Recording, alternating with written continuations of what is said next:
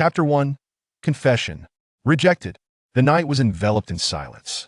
Su Ning stealthily descended, the thick carpet muffling her movements entirely, as garments lay strewn about the room, including various personal effects of a feminine nature. She searched around, gathering the clothes one by one to drape over herself. Finally, she picked up a pair of high heels. The wall lamp at the entrance cast a warm glow, clearly illuminating her reflection in the mirror. The black slip dress accentuated her porcelain complexion, the hem swaying with her steps, creating an alluring arc, her figure undulating gracefully. Yet, what drew the eye most were the scattered love bites adorning her alabaster neck. Crimson to the point of purple, it was evident how fervently they had been bestowed. Su Ning cast a casual glance, unconcerned, as she opened the door and stepped out of the room, hailing a taxi right outside the hotel. The weather had been changeable lately, often bringing rain at night, and a fine drizzle accompanied by a chill was falling at this moment. Su Ning glanced at the oversized black shirt draped over her arm. Clearly a man's, it exuded a sharp scent of coldness. She had taken it for warmth, but after a moment's consideration, she opted to leave it be. As the taxi came to a halt, she entered and pulled out her phone. Han, please book me the earliest flight. Su Ning raised her gaze, her features naturally exquisite without the need for embellishment, her red lips slightly curling, radiating an undeniable brilliance. Yet, when she spoke, her voice bore a softness that belied her striking appearance. The thing I've been longing for, having finally tasted it, turns out to be nothing extraordinary. 10 hours ago. Yes, I like Lu Qixu. So what? The moment her words fell, Su Ning sharply sensed a chill permeating the air around her. Her instincts screamed wildly, reaching for the heavens. She whipped around. The man, clad in the black shirt, stood tall, his broad shoulders tapering to a narrow waist, exuding an air of refined elegance. His brows slightly raised as he gazed at her, his eyes deep and indifferent. Behind him stood a throng of company executives, their expressions a tapestry of astonishment, mockery, and an eager appetite for gossip, having overheard Su Ning's bold confession. Who was unaware of the company's strict prohibition against office romances, only to witness their own assistant breaching this taboo. Under the scrutinizing gaze of all, Lu Qixu remained impassive, brushing past Su Ning as if he had not heard her declaration of affection. In 10 minutes, I expect to see your resignation letter. His voice, deep yet barely above a whisper, was just loud enough for everyone to hear. And just like that, Su Ning was summarily dismissed in the midst of a crowd. Fuming, she headed to a bar that very night to indulge herself freely. With curves that were both supple and enticing, a radiant visage, and a voice that could melt hearts, countless suitors were drawn to her yet. Su Ning had no interest in any of them, her mind too distracted for idle banter. Until she inadvertently stumbled upon a waitress preparing to serve drinks. The gem-like red liquid shimmered under the fleeting lights, casting a kaleidoscope of reflections. Her gaze casually lifted, focusing on a figure. In the dim light, a man lounged on the sofa, his posture relaxed and nonchalant, long legs crossed, long fingers caressing a crystal-clear ice glass. His sharply defined profile was cloaked in shadows, only visible in fleeting glimpses of light. Su Ning's adrenaline surged, her mind racing, her blood seemingly rushing upwards, a singular thought clamoring within her. Having been ruthlessly dismissed before so many, and yet here was the man involved, calmly savoring his drink. The comparison was simply unbearable. In the next moment, the light reflecting off the glass vanished, replaced by an atmosphere thick with tension, bodies entwined, heat enveloping her, droplets of sweat trickling down her delicate skin, searing her. Su Ning couldn't help but shiver. Yet her movement drew Lu Qixu's ire, his elongated eyes narrowed, the corners lifting in a slight flush, the cool demeanor replaced by a tumultuous tide as he encircled her waist. The heat radiating from him overwhelmed her, her slender arms instinctively wrapping around his neck. And in the next moment, warm breath fanned against her skin, followed by a sharp pain at her collarbone. She couldn't help but exclaim, "Lu Qixu, are you a dog?" To her surprise, her words only intensified the atmosphere. Unbeknownst to Su Ning, her seemingly reprimanding tone was laced with an irresistible sweetness, a tremor of being thoroughly overwhelmed, serving as the most effective catalyst for the moment. Adhering to the principle of reciprocity, Su Ning tilted her head and bit down on the man's arm, only to find herself striking against his solid muscle. Frustrated, she retorted, "What's the point of being so muscular?" Unexpectedly, her words caused him to pause, his hair dampened, his dark, inscrutable eyes locking onto her. Su Ning's heart raced. Had she not witnessed Lu Qishu down that drink herself, she would have doubted his sobriety. She inquired, "Who am I?" Her momentary hesitation offered him the perfect opportunity. A wave of heat washed over her, leaving her utterly disarmed. Her usual composed voice was now replaced by a breathless whisper. "You." Su Ning managed to squeeze out a fragmented. Lu Qishu replied, "You, Su Ning." The heat surged again, unabashedly enveloping her, claiming her entirely. "Su Ning." The world around her faded to black as his deep, husky voice echoed, making her feel as though she were still ensnared in a spring night. "Miss Su Ning, wake up." Su Ning jolted awake, her body feeling as if it had been crushed and reassembled, a wave of soreness washing over her. Particularly in her lower back, the pain was acute, causing her to frown and stifle a curse within. That wretched man, feasting and exercising, had directed all his vigor towards her. She removed her eye mask, her gaze clear, yet slightly dazed from sleep, causing the staff member to pause in surprise. "I'm terribly sorry. I was just so exhausted. What happened?" The staff member smiled. "Ma'am, due to severe weather conditions in the north, the international flight to London has been cancelled. Would you like assistance with ticket refund procedures?" Just as Su Ning was about to respond, her gaze met that of a man entering the area, and she froze in place. "Thank you. They'll handle it through the app." She smiled faintly in gratitude, then stood and donned her sunglasses, heading towards the restroom. Her swift steps suggested the presence of some impending calamity behind her. Only upon closing the stall door did Su Ning breathe a sigh of relief. What was Lu Qishu doing at the airport? Coincidentally arriving, just as her flight was delayed. Could he be here to confront her? The more she thought about it, the more plausible it seemed. Su Ning felt a wave of trepidation. Half an hour later, she cautiously peeked out, relieved to find Lu Qix's figure absent. It was the perfect opportunity to escape. Dragging her luggage, she turned towards the exit, only to be interrupted. "Su Ning." The familiar, deep voice echoed behind her like a ghost, causing Su Ning to falter. Turning stiffly, she managed to smile. "Hi, what a coincidence." Lu Qix's well-known line shattered her composure. "Not a coincidence, I'm waiting for you." Chapter 2. Hello, Jiefan. In a serene private room, the gentle sound of flowing water echoed nearby, with bamboo shadows swaying and incense wafting through the air. His long, slender fingers meticulously arranged the pristine white tea set, warming the pot, rinsing the cups, and steeping the tea, all executed with graceful precision. This was not Su Ning's first time witnessing Lu Qishu brew tea. Whenever important guests visited, he would always personally prepare the tea for them. His movements were neither forced nor overly deliberate, bearing a casual elegance that was undeniably pleasing to the eye, lifting one's spirits. Thus, when Lu Qishu personally offered her the tea, her mood soured considerably. "Miss Su, I require an explanation." Lu Qishu was unbothered by whether Su Ning accepted the tea, placing it before her. His voice was cool, yet melodious, undeniably pleasant if one could overlook the hint of interrogation woven within.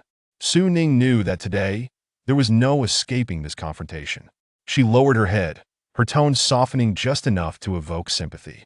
"I didn't expect to encounter Mr. Lu at the bar yesterday. I fully recognize that my actions have cast a negative shadow on the company, and I intended to offer a drink as an apology. However, I found myself ensnared in the schemes of others." As she spoke, a note of indignation crept into Su Ning's sweet voice, expressing her dissatisfaction with the coincidence and distancing herself from the incident. "I sincerely apologize, Mr. Lu. I am reflecting upon my missteps." "Oh." Lu Qishu took a sip of tea before raising his gaze, his eyes murky and inscrutable, making it impossible to discern his thoughts. "So, you consider yourself a victim in this matter?" With just a fleeting glance, Su Ning was struck by an overwhelming sense of pressure. In the past, she would have wilted under such scrutiny.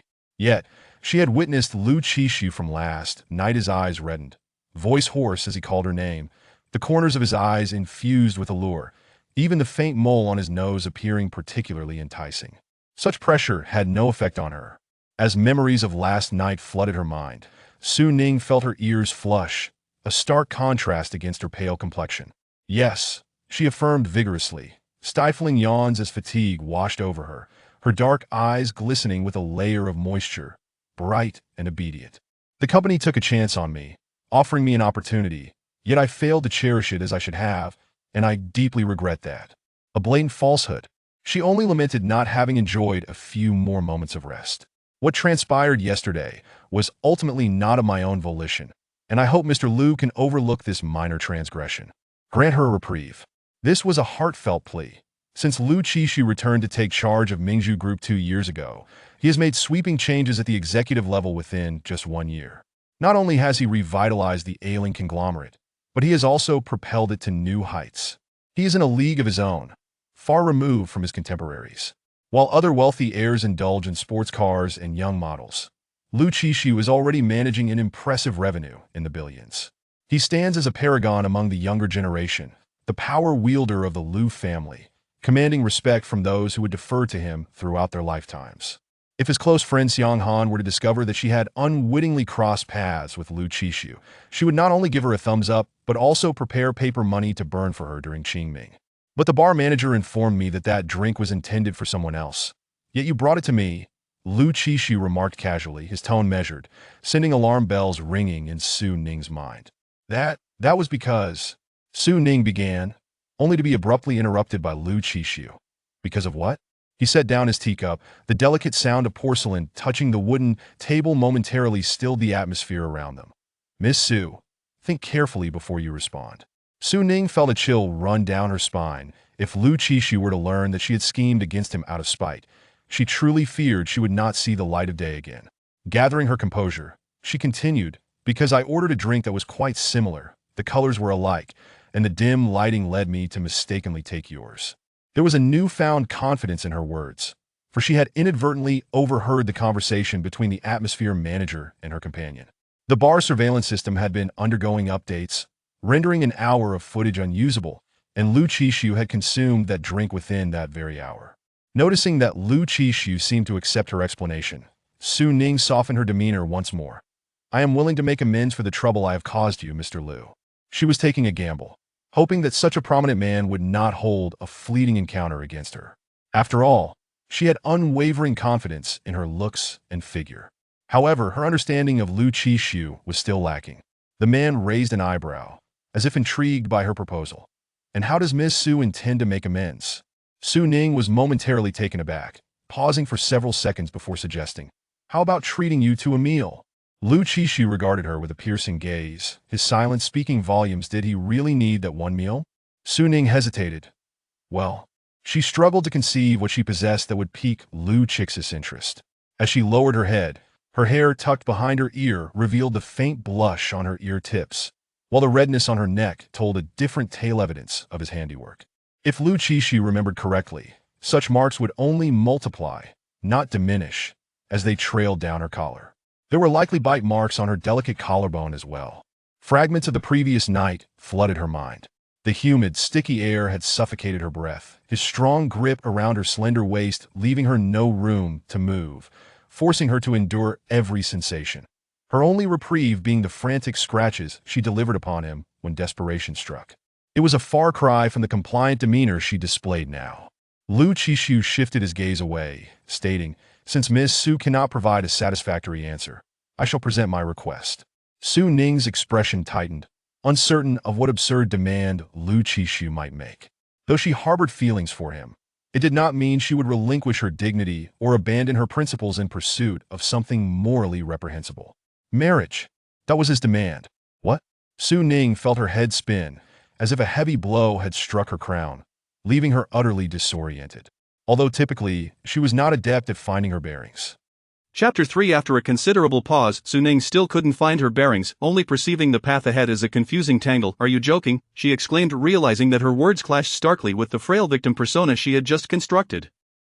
In a flurry, she attempted to amend her statement. Mr. Liu, are you jesting with me? She never in her wildest dreams imagined that Liu Qixu would propose to her. At most, it would be a whimsical flirtation.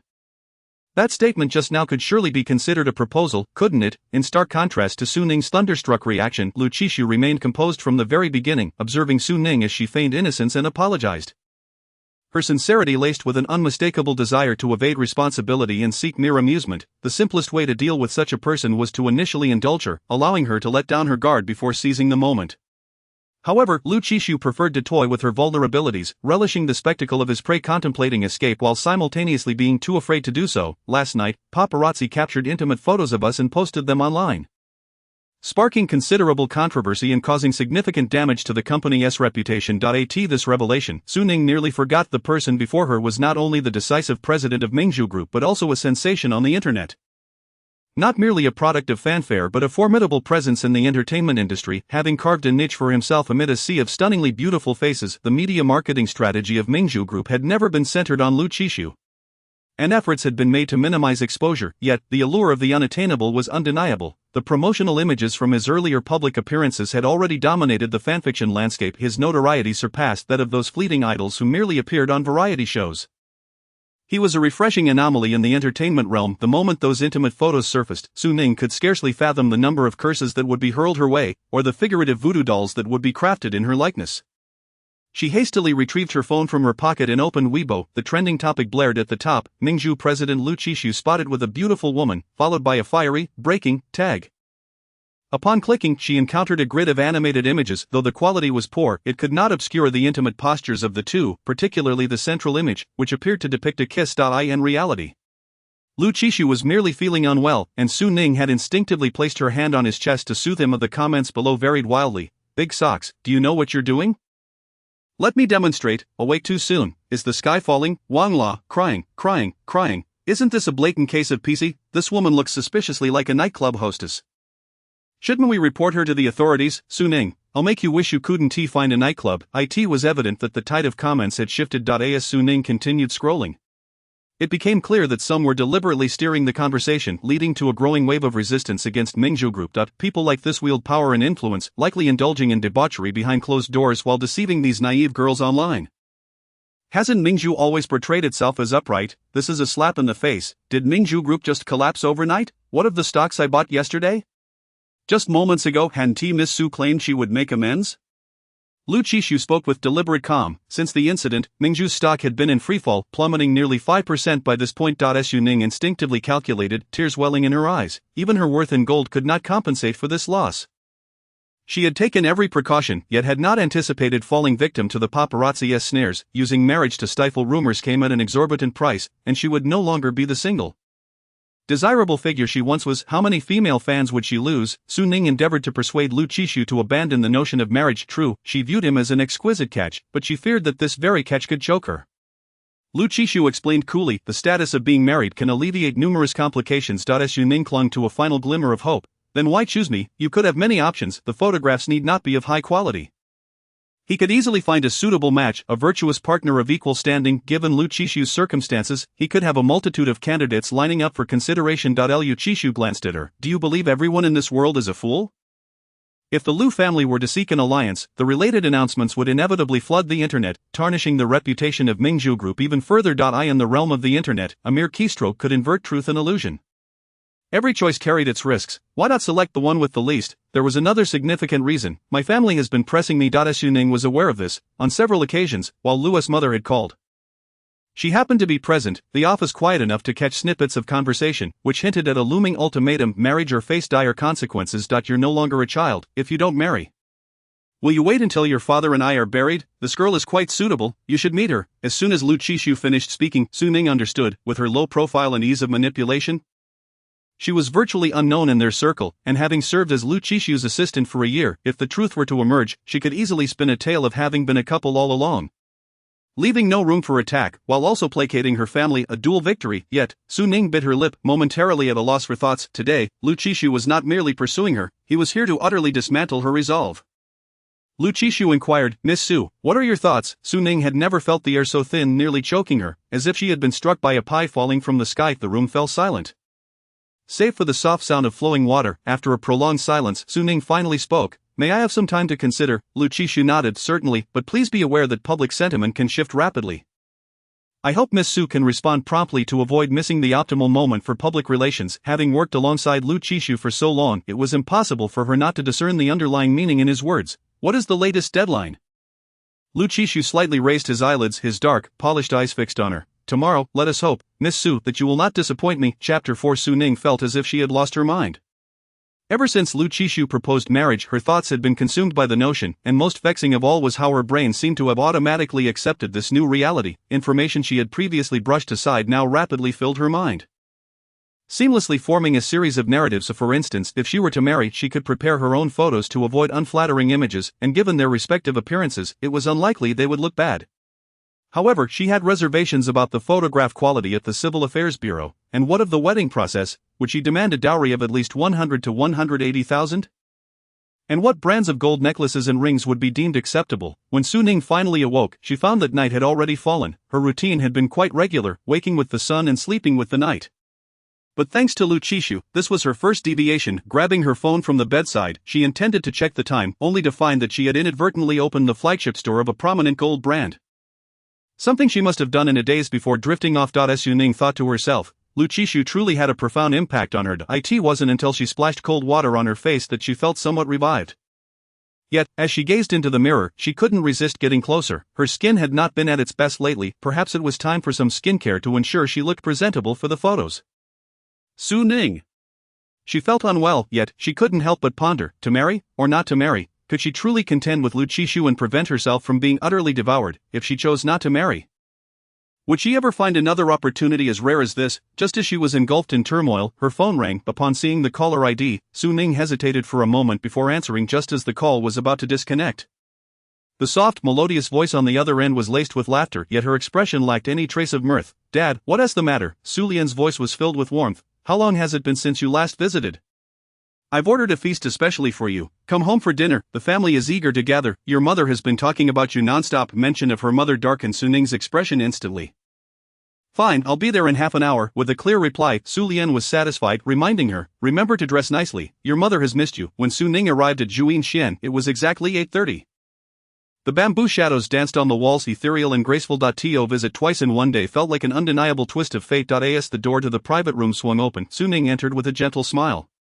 Her side-braided hairstyle lent her an air of demure elegance, yet retained a striking charm. What a pity that the entertainment industry would be deprived of such a promising actress. However, upon spotting the person seated within, her lovely brows furrowed slightly, her facade of composure crumbling. "What are you doing here?" Su Ning's tone was laced with an unusual hint of distaste. "Where is everyone else?" "In the expansive private room. Only Liang Zhuan lounged lazily in his seat, his tie askew, revealing a red mark of intimacy, evidence of his hasty departure from someone's bed." Liang Zhuan replied, "Uncle Su left earlier, saying we should get to know each other better and cultivate some feelings." Su Ning couldn't help but frown. "What do you mean?" Liang Zhuan scoffed. "Miss Su, are you really that oblivious?" He continued, "When Uncle Su proposed an alliance between our families, I was utterly opposed." Liang Junbian surveyed her with a slanted gaze, his eyes betraying an unmasked greed. "But it seems that Miss Su has changed significantly after not seeing her for several years. She barely matches my standards." The woman before him, clad in a white halter top and fitted, slightly flared jeans, showcased her alluring curves, with bright eyes and pearly teeth, accompanied by a sweet, melodious voice. Liang Jun reluctantly admitted that he had once failed to recognize her worth. He continued with his flowery words, "My expectations of you are not high. Post-marriage, you simply need to manage the household, cook, raise children, and dutifully await my return to shower you with affection." Su Ning felt a surge of nausea. She had neglected to consult the almanac before stepping out today, and it had certainly presented her with a diverse array of species. Liang Jun added, "Our family does not have stringent requirements for offspring. At least one son and one daughter will suffice, achieving a harmonious good character." It was indeed quite symbolic. Su Ning nodded in agreement. "When are you planning to have children? I should prepare a congratulatory banner for you to commend your compliance with national policies." Liang Jun was taken aback, then erupted with curses. "You, a wild child born from who knows whom, are fortunate that I even glance your way. That is a blessing beyond your generations." At his words, Su Ning halted, mistaking her silence for fear. Liang Jun grew more arrogant. "Come here and lick my shoes. I might overlook today's incident." Hearing this, Su Ning slowly approached him. Liang Jun, believing she was yielding, raised his chin in triumph, brimming with self-satisfaction. After all, as a stepdaughter, how noble could she truly be? Just as before, she was still subject to his derision and insult, but in the next moment, Su Ning lifted her leg, her heel landing sharply between his legs, the pointed tip aimed at a vulnerable spot. Liang Jun felt a chill run down his spine, meeting Su Ning's strikingly beautiful yet defiant gaze. Su Ning cast a contemptuous glance downward. "Tsk. I wonder how well Mr. Liang's ailment has been treated. Can you still perform? A man as useless as you won't entice any woman. With a hint of regret, she continued. But it's alright, we can still be sisters in the future. I won't forget to include you in my outings, nightclubs and parties. If the front doesn't work, we can always enjoy the back. That is far more pleasurable. With just a few words, Liang Jun was thoroughly enraged. Yet he dared not retaliate. The doctor had warned him not to move. Any sudden action could lead to complete failure. It was only when Su Ning exited the private room that Liang Jun finally broke his silence. Don't think I don't know. You re just a toad dreaming of eating swan meat. Do you really believe you're worthy of someone like Lu Chi-su? Just being allowed into our family is already a stroke of luck for you. No sooner had Su Ning stepped out than she received a message from Su Lianan laced with warnings. Ning Ning, you're not getting any younger, and you haven't found a boyfriend yet. Though your mother hasn't said it, she is still worried about you. Liang Jun is a good boy. I watched him grow up, make sure to spend some time with him, so your mother won't be upset. This made Su Ning laugh in anger. She was not Su Lianan's biological daughter. When she was 8, her mother married Su Lianan, and she moved into the Su household as a stepdaughter. Su Lianan's inherent hypocrisy was vividly displayed through his treatment of her, publicly. He was the selfless stepfather who treated her as his own. Privately, he would manipulate her, painting grand visions to make her willingly become a pawn. Like at this moment, the audacity of him putting her on the market. Marrying her off to Liang Jun for his own gain. Su Ning's eyes narrowed, and she took out her phone. A toad dreaming of eating swan meat. So what? Her legs were long, she could leap high. She truly could dine on swan meat. Chapter 5, Impossible. Su Ning found Lu Chi-su's number. I've thought it through. The man showed no surprise upon receiving her call. His voice remained calm and unyielding. I'm still at the company. Just, never mind, send me your location, and I'll have someone pick you up. While waiting for her ride, Su Ning stepped into a nearby convenience store and ordered a variety of items she hadn't had a chance to eat all day. And with a tough battle ahead, she needed to ensure she was well fed. When Secretary Yang arrived, Su Ning was just finishing her last bite of Odin, a bit taken aback to see him. As Lu Chi-su's right-hand man, he typically only appeared for significant matters. Why was he here to fetch her? Seeing her, Secretary Yang showed no hint of awkwardness typical among former colleagues, his smile perfectly measured, due to a meeting. President Lu couldn't leave, so he sent me to pick you up. Su Ning took this as mere pleasantries. Even if there were no meeting, Lu Chi-su wouldn't come to collect her. She opened the door and got into the car, thanking him. Secretary Yang maintained his composed demeanor, displaying impeccable professionalism. No need to mention it, it's my duty. The evening at Mingzhu Group was still ablaze with lights.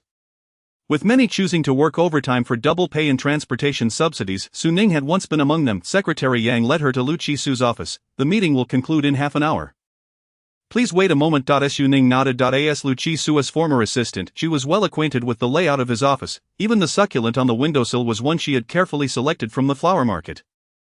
Remembering this, she approached it. The succulent's leaves were plump and tinged with a soft pink hue. In a market filled with options, it had caught her eye immediately. It was her favorite, placed in the office to not only please herself but also to be seen by Lu Chi-su.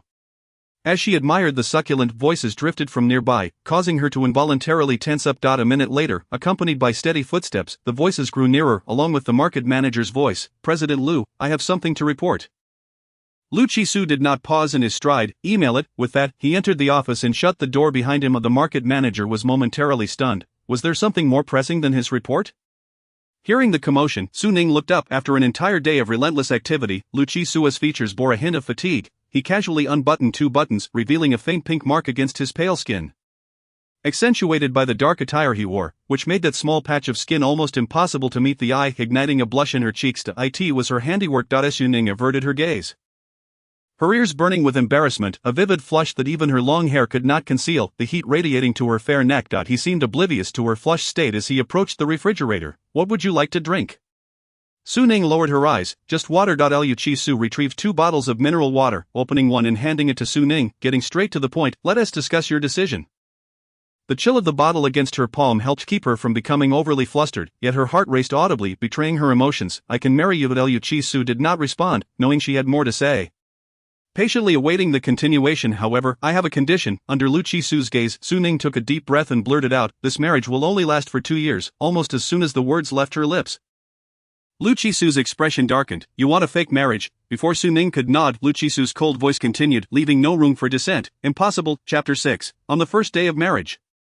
My husband is out of town. Lu Chi-su tossed the empty water bottle into the trash, the dull thud echoing the heaviness of Su Ning's heart. Miss Su, I believe you should understand that my time is precious. I have no interest in playing games with a fake marriage. Lu Chi-su fixed his gaze on Su Ning. Post-marriage, unless a fundamental issue arises, there will be no divorce. This answer left Su Ning momentarily taken aback. such as infidelity or certain physiological defects. For instance, Su Ning hadn't anticipated that Lu Chi-su would so swiftly block the escape route she had envisioned for herself. Glancing at his watch, he added, "I don't have much time, Miss Su, please decide quickly." Su Lianan would undoubtedly find a way to meddle in her marriage, and who knew what unsavory characters might emerge to harass her. It would be wiser to choose a partner who met her standards in every aspect. Gritting her teeth, Su Ning conceded, "Fine, I agree, a life is merely a high-stakes gamble, whether big or small, the worst outcome is just a mound of dirt." Upon hearing her satisfactory answer, Lu Chi-su's lips curved into a smile. "Tomorrow at 9 in the morning, at the Civil Affairs Bureau, Miss Su, please do not be late." Su Ning nodded in agreement.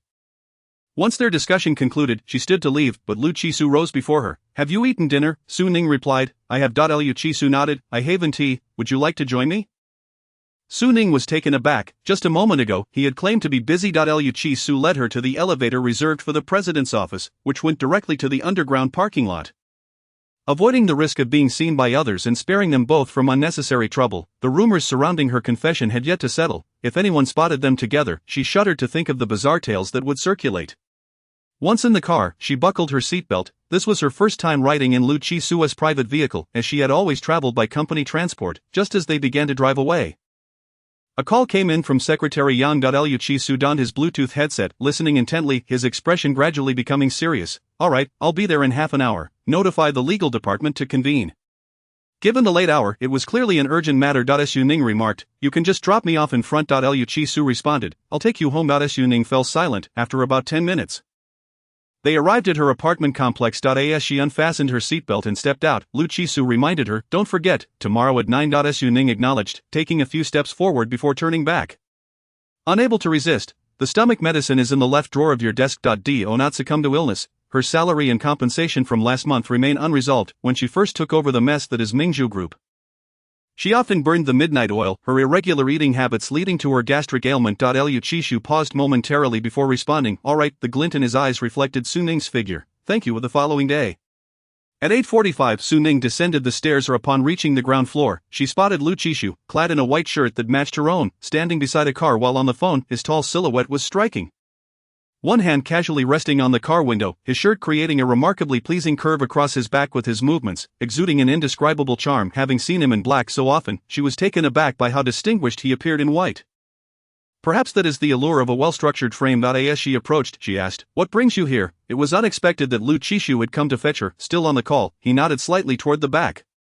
And it was only then that Su Ning noticed a young and handsome man seated inside the car, sporting a pair of rimless glasses perched on a prominent nose. Upon seeing her, he raised a hand in greeting. "Long time no see, Miss Su." Su Ning was taken aback. Lawyer Gu Yanghe lounged against the backrest of his seat, his captivating peach blossom eyes revealing a depth of emotion that the glasses could not conceal.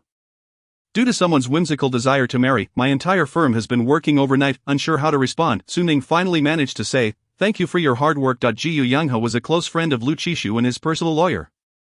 Having won several high-profile cases for Mingzhu Group, she had delivered documents to his office a few times and had overheard gossip about why Gu Yanghe did not work in the legal department of Mingzhu.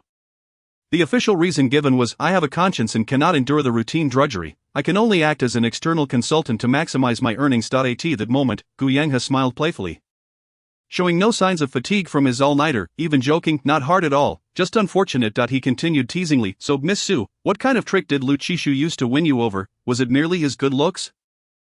If so, I would have to outshine him by a long shot. Perhaps you should consider marrying someone else." Just as Lu Chi-su finished his call and approached, he caught the tail end of the conversation. With a sidelong glance, Gu Yanghe waves dismissively, all right, I won't vie for your wife. There's no need to give me that calculating look." Hearing this, Su Ning curiously glanced at Lu Chi-su, noticing his usual cold demeanor. Devoid of any hint of displeasure, Lu Chi-su turned to Gu Yanghe, "Where are the documents you were supposed to bring?" Gu Yanghe pulled out a briefcase and replied somewhat impatiently, "I have them. Rest assured, it won't delay your wedding. Behind every blissful marriage lies a diligent brother working overtime." Su Ning felt a sense of confusion wash over her. She had her suspicions, but when the words prenuptial agreement caught her eye, her heart sank involuntarily. She understood the common tactics of wealthy families. And the next moment, Gu Yanghe tossed the top document aside and pulled out property agreements, long-term equity agreements, personal liquid assets. He laid out all the documents one by one, explaining, "This is a comprehensive list of all the assets under Lu Chi-su's name that I've meticulously organized. Once you sign, these will become joint marital property." To put it plainly, he had no prenuptial assets. If they were to divorce later, she would be entitled to half of his fortune. Su Ning felt a tightening in her chest. The first thought that flickered through her mind was, what a predicament. If she dared to mention divorce the day before, would her body be discovered the next day? After all, widowhood is the only legally sanctioned method of asset division. Gu Youngha produced a pen and seal. Sign here once you've made your decision. There are 2 copies. All documents had already been signed by Lu Qishu, his handwriting strong and decisive, reflecting his character. The adjacent blank space awaited her signature. Su Ning grasped the pen, her heart heavy as she prepared to write. Once signed, there would be no turning back. She and Lu Qishu would be irrevocably bound. Noticing her hesitation, Lu Qishu prompted, "You can still back out." Almost as soon as he finished speaking, Su Ning signed her name.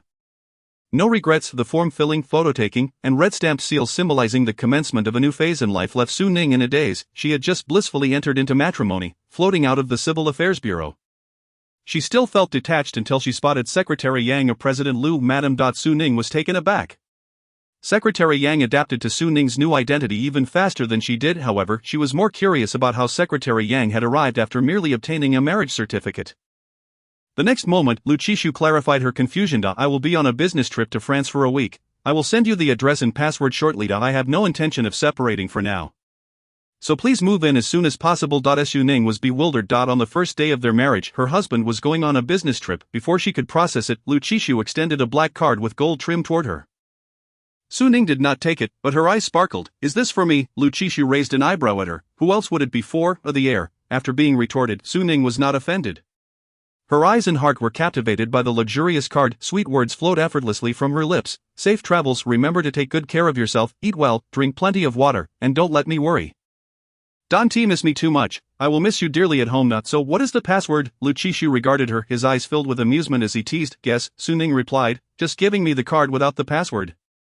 Isn't that a bit mischievous? Is Chapter 7. The boss's wife. After bidding farewell to Lu Qishu, Su Ning's first task was to inspect her future domain with the address and password he provided. Chuizhuhuayuan.as. She pondered the name. She thought to herself that Lu Qishu must have a fondness for bamboo. Upon reaching the entrance of the community, a straight-backed figure in the pavilion approached her. "Are you Mrs. Lu?" Su Ning slightly raised her gaze. "That's me," the efficient security guard explained. "Mr. Lu instructed us this morning that MRS.Lu would be moving in, and asked us to keep an eye out." Noticing Su Ning empty-handed, he displayed no sign of dissent. "Mrs. Lu, allow me to show you upstairs." Upon entering, she was immediately captivated by the verdant view outside the floor-to-ceiling windows. Chuizhuhuayuan was situated in a wealthy district adjacent to Chui Lake, and Lu Qishu's floor boasted an exceptional view, offering an unobstructed panorama of the pleasant scenery and enviable location that money could not buy. After admiring the view for a few minutes, she turned her attention to the interior decor. The overall style mirrored Lu Qishu's personality, cold yet sophisticated, with traces of life scattered throughout. A robotic vacuum cleaner was diligently working its way from the bedroom to the living room. Just as it bumped into Su Ning's feet, the little device sensed the obstacle and attempted to navigate around it, only to be caught by a hand. "How could I forget you, TSK, what a carefree heart." After turning off the vacuum and returning it to its charging station, she left the room. The elevator, the same security guard awaited her, providing impeccable service. After escorting Su Ning downstairs, he handed her a business card. "This is our property hotline. Available 24/7. If MRS.Lu needs anything, please feel free to call." Su Ning raised an eyebrow. Such excellent service indeed reflected Lu Qishu's appreciation for comfort. After leaving Chuizhuhuayuan, she headed straight to the bank. Inserting the black and gold card into the self-service machine, "Please enter your password," the mechanical voice chimed. Su Ning pondered for a moment before pressing 6 digits. In the next second, a prompt appeared, "Password correct. Please proceed with your transaction." Su Ning was taken aback. The password she guessed was not her fault. The resident's password reversed. Lu Qishu's password was truly casual. Anxiously, she clicked on the balance inquiry. A long string of numbers appeared before her eyes. Su Ning froze for a moment, her gaze darting around cautiously. No one was present. Lowering her head slightly, she squinted her eyes, fixated on the numbers displayed on the screen. Units, tens, hundreds, thousands, 10,000s, 8 digits. Su Ning was astonished. Pulling out her phone to search, "Does a card given by my husband count as a voluntary gift? Can it be reclaimed after divorce?" After browsing through the information, she suddenly realized that she had just signed a mountain of agreements that morning. What was his became hers, yet hers remained hers. This marriage was quite profitable indeed. As Su Ning contemplated how to spend this first windfall, she received a call from the HR department of Mingzhu Group. "Su Ning, are you available now? Your compensation has been approved, and you need to come in to collect it and sign the relevant confidentiality agreement." Due to her unconventional resignation, Su Ning had firmly demanded the group pay her N1 compensation on the day she submitted her resignation.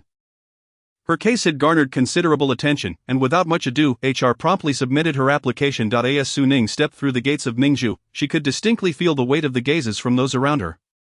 With her striking appearance and the aura of Lu Qixu's assistant, she was already somewhat of a celebrity within Mingzhu, and the news of her confession only amplified her notoriety. At that moment, Su Ning was indifferent to the stares. She had already secured the president's affections, and the opinions of lesser mortals held little significance. However, some individuals simply could not resist confronting her. Su Ning, what are you doing back at the company?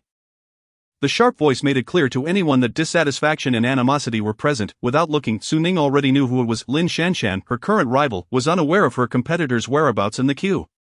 The success of her confession that day owed a significant debt to Lin Shanshan. Leveraging her connections, Lin Shanshan entered the Mingzhu group and volunteered to deliver a contract to Lu Qixu. Only to unexpectedly encounter Su Ning. Though they bore no new grievances against each other, they were burdened with old resentments. Initially, when Su Ning entered the Su family, Su Lianan, in a bid to indicate his stance, sent her to an international elementary school where she was frequently targeted by Lin Shanshan. For the sake of her mother, she endured until middle school, but after a certain incident, she transferred. Of course, before transferring, she made it known to certain individuals that soft persimmon should not be squeezed too hard. Upon their reunion, Su Ning refused to back down, and the two exchanged barbs. Her competitive spirit ignited.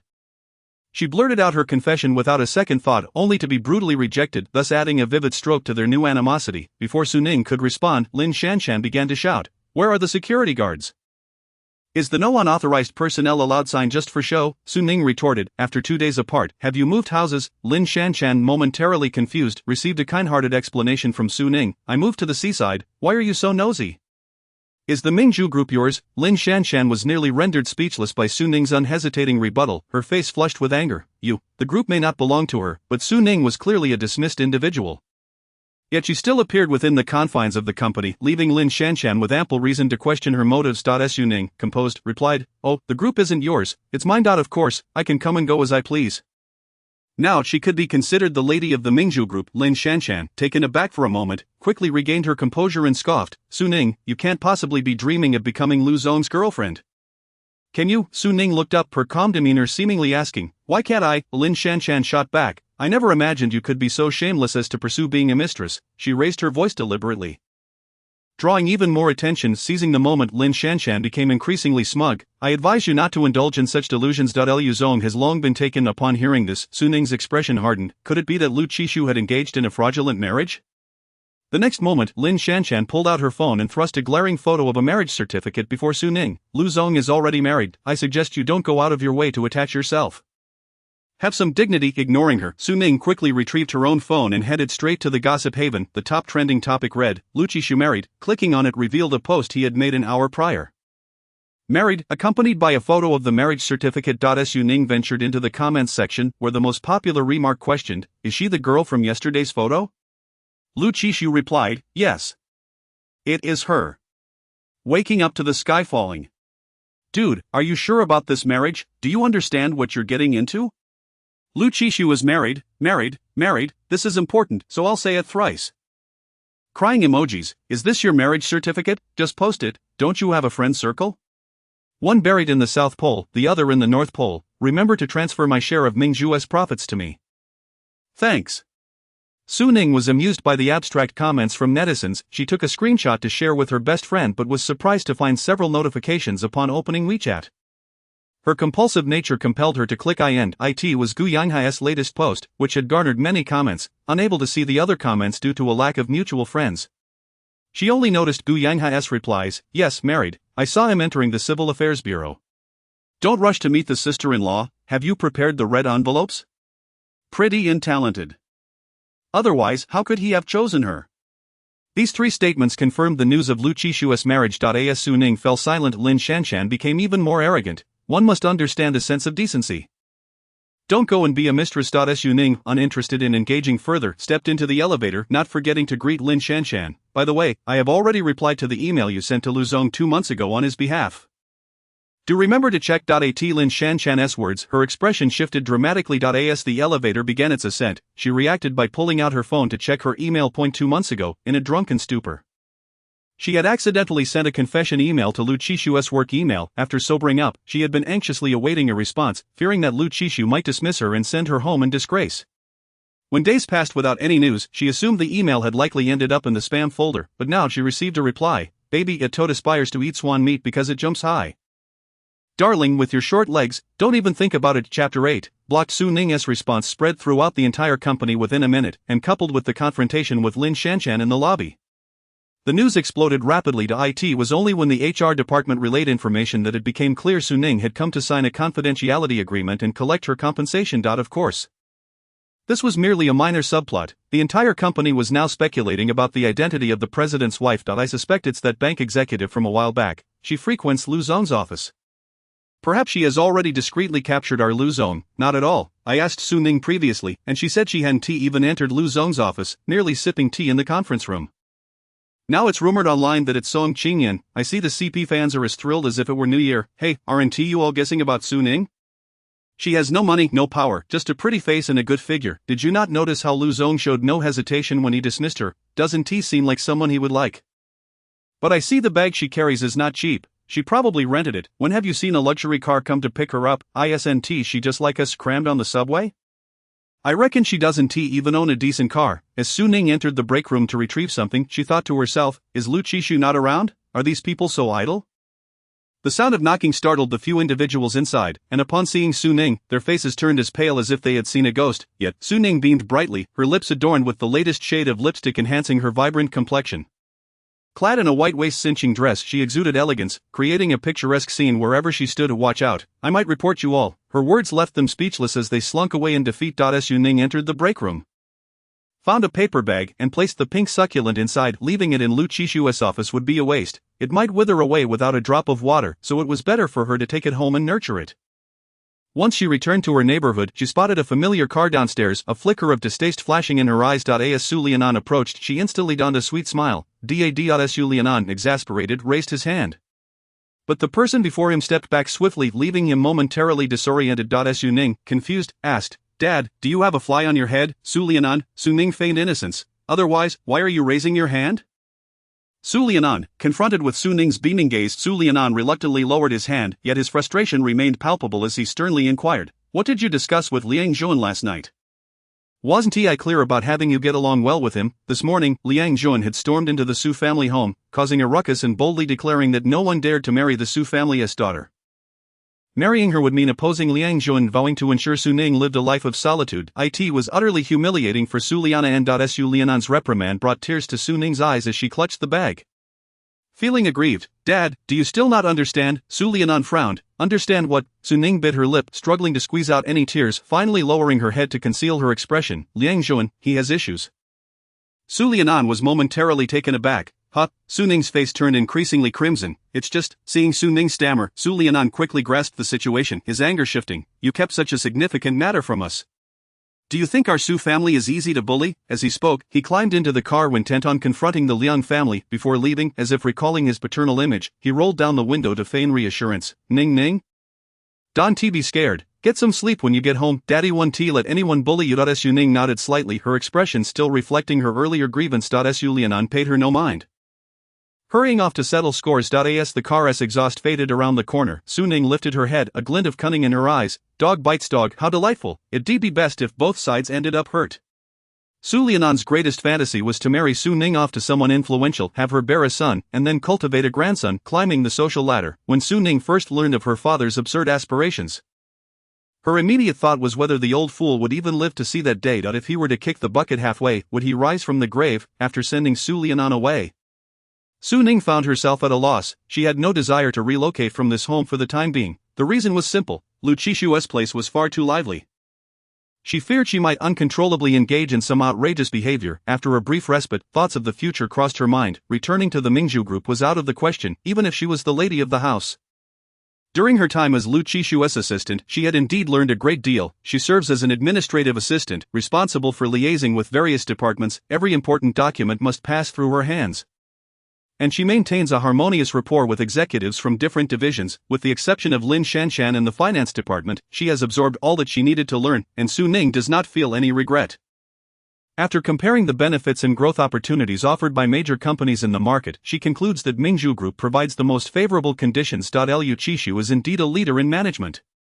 With countless individuals striving to join his ranks, during the campus recruitment, Su Ning skillfully navigated through multiple rounds to ultimately secure a position at Mingzhu, albeit with a stroke of luck after pondering for a while without resolution. And considering her unique circumstance of leaving, her confidentiality period, which lasts 1 month, began from the day she departed. During this month, she is prohibited from engaging in related business matters, let alone submitting job applications. With this thought in mind, Su Ning pulled out her phone and began to vent her frustrations online. Before long, a post on her Moments appeared. Su Ning, youthful and beautiful, captivating and enchanting. A rare beauty, myself, seeking a patron, negotiable terms, 1 million a month will suffice. Such a post was far from her usual persona, and Su Ning naturally divided her friend list, ensuring that only close friends could see it. Soon, a comment popped up, paging in, call me daddy, and I might reluctantly consider marrying you, then send you off to a nursing home so as not to hinder my romance with my little girlfriend. Su Ning replied, get lost. Xiang Han, 1 million is a bit low, how about 1,000,001 instead? Su Ning, you can get lost too. The three of them exchanged playful banter in the comments, blissfully unaware that someone else could also see their conversation. Meanwhile, in France, Lu Qishu and his entourage had just disembarked from their flight. Secretary Yang followed closely behind, and after a few steps, Lu Qishu suddenly stopped. Seemingly taken aback by something he saw, he paused for a few seconds before turning to him. Do you have Madame's WeChat? After a 10-hour flight, even someone as sharp-minded as Secretary Yang faltered for a moment. Yes. Lu Qishu instructed, open her Moments and take a look. Secretary Yang retrieved his phone and opened it, revealing a blank page, with only a line of system privacy settings visible. He glanced up and noticed a slight difference on Lu Qishu's interface. There was no prompt line, and even his signature was blank. Secretary Yang, silence speaks volumes. Clearly, Lu Qishu had also noticed this subtle distinction. Following the avatar, he clicked into Su Ning's chat window and casually sent an emoji. The next moment, a red exclamation mark appeared, message sent, but was rejected by the recipient. Su Ning Oi, Private Marseille, Chapter 9. The male model. Su Ning had blocked Lu Qishu on the day she confessed after completing her resignation procedures at the HR department. Vowing never to unblock him, since Lu Qishu habitually sent his address and password via email, Su Ning thought nothing amiss and promptly forgot about the incident entirely. Consequently, by the evening, she felt a bit peeved that Lu Qishu, being away on a business trip, had not even sent a message to check in, leaving her, his newlywed wife, to the side. Why marry her if he was just going to treat her like a decorative vase? Although she was indeed a remarkably beautiful vase. Su Ning's thoughts wandered aimlessly, without the inclination to check her WeChat blacklist. After contemplating for a while, she decided to cease her inner turmoil, pulled out her notebook, and began drafting her career plan. Mingzhu was immediately crossed off the list, and she meticulously listed other enterprises, browsing through their official websites to gain a general understanding, considering her own circumstances and strengths. She selected companies with promising prospects and decent compensation. As she typed away on the keyboard, engrossed in her work, she lost track of time and found herself working deep into the night, her eyelids growing heavy. After an entire night, she had only managed to identify 2 companies that matched her ideals. However, the first company had only recently lost a bidding project to Mingzhu, which she had been responsible for. On the day of the win, the opposing project manager had looked at her with a gaze that felt as if it could slice her into pieces. The second company's CEO had a personal grudge against Lu Qishu. Every time they encountered each other at business banquets, the way he looked at her was a perfect embodiment of disdain. As she gazed at the 2 crossed-out names, Su Ning perfectly experienced the adage that a tall tree catches the wind, and she was merely a little leaf caught in the tempest. What a pity! Su Ning decisively shut her computer and went to bed. The anxiety of job searching was overwhelming when she had not found anything. Yet once opportunities arose, it felt as if the world was collapsing. Before sleeping, Su Ning glanced at her phone one last time, but still, there was no sign of Lu Qishu. That big oaf, did he truly think of her as a mere machine? Subsequently, Su Ning spent several days at home in a complete state of inactivity, truly lying around. She picked up a long-abandoned game, climbing ranks, and reveling in the joy of it all, only occasionally remembering Lu Qishu across the ocean during her late-night emo sessions, at which point she would curse him before diving back into the game. Occasionally, a moment of clarity would strike, and she would feel too lazy, prompting her to get up and search for a job. After chatting online with several HR representatives, her impressive resume garnered attention, but once they learned she had been Lu Qishu's secretary, their attitude shifted to a vague indifference. Su Ning, she checked in on Lu Qishu once more. During these days, even taking out the trash had become a task she delegated to the delivery driver, until Xiang Han called her, urging her to come out and have some fun. How long are you going to lie around at home without getting moldy? Even if Pei Jingyan is still abroad, you must come out today. I prepared a surprise for you. Su Ning realized that if she continued to laze around, she would indeed start to grow mold. While changing clothes, she reflected on her life over the past few days, grateful she hadn't moved in with Lu Chishu, otherwise even lying flat would be a challenge. As she stepped into CR, the deafening sound of heavy metal music hit her ears. Under the dazzling lights, the accidental brushes of bodies created a charged atmosphere, thick with a palpable sense of flirtation. Navigating through the dance floor, Xiang Han waved her over to a booth. Over here. As Su Ning approached, she was taken aback. A row of handsome men, each with a distinct style, turned their attention to her as she arrived. Even though Su Ning had encountered many spectacles, this was a first of such magnitude. She sat down beside Xiang Han, and a blue-eyed mixed-race gentleman handed her a drink. Su Ning smiled politely, then gritted her teeth, questioning Xiang Han. "What is the meaning of this?" Xiang Han replied nonchalantly. "I'm here to comfort you, can't you tell, Su Ning?" Xiang Han, with a face full of benevolence, continued, "Your confession was rejected, and it's well known even in our company. Now, the Lu family has announced their marriage.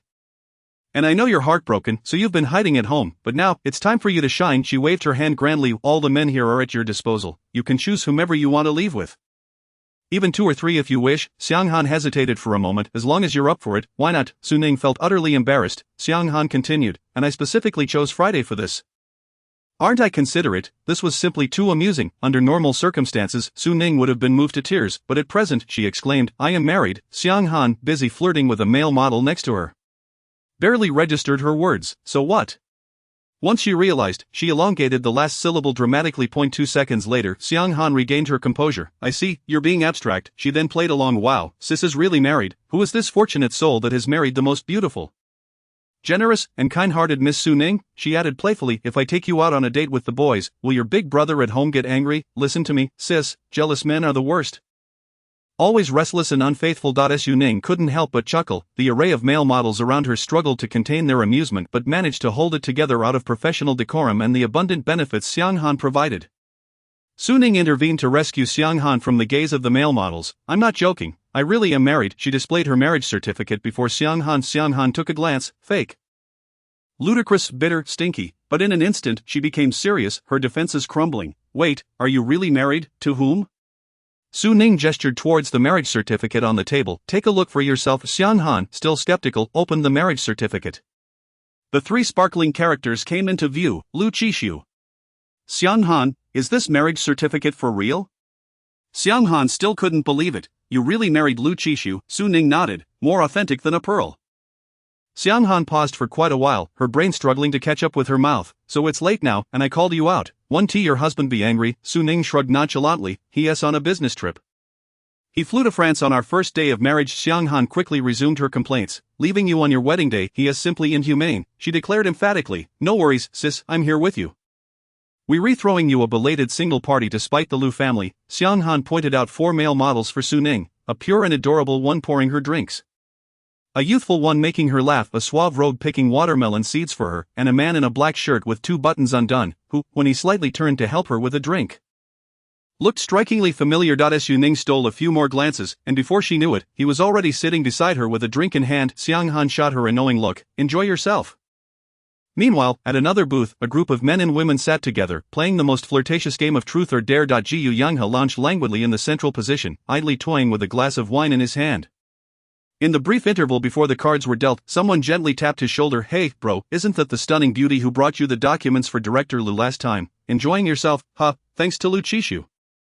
Despite the inconvenience of pulling an all-nighter, the generous compensation made it worthwhile. Once Friday's hustle was over, Gu Yanghe called upon his colleagues at the law firm for a team-building event. As he raised his gaze, he was taken aback. As the saying goes, one who eats from another's hand cannot afford to be ungrateful. Meanwhile, Lu Chishu, oceans away, received several all-encompassing photos without any blind spots. Chapter 10. A catastrophe approaches. Su Ning remained blissfully unaware. Still engaged in a debate with the tipsy Xiang Han. "Listen to me, Lu Chishu must have feelings for you, otherwise, with his resources, he could marry anyone he desired, yet he chose you. He must be smitten." Su Ning, slightly intoxicated yet still capable of logical reasoning, retorted, "Then why, when I confessed to him, did he heartlessly dismiss me in front of everyone, leaving me the subject of their ridicule?" Xiang Han, her words slurred, responded, "He had to consider the company's reputation in front of all those people, right?" Su Ning maintained her stance. "On the very first day of marriage, he goes off to such a distant place for work and doesn't even mention bringing me along. It has been a week, not a single call or message. Even if I were to invest in a fund, I would at least know by now whether it's in the green or red. The more she spoke, the angrier she became, downing her drink in one go. Xiang Han insisted, "I still believe he must have feelings for you." Su Ning scoffed, "Of course, with my brilliance, resourcefulness, and unparalleled beauty, who wouldn't be enamored?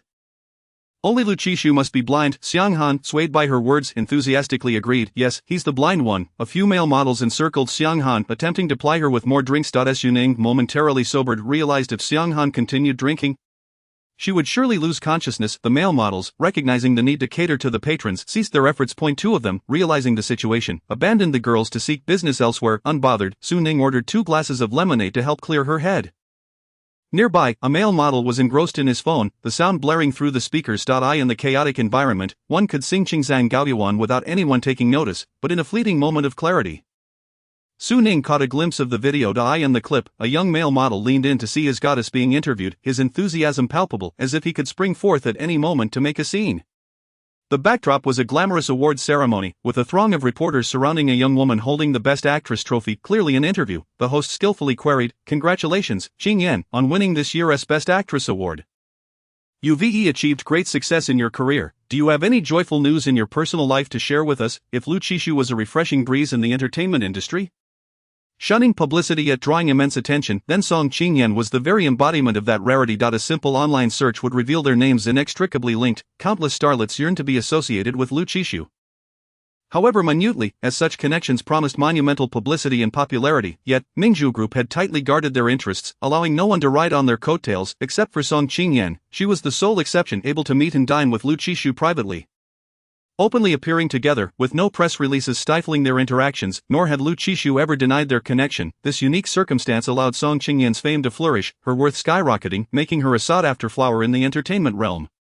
The narratives, both subtle and overt, filled every press release, with netizens humorously dubbing Song Qingyan as the young mistress experiencing life in the entertainment circle. On occasion, she would even accidentally like posts about their rumored relationship, solidifying her status as Lu Qishu's supposed girlfriend. Lu Qishu's principled demeanor and refusal to clarify only fueled the spectacle. In the video, Song Qingyan smiled warmly. "The recent joyous news is precisely what everyone has seen." This ambiguous response left much to ponder. The host, quickly understanding the audience's interest, posed a question everyone was eager to hear. "What are your future plans?" Song Qingyan replied, "I might take a break for a while and head to France for a vacation." To soak in the romantic ambience there, this statement ignited a flurry of comments. "Everyone knows Lu is currently in France." "Wow, is she planning to honeymoon in France?" "Go Qingyan. Life isn't a stage with an audience.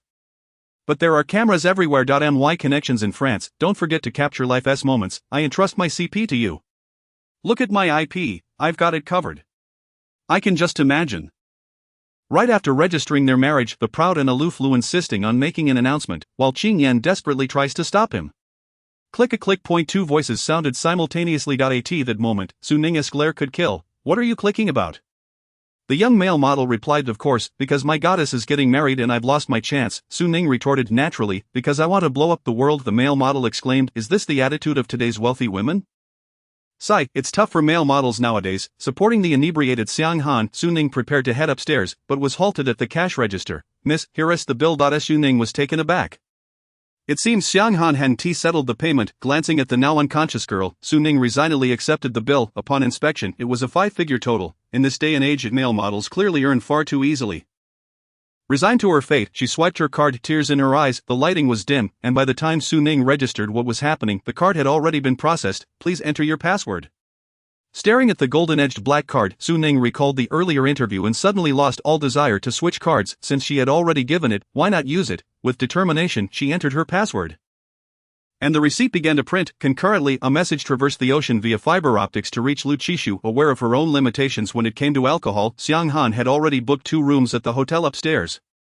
Ready to collapse into bed, exhausted from dragging her up, Su Ning initially considered resting in another room, but her concern for Xiang Han prevailed. Instances of alcohol-related mishaps were far too common, thus, they shared a room, just as they had during their university days. Meanwhile, 6 hours behind in France, Lu Qishu received a notification of a charge on the card he had given Su Ning mere hours after the photos had surfaced. Since he had provided it, he allowed Su Ning free rein to spend it whether on a house or a car. He wouldn't even blink, yet he found himself staring at the message for several seconds. Yang, his secretary, who had come to deliver documents, sensed the unusual tension. Before he could make his escape, Lu Qishu had already seized him. "How much does a top male model cost for a night?"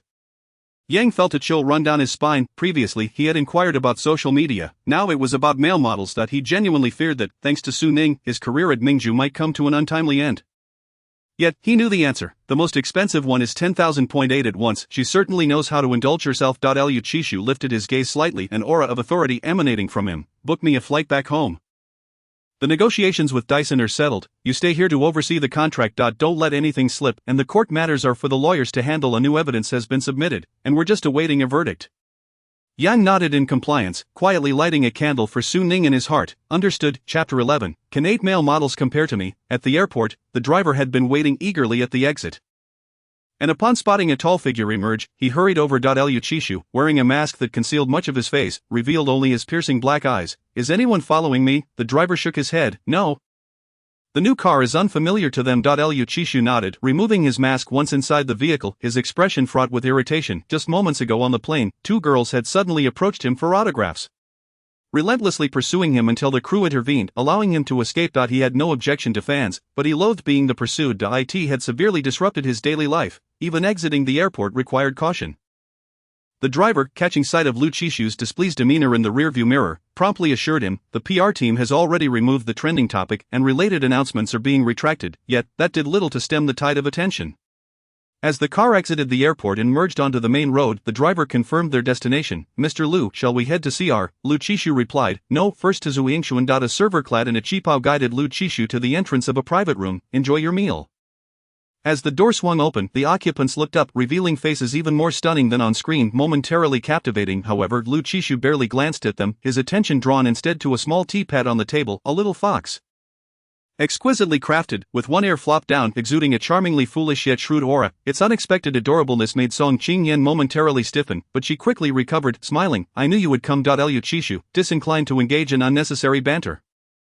Cut straight to the chase, state your demands. As always, Liu was refreshingly forthright. Song Qingyan remarked, I've heard that Mingju Jewelry is seeking a spokesperson. What do you think of me for the role? Since Mingju Group emerged unscathed from the turmoil of 2 years ago, under Liu Qishu's adept leadership, the company has successfully ventured into new businesses, regaining its former glory in both stock value and revenue.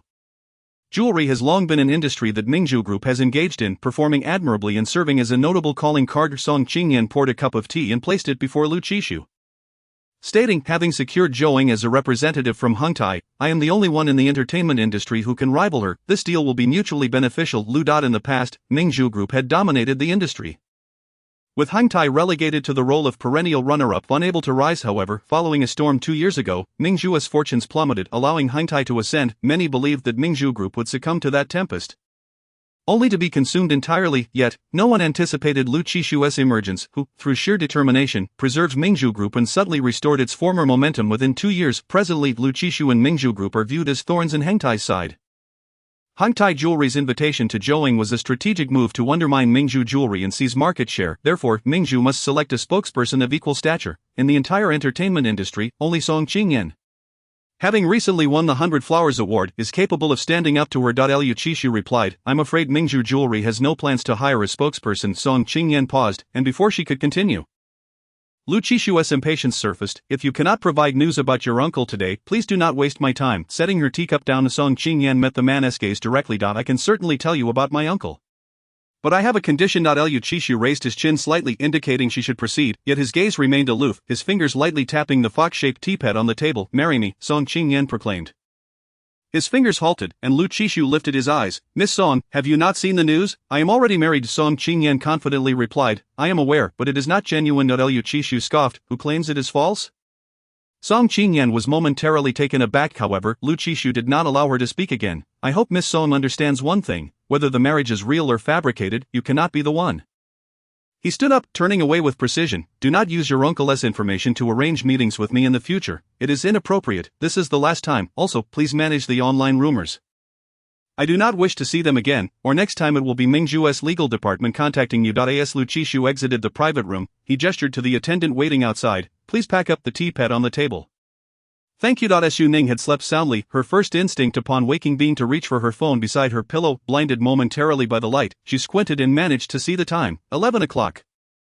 Lunchtime, yet, it was likely a combination of lunch and dinner. After recalling her current situation and scanning the room, she noticed Xiang Han was absent, deciding to lie back down and play on her phone. Just as she unlocked her device, a push notification from a gossip site caught her attention. Lu Qishu returns to the country alone, immediately heading out on a date with Song Qingyan, their marital status confirmed. They are awaiting official announcement and marriage certificate, soon to celebrate a grand wedding. Su Ning, curiosity got the better of her, and she clicked on the notification, revealing a post from a paparazzo. Although the images were blurry, the tall and elegant silhouette of the man was discernible, complemented by meticulous timestamps. 9:31 Lu Qishu exits the airport, 10:05 arrives at the tea house for a date with Song Qingyan, 10:30 leaves the tea house, 15 minutes later. Song Qingyan departs from the tea house, the paparazzo's sharp commentary read, "The couple still pretends to avoid suspicion, as if we are outsiders." Su Ning intended to comment but accidentally clicked on an option to join a group chat dedicated to protecting Song Qingyan. To her surprise, the administrator approved her entry within seconds. Once inside, the chat was inundated with messages. When will they officially announce? I'm dying from the sweetness. Ah, the latest news from Qingyan's manager. Qingyan will endorse Mingzhu Jewelry next quarter. We cannot let outsiders profit.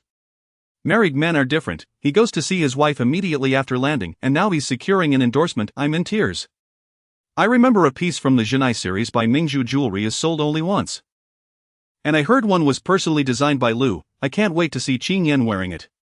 Someone shared an image and Su Ning quickly clicked on it. She was instantly captivated by the square-cut pink diamond at the center. Shimmering like a rare pink star in the twilight. An avid diamond enthusiast, especially fond of pink diamonds, she yearned to possess that ring, contemplating whether she could persuade Lu Qishu to sell it to her at a discount. Just as she was lost in thought, the doorbell rang, expecting it to be staff inquiring about her checkout. She was taken aback when the door opened to reveal a familiar and infuriating face.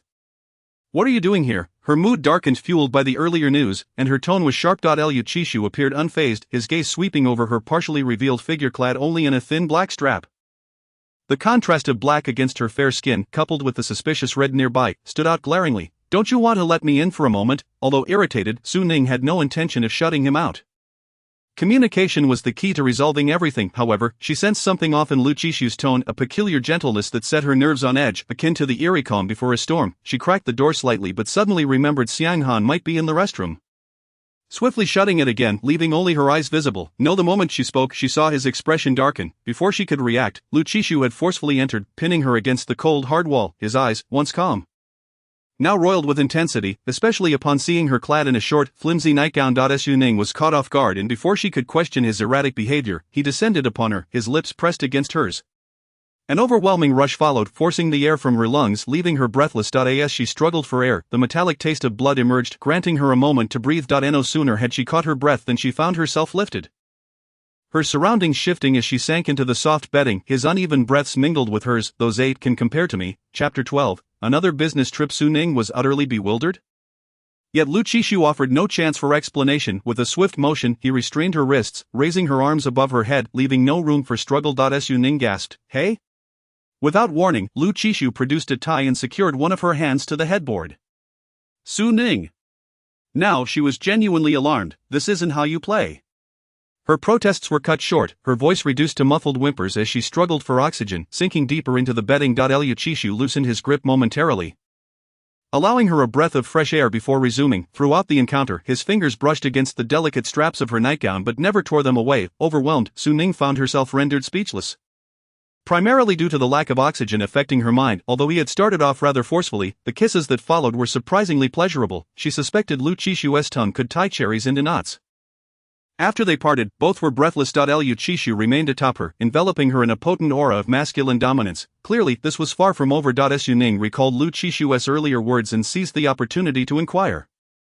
What did you mean by those 8? His deep-set gaze bore into hers, eyebrows furrowing slightly as his fingers grazed the black strap, lifting it teasingly. Do you not understand? Su Ning, when not trying to play coy, exuded intelligence and wit, grasping concepts with ease. It was precisely this understanding that made the current situation so incredulous. Lu Qishu couldn't possibly be returning early because he had learned about her interaction with 8 male models. Could he? No way. As if confronting an unfathomable reality, she widened her eyes, a delicate mist clouding them, her lips glistening with moisture. Lu Qishu's gaze darkened further, regaining her composure. Su Ning hurried to clarify. Don't misunderstand, yet she faltered on her next words. The male models weren't her doing. The card was charged to him. There was nothing between her and the models. The mere thought of the models was trivial. She didn't care about their existence. After several moments of hesitation, she finally managed to utter a conciliatory remark, hoping Lu Chishu would relent. In my heart, you are the best. They don't even compare to a single one of your fingers. Lu Chishu offered an enigmatic smile. The chilling laughter of Lu Chishu truly unnerved Su Ning. Soon, she would genuinely grasp the meaning of being caught in a tempest. The last time it had been due to Lu Chishu's lack of clarity. Relying solely on instinct, but this time was entirely different. Su Ning was under his complete control. Without needing actual weapons, Lu Chishu had already reduced her to a state of pleading for mercy. The most outrageous part was that he paused just enough to dangle her in suspense, a truly wicked move. Suspended and unable to move, Su Ning felt like an ant being roasted over an open flame. And yet, this certain someone asked her with a curious tone, in what way am I better than them? His voice was low and husky, laced with breathlessness. Clearly he desired her, yet he was determined not to let her off the hook. Frustrated, Su Ning tilted her head, her lips just brushing against his sharp Adam's apple before biting down hard on the side of his neck. This was swiftly met with an intensified offensive. The waves relentlessly crashed against the rocks, and the slick seawater continuously soaked the crevices. As their necks intertwined, Su Ning caught a faint whiff of iris lingering in the air. A memory of an interview floated into her mind. Song Qingyan had mentioned that her favorite scent was that of iris, and all the perfumes in her home bore that fragrance. This thought, Su Ning raised her hand to scratch a couple of times. That rascal! After a vigorous bout, Su Ning's final recollection was of being lifted from the bathtub, wrapped in a bathrobe and carried to the bed. The moment her head touched the pillow, she lost consciousness. Sunlight streamed through the curtains, casting a hazy glow that made Su Ning squint, causing her to furrow her brow, unable to find restful sleep. Fortunately, the light soon faded, and in her daze, she thought she heard voices before slipping back into slumber. When Su Ning finally awoke, she was utterly disoriented. Her body ached as if it had been run over by a truck, reminding her of the events that had transpired in the previous hours. The curtains were drawn tightly, and the room was dimly lit. She reached for her phone by the pillow to check the time. It was 4:30 in the afternoon. She propped herself up, shaking her head to clear her thoughts before scanning the room. The other party was nowhere to be found, and when she touched the bedding beside her, it felt icy. A knock on the door interrupted her thoughts. Miss Su, are you awake? The seafood risotto has been prepared for you. Upon hearing this, Su Ning realized why she felt so weak, not only fatigued but also suffering from low blood sugar. Luckily, the hotel was well designed, with the door switch conveniently located next to the bed. She pressed it. Come in. The server wheeled in a cart, saying, this seafood risotto has been specially ordered for you by Mr. Lu. Enjoy your meal. Su Ning smirked. At least he had a semblance of conscience. Alright, thank you. You're welcome. If you need anything, just call us. After regaining her composure, Su Ning got up to eat. Humans are like iron, and food is like steel. If she didn't eat soon, she would surely starve. Once satiated, she rubbed her stomach, relishing the irreplaceable satisfaction that food provided. It was then that she noticed a conspicuous ring of red marks around her delicate wrist. Being somewhat fragile, even though Lu Chishu had released her shortly after, the marks remained visible, and the unseen traces on her body would surely be more pronounced. She was clad in the hotel's bathrobe, not her own pajamas, and it was obvious who had dressed her. On the table lay a bag that had been delivered along with the seafood risotto. Curiously, she opened it and her face flushed crimson upon seeing its contents, various external ointments. More than a dozen in total. Su Ning bit her lip involuntarily. Had this guy emptied an entire pharmacy? Tossing the items aside, she decided to get some fresh air. As she pulled open the curtains, the brilliant sunlight struck her eyes, prompting her to quickly shut them again, vaguely recalling a similar scene from her dreams. Could it be that she had sleepwalked and drawn the curtains? Who else could it have been? But where was Lu Chishu? She had not seen him since waking. Sorry, the number you have dialed is turned off. Please try again later. Su Ning frowned, memories of the news she had seen that morning flooding back. Was he off to pursue another affair? As her phone indicated low battery, she plugged it in, only to discover a sticky note on the bedside table. The handwriting was strong and assertive. Urgent matter.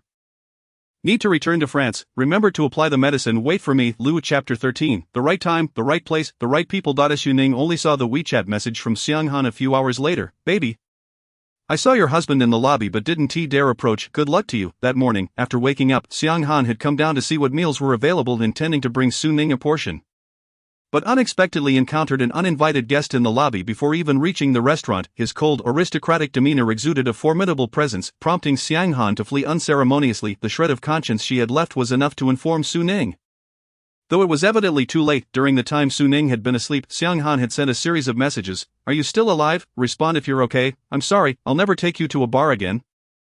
No, I mean I must ensure your husband doesn't find out. Knowing that Xiang Han wouldn't rest easy unless she received a reply, Su Ning finally responded. Xiang Han immediately called her. Baby, your husband didn't do anything to you? Did he? Was Su Ning? That's a redundant question. If nothing had happened, would she still be responding now? Xiang Han was well aware of this but relished in provoking her. Hey, the room I booked isn't too shabby. Right, the couple theme is quite the romantic ambience. She was, in fact, an indirect instigator of Su Ning's current state. Xiang Han then brought up another matter. However, your husband is indeed handsome, but the rumors surrounding him and Song Qingyan are running rampant. Honestly, if I didn't know you, I'd almost think they were a couple. Su Ning had never noticed before, but now, the more she thought about it, the more she felt that Song Qingyan was rather shady. Xiang Han asked, how do you plan to handle this? Why should I handle her? Su Ning replied, only useless women seek to resolve matters with other women. Wise women choose to address the men. Xiang Han instantly understood. True, this isn't your concern. Let your husband provide you with an explanation. By the time they arrived home, the sky had darkened, with a lingering hue of deep blue on the horizon. Su Ning glanced at her phone. Not a single call or message awaited her. She felt a surge of warmth. Had he rushed back just to have a rendezvous with her, or perhaps merely to meet someone? Were they merely a side note? Su Ning gritted her teeth in frustration, regretting not having bitten down harder on the other side of Lu Qishu's neck. She even began to contemplate the possibility of divorce. Recalling their agreement that either party could file for divorce on the grounds of a fundamental issue. This thought, she looked at the small handbag in her hands. The sticky note was affixed to it. And inside was a black satin gift box. Initially curious about its contents, she opened it to find a sparkling diamond bracelet that glimmered under the light like a river of stars. She felt quite pleased. For her diamond-loving self, this gift was truly heartfelt. However, now she was left wondering what Lu Qishu meant by this. Was it a slap followed by a sweet gesture, or did Song Qingyan have one as well? After all, it was not uncommon for successful men to buy duplicates as gifts, one for their wife and another for their mistress. This thought, Su Ning's gaze towards the diamond bracelet shifted. This was not just a gift, it was evidence. As her mind raced with the possibility of divorce, she considered the prospect of claiming half of Lu Qishu's fortune, which would not be a loss for her. She carefully stored the diamond bracelet away, treating it with the seriousness it deserved. Xiang Han, Song Qingyan's might be a necklace. It probably has an extra row of diamonds. Su Ning lay in bed with a face mask on. Chatting with Xiang Han, that hurts. Xiang Han, having successfully provoked her, let out a honk from the other end of the line, prompting Su Ning to hang up in irritation. Almost immediately, Xiang Han called back, Hey, don't hang up. Quickly check out the statement released by Mingzhu Jewelry. She sent over a link, and Su Ning clicked on it. Xiang Han burst into laughter. Oh my gosh, I can already imagine how swollen the faces of Song Qingyan's fans must be. They created such a ruckus even before the official announcement, attacking other artists. Now, they've been smacked in the face, right? They must be losing sleep over this tonight. Xiang Han continued. Your husband's plan is rather clever. Everyone knows that Mingzhu and Huitai are fierce rivals. Huitai hired an actress for grand promotion, practically broadcasting it to the world, while everyone was guessing who Mingzhu would invite, instead of inviting anyone. They took advantage of Huitai's publicity and indirectly distanced themselves from Song Qingyan, achieving 3 goals with 1 move, saving on PR costs. After reading through the lengthy statement, it could be summarized in one sentence: there were no plans to hire a spokesperson. And certain parties should refrain from leveraging their influence. Suddenly, an idea struck Su Ning, and she opened up a group chat. The fans in the chat were going wild over Mingzhu Jewelry's decision not to hire a spokesperson. As a prominent figure, Lu Qishu's movements were constantly monitored by paparazzi, and news of him flying back to France had already spread across the internet. Meanwhile, Song Qingyan had just flown to France. The two had arrived one after the other, triggering a frenzy among the fans. The news that Mingzhu Jewelry would not be hiring Song Qingyan as their spokesperson was perceived not as a slap in the face but as a precautionary measure. The news from Qingyan's studio indicates that to avoid any implications, they will not be endorsing Mingzhu Jewelry. Latest schedule update. Qingyan has been invited to France for a show. She boarded the plane around noon. This morning, Mr. Lu disembarked and immediately went to meet Qingyan, who knew his wife was also heading to France. After finding out, he rushed back. He simply adores her. Let me sleep under the couple's bed tonight. Traveling over 20 hours for love, Mr. Lu is utterly smitten. As we all know, only the genuine will take precautions. Su Ning browsed through the comments with a blank expression. On the other end of the phone, Xiang Han was laughing heartily, resembling a fool. Su Ning remarked, Don't get too pleased. If he ever devours me, you'll be left searching for even the tiniest bone fragments. Xiang Han replied, That may indeed be the case. In an instant, Xiang Han transformed into a matchmaker. So you really must try to charm your Mr. Lu, at least ensure he leaves you with a complete corpse. Su Ning casually clicked on a few articles from marketing accounts to peruse, while simultaneously replying to Xiang Han. Scram, Xiang Han insisted, I'm serious. With Lu Qishu's conditions laid out and him being the person you adore, now that he has even married, the timing and circumstances are in your favor.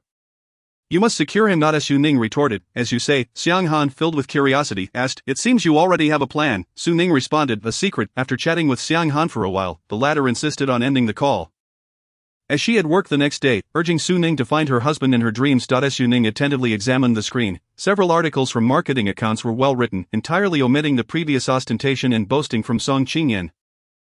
focusing solely on Lu Qishu and Mingzhu jewelry, analyzing the current situation from multiple angles. The article stated that Lu Qishu's recent business trip to France was to address issues of alleged infringement involving the Mingzhu Group.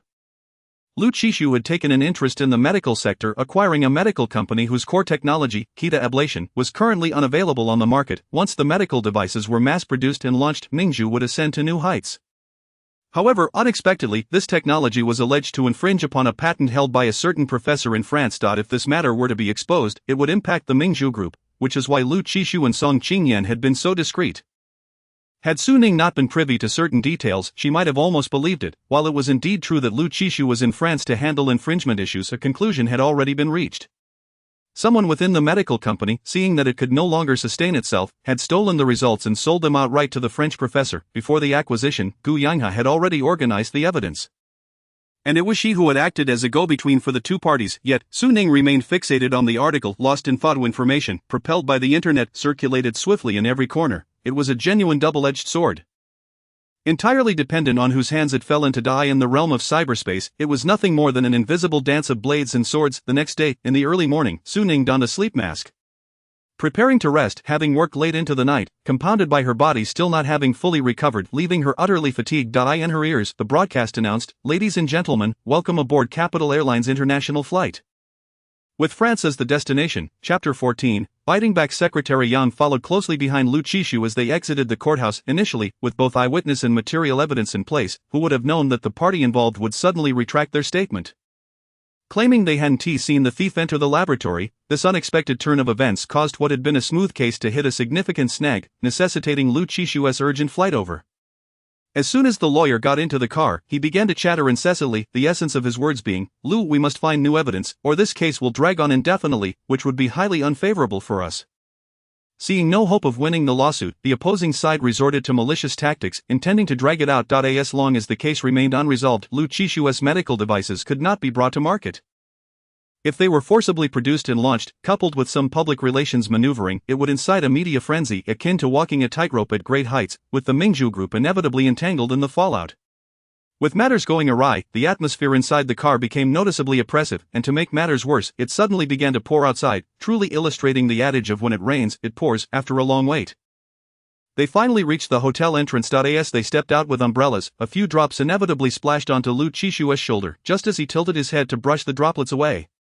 Secretary Yang's voice rang out in astonishment. "Madam," Lu Qishu paused, the shadow cast by his slightly turned face revealing a surge of emotions hidden beneath his lashes. He glanced towards the front desk.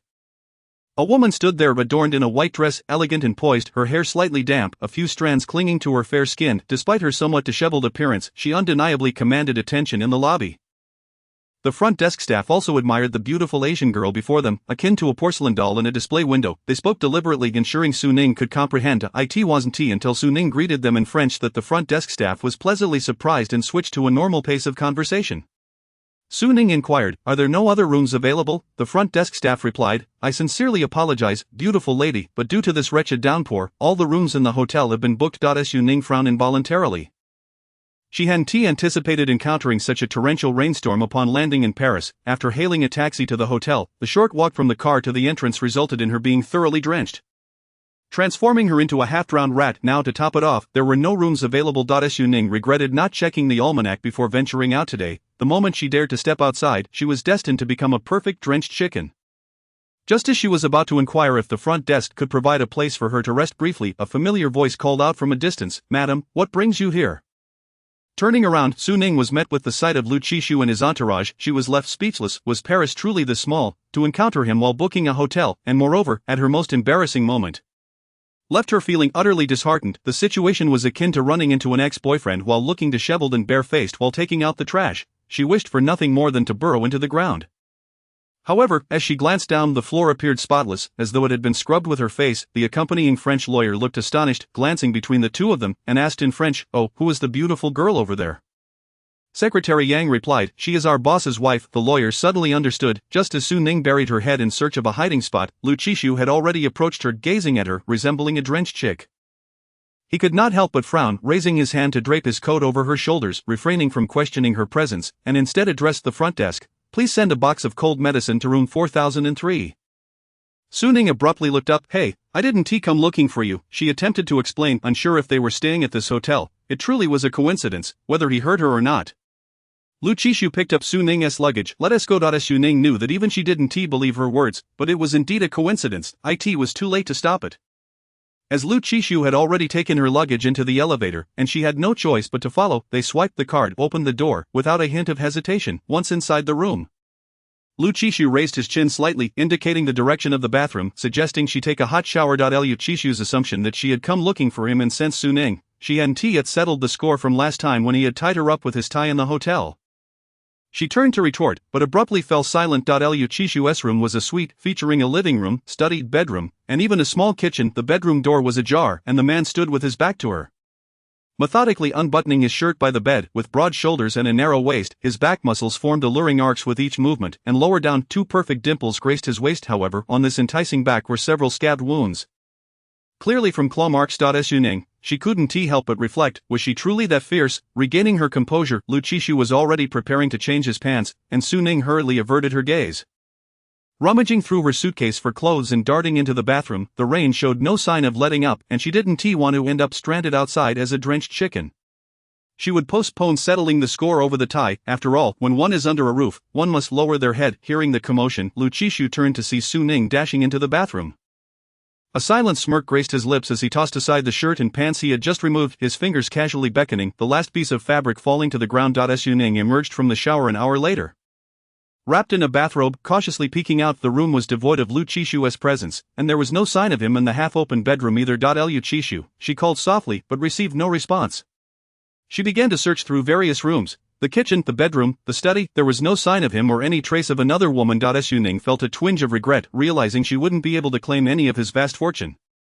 Yet her lips involuntarily curled upwards. Putting on an act, she pretended to call out a few times, proving she was genuinely looking for him and not seeking evidence of infidelity. Lu Qishu. The final syllable abruptly halted as she failed to notice she had walked straight into him. Su Ning looked up, momentarily stunned. After washing, the man's features appeared less severe, the lingering mist in his eyes rendering them captivatingly tender. The droplets of water cascading down his forehead added to his allure, trickling down. Su Ning's gaze instinctively followed a droplet as it traced its path down his defined collarbone and the faint outline of his chest. Partially concealed by the dark fabric, Lu Qishu squinted. What are you looking at? Su Ning replied, beauty. Lu Qishu, you truly dare to respond? Su Ning suddenly realized, hurriedly defending herself, no, I was checking to see if the marks on your neck have faded. Her gaze fell upon the side of his neck, where a faint bite mark still lingered, a delicate pink hue. She had bitten down hard, and it wouldn't fade in just a couple of days. Especially not with Lu Qishu's sour expression, which only served to make the mark more pronounced. Noticing the glimmer of mischief in his eyes, Lu Qishu felt a slight itch in his gums. Upon receiving a phone call, he hurriedly returned to France. The moment he landed, the driver, secretary, lawyer, and business partners all cast him curious glances, followed by expressions of surprise, amusement, and playful teasing. Unfortunately, Su Ning had bitten her lip too high, leaving her unable to conceal the evidence. Who could fathom how she had endured these past 2 days with that mark on her skin? Noticing that Lu Qishu emanated an unusual aura, Su Ning was caught off guard, her fate grasped firmly by the nape of her neck before she could flee. What do you intend to do about the bite mark on your neck? Lu Qishu replied, let me be seen for 2 days, having bitten me. What else can I do? I can't turn back time. Su Ning offered, I can give you concealer. Lu Qishu countered, that won't do. Su Ning suggested a silk scarf. Lu Qishu shook his head, even less so. Frustrated, Su Ning exclaimed, if that's the case, why not just bite me back? The moment those words escaped her lips, she regretted them, but it was too late to retract. I could. Lu Qishu replied. In the next instant, she felt his warm breath drawing near, and though she attempted to escape, her intentions were already perceived. A powerful arm encircled her waist. It was as if she heard the man chuckle softly. Why are you so timid? Su Ning wished to retort, but her voice faltered as a small patch of skin at her neck was taken into his mouth. Chapter 15. Sharing a bed, the tender flesh of her neck was held between his lips, ground between his teeth as if he were savoring some soft, juicy fruit. A tingling sensation coursed from her tailbone to the crown of her head, and Su Ning found herself yielding without any resistance. Lu Qishu was known for his penchant for tormenting others, and this was far more unbearable than a mere bite. Please, don't bite. Despite the fact that they had done nothing of significance, her voice emerged as a soft whimper. The man, lost in his fervent nibbling, felt a tightening in his throat but ultimately relented, suspecting that if he pushed further, she might vanish entirely, for her courage could be quite limited at times. Yet, there were moments when her audacity was astonishing, as she would flee after spending the night with him. This time, before he could reach for her, she stumbled upon him by pure chance, a stroke of fortune indeed. Lu Qishu did not release her but held her firmly in his embrace, his nose surrounded by the same icy fragrance he carried. However, Su Ning possessed a hint of sweetness akin to biting into a plump orange in winter. The refreshing juice bursting in her mouth, mingled with the crisp air. Although the orange has a peel, forcibly breaking it open can splash sour juice all over your face, yet, once opened, the delicious juicy interior is irresistible. With his eyelids slightly lowered, concealing the emotion swirling within, Lu Qishu asked in a hushed tone, "What would you like to eat? I can have it brought up." After a long flight, airplane food was unappetizing. And Su Ning was already famished. She yearned for kung pao chicken, stir-fried chili pork, braised ribs, and oil-braised shrimp. The more she thought about it, the hungrier she became, casting a pitiful glance at Lu Qishu. Only upon stepping outside did she deeply appreciate the good life she had previously experienced back home. Lu Qishu looked at her seriously. "How about a full Manchu Han imperial feast?" Stunned by his earnest demeanor, Su Ning asked, "Are you serious?" Lu Qishu replied, "Made of plastic." Su Ning, the dishes she craved were commonplace back home but deemed a luxury here. Not wanting to push her luck, she resigned herself to the situation. "Just give me a bowl of instant noodles." Halfway through her sentence, she paused, realizing that even instant noodles were a luxury. Consumed by the drudgery of a meager lunch, she resolved to find a couple of slices of bread instead. Turning to ask Lu Qishu if he would like to join her for lunch, she discovered he had already exited the room. Was he indifferent to her plight? Su Ning pouted. Her requests were not extravagant. She decided to venture into the small kitchen herself in search of food. However, after rummaging for a long time, she found nothing, not even a trace of bread. She called the front desk to request some food to be sent up. The front desk responded, "Okay, please hold." Waiting turned into over an hour, and Su Ning was so hungry she felt as if she might chew on the walls. She even regretted her previous disdain for airplane food. If a meal were to be placed before her at that moment, she would treat it like a revered ancestor. Unable to wait any longer for the front desk, Su Ning changed her clothes. Preparing to search for food herself, just as she reached the entrance, she heard the sound of a room card being swiped at the door. It was none other than the missing person. The missing person was carrying 2 takeout boxes. Su Ning paid it no mind and kindly asked Lu Qishu, "What would you like to eat? I can go buy it." Lu Qishu glanced at her, walked into the room with the takeout boxes, and casually closed the door behind him. No need. Watching him enter, Su Ning followed closely, ready to ask for the room card, but was halted by a subtle fragrance that captivated her. The aroma of chili and ingredients cooked at high temperatures, combined with various seasonings, created an exquisite flavor. As the takeout boxes opened, a portion of stir-fried chili pork and a portion of kung pao chicken were revealed. Both visually appealing and aromatic, every cell in Su Ning's body screamed for the food. Her eyes fixated on the boxes, and the dual stimulation of sight and smell made her salivate uncontrollably. "Where did you get this packed? I want to get one too." Su Ning desperately tried to maintain an air of composure, not wanting to appear too greedy. Lu Qishu, hearing her words, frowned slightly, his tone turning colder. "The door is closed. It's a one-time offer." Why did her eyes often brim with tears? It was because of her profound love for another land, unable to tolerate Lu Qishu indulging in such delectable food before her. Su Ning disregarded her request for the room card and turned to leave in pursuit of her meager lunch. Just as she took a step, she felt a grip on the nape of her neck. And Lu Qishu's low voice came from behind her. "Where are you going?" Su Ning turned to look at him, her eyes already misty with hunger. "If you don't let me find something to eat soon, I might just starve in front of you." Lu Qishu lowered his gaze, studying her intently, his irritation no longer concealed in his tone. "Isn't there food here?" Su Ning's eyes widened slightly, her dark, clear gaze filled with astonishment. "Is that for me?" Lu Qishu turned away. "No, it's for feeding pigs." Su Ning hurriedly followed him, abandoning her pride for a bite to eat. "Pigs can't eat that much. Let me help him out." Her reasoning stemmed from her past experiences as an assistant, where she had hoped to share lunch with Lu Qishu to bridge the gap between them, facilitating her chances. However, that plan was quashed before it could even begin. One time, upon returning from an outing, she found 2 lunchboxes on her desk, fresh and vibrant, clearly not of delivery or cafeteria quality. They had been prepared by a female executive from a certain company, solely to dine with Lu Qishu, accompanied by a contract. The ulterior motives were evident to all, yet Lu Qishu didn't even spare her a glance and simply turned away. The female executive, undeterred, attempted to pursue him but was stopped by Secretary Yang. "I'm sorry. President Lu has a cleanliness obsession and never dines with others." The female executive raised the contract in her hand. "Can't we just discuss business?" Secretary Yang smiled slightly. "I'm afraid not." Witnessing the entire scene, Su Ning abandoned any thoughts of dining with Lu Qishu. Not only had they never shared a meal, but during her tenure, he hadn't exchanged a single casual word with her outside of work matters, leaving her no means to encroach upon his personal life. Lu Qishu was like an impenetrable wall, blocking her out completely. Even now, Su Ning felt that weight out. He had never belonged to her without rice. She made do with bread, and even so Su Ning felt content, yet she noticed that not only did Lu Qishu eat alongside her, but he also took from the same spot she had touched. There was no cleanliness obsession, merely a fade. What place is this? The taste is exquisite, with the saying that food softens one's heart. Su Ning smiled sweetly, truly a treasure of the earthly realm. At her words, Lu Qishu raised an eyebrow, his gaze flickering with a hint of amusement. Do you truly feel that way? Su Ning nodded vigorously. What was ordinary home-cooked fare back home was, at this moment, a beacon of salvation in her darkness. A faint smile played on Lu Qishu's lips, his dark eyes nonchalantly indifferent. If it's delicious, then eat more, fully committed to the clean plate initiative. Su Ning indulged herself until she was stuffed, standing before the floor-to-ceiling window to digest, while Lu Qishu busied himself in the study. Outside, the rain continued to fall, the sky shrouded in gray raindrops tapping against the window like some enchanting melody.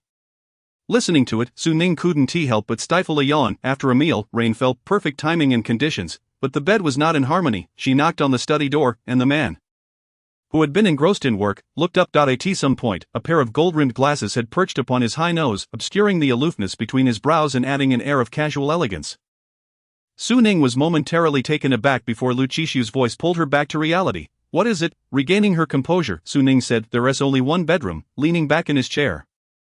Lu Qishu appeared relaxed, his voice deep and soothing. You go ahead and sleep. I'll come in later. Su Ning, she hadn't come to invite him to sleep with her, she merely intended to use a blanket on the sofa. Seeking Lu Qishu's opinion, having already inquired with the front desk about extra blankets, which were unavailable, but then, she thought, having already crossed that line, what was the difference in sharing a bed? She decisively turned away, not forgetting to remind him, just be quiet when you come in. Clutching a soft blanket, Su Ning sighed. In this vast world, sleep was of utmost importance. Chapter 16, Sleepwalking. Due to unforeseen circumstances, some work had piled up today, and Lu Qishu was busy until deep into the night before finally completing his tasks. Rubbing his temples, he arranged the work for the next day and prepared to rest, upon recollecting the fleeting silhouette that dashed into the bedroom moments ago. A flicker of darkness danced in his deep-set eyes. The incident transpired abruptly. He hurried over, not having the opportunity to greet Su Ning. He had intended to resolve matters here before returning to tend to the little fox, who was ever so curious, but unexpectedly, he too had taken on the role of a farmer in the field. The little fox had come to him of its own accord. It appeared docile, yet it was a master at pricking one's heart. As he pushed open the bedroom door, the soft glow of the nightlight spilled warmth, revealing a small mound on the bed, occupying the left side. The tumultuous emotions swirling within him were subdued by Lu Qishu as he approached and lifted the covers. Su Ning was not in a deep slumber, sensing the slight dip of the mattress. She furrowed her brow and shifted towards the edge, returning to her dreams. Noticing her movement, Lu Qishu paused imperceptibly before lying down to sleep. In the middle of the night, Lu Qishu awoke from the heat. It felt as though he had cradled a small furnace in his arms, and gradually he became aware that it must be Su Ning. Uncertain of when she had rolled over, she nestled comfortably against him, warmth transferring through the thin layers of fabric between them. The collar of his robe had been nudged aside, her forehead pressed against his, their skin touching without barrier. Her breath was warm and sweet, enveloping him like an invisible net, ensnaring him and denying escape. His throat tightened dry with an intensity he attempted to dismiss. However, fate had other plans. Su Ning reached out and embraced him, mimicking the posture of a child clutching a toy.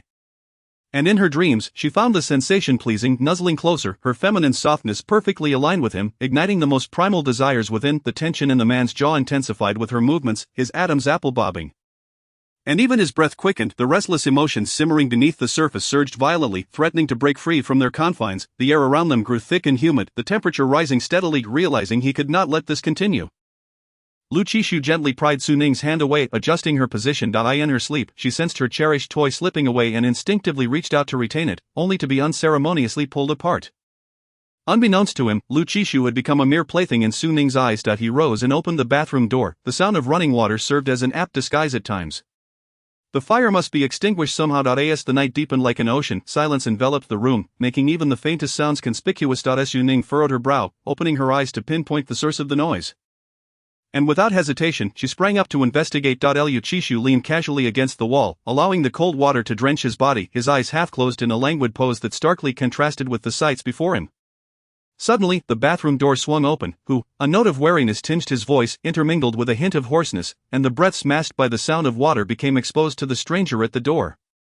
Lu Qishu tilted his head, meeting Su Ning's unwavering gaze through the mist. This moment could easily be inscribed in the annals of his life as a black mark. He halted his movements, grabbing a nearby towel. Can't sleep. His voice remained relatively calm, yet upon closer inspection, the tremor within was unmistakable. The figure at the doorway did not respond, merely standing there. After a few seconds of silence, Lu Qishu sensed something amiss and turned off the shower, approaching her. He found Su Ning standing rigidly, expressionless. Were it not for her expressive eyes, he might have suspected a supernatural occurrence. Su Ning, he called softly.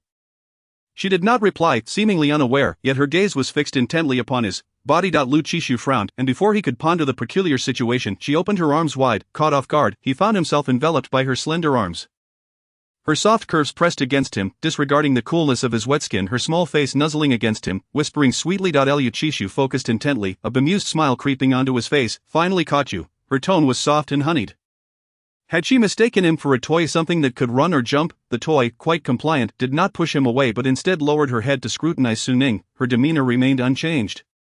Yet her eyes lacked the clarity of the day, shrouded in a subtle haze. When he pinched the sensitive nape of her neck, she showed no reaction. Lu Qishu's gaze sharpened, and he began to form a hypothesis. He bent down to carry her back to the bedroom, placing her gently on the bed. However, as he attempted to release her, Su Ning refused to let go. How could she easily relinquish the toy she had so painstakingly captured? With a sigh of resignation, Lu Qishu abandoned the idea of putting on his sleepwear. Almost the moment he lay down beside her, Su Ning nestled closer, using all her limbs to secure him in her embrace. Finally at peace. As the night slowly faded, the first light of dawn painted the sky with hues of crimson, blending into the lingering mist. Su Ning gradually opened her eyes, still somewhat disoriented, and surveyed her surroundings. The hotel's decor and the gentleman's coat on the nearby sofa brought her back to reality. She was in Paris, France, sharing a room with Lu Qishu. Looking around, she noticed he was absent. But the sound of running water faintly echoed from the bathroom. A morning shower, this habit baffled her, yet she respected it. Reaching for her phone on the pillow, she discovered several WeChat messages, all from Xiang Han. And all in voice notes. Su Ning, not fond of listening to them, opted for text but found her right hand numb, possibly pinned down, and inadvertently played the voice message. Xiang Han's teasing and exuberant voice chimed in. So? How is it? Did you manage to seduce him? Is Lu Qishu utterly captivated by you, lost in a haze of passion, unable to resist? What a cacophony! Just as Su Ning prepared to respond, the half-open bathroom door swung wide. The next voice note from Xiang Han began playing automatically, reverberating in the bedroom, its echoes lingering. You must wrap around Lu Qishu like a constrictor, draining him completely. Silence. An eerily profound silence. In her 20-plus years of existence, Su Ning had never felt such a compelling urge to escape the planet as she did at that moment. She burrowed deeper into the covers, wishing fervently to be a turtle, retracting her head into her shell. She prayed that Lu Qishu had not heard the voice message, straining to hear him leave, fearing that not only would she die of embarrassment, but also suffocate from it. Unfortunately, the footsteps drew nearer. Stopping right beside the bed, the click of a watch clasp sounded alarmingly close. In such a tense situation, Su Ning found herself reflecting on the events of the previous night. Hadn't she been sleeping on the left side? How had she ended up on the right, wearing a watch? He must be going out, right? The next moment, she heard a light chuckle. Just in time. Do you wish to take it off, or shall I do it myself? Chapter 17. Drained. Su Ning was jolted out of her reverie by this statement, her head peeking out in disbelief as she questioned whether those words had truly come from Lu Qishu. Take off what? A mysterious smile graced Lu Qishu's lips. Did you not just say you wanted to drain me dry? With that, his fingers grazed his tie, mimicking the action of untying it. Su Ning could no longer remain still. She scrambled upright, pressing down on his eager hand. No, I was just joking. We do this all the time. Please don't take it seriously. All the time. Lu Qishu mused over the phrase, asking, does this mean I am a regular topic of conversation between you two? What do you talk about? The chat records between close friends often contain secrets they would delete before their last breath. How could she possibly divulge them so easily? Su Ning stammered, just that I envy having such a handsome and wealthy. What? The playful glint in his eyes was now fully unveiled, as if he were determined to fulfill her unspoken desires. In her mind, Su Ning had berated Xiang Han countless times for putting her in this predicament. Husband, she reluctantly uttered the word, spilling forth with unexpected embarrassment. She had never imagined referring to Lu Qishu with such an endearing title. Despite their marriage, even the most intimate matters required some form of restraint. Upon saying it, she realized she had been kneeling at the edge of the bed, her hand resting on Lu Qishu's tie. As she prepared to retract her hand, a broad palm settled on her lower back. Halting her movement, your tie is crooked. Let us redo it. Su Ning paused momentarily, meeting his gaze, and after a brief moment of contemplation, her pale cheeks flushed with a faint pink, with her eyes sparkling and uncertain. She inquired, shall I? Yes. Lu Qishu nodded, handing her the tie after unfastening it. You know how? Of course she did. When she had been recruited during campus recruitment, she had stood out among over 100 candidates to become Lu Qishu's assistant. Learning to tie a tie was part of her training. She had even fantasized about the scene of tying a tie for him, perhaps during a workday, assisting her boss with a small task. or tidying up during an interview break, yet none of that had come to pass as Lu Qishu had always maintained a clear boundary between work and personal life, never allowing such intimate gestures. Gradually Su Ning had ceased to daydream, never imagining she would fulfill that fantasy in such a manner or role. Don't know how. I do, Su Ning answered before he could extend his hand, the tie wrapped around Lu Qishu's fingertips as she reached out. The fabric brushing against her palm, coiling around her fingers. This position was somewhat awkward due to their height difference, and before she could voice her thoughts, Lu Qishu slightly lowered his head to facilitate her movements. Su Ning was momentarily taken aback, but then she lifted her hands, wrapping them around the man's neck. The distance between them suddenly diminished, amplifying the crisp, cool fragrance emanating from him, which enveloped her in a delicate embrace. No matter the angle, Lu Qishu's face was truly flawless, with smooth and taut contours, a high bridge of the nose, and deep-set eyes. Even when his eyelids gently lowered, the base of his eyelashes appeared as if meticulously outlined in ink. Su Ning's heart began to race uncontrollably, each thump reverberating in her ears, and a hint of color crept onto her cheeks. She hurriedly lowered her head, wishing to conceal her thoughts from prying eyes. As she deftly tied a neat knot with his tie, she thoughtfully adjusted it. Having just arrived in France, still grappling with the time difference, she had intended to retreat and rest, but was halted by someone who wrapped an arm around her waist and lifted her up. Lu Qishu inquired, "Shall we go out for a stroll?" Su Ning responded with confusion, "Aren't you supposed to be busy? How do you have time to accompany me?" Moreover, when had Lu Qishu become so considerate? Tending to her needs, an hour and a half later, Su Ning sat on a genuine leather sofa, basking in the warm sunlight, which was gentle yet invigorating, accompanied by a light breeze that made the atmosphere exceedingly pleasant. Of course, if one could overlook the clumsy Chinese conversation from across the room and the cold-hearted capitalist, Zhou Bapi, beside her, everything would have been utterly delightful. I recall you mentioned in your resume that you double majored in media and French. Coincidentally, I have a meeting with a collaborator today. Would you like to join? If time could be reversed, she would undoubtedly slap Lu Qishu away, instead of being lured by his good looks to serve as a translator. All while occasionally forcing a smile to indicate her fluency in Chinese. Lu, your charm is truly captivating. I haven't encountered such a stunning Oriental girl in quite some time. The Frenchman across from her, impeccably dressed in a suit, gazed at her with his deep blue-gray eyes and asked, "Are you seeing someone?" Su Ning was momentarily stunned. Just a second ago, she had been immersed in the mind-numbing clumsiness of their conversation. Only to be jolted by his fluent English, her mind was momentarily at a loss, and instinctively she blurted out, "No." In the next moment, the coffee on the table was accidentally knocked over, spilling all over the surface and splattering onto Jess, who had leaned in to speak. From the side, someone offered a nonchalant, insincere apology. "Sorry, I slipped." How could one accidentally slip from that distance? Jess felt utterly apologetic, believing he had lost his composure in front of Su Ning. "Oh, beautiful miss, please allow me to change my clothes." Su Ning maintained a smile and nodded slightly. However, Jess interpreted this as an expression of affection from Su Ning. After all, Eastern girls are known for their subtlety. If they like someone, they would not openly express it but would instead offer a shy yet sweet smile. Jess was visibly exhilarated. He suddenly leaned across the table and greeted Su Ning with a kiss on the cheek, disregarding the potential for his expensive suit to be stained once more. "Honey, I'll be back soon." Su Ning was momentarily bewildered, only coming to her senses once the man had exited her line of sight. Although she understood that this was a cultural norm here, she still struggled to adapt. Her mild obsession with cleanliness compelled her to search for a tissue immediately. In an instant, a pack of wet wipes appeared before her, handed over by Lu Qishu. Just as she reached out to take it, he abruptly retracted his hand, pulling out one wipe and looking at her as if it were a matter of course. "Can you see it yourself?" She could not. After hesitating for 2 seconds, Su Ning reluctantly moved closer to Lu Qishu, raising her chin while reminding him, "Be gentle, don't ruin my makeup." Sometimes, touching up makeup could be far more troublesome than applying it in the first place. Lu Qishu gently lifted Su Ning's chin with his fingers, carefully applying the wet wipe to her delicate skin, being cautious not to disturb her makeup. Though to him, Su Ning's made-up visage merely added a touch of color, hardly differing from her bare face. As Su Ning looked up, her gaze fell upon the neatly tied necktie encircling the man's neck, the sharp lines of his Adam's apple moving rhythmically, its enticing curve drawing her attention. On the side of his neck, there lingered faint bite marks, the pale pink skin nearly fading away. As she gazed, a bold, reckless, and thrilling thought crossed her mind. She wanted to leave a mark on Lu Qishu to prevent others from misjudging their relationship.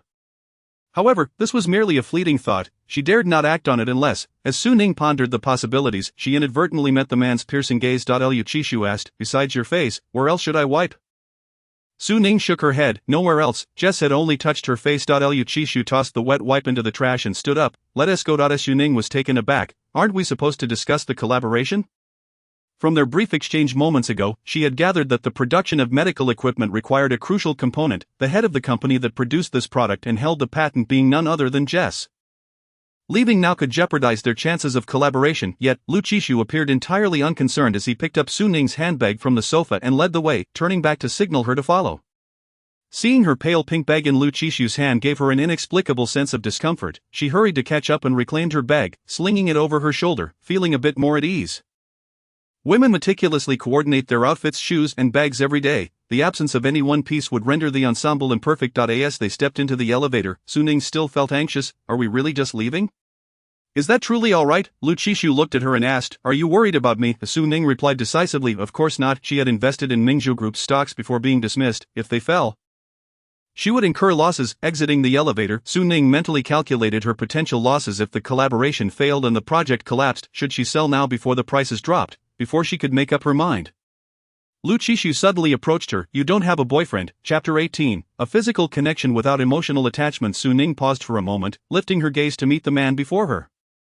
Her curled lashes fluttered as she countered, Do I? Lu Qishu leaned slightly closer, the intensity of his gaze compelling. Su Ning's expression remained unchanged, even as she leaned in slightly, their breaths mingling, mere inches separating their lips. Su Ning raised her eyes, her beautiful orbs shimmering with playful mischief, her every smile and frown irresistibly alluring. What's wrong? Are you jealous? In the next instant, Su Ning's facade crumbled as she gasped in surprise. Lu Qishu pressed his lips against hers, accompanied by a gentle bite. The unexpected action left her momentarily dumbfounded. After shooting him a glare, she quickly scanned the surroundings, relieved to find no one paying attention. And then exhaled quietly, but soon after, her irritation flared again. How could you do that in public? Aren't you afraid of being photographed? Life isn't a stage with an audience everywhere. There are cameras everywhere. While Lu Qishu seemed to relish the prospect of scandalous headlines, she did not share the sentiment. She had merely intended to enact a scene of equal footing, a tantalizing tug-of-war, but who knew Lu Qishu would resort to such underhanded tactics? The man appeared to have no awareness of any wrongdoing, a smile playing on his lips. Su Ning harbored deep suspicions that his actions had been deliberate. She brushed past him, striding ahead upon returning to the hotel. Her anger had yet to subside. When Secretary Yang knocked and entered, he perceptibly detected the underlying tension between the two. Casually glancing at Lu Qishu's expression, there was no hint of irritation from a quarrel. Rather, his brows were slightly raised, clearly in good spirits. Secretary Yang pretended not to notice, greeting him as usual. Madam, that he handed over some documents to Lu Qishu. Regarding the court case, the lawyer has found a new breakthrough. There have been no significant funds flowing in the accounts of the involved parties or their families, but a sum of 200,000 was discovered in the account of a distant cousin of his aunt. Deposited the day before the retraction of the statement. Lu Qishu inquired, Have the sources of the funds been traced? Secretary Yang replied, Lawyer Gu is investigating. The specific details are still unclear. Lu Qishu nodded. Continue to follow up on this matter. As for Jess, the two proceeded to discuss business matters as if no one else were present, delving into the core projects of Mingzhu Group. Su Ning, still bound by confidentiality, casually picked up a fashion magazine from the side and exited the study. Secretary Yang listened intently, eager not to miss any instructions from his boss, while Lu Qishu paused, his eyes drawn to something behind Yang. A curiosity piqued. Secretary Yang desperately wanted to turn around, but with only Su Ning remaining in the study, he restrained his curiosity and waited quietly for further orders. Watching Su Ning slip out, Lu Qishu resumed the conversation. Su Ning settled onto the sofa, opening the magazine in her hands. At first glance, she felt dismayed. What were the odds of her randomly picking up a magazine featuring Song Qingyan on the cover? And not just any magazine, but a major publication. To enter the entertainment industry, Song Qingyan's face needed no further praise, yet Su Ning had no desire to linger on it. She swiftly flipped to the inner pages. The first page featured a stunning fairy dress from brand adorned with flowers at the chest and waist, against a backdrop of a flowing skirt that seemed to transport one into a sea of blossoms. Exuding the vibrancy of spring, the fairy dress was indeed deserving of its name. The model showcased the garment's beauty to perfection. Su Ning found herself captivated, her imagination already envisioning how she would look wearing it. When Lu Qishu entered, he was met with the sight of her eagerly gazing at the dress in the magazine, as if she were about to drool. Would you like to go see it? Lu Qishu offered. The organizers had sent 2 invitation tickets to Mingzhu Jewelry, and the manager had delivered the tickets directly to his office. The mere mention of the fashion show acted as a switch, awakening certain deliberately ignored sentiments and the lingering resentment from earlier. Su Ning turned her head, her shimmering eyes fiercely fixed upon him. Who exactly is attending the fashion show? How is it that Mr. Lu has graced us with his presence? The little vixen, with her claws bared, seemed on the verge of pouncing. No, he replied, stroking her fur the wrong way. If you wish to go, I shall accompany you. If not, simply make a reservation. Su Ning was successfully enticed, edging closer, her eyes sparkling with confirmation. Are you really going to buy me clothes? Haute couture gowns are undeniably beautiful, and Su Ning adored them. As would any woman, yet, the thought of spending tens of thousands on a garment that could only be worn once, could not be washed, and had to be preserved, seemed extravagant to her. She was no celebrity needing to grace the red carpet. However, all her principles could be effortlessly overturned if someone else was footing the bill. Is it true? Su Ning's voice was soft and sweet, her lips curling into a smile as she reached out to gently tug at the man's shirt hem. Unconsciously playing coy. If you don't speak, I shall take it as your acquiescence. A man who spends money is undeniably handsome, especially when he is spending it on you. Su Ning could temporarily overlook the earlier teasing from someone on the road. Lu Qishu let out a soft huff, remaining silent, yet Su Ning understood that he had silently agreed. She was eager to rush to the bedroom to change, but was firmly halted. No hurry. The fashion show is tomorrow night. That evening, Su Ning was already in preparation mode, having taken out the gown to hang up. After 8, she abstained from food and water, indulged in a bath, removed unwanted hair, applied a face mask, and tended to her hair. It was Lu Qishu's first realization that something as simple as personal grooming could be so intricate. Finally, as Su Ning donned her eye mask and slipped into bed, she mumbled, "I'm going to sleep for beauty." This implied that she did not wish to be disturbed and hoped he would behave. The underlying message was not lost on Lu Qishu. As she prepared to lie down, he reached out. Her slender waist was pulled closer, causing Su Ning to pause, uncertain of his intentions, especially with the steaming eye mask obscuring her vision. She wore a camisole nightgown, and unlike last time, this one was champagne-colored, perfectly blending with her fair skin, accentuating her gentle and beautiful curves. The black mask obscured most of her face, her lips slightly parted, tinted a rosy hue, glistening with fullness. Lu Qishu's gaze darkened as he quietly reminded her, "Have you forgotten something?" Su Ning was bewildered. What? Had her memory deteriorated to that of a goldfish? What could she possibly have forgotten? Lu Qishu kindly reminded her. This morning. Su Ning continued to be puzzled. What had happened that morning? Wasn't it simply that she had been a subordinate for a bit, and she had encountered a foreign man who had shown interest in her? While Lu Qishu continued working in the afternoon, she had been nearby, contemplating how to style herself for the show, thinking about makeup and accessories. They had coexisted harmoniously, ignoring one another. The crisp scent of pine wafted from Su Ning now mingled with a delicate fragrance, intertwining sensually. Lu Qishu couldn't help but pull her slender waist closer, continuing to remind her. The voice message. At his words, Su Ning stiffened. It was a moment that could be etched in history. A social death in front of Lu Qishu. She wished she could fly back home and give Xiang Han a good thrashing. With a forced smile, she replied, "Oh, that was just a joke between girlfriends. You can't take it seriously." Lu Qishu asked calmly, "Is that so?" Su Ning nodded vigorously. Unfortunately she wore an eye mask, and thus couldn't he see the tumultuous desire swirling in his gaze. But what if I took it seriously? Su Ning? What then? Just let it be. Su Ning adjusted her demeanor slightly, knowing Lu Qishu couldn't see her, yet she cleared her throat and asked seriously, "Are you planning to engage in a purely physical relationship with me?" Chapter 19, Wanting It All. Silence. An extraordinary silence to It was akin to the melancholic notes of a farewell. As soon as her words fell, she sensed an unsettling shift in the atmosphere surrounding them. Cold quiet infused with a premonition of doom, reminiscent of that day she confessed her feelings. The air was too eerie. She was about to lift her mask when the arm around her waist tightened, pulling her closer to him. "Is this truly what you desire?" Lu Qishu's tone was calm, though it was difficult to ignore the firm grip he had on her waist. Under the eaves, one must bow their head. Su Ning dared not move, merely tilting her head slightly to maintain eye contact, relying on instinct. Is it not? Did Lu Qishu harbor feelings for her? The answer was a resounding no. If one genuinely cared for another, they would not humiliate them in front of so many people, making them the subject of gossip. She still remembered the sting of being rejected. Lu Qishu was, in a sense, her adversary, even after marriage. Taking advantage of her inability to see, Su Ning felt emboldened, defiantly lifting her chin, refusing to back down. She could not comprehend why they could not come to an agreement regarding this matter. Lu Qishu desired her body. She had sensed that. Of course, she desired him as well, along with the wealth he possessed. She considered herself a low-maintenance, harmonious partner. What was wrong with that proposition? Some married couples lived worse than friends with benefits. After a prolonged stalemate, neither willing to yield, Su Ning's neck grew sore, yet she persevered. Ultimately, it was Lu Qishu who relented, releasing his hold, but then he turned, lying down side by side, pulling her firmly into his embrace. In the haze, she thought she heard a sigh. Su Ning struggled slightly, but to no avail. Lu Qishu tightened his embrace. "Settle down, you don't sleep peacefully." Su Ning, when had she ever been restless? Every morning, she rose from bed lying perfectly straight, as if she had just gotten into bed. It was Lu Qishu who was restless, now touching her without restraint. Unable to break free, she resigned herself to finding a comfortable position and succumbed to sleep. The fashion show was a grand affair, teeming with stars invited by the brands and the incessant flickering of flashbulbs. Among them were international superstars, and Su Ning even spotted two familiar domestic actresses. Naturally, this included Song Qingyan, surrounded by her assistant and journalists. Almost simultaneously with Song Qingyan's award win, her status as a brand ambassador was announced. She was invited by the brand as well, adorned in the latest haute couture.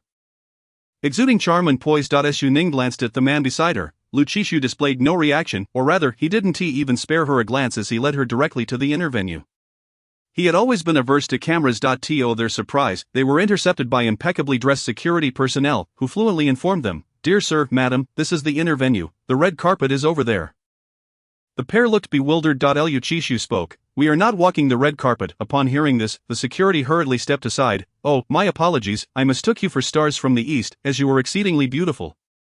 Su Ning was elated by the compliment, feeling her efforts to present herself beautifully were validated. She may not have outshone everyone, but she certainly possessed a striking elegance. In contrast, Lu Qishu seemed less impressed by the flattery. After checking their invitation, the security realized their mistake and allowed them entry. "You two make a great pair." This Lu Qishu's expression softened slightly once inside. The show had yet to commence, and staff members were bustling about in an orderly fashion. Soon, someone came to guide them to their seats. When Su Ning saw their assigned location, she was taken aback. The seating around the runway was arranged in a curve, designed for optimal viewing of the garment's intricate details, which also made for a cramped space, accommodating both guests and media. However, Lu Qishu's seat offered the best view, and it was arranged separately to avoid the crowd. Had it not been for the CEO of the brand seated next to them, she would have suspected that Lu Qishu was the organizer of the show. In this highly coveted spot, Su Ning felt somewhat out of her element. Lu Qishu frowned as he looked at her. "Shall we change seats?" Su Ning nodded. Consequently, Lu Qishu raised his hand to summon a staff member, coordinating a change to a more inconspicuous location. Due to the earlier unpleasantness, they exchanged only a couple of words throughout the event. Su Ning maintained an upright posture, exuding grace and poise, treating the person beside her as merely a walking watermark. Soon, the guests began to arrive. After the host's opening remarks, the lights dimmed, and soft lighting illuminated the runway. The show commenced, and models entered in an orderly fashion. In that instant, Su Ning comprehended the true essence of a fashion show. It was a spectacle that words, images, and videos could not adequately convey. Unlike other brands with their eccentric styles, E-brand consistently led the forefront of aesthetics, favoring soft, vibrant colors, exquisite embroidery, elegant cuts, and crystal embellishments, showcasing sheer luxury and captivating charm. It was an ineffable beauty that left one speechless. In Su Ning's world, there was nothing else, only the delicate fabric fluttering under the spotlight. The audience was silent, the only sound being the clicking of cameras. The overwhelming atmosphere of the event was unparalleled. Until the show concluded, and the lights dimmed, the overhead lights brightening brought her back to reality, her neck slightly aching, reminding her just how long she had been engrossed. "Which piece caught your eye?" Came a casual inquiry from beside her. Su Ning, "You can't ask such a heart-wrenching question. Lu Qishu?" "Because I am a three-once person." Su Ning explained nonchalantly. Wanting it all, she could hardly fathom how radiant she would appear wearing any of those gowns. Envisioning herself as a vivacious young girl. Lu Qishu, as the show wrapped up, they transitioned to a large hall for a significant social gathering. As per tradition, the brand's CEO took the stage to deliver a speech. Su Ning, feeling utterly bored, scanned the room in search of a target. She had consumed a solitary egg and a segment of corn that morning, and at this moment, she was on the verge of transforming into a captivating and alluring specter of hunger. Failing to find a target, her thoughts were abruptly interrupted by a thunderous applause. The CEO directed a monologue towards her, conveying the essence of a significant partnership established with Mingzhu Jewelry. Upon hearing this, the attendees could not help but murmur in astonishment. E-company had always been renowned for its haute couture gowns, never having ventured into the realm of jewelry. The sudden announcement of this collaboration piqued everyone's curiosity about the identity of this Chinese individual. It was likely that prior negotiations had been conducted to limit her exposure, for the CEO did not pursue the topic any further. Su Ning completely abandoned her desire to eat, staring blankly at the individuals beside her. Had her husband's status just skyrocketed? No wonder Mingzhu Jewelry had no need for a spokesperson, no wonder their positioning was so advantageous. Was it still appropriate for her to cling tightly to this benefactor? This episode had drawn considerable attention, including that of Song Qingyan. She gazed from a distance, immediately captivated by Lu Qishu's distinctive aura. Naturally, she overlooked Su Ning, who was facing away from her. Song Qingyan slightly lowered her head, her thoughts swirling beneath her calm exterior. Chapter 20, MRS.Lu was that not President Lu of Mingzhu Jewelry over there? Indeed, it was unexpected. I had presumed Mingzhu Jewelry would engage in a fierce rivalry with Hatai, allowing us to seize the opportunity, yet here they were soaring to unprecedented heights, far surpassing Hatai. Just a while ago, did not someone named Song publicly declare her role as the spokesperson for Mingzhu Jewelry? Having been embarrassed domestically once was not enough, this time she was humiliated on an international scale. Not only that, it was evident that President Liu was already married, and yet she shamelessly clung to him. How utterly distasteful. If I were Mrs. Liu, I would certainly give her a couple of slaps. It seems President Liu did not come alone. He must have a female companion. Is she perhaps his secret wife, this time? 3 celebrities were invited from the domestic scene with the distinction that Song Qingyan was the spokesperson, while the other 2 were merely brand ambassadors, their discord with Song Qingyan almost becoming public knowledge. If only I possessed her knack for opportunism, otherwise that spokesperson title would have been mine today. Oh dear, why is Song Qingyan heading in that direction? Is she personally delivering a slap to Mrs. Liu? Su Ning scooped a spoonful of cake into her mouth, considering it a source of energy. The banquet was not yet concluded, and she could not afford to let her guard down just as she set her spoon down. She heard a voice that was once painfully familiar, sharp and caustic. What are you doing here? Su Ning turned her head, raising an eyebrow slightly, not surprised, arriving earlier than she had anticipated. Song Qingyan wore a smile perfected through years of practice. Appearing to engage in light-hearted banter from afar, yet the scorn and contempt in her gaze seemed capable of piercing through Su Ning. Su Ning marveled at the expression management within the entertainment industry. Casually retrieving a glass of wine from a nearby table and offering a friendly gesture. After all, performing was a skill everyone possessed. Su Ning cast a sidelong glance at the person before her. A faint smile gracing her lips, yet her voice was frigid. Does it concern you? Song Qingyan was unfazed, standing her ground before Su Ning, a slight smile gracing her lips. If my guess is correct, Su Lianen must have sold you out, otherwise how could you possibly be here to witness the show? Let me take a wild guess. Was it Liang Zhuan? Her tone was assured, her brow raised in utmost disdain. Far from the gentle demeanor she exhibited before the cameras, it seems Su Lianen has indeed gotten what he wanted. Having licked so long, he ought to fetch a good price. What a pity. Liang Zhuan is not interested in you. Su Ning absently traced her finger along the rim of her glass, her clear, bright eyes now glimmering with a hint of coldness. Every remark revolved around Liang Zhuan, indicating that Miss Song's affection for him was genuine. Indeed, they seemed well suited, both appearing as if they had smeared lip balm on their faces. Upon hearing this, Song Qingyan's expression darkened, her fingers tightening around her wineglass. Su Ning smiled brightly, unperturbed, confident that Song Qingyan would not dare to spill her drink on her. She wouldn't dare. After a moment, a smile finally broke through Song Qingyan's facade. I have no interest in who you were sold to.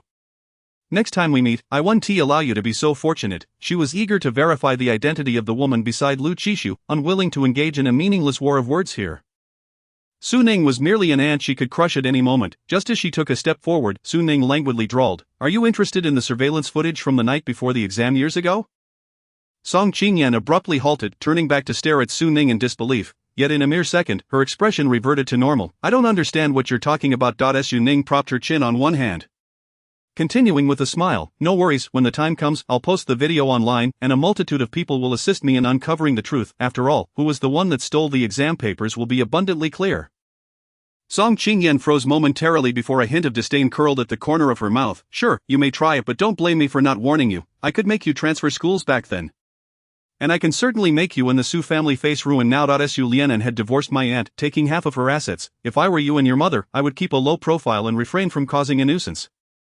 Su Lianen had once been married to Song Qingyan's aunt, during which the Su family was nowhere near the stature of the Song family. Becoming a son-in-law to the Song family greatly benefited Su Lianen's career, allowing him to leap across several social strata. While Su Lianen achieved success, he was also a devoted husband, and Song Qingyan's aunt firmly believed in never compromising. For a time, they were the envy of many.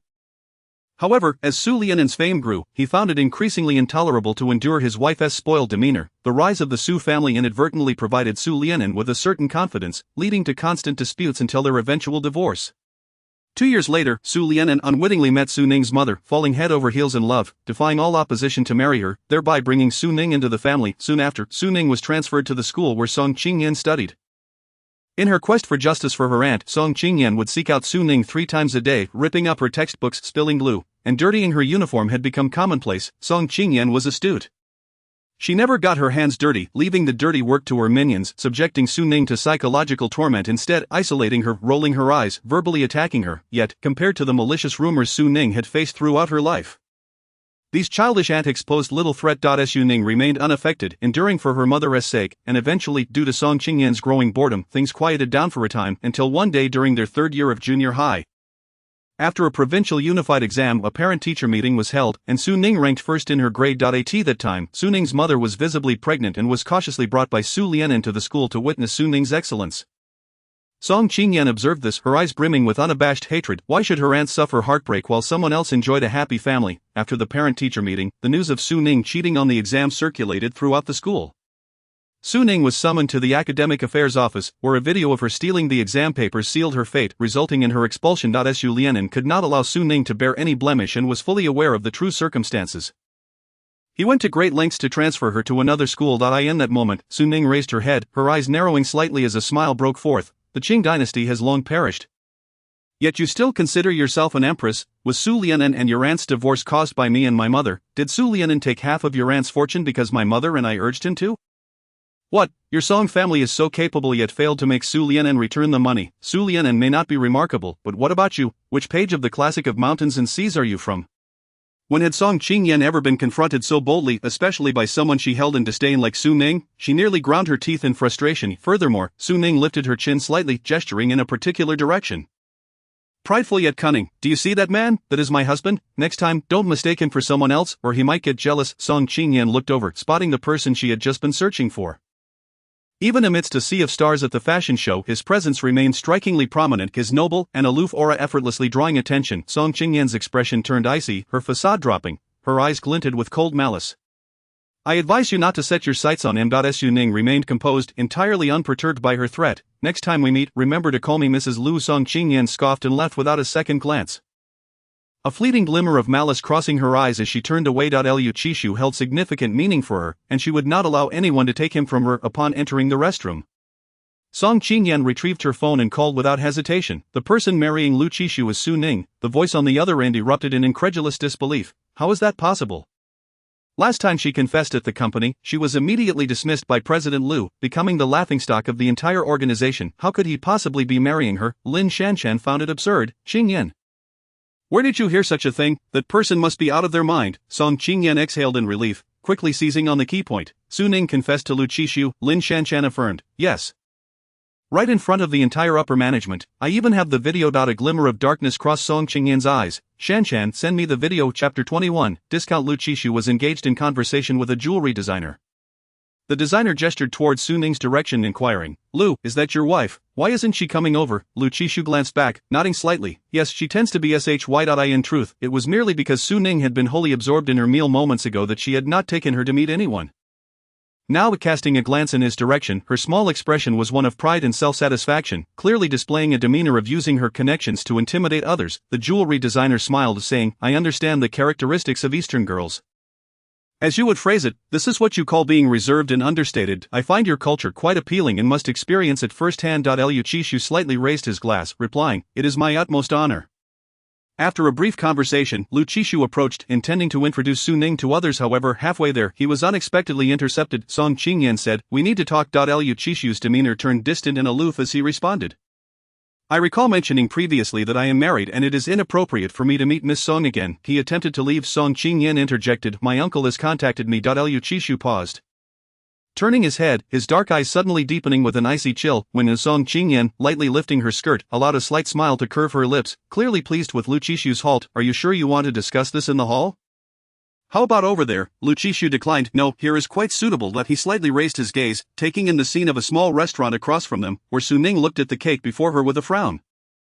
Torn between desire and reluctance, fearing the consequences of indulgence, amidst a throng of deep-set, striking blue-eyed individuals, Su Ning's distinctly Eastern features stood out, radiating both brightness and gentleness. Men passing by exchanged smiles with the beautiful Eastern girl, and a couple even paused to inquire if she needed assistance, to which Su Ning politely declined. A fleeting softness crossed Lu Qishu's expression. What did your uncle discuss with you? Song Qingyan, keenly perceptive, noticed the subtle shift in his demeanor and followed his gaze. In the bustling crowd, it was unclear which individual he was observing, but her attention was drawn to Su Ning among them. Upon closer inspection, Lu Qishu's expression reverted to normal, as if the prior moment had been a mere illusion. Song Qingyan suppressed unnecessary thoughts, reminding herself that Lu Qishu could not possibly have any interest in his stepdaughter. He didn't say much. Just asked me for money regarding past events. As she spoke, Song Qingyan slightly lowered her head, and when she raised it to meet his gaze, her eyes glistened with unshed tears, her voice tinged with a quiver. If I refuse, he will send my photos to the media. Liu Qishu's attention remained elsewhere, where a foreign man had taken a seat directly across from Su Ning, animatedly speaking in an unintelligible babble. Unlike before, Su Ning did not shy away but instead responded with a radiant smile, nearly entranced by the conversation. Lu Qishu, seeing Lu Qishu's silence, Song Qingyan's eyes flickered as she bit her lip and continued.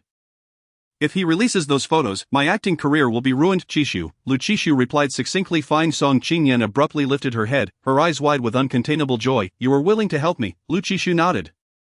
I have already reported it to the police and hope Miss Song can actively cooperate with the investigation to successfully apprehend your uncle. Song Qingyan's expression nearly cracked, and she could only grit her teeth and say, Thank you. Lu Qishu replied, No need, it is merely a good deed. With that, he stepped towards Su Ning. Song Qingyan watched his direction, eager to see whom he was approaching. Before she could discern, her manager rushed over. Looking frantic, there's been an incident. Meanwhile, Su Ning was engaged in lively conversation with the man possessing deep blue eyes. The man had chosen a glass of pink wine, his gaze openly filled with admiration as he spoke in a rich, romantic French accent. This wine suits you beautifully. It is quite sweet. I apologize, but I do not enjoy sweet, came a suddenly cold voice that ruthlessly shattered the pleasant atmosphere between them. The blue-eyed man was taken aback, staring at Lu Qishu with an air of rudeness. And you are? Lu Qishu stood firm, his dark eyes narrowing coldly. Her husband, the blue-eyed man, with his tail between his legs, he quickly retreated. Su Ning, however, appeared unfazed, leisurely sipping her wine before asking, Is the discussion over? Did you finish your date with the superstar and remember me, the one left to simmer? Su Ning awaited Lu Qishu's reaction, only to be taken aback when he actually nodded. Not only did he nod, but he also affirmed with a soft Su Ning. Her face flushed with indignation, she puffed up her cheeks and glared at him. Lu Qishu found this version of Su Ning endearingly cute, a sight he had never witnessed before, and felt an urge to pinch her cheek, but he knew such an action would only invite a flurry of retaliatory strikes from her. At that moment, a woman's appearance was not to allow any flaws. He assumed Su Ning was referring to the jewelry designer they had just met, as Song Qingyan did not warrant a conversation of significance in his eyes, merely a tool wrapped in a sugar-coated shell. He wasn't blind. Lu Qishu extended his hand, signaling for Su Ning to link arms with him. I wish to introduce you to someone. Su Ning decisively refused. No, the lingering scent of another woman's perfume on him made her disdainful of any contact. Suddenly Lu Qishu leaned down, and in an instant, Su Ning's hand was captured in his warm grasp. If she did not wish to link arms, then he would hold her hand instead. In such a setting, linking arms was implicitly understood as a common gesture between men and women, and the unexpected intimacy of their handholding instantly drew the attention of onlookers. A delicate blush adorned Su Ning's face, and she subtly attempted to pull away, but to no avail, as Lu Qishu held her firmly. At the inner area forbade media entry, which allowed for such unrestrained behavior. Yet, amidst the throngs of people, the sight of the two women who were clearly at odds with Song Qingyan nearly had their eyes popping out in shock. Indeed, the appearance of the legitimate wife was strikingly different. They turned in unison to gauge Song Qingyan's reaction, scanning the area but finding her absent. Lu Qishu greeted the brand's CEO, who lightly grasped her hand. Oh, hello, beautiful girl. Lu is truly fortunate. Su Ning responded fluently in French. Hello, you are quite handsome as well. Dyson was pleasantly surprised by her impeccable French. Lu Qishu introduced, all the garments today were designed by Dyson. Foreigners rarely adhere to subtlety. Directly asking Su Ning, What do you think of today's show? Su Ning replied, It is an existence that cannot be measured by money. Her words left Dyson momentarily speechless. As she continued unabashedly, If you don't mind, I could design wedding dresses for both of you. Su Ning's eyes sparkled at the thought. A wedding dress designed by a world-class designer, what a tremendous profit. However, she quickly reconsidered, would there even be a day that she and Lu Qishu would hold a wedding? Would this wedding dress ultimately be worn by someone else? Dyson had other matters to attend to and departed after a brief conversation. Su Ning wished to leave as well, but Lu Qishu insisted she stay by his side. He handed her a glass of wine. You will drink this. Su Ning took a small sip. It was pleasantly tangy and sweet. A specially crafted fruit wine. The successful collaboration between Mingzhu Jewelry and E-Family had undoubtedly opened up overseas markets, making this occasion an ideal opportunity for networking. Su Ning remained beside Lu Qishu, smiling, greeting, and toasting. Due to its delightful flavor, she often drank it all in one go. By the time Lu Qishu noticed, it was too late. She stood firm, her fair skin glowing with a hint of blush, her dark eyes sparkling. At first glance, she seemed sober, but in reality, Lu Qishu, how much are you worth? Can I hire you for a night? Su Ning leaned closer, her voice soft, as if seeking his approval while also feigning vulnerability. I don't have much money. Could you possibly give me a discount? Chapter 22, A Tofu Feast. Su Ning had long harbored a little-known wish that consistently topped her list of birthday desires each year, to financially support Lu Qishu. Yet every morning, she awoke to news of Mingzhu Group sealing strategic partnerships with various entities, and thus Lu Qishu's support fee continued to rise. Exiting the banquet hall, Su Ning remained undeterred, asking, So how much would it take for you to come home with me? At that moment, Su Ning resembled a drunken cad, persistently pursuing a young girl to accompany him home. However, Lu Qishu was far from a mere girl. He was sturdy and strong, effortlessly lifting her and placing her in the back seat. The low, resonant timbre of his voice cut through the night like a cello, rich and captivating. Su Ning's ears clamored for her to take him home, yet she could not bear the thought of a discount. Causing her great distress, "Then you should support me," she declared, patting herself on the back for her cleverness, wrapping her arms around Lu Qishu's neck, and firmly pressing her lips to the corner of his mouth. "This seals the deal. Remember, you are now mine." Su Ning had clearly stepped into another theater, and Lu Qishu was not particularly concerned. He held her secure in his embrace, glancing at the rearview mirror. The driver, a Frenchman, observed their affectionate display with keen interest. Upon meeting Lu Qishu's gaze in the mirror, a chill crept up his spine, prompting him to hastily raise the partition between them and drive on. Su Ning nestled comfortably in Lu Qishu's embrace, her face pressed close. "Now that I'm under your care, how much do you plan to give me each month?" Lu Qishu laughed. "You wish to support me instead? Allowing yourself to be taken care of." The absurdity of her proposition nearly made him laugh out loud. He reached out, finally doing what he had long desired, pinching Su Ning's cheek, the soft texture causing him to linger a moment longer before playfully rubbing it. Su Ning, however, grew annoyed and swatted his hand away, yet, the alcohol coursing through her system rendered her limbs weak, and her slap lacked any real force, resembling more of a playful swipe, imbued with an air of reluctant affection. Lu Qishu paused, cradling her face and gently scratching her chin, as if to soothe her. "Did I not give you a card previously?" Lu Qishu inquired. "Is it insufficient? Otherwise, you wouldn't be asking him for money here." Su Ning, feeling quite comfortable from the scratching, tilted her chin up in his embrace, her clear black eyes misty with a layer of haze, murmuring, "How can it be the same?" Her sweet, soft voice, though lacking in reason, was filled with spirit. "That is given to me by my husband." Lu Qishu found great pleasure in Su Ning's mention of husband. "But, if the card is provided by your husband, then who am I?" Su Ning pondered this question for a moment, her head a bit foggy, causing her thoughts to become somewhat disordered, yet this did not hinder her from affirming certain matters. "You are my kept man." Lu Qishu. Just as Su Ning was about to say something further, Lu Qishu raised his hand and pressed her head into his chest. Silence. To prevent her from uttering any more irksome remarks. Upon returning to the hotel, Lu Qishu carried her into the bathroom. Su Ning's gown had an invisible zipper, and after searching for quite some time, he finally found it, removing the dress and laying it aside. After donning a nightgown, he found himself at a loss regarding the makeup on her face. After a moment's thought, he sent a message back home. Within a minute, his phone began to vibrate. Lu's mother, wide-eyed, searched for a long time on the small screen before finally locking onto Lu Qishu's expressionless face, her tone impatient. "Where is my daughter-in-law? Where have you hidden her?" "Your daughter-in-law is sleeping. I will bring her to meet you after we return home." Lu Qishu flipped the camera to show the array of bottles and jars on the sink. "How do I use these?" However, Lu's mother's focus was elsewhere, her agitation causing her to nearly leap. "Aren't you on a business trip in France? How can there be things belonging to another woman in your room? How dare you do such a thing?" Lu's mother was so enraged she almost seemed ready to leap through the screen. "If you go out, don't say you're mine and your father's son.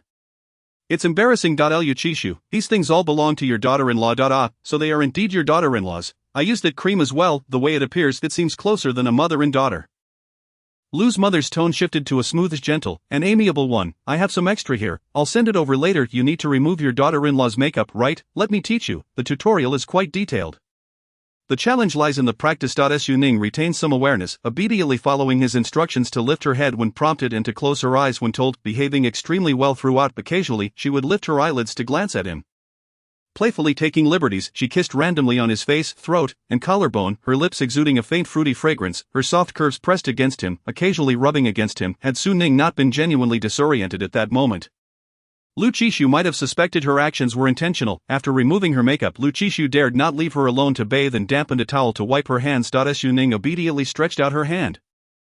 Her fingers, delicate and long, adorned with beautiful manicures, the tips dusted with pink. Then, she hooked her fingers around his belt. Her small face wore a serious expression, intent on unfastening it. Lu Qishu, initially thinking she was merely a bit tipsy and relatively well-behaved, not causing a scene, perhaps just being a bit too playful, and now, it became evident that he must prevent her from getting even a drop of alcohol in the future. In a short time, Su Ning's hand was about to slip inside, and Lu Qishu's throat felt parched, his expression darkening. He had no intention of arguing with a drunken person. He swiftly pressed her down, quickly washed himself, and carried her to bed. The moment Su Ning touched the pillow, she wrapped herself in the blanket and fell asleep. Lu Qishu's clothes were already a mess from her earlier actions, the hem stained with makeup remover.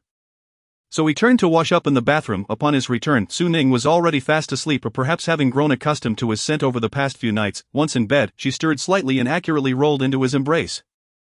However, upon contact, she found his coolness off-putting and attempted to roll away. Lu Chishu would not let such a tempting opportunity slip away, reaching out to pull her back into his arms, refusing to let her escape.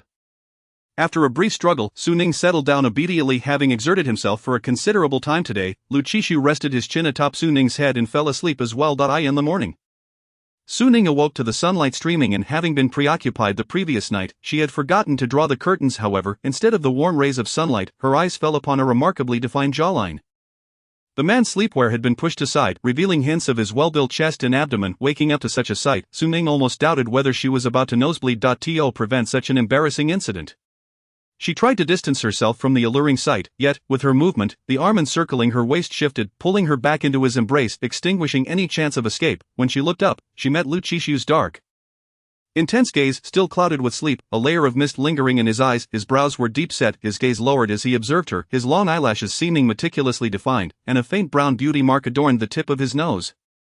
Invisible at a normal social distance but undeniably alluring up close, subtly enticing her. It is well known that mornings are when self-control is most easily compromised, especially when faced with such beauty. Su Ning, utterly captivated, leaned forward to lightly touch his nose like a dragonfly skimming the water. After stealing that brief moment of intimacy, she wished to withdraw like a turtle retracting into its shell, yet, clearly, he had no intention of allowing her that opportunity.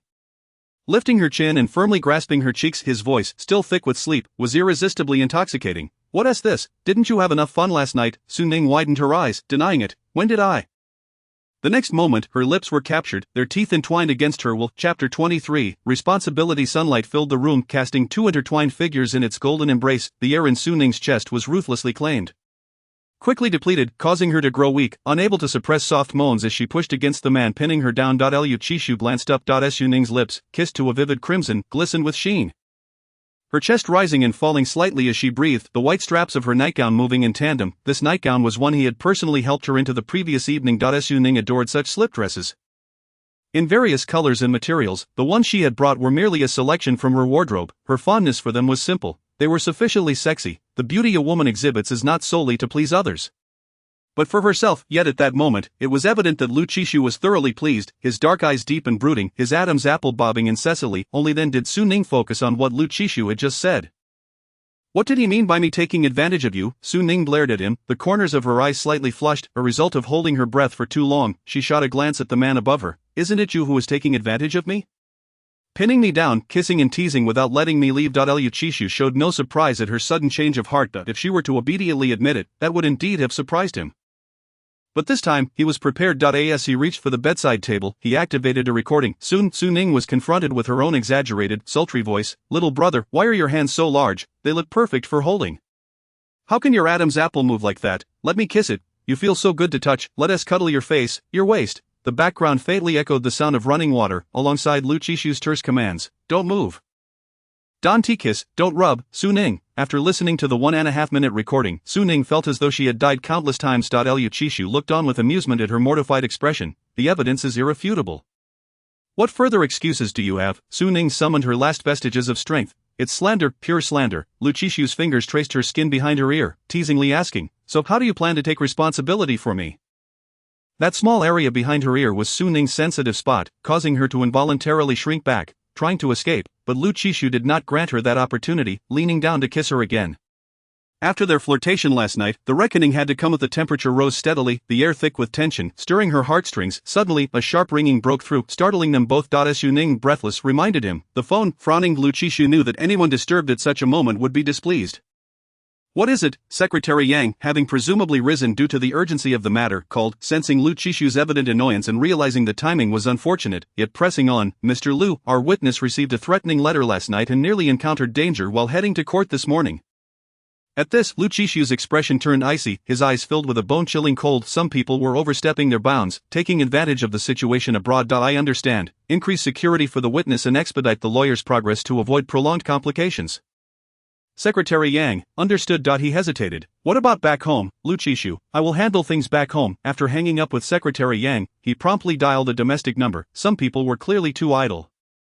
It was time to make arrangements. Standing by the window, clad in a loosely fitted robe that still could not conceal his impressive physique, broad shoulders and a narrow waist, exuding a cold yet noble aura, Su Ning watched him. Wrapped in her blanket, trying to steady her heartbeat and rapid breathing, despite having had 2 previous experiences, they had only just brushed the final step. The overly intimate contact still left her feeling nervous. And her back tingled with an indescribable emptiness. After a moment's pause, she picked up her phone. As soon as she opened it, she was bombarded by messages from Xiang Han. What the hell? Does Song Qingyan have no shame at all? Aren't you in France? Why haven't you torn her face off for being so shameless? I really want to call her out by name. Su Ning managed to piece together the intricacies of the situation after some effort. Song Qingyan was once again embroiled in controversy. This time, she made no attempt to conceal it, brazenly adorning herself with the title of Mrs. Lu. Song Qingyan and Lu Qishu attended the banquet together, their relationship appearing stable. Song Qingyan married into a wealthy family, her worth now exceeding 100 million. Song Qingyan and Lu Qishu, after years of romance, had finally reaped the fruits of their love. All the reports stemmed from a single photograph. In the opulent banquet hall, a man and woman stood facing each other. The man leaned casually against the railing, exuding an aura of power while his gaze remained fixated on the woman beside him. The woman, graceful and elegant, met his gaze with a beaming smile, her eyes brimming with affection. This single image irrevocably sealed the fate of the Qingyan couple. Su Ning, damn, she should have pinned Song Qingyan down last night and exacted revenge for past grievances so as to spare herself the current disgust. Lu Qishu, after finishing a phone call, approached and stood by the bed, his tone as cool as ever, as if Su Ning were the only one who had been lost in the throes of passion. I will be quite busy today. I've left the driver's number with you. Reach out to him if you need anything. Try to stay indoors. It's not safe outside. Su Ning turned her back to him, utterly disinterested in engaging. Lu Qishu interpreted her silence as a childish tantrum, especially since their previous moment had been abruptly halted. Uncharacteristically, he attempted to placate her. I'll take you out tomorrow. The dresses she had set her sights on were already reserved, and once her measurements were taken, production could commence. Su Ning remained unresponsive. Secretary Yang was still waiting, and after Lu Qishu changed his clothes, he left the room. Hearing the door, Su Ning glanced back. The vast room suddenly felt empty, leaving only her and a solitary sticky note on the nightstand with the driver's number scribbled on it. Su Ning rolled out of bed and began her morning routine. Once she was prepared, she dialed the driver's number. Self-pity was uncharacteristic of her. Chapter 24. Brother. As Su Ning dragged her suitcase to the hotel entrance, she was greeted by someone rushing towards her, enveloping her in a warm embrace. Oh, darling, I've missed you so much. Su Ning returned the embrace. I've missed you too. Anna ushered her into the hotel. The wedding begins tomorrow, but tonight is our exclusive night of revelry. I was worried when I hadn't heard from you. I thought you might not come, and it nearly broke my heart. Anna was Su Ning's roommate during her exchange program. It is said that the best way to win a woman's heart is through her stomach. Su Ning had successfully captured Anna's affection with 2 suitcases filled with various sauces and hot pot bases, having charmed Anna during her travels in China, where she was utterly captivated by Chinese cuisine. For a year, the two were inseparable. Outside, Anna guided Su Ning through the romantic allure of France, and upon returning to the apartment, Su Ning rewarded her with a feast. On the day Su Ning returned home from her exchange, Anna, regardless of her image, sobbed at the airport, clutching several of Su Ning's beloved condiments. Su Ning had intended to come straight from the airport, but a chance encounter with Lu Qishu delayed her by 2 days. And she had only just arrived. Feeling guilty, she retrieved a small box from her suitcase. Logon mott beef sauce, double pepper sauce. Anna's eyes sparkled with excitement as she gazed at Su Ning. Surprise, are these all for me? Su Ning had dedicated half of her suitcase space to these sauces. It was evident that Anna was genuinely thrilled, planting several kisses on Su Ning's cheeks. Darling, I adore you. Then, her expression turned slightly sorrowful as she continued, Ning, you really can't be my bridesmaid. I've already prepared the dress for you. Anna's features bore the classic traits of a French woman. Deep and striking, with piercing blue eyes reminiscent of a clear azure sky. Under the gaze of such pleading blue eyes, anyone would find it hard to refuse, especially since Su Ning had already promised to be Anna's bridesmaid. Though unforeseen circumstances had arisen, complicating matters with Lu Qishu's sudden appearance. I've already married. Would you mind if I were your bridesmaid? Anna appeared unconcerned, her expression nonchalant. A bridesmaid is a friend, a family member. If you two cannot witness my happiness, then this wedding would be rendered meaningless. Su Ning found herself swayed. Alright then. Anna hugged her once more, showering her with kisses before bustling off with several bottles of sauce. With the role of bridesmaid reinstated, Su Ning became engulfed in preparations, trying on dresses, participating in rehearsals, and attending the evening's bachelorette party, so much so that she failed to notice her phone ringing for quite some time. Meanwhile, in Paris, Secretary Yang held the unanswered phone, hesitant to meet Lu Qishu's gaze. Earlier that day, Lu Qishu had ordered a meal for Su Ning, only to discover she was missing, along with her luggage. After inquiring at the hotel, he learned that Su Ning had departed 3 hours prior, her whereabouts unknown. She did not answer her phone. Under Lu Qishu's frigid stare, Secretary Yang felt a shiver run down his spine. Yet he couldn't help but feel astonished. While he could understand Lu Qishu's sudden marriage to Su Ning, especially given the media's scrutiny and family pressures regarding grandchildren, he had not anticipated Lu Qishu's evident concern for Su Ning, leading him to question whether Lu Qishu's feelings ran deeper than mere obligation. Secretary Yang hesitated before speaking. Mr. Lu, after verification, it appears that Madam left of her own accord and was not coerced. The collaboration between Mingzhu Jewelry and the Yi family had evidently sent shockwaves through the domestic market, prompting a desperate defense against patent infringement employing underhanded tactics. Su Ning's sudden departure inevitably raised suspicions. Lu Qishu glanced at his silent phone, his voice icy. Keep calling. Secretary Yang hesitated, then spoke after a brief silence. Is Madam upset? Lu Qishu lifted his gaze, his dark eyes impenetrable, chin slightly raised, indicating for him to continue. Secretary Yang ventured, at last night's banquet, you and Miss Song were photographed. The images have surfaced online, igniting widespread speculation. He faltered. Lu Qishu pressed, speculation about what? With trepidation, Secretary Yang continued, everyone is speculating whether the woman you married is Miss Song. He dared not mention that Song Qingyan was already flaunting her status as the wife of the president of Mingzhu Group, having patronized the flagship store of Mingzhu Jewelry earlier that day, causing a media frenzy that left the store manager in a state of panic. Several frantic calls had come through, demanding immediate action. The manager, unsure of the nature of Lu Qishu and Song Qingyan's relationship, was hesitant to act rashly. Upon hearing this, Lu Qishu's expression darkened. Is the group so wealthy that it can afford to support dozens of useless public relations personnel? Secretary Yang, the role of a secretary was indeed perilous. Understood. He nodded. I'll arrange it immediately. Once outside, he promptly contacted the anxious store manager. Proceed according to protocol, the implication being, do not hesitate, compensate where necessary, and pursue legal action if required. The flagship store of Mingzhu Jewelry promptly closed its doors, citing a need for appropriate adjustments and temporarily ceasing operations. Simultaneously, back in the domestic public relations department of Mingzhu Group, the atmosphere was tense yet orderly. Please expedite the removal of the trending topic. Our department head insists that the sooner you act, the quicker the funds will arrive. For the articles published by your marketing accounts on various platforms regarding Lu Qishu and Song Qingyan, please delete them at once, or we will be forced to pursue legal action. They gathered evidence to present to the legal department, preparing to sue Song Qingyan's studio. In a corner, Lin Shanshan nervously dialed Song Qingyan's number, her expression fraught with urgency. Qingyan, what do we do? The public relations department is already retracting the trending topic and deleting articles. They even plan to sue. The photograph had been disseminated at her behest, and if accountability were pursued, she would not escape unscathed. On the other end, Song Qingyan inspected the pink diamond in her hand, her tone tinged with frustration. Why panic? Lu Qishu won't sue. Lin Shanshan remained apprehensive. But Lu is married. What if his wife insists on pursuing this? Given Song Qingyan's current actions, had she been Lu Qishu's wife, she would have stormed into the studio to confront Song Qingyan without hesitation. Mentioning this, Song Qingyan's tone turned frigid. I've discreetly inquired within the circle, and no daughter from any family has married Lu Qishu. The marriage announcement was merely a smokescreen to silence the media and appease Uncle Lu and Aunt Lu. Lin Shanshan expressed disbelief. Really? The marriage certificate Lu Qishu released didn't appear to be fabricated. Given Lu Qishu's status, he was unlikely to engage in such deceit. Song Qingyan reassured her. Rest easy. My bond with Qishu has endured over the years. I merely need his assistance. He won't hold anything against me. Her voice quivered with emotion. Shanshan, I'm truly at my wit's end. With a slap, she offered a sweet promise. You've been longing for that bag that has been out of stock domestically.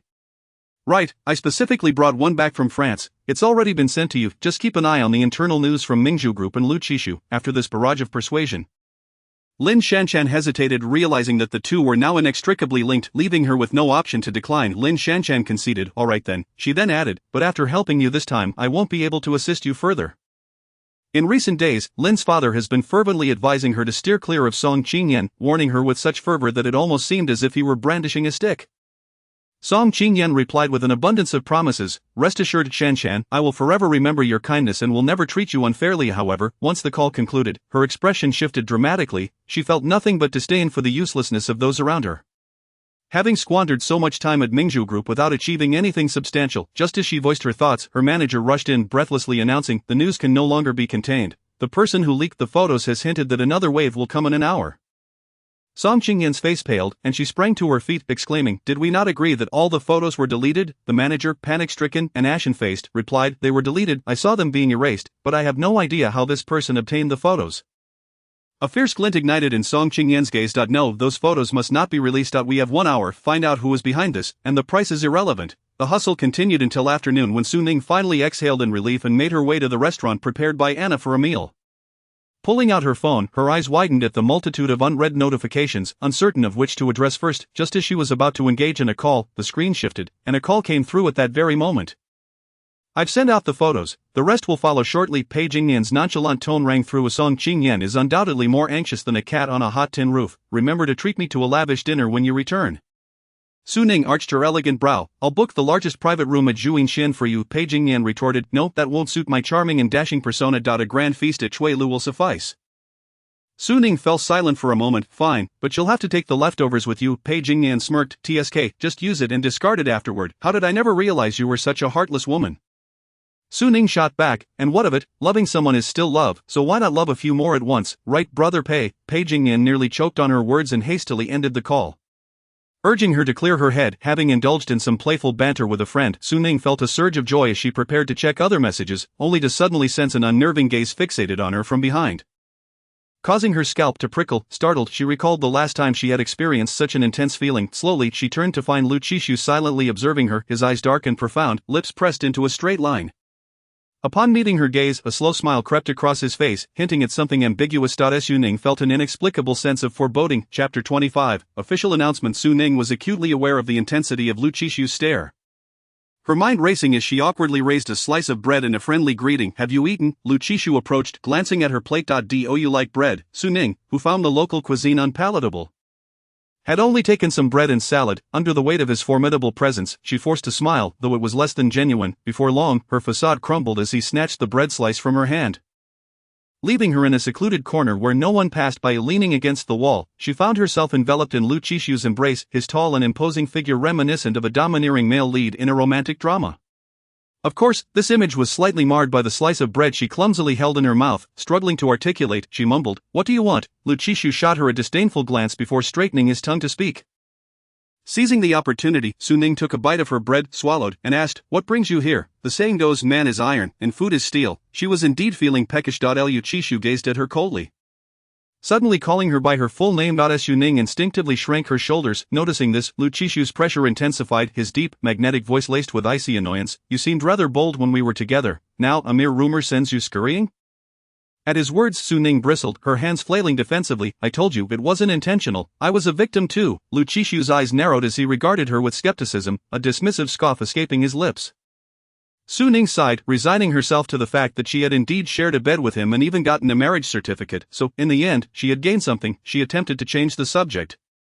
"How did I get scared off? I left you a note, didn't I?" Lu Qishu paused when, this time, Su Ning spoke with righteous indignation. "That sticky note with your driver's number on it. I left it on your bedside table." She blinked in disbelief. "You didn't see it?" Thus, he had come charging in like a detective hunting down a criminal. Lu Qishu thought for a moment, shaking his head. No, this left her momentarily speechless. If he hadn't seen it, then so be it, she pressed on. "What did you mean by that comment earlier? Did you see the news?" Lu Qishu lowered his gaze, his long lashes casting enticing shadows on his cheeks. "I'm not blind."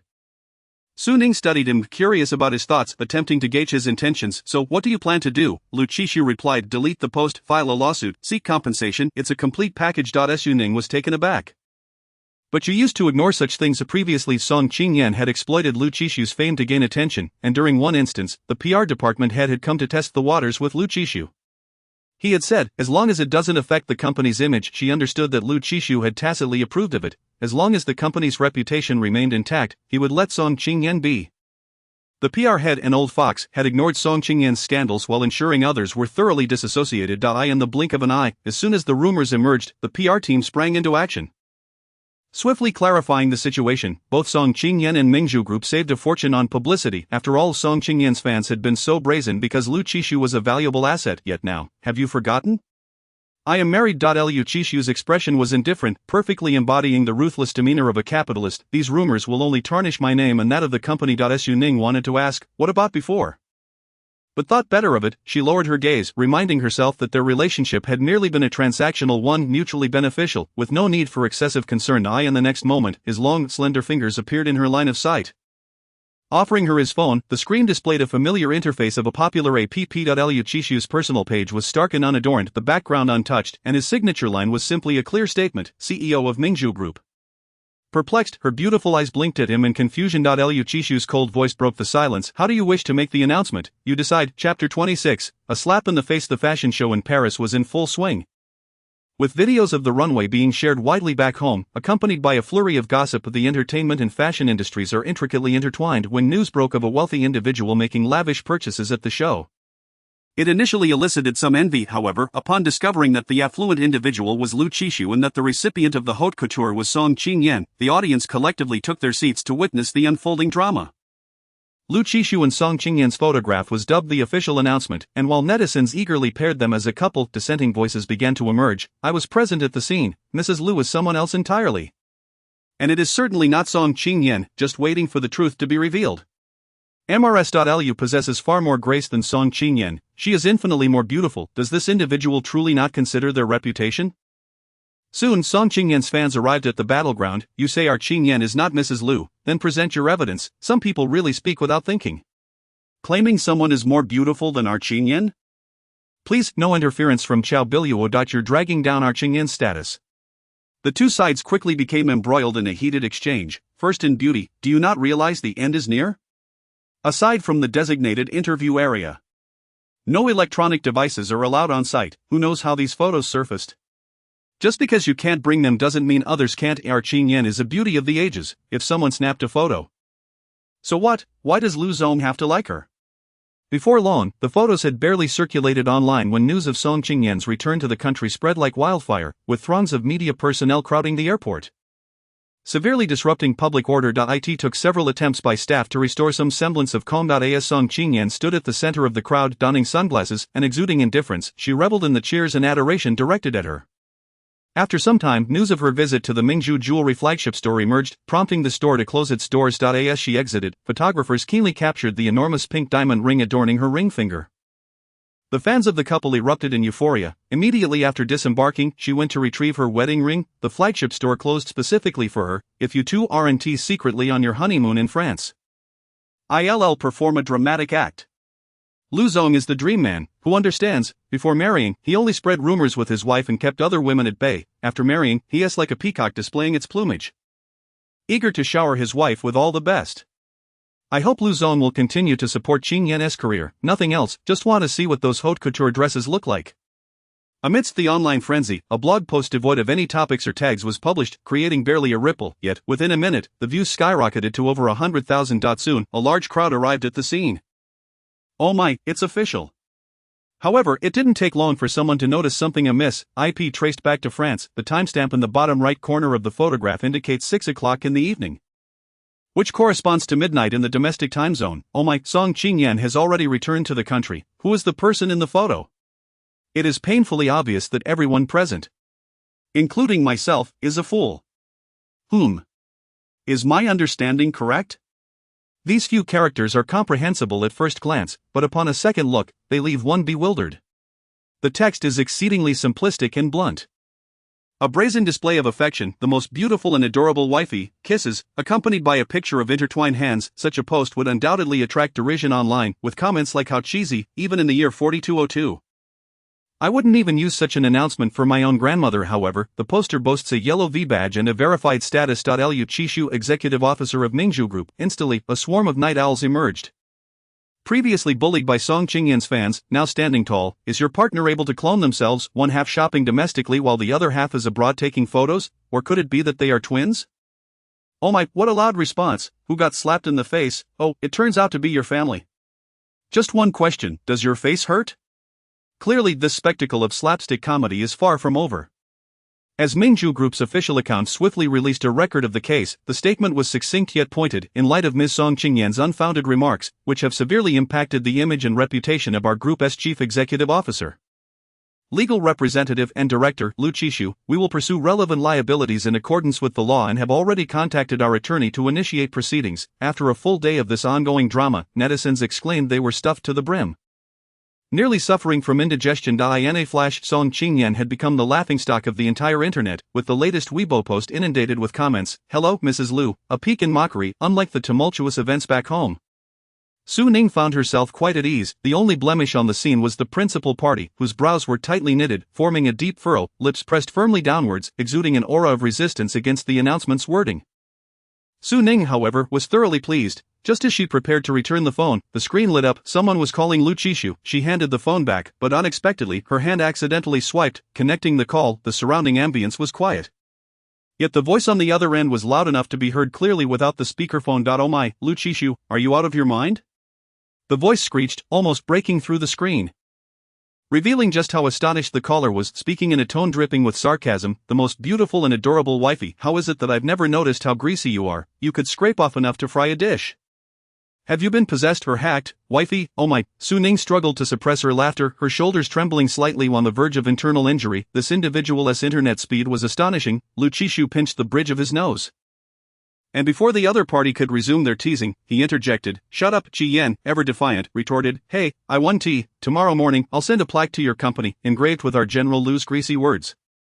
Lu Qishu, Su Ning still held the phone, the cold screen contrasting with her delicate, rounded fingers, which trembled slightly. A brief glance upward met Su Ning's suppressed laughter, caught in the act of stifling a giggle. Su Ning attempted to straighten her lips, recalling over 20 years of sorrow, and ultimately failed. The struggle of wanting to laugh but being unable to was truly tormenting. Lu Qishu made a concerted effort to dismiss the notion of this duo's collaborative banter.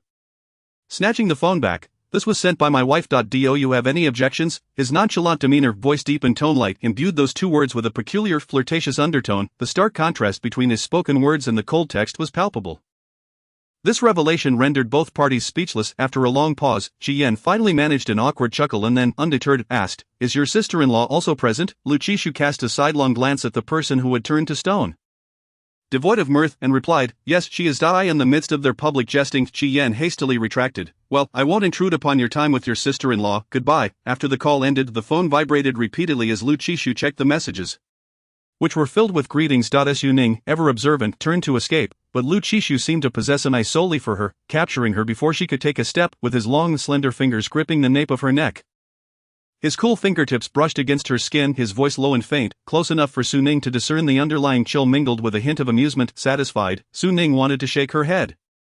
But as she barely moved, she felt the warmth of his breath. A subtle yet aggressively fresh pine scent invaded her nostrils, stealing the oxygen around her. In that moment, she found herself unable to nod or shake her head. Rigidly remaining still as that breath drew nearer until it was almost upon her. Chapter 27, containing, Anna's voice arrived just in time to rescue her. So this is where you've been, the voice abruptly halted.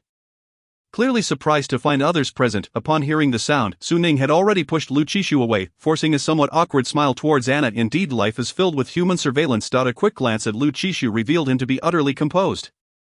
Unfazed, as if nothing were amiss, Anna straightforwardly apologized. Oh, sorry, am I interrupting you? The frankness of foreigners can sometimes be quite overwhelming, causing Su Ning to feel a flush creeping up her face as she grasped Anna's arm to prevent her from leaving. What brings you to me? Anna, now diverted, replied, The designer wants you to try on the bridesmaid dress again. The size has been altered. The French tend to have a more voluptuous physique, which naturally leads to larger clothing sizes, making it necessary for the designer to adjust for Su Ning's slender frame. Su Ning agreed. Alright. Anna glanced at Lu Qishu, inquiring, Is he your partner? Although Su Ning had only spent a year in France, she had garnered some understanding of the underlying implications through Anna's guidance. Boyfriend implies a defined relationship, while partner suggests a more casual arrangement. Therefore, when Su Ning referred to him as Mon Mari, husband, Anna's surprise was palpable. OMG, Anna exclaimed, glancing at Lu Qishu, as if trying to recall where she had seen him before. Su Ning made the introductions, and Lu Qishu nodded slightly, greeting them in fluent French.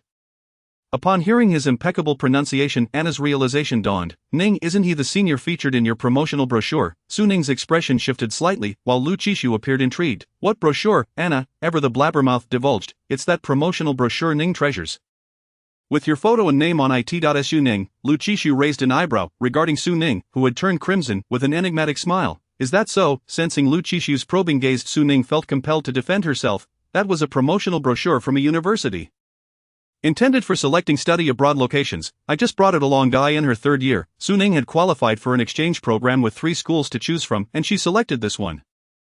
Upon hearing this, Lu Qishu seemed to recall a related incident. He had received a call about using his photo for promotional purposes but had dismissed it at the time, thinking it was just a photo. Little did he know that it had crossed oceans and ended up in Su Ning's hands. Anna chimed in, Ning, remember to bring your husband along tonight. Of course, it wouldn't matter if you didn't. As she said this, Anna's expression was notably ambiguous. Su Ning paid little mind. As night fell, the party commenced on the lawn, featuring open-air karaoke and barbecues, along with a live band. The guests were friends of the bride and groom. And occasionally someone would greet Su Ning, fellow students from their classes. A few individuals began dancing freely on the grass, prompting the band to switch to a more upbeat tune, elevating the evening's atmosphere. The true nightlife was just beginning. Having eaten in the afternoon, Su Ning wasn't particularly hungry, primarily lingering around the barbecue and dessert stations. The chef's skills were average, but the toasted bread was quite delectable. When Lu Qishu arrived after concluding his call, he found Su Ning tearfully gazing at the bread. The chef had sprinkled chili on top, catching Su Ning off guard, causing her eyes to water uncontrollably.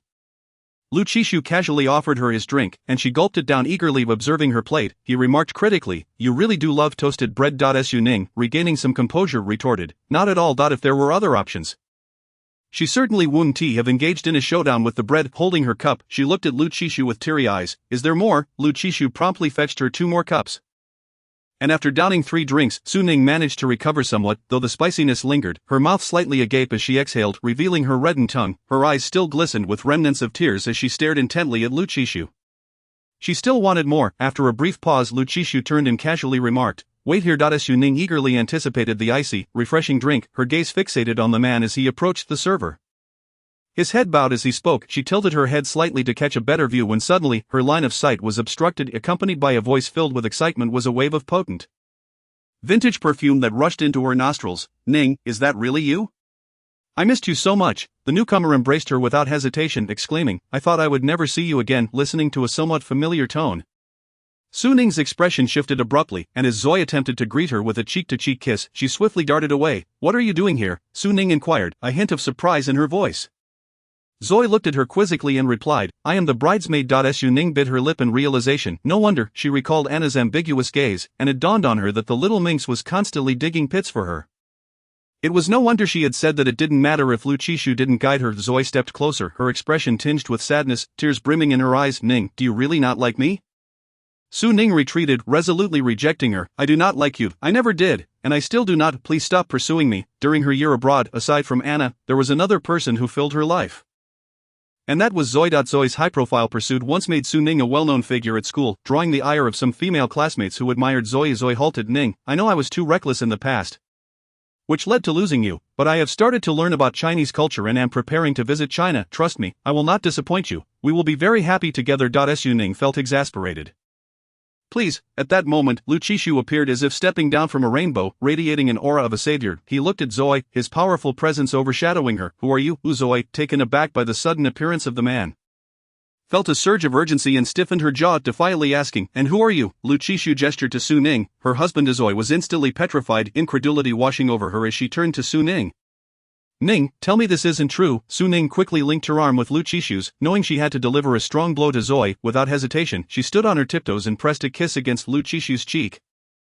"No, this is indeed true. My beloved and I are heading over there. Excuse us." Throughout the encounter, Lu Qishu had only spoken those 2 sentences, allowing Su Ning to take the lead, and when she leaned in to kiss him, he merely glanced at her, his dark eyes deep and impenetrable. Once out of Zoe's sight, Su Ning relaxed momentarily, but the spiciness returned, prompting her to exclaim, "Where's the water?" "No water," came the chilling response. As soon as the words left her lips, a piercing cold enveloped her mouth, accompanied by the faint warmth of a fingertip, as a commanding voice declared, "Hold it." With the ice in her mouth, Su Ning felt much better. The ice cube glided across her tongue, numbing her taste buds and alleviating the heat exquisitely. Just as she intended to praise Lu Qishu for his cleverness, darkness enveloped her vision. Suddenly, her lips were captured, the small piece of soft flesh that had touched the ice eagerly absorbing warmth from Lu Qishu's mouth. Su Ning's eyes widened slightly, her hands instinctively pressing against his arm. Lu Qishu pulled back slightly. That man was just watching. Su Ning fell silent and released her grip, allowing Lu Qishu to seize the moment and take control.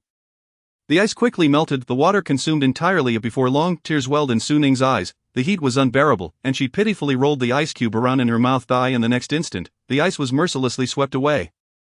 And unable to withstand the heat, she felt as if she were caught in a tempest of icy flames. Chapter 28, playing the victim. Scalding, fiery, soft, everything exploded in her mouth, her lips enveloped and sucked, akin to a jelly being savored. A sharp gasp escaped her as the soft, boneless jelly concealed sharp teeth that bit down at the slightest provocation. Seizing the opportunity, Su Ning abruptly pushed him away.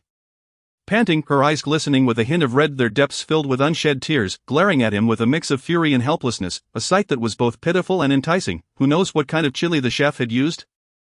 Lu Qishu showed no remorse, even going so far as to comment, "It is indeed quite spicy." His lips tingled, overwhelmed by the chili's heat, sending continuous jolts to his nerves. There were still ice cubes in the cup, And he gestured towards Su Ning. After a moment's hesitation, she leaned over to grab a piece, only to bounce back sharply, covering her lips with her hands, her eyes darting to him, wary that he might attempt to snatch the ice from her.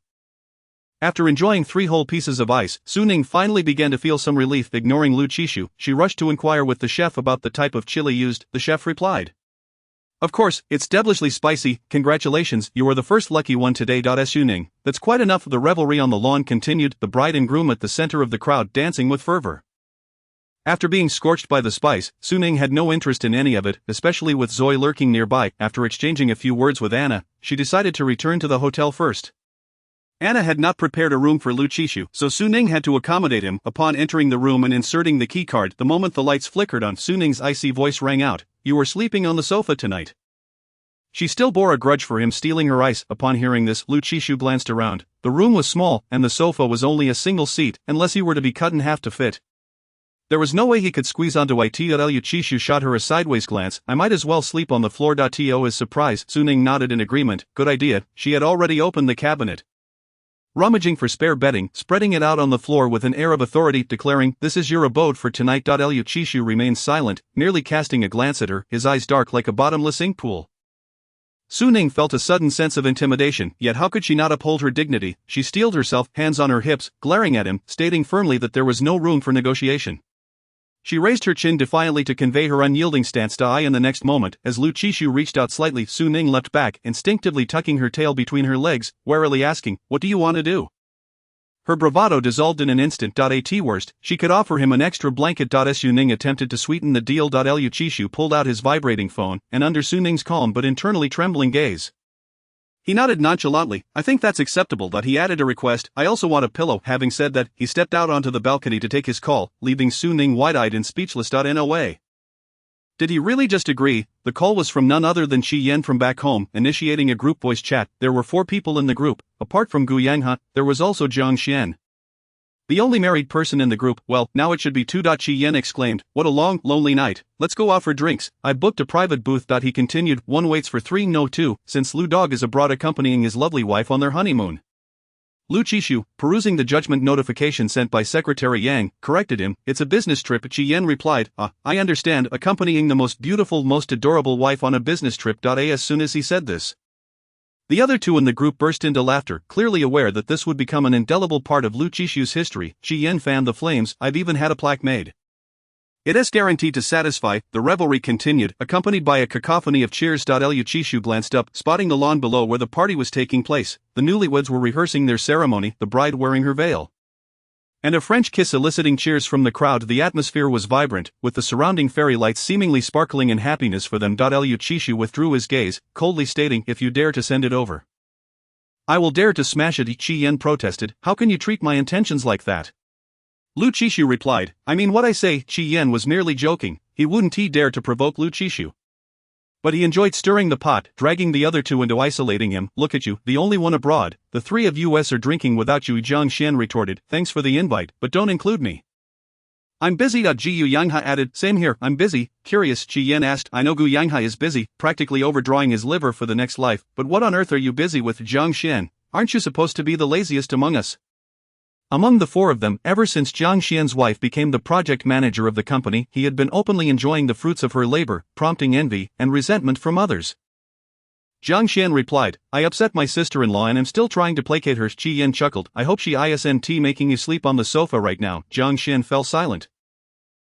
It seems I hit the nail on the head." Qi Yan, adopting the demeanor of a seasoned romantic, offered him advice. "Flowers, bags, jewelry, pretty clothes, those are all things women love. Seeing them makes it hard for them to resist."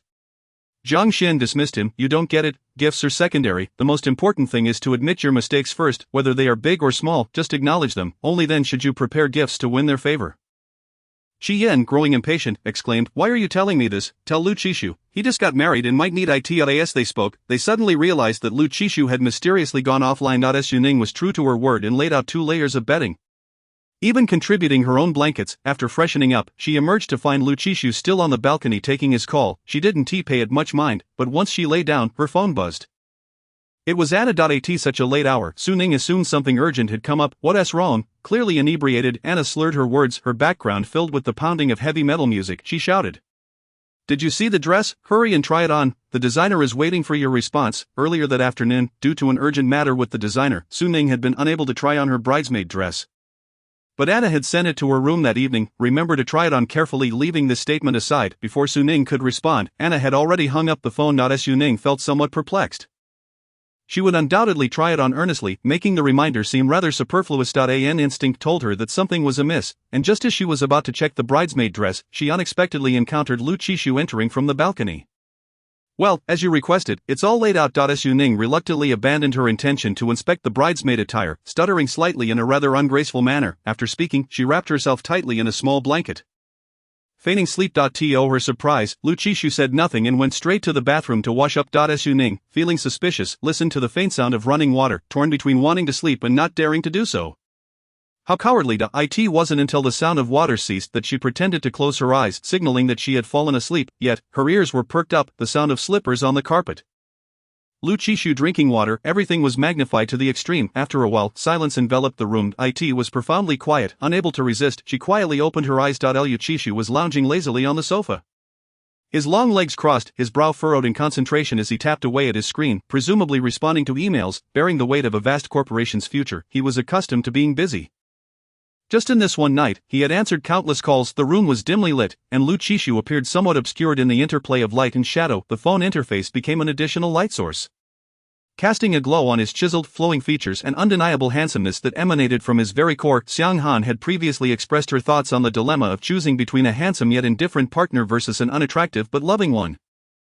Reflecting on this, decades down the line, one might find themselves in bed only to turn and confront an unsightly man, rendering any attempts at intimacy utterly uninspiring. Moreover, should there be an unattractive child nearby, who wouldn't feel utterly disheartened? Thus, seeking out a handsome partner seems preferable, especially during quarrels when one can at least take solace in their appealing visage. While emotions are subjective, handsomeness is undeniably objective. At this moment, Su Ning conceded that Xiang Han was right. She even felt that the earlier situation had been entirely her fault. How could she possibly be angry at such a face?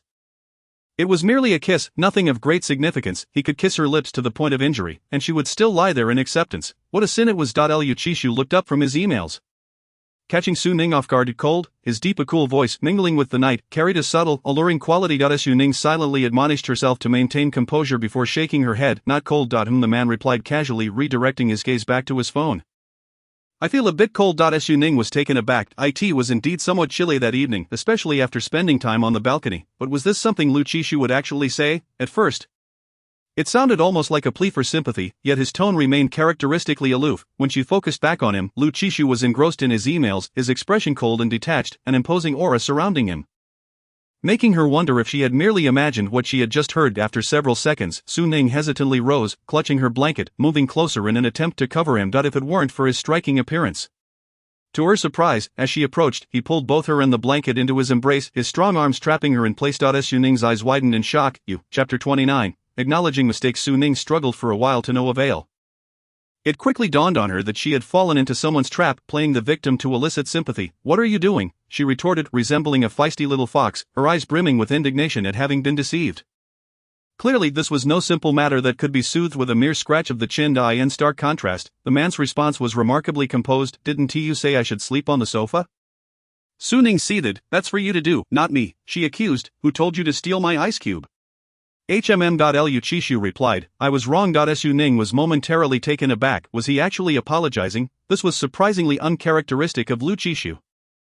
Yet, this did not deter Su Ning from raising her chin proudly, playfully continuing, what did you do wrong? This question evidently left Lu Qishu momentarily speechless. After several seconds, he finally responded, I shouldn't have kissed you and taken your ice cube. With a cold demeanor, Lu Qishu uttered the ambiguous phrase kiss, causing Su Ning to swallow hard, pressing on, and, this time, Lu Qishu did not hesitate, directly lifting her into his arms and placing her on the bed. It's getting late, you should sleep. There was only one pillow on the bed, and the two of them were squeezed together, their breaths mingling, yet Su Ning was displeased, having finally heard Lu Qishu admit to being wrong. How could she let it slide so easily? She was contemplating recording it to revisit for amusement. Struggling to emerge from his embrace, she opened her mouth, only to be met with a sharp pang of pain on her lips. The night was filled with spice and kisses, and her lips were already slightly swollen. This bite not only hurt but also sent a tingling sensation coursing through her. I don't want to sleep. Let's skip it tonight, even if belated. Such were the words of a domineering figure. Recalling the events of that morning, Su Ning relented. Fine, I will sleep the next day. Su Ning rose early as the bride's right-hand woman.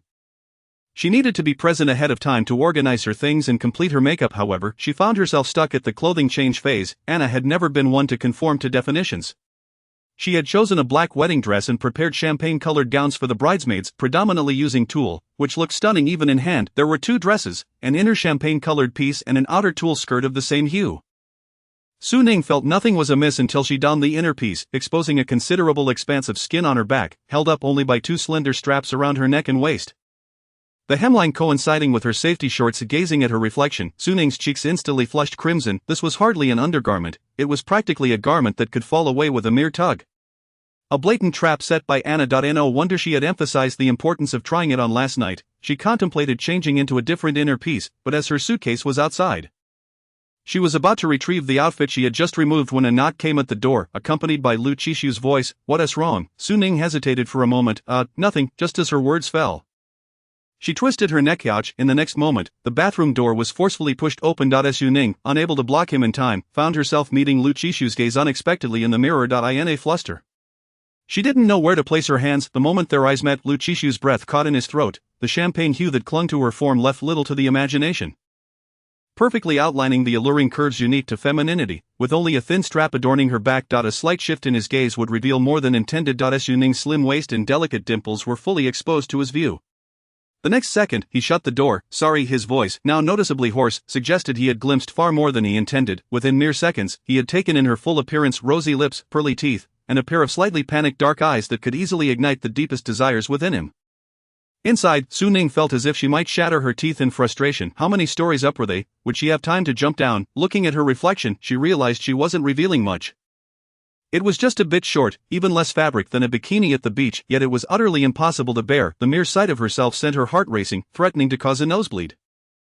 Another knock resounded, this time accompanied by Lu Chishu's voice, slightly lowered. Do you need help? Su Ning was startled. He had not left. She glanced at the dress laid aside, biting her lip. Should she ask Lu Chishu to fetch her inner piece from the suitcase?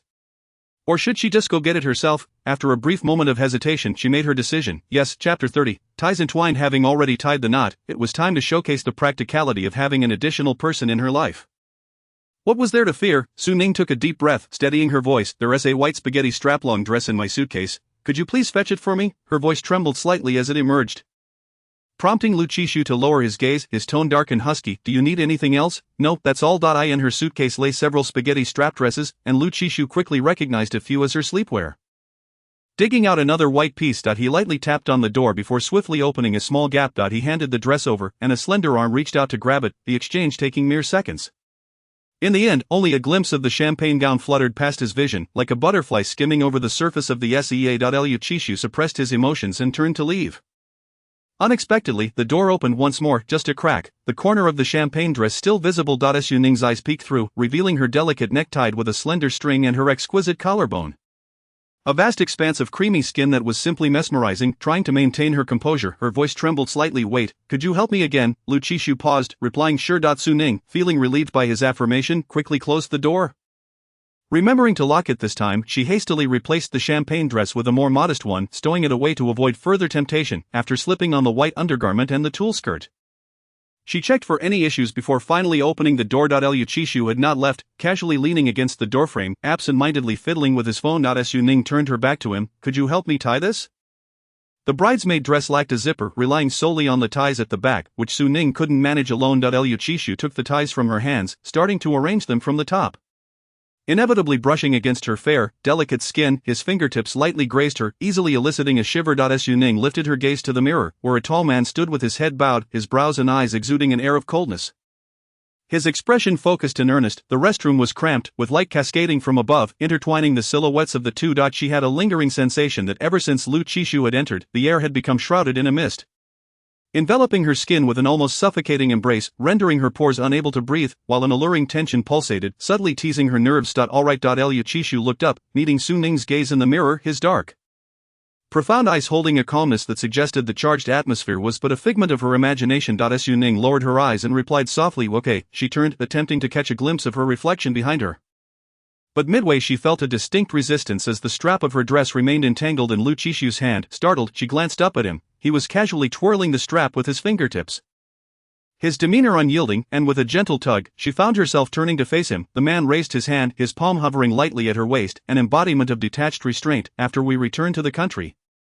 Come home with me, Lu Qishu said, his gaze fixed on her. To the old residence. Su Ning was taken aback, all romantic notions dissipating in an instant. She had assumed they would return to Cuizhu Huayuan. But it appeared she was to meet the in-laws instead. The thought of confronting the formidable figure who once ruled the business world sent a shiver down her spine. As a novice, she felt a twinge of apprehension. Lu Qishu observed her, clearly recognizing her unpreparedness for such matters. Indeed, she seemed ill-equipped for any post-marital obligations, otherwise she would have already moved in with him. Her long eyelashes fluttered, casting an enticing curve beneath her eyes, her voice quivering slightly. When exactly? She needed to brace herself for the impending ordeal. Tomorrow. I've already had Secretary Yang book the return tickets, Lu Qishu added. Su Ning was startled. So soon, is that true? Lu Qishu replied nonchalantly. Does it not seem so? He recalled how, when the news of his marriage had first surfaced, his father had called to reprimand him, threatening to arrive and deliver a thorough scolding in person had he not been on a business trip. During his absence, his father had subtly insisted on him bringing Su Ning home. After several excuses, Lu Qishu had barely managed to evade his father's wrath. He feared that failing to return home after their trip might provoke a genuine confrontation. The prospect of meeting the parents transformed Su Ning's entire wedding experience into a source of anxiety. Aside from dutifully ensuring the bride's comfort, her mind was elsewhere, oblivious to the lingering glances from Zoe. As the ceremony progressed, the bride and groom solemnly exchanged vows before the guests. Su Ning gazed at the radiant couple on stage, a wave of reflection washing over her. Anna had always been a free spirit, proclaiming herself an anti-marriage advocate unless she encountered an exceptionally fine man, yet she had swiftly been proven wrong, not only falling in love but also tying the knot. Following the vows, the bouquet toss commenced. Being married herself, Su Ning graciously relinquished her front row spot to others. As she stepped back, a tall figure swiftly filled the gap, none other than Zoi. As the bridesmaid and groomsman, their paths inevitably crossed during the wedding, particularly when assisting the bride, where he had playfully slipped her numerous small gifts. A sense of foreboding washed over Su Ning. Her instincts had always been astute, just as she contemplated a discreet escape. Anna announced, I'm about to toss the bouquet. With those words, the bouquet soared through the air, tracing a graceful ARC. Su Ning caught sight of Zoe leaping to catch it. Suddenly a dark figure surged forth from the side, his attire billowing, revealing a lean waist that accentuated an alluring silhouette. The sunlight bathed him, causing his hair to dance with the breeze, and for a fleeting moment, Su Ning was transported back to a long-ago youth. In that memory, he had lounged lazily atop a wall, a carefree smile gracing his lips, casually warning her, just a friendly reminder, the security is on their way. Back then, she had been embroiled in a fierce brawl with Lin Shan and others. Sporting a bruised visage. Lu Qishu reached out, effortlessly intercepting the bouquet mid-air, prompting gasps from the attendees, who turned their attention to him, eagerly anticipating his next move while speculating on who the fortunate girl might be. As the image of the spirited youth faded from her mind, it was replaced by the resolute figure advancing toward her. His features were more chiseled, his stature even more commanding, exuding a mature and composed aura that rendered him all the more captivating. Under the gaze of the crowd, the bouquet was presented to her, inciting a chorus of playful chants from the audience. Kiss, kiss, kiss. Su Ning snapped back to reality, her teeth grazing her lower lip, her cheeks flushing slightly. What, don't you want it? Lu Qishu inquired casually. After all these years, she discerned that he had retained a hint of his former self, his nonchalant demeanor and casual manipulation of circumstances. Sensing his inclination to withdraw, Su Ning hastily reached out to accept the bouquet. How could she possibly refuse it, especially since he had gone to such lengths to win it for her? The crowd's cheers grew louder, naturally framing them as a couple in love. Su Ning tilted her head, not having the chance to signal Lu Qishu before he leaned down and threw the bouquet. Their lips met with precision. Chapter 31, Zhou Bapai. Unable to take the bouquet with her, Su Ning resigned herself to leaving it at the hotel, snapping a photo before departing, intending to purchase a similar one to place in her home. The lengthy 9-hour flight crossed 6 time zones. Upon disembarking, Su Ning felt a distinct ache in her back, her energy sapped from the extended journey, allowing Lu Qishu to handle her luggage. As they exited the airport, 2 men in black suddenly appeared before them, adorned with sunglasses, reminiscent of gangsters from a Hong Kong film. Su Ning's senses sharpened, fatigue forgotten. Who are you? She inquired cautiously, instinctively placing herself in front of Lu Qishu. Having learned of the dangers their witness faced in France, she surmised the potential threat posed by these strangers. Lu Qishu glanced at her petite frame before taking her hand, reassuring her. They're with us. The 2 men in sunglasses slightly bowed. Mr. Lu, the elder sent us to escort you and your wife. Understood. Lu Qishu nodded, allowing them to take over the suitcases. Thank you. As Su Ning came to her senses, she pondered who the elder could be. Surely it was. She stumbled slightly as she stepped into the car, but thankfully Lu Qishu supported her, averting any embarrassment. Once inside, the scenery blurred past them. Su Ning poked Lu Qishu. Her voice low. Where are we headed? Lu Chishu lifted his gaze from his iPad, meeting her anxious expression, ruffling her hair gently. He confirmed her fears. Yes, to meet my parents. Su Ning felt a wave of trepidation wash over her. Secretary Yang had not returned with them. He would remain abroad for another 2 days to wrap up business. Over the past month, numerous tasks had piled up within the corporation, and Lu Chishu had begun reviewing emails as soon as he got into the car. Su Ning glanced over, acknowledging that he was indeed due for the effort. She then pulled out her phone to search for tips on meeting the parents, realizing it was wise to focus on her own preparations first. As she browsed through various articles, the moment of truth rendered her mind a blank slate. However, she remembered one crucial detail. She requested the bodyguard to help retrieve the luggage from the trunk.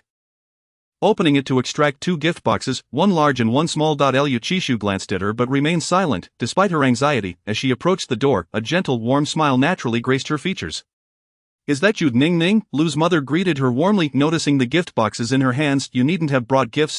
Su Ning smiled, relieved she had prepared. She took her mother-in-law's words as mere politeness, interpreting her amiable demeanor as an extension of familial affection. Lu's mother ushered them inside, calling out to the kitchen, Auntie, you can start serving the dishes. At their first meeting, Lu's mother was exceedingly pleased with Su Ning.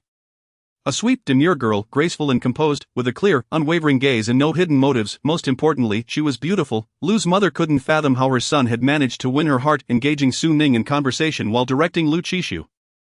She remarked, I've prepared all the ingredients in the kitchen. Hurry up. Su Ning looked at Lu Chishu in surprise. He could cook. Lu's mother continued to chat with her lovely daughter Law. Su Ning unwrapped the gifts she had brought, a silk scarf and a set of handmade cutlery for Lu's mother, and tea leaves that she had urgently asked a friend to bring for Lu's father. While not extravagant, the gifts were heartfelt. Lu's mother grew increasingly satisfied, but she was not one to forget the most vital questions. Tell me about your family, your work, and how you met Lu Chishu. Her tone was relaxed, fostering an atmosphere that felt more like a casual chat than an interrogation. Naturally, after their conversation, Lu's mother approved of Su Ning as a daughter-in-law. The young woman was well-educated, remarkable, and possessed a refined upbringing. As for her family background, Lu's family was established enough not to be overly concerned. Once their discussion concluded, it was time for dinner, and Lu's father entered the living room. Having finished watering the plants, upon seeing Su Ning, he nodded in acknowledgement. My daughter-in-law has arrived. Su Ning rose to greet. Hello, uncle. Though they had obtained their marriage certificate, they had yet to hold a wedding or adhere to formalities. Su Ning had previously discussed this matter with Lu Chishu, and they were in unanimous agreement to address each other as uncle and aunt only after the wedding ceremony. However, the timing of the wedding remained unmentioned by either party.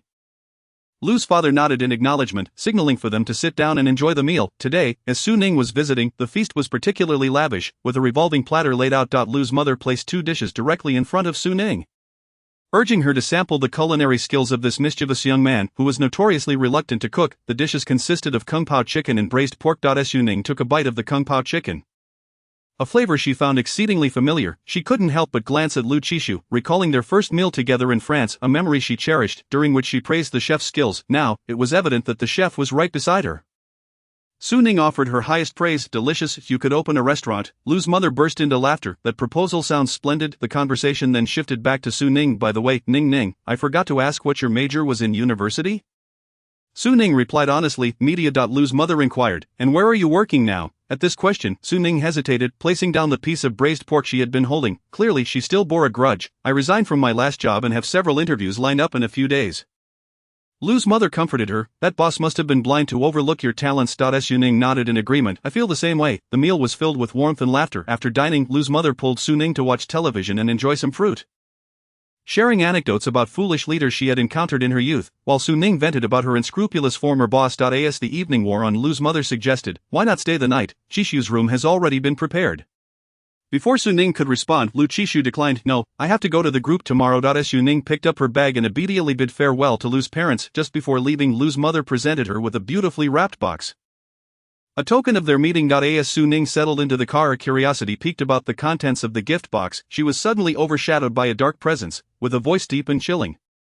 He remarked, I am ruthless, I am indifferent, I am a vampire, I am Joe Boppy. Su Ning stammered, no wait, let me explain. Chapter 32, soft and fragrant. Su Ning had been engrossed in conversation with Lu's mother, momentarily forgetting the unyielding capitalist beside her, and had let her guard down, only to be caught in the act of reckoning. Alas, Lu Chishu suddenly grasped the sensitive spot at the nape of her neck, causing her to instinctively flinch. The dim light within the car obscured the man's features, only revealing glimpses as the neon lights flickered by. Without needing to see, she could sense the darkness in his gaze as his cool fingertips caressed the skin at her neck. clearly indicating he would not let her off the hook without an explanation. They say that hitting is a form of affection and scolding is a manifestation of love. Perhaps this was his way of expressing love. Su Ning attempted to justify herself. The man suddenly leaned closer, his dark eyes locking onto hers, a teasing glint in his gaze, as if waiting to hear what elaborate excuse she might concoct. As his words faded, Su Ning tilted her head back, her slender neck forming an elegant curve, and boldly pressed her lips against his, though she quickly withdrew, mindful of the driver present, taking advantage of the car's dimness. She dared to tease him. The effect was immediate. He fell silent. Liu Qixu regarded her without a word, the topic from earlier abandoned, yet he continued to caress the back of her neck, and as he withdrew his hand, his fingertips grazed her earlobe, sending a shiver coursing through her. It felt less like an N and more like some covert signal. Su Ning's ears flushed, but fortunately no one could see, pretending to remain oblivious to Liu Qixu's insinuation. She opened the gift box from Lu's mother, vaguely discerning that it contained a piece of jewelry. At that moment, she heard a click, and the interior lights illuminated, revealing the contents of the ornate box, a deep emerald hue, reminiscent of a landscape painting, rich in color yet maintaining clarity and purity, imbued with the weight of time and depth. Su Ning gasped, looking up at Liu Qixu. This is too precious to it. Was a fully green jade bracelet. Worthy of being a family heirloom, she had assumed it was merely an ordinary piece of jewelry, but was taken aback upon discovering its true value. Liu Qixu glanced at it dismissively and said, "If I give it to you, it belongs to you. Take good care of it." Su Ning, somewhat dazed, asked, "This can't be your family's heirloom, can it?" Liu Qixu pondered for a moment before responding, pulling her hand closer to place the bracelet on her wrist. The bracelet was slightly oversized, but it wouldn't fall off. After this gesture, he leisurely replied, "Your understanding isn't entirely off. Her jade is meant to be collected. It could very well be considered a family treasure." With such a declaration from him, Su Ning felt hesitant to wear it. Just as she began to remove it, she realized Liu Qixu still held her hand, preventing her from doing so. Liu Qixu urged, "Just wear it. It looks good on you." Su Ning's fair skin and delicate wrist, complemented by her slender fingers adorned with a hint of pale pink, made the vibrant jade bracelet stand out beautifully, enhancing her complexion. Su Ning also found it appealing and thought it wouldn't hurt to wear it for a while. She'd certainly find a safe to stow it away later. However, a nagging worry surfaced. If their relationship soured, could they still divorce? The thought flashed through her mind, and she envisioned herself running frantically down the street, pursued by a battalion of Liu family's bodyguards, each one menacing, demanding her life. A shiver coursed through her. She dared not voice such fears. The very notion was too daunting. As the car entered the underground parking lot of Chuizhu Huayuan, they alighted. Liu Qixu signaled to the driver, "Please be careful on your way back." The driver replied, "Understood." After bidding farewell to the driver, Liu Qixu pulled their luggage towards the elevator. In that brief walk, Su Ning felt a twinge of discomfort. Liu Qixu likely didn't know she hadn't moved in yet. Did he? Surely it would be appropriate to mention it now. Of course, it was too late. Liu Qixu remarked, "You can add anything you feel is lacking in the house." Su Ning replied hesitantly, Alright." Initially, Liu Qixu didn't grasp the reason behind Su Ning's hesitation until he opened the door. Finding the decor unchanged since his last departure, even the cushions on the sofa maintaining their original arrangement, clearly Su Ning had not moved in at all. The only sign of activity was the fully charged robotic vacuum, which had started its routine and bumped into them before veering away. Liu Qixu asked, "Are you dissatisfied with this place?" Su Ning was startled, and before she could conjure an excuse, Liu Qixu produced a card from seemingly nowhere, saying, "When you have free time, feel free to choose a set you like, purchase it, and make it our wedding home, putting your name on it." Su Ning was taken aback, overwhelmed by the generosity of a man who was both wealthy and handsome. Why would they even consider parting ways? She couldn't contain her excitement, throwing her arms around Liu Qixu, looking up at him with twinkling eyes. "Really?" Liu Qixu replied nonchalantly, "No, not really." Su Ning disregarded the truth of his words, reveling in the card as she playfully interacted with the robotic vacuum, deliberately positioning herself in its path. The vacuum recognized the obstacle and changed direction, only for Su Ning to intercept again. She was thoroughly entertained until the vacuum's display screen lit up with a series of symbols. Su Ning found it immensely amusing and was eager to see if the vacuum would display any other expressions. Liu Qixu retrieved a shirt from the wardrobe and tossed it to Su Ning, rescuing the now confused vacuum. "Go take a shower," still adjusting to the time difference after just disembarking from the plane. Su Ning felt invigorated enough to take on any challenge. Holding Liu Qixu's shirt, she instinctively considered mentioning her pajamas in her suitcase but suddenly realized the implications and refrained. Instead, she rummaged through her luggage for toiletries and various bottles. Heading toward the bathroom, Liu Qixu generously allowed her to use the master bathroom while he occupied the guest bathroom, having witnessed the leisurely pace of women during his time in France. He did not expect to find Su Ning waiting for him, fragrant and soft. Upon his return, Liu Qixu retreated to his study to check a few emails. This trip to France had gone relatively smoothly. They had successfully negotiated rare materials, and a court ruling regarding patent infringement had come through, paving the way for the production of medical devices. He continued to tackle the backlog of work that had accumulated over this period. Scheduling meetings for the next day, when his phone rang displaying the caller ID, Officer Zhou. 2 years prior, an internal executive of Mingzhu Group had conspired with a business partner to embezzle funds.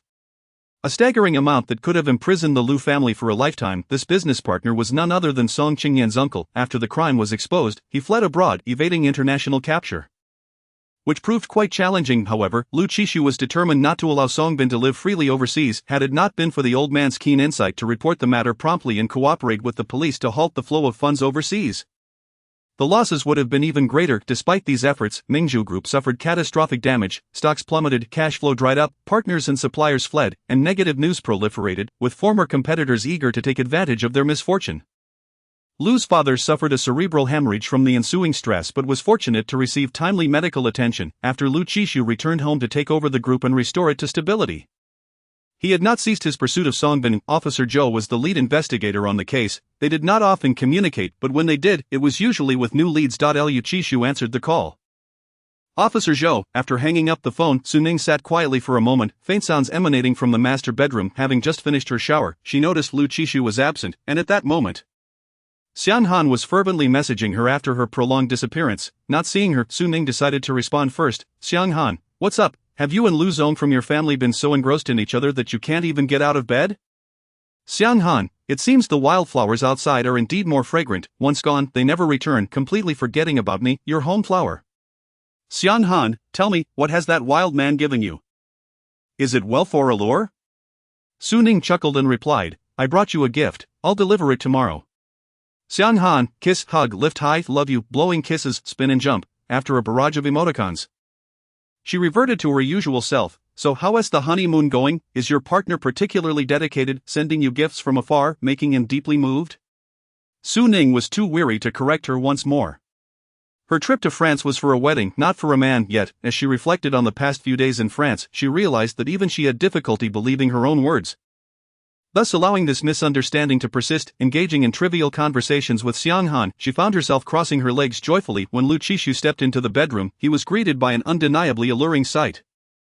The oversized men's shirt had been fashioned into a makeshift nightgown. Su Ning lay atop the pillow, her hair cascading, her delicate, fair legs intertwined, swaying gently beneath the dark gray blankets, captivating anyone who beheld her.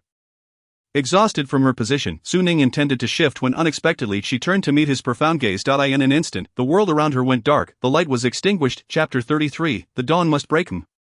The night was deep, and the world outside was enveloped in silence. Inside, however, a cacophony of overlapping sounds emerged. The buttons she had painstakingly fastened on the shirt were now being nibbled open one by its owner.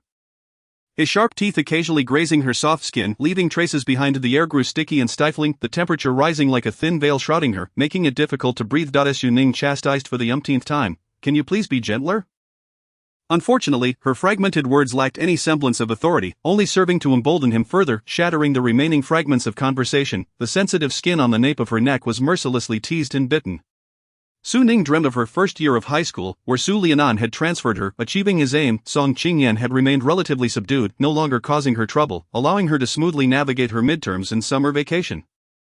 However, on the very first day of high school, she found herself cornered in an alley by Lin Shanshan and her group, clad in a deliberately shortened English-style school uniform. Lin Shanshan looked at the blue and white-clad Su Ning with disdain. A sparrow is still a sparrow.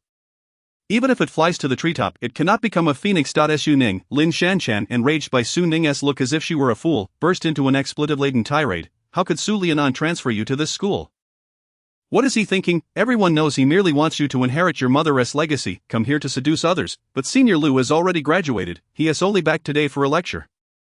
And you think a seductress like you could attract him? You should take a look in the mirror. She had gotten into first high through her own efforts, yet Su Ning was too weary to correct her. Opting to resolve matters with her fists instead, the sudden attack caught Lin Shanshan off guard, especially as she had been unprepared, and Su Ning managed to land several punches, hitting her squarely in the face, successfully knocking out part of her front tooth. Do you know who my father is? You dare hit me? Su Ning threw another punch. Yes, I know, your father is Zheng Lin Shanshan. Nonsense, it's clearly Lin XX.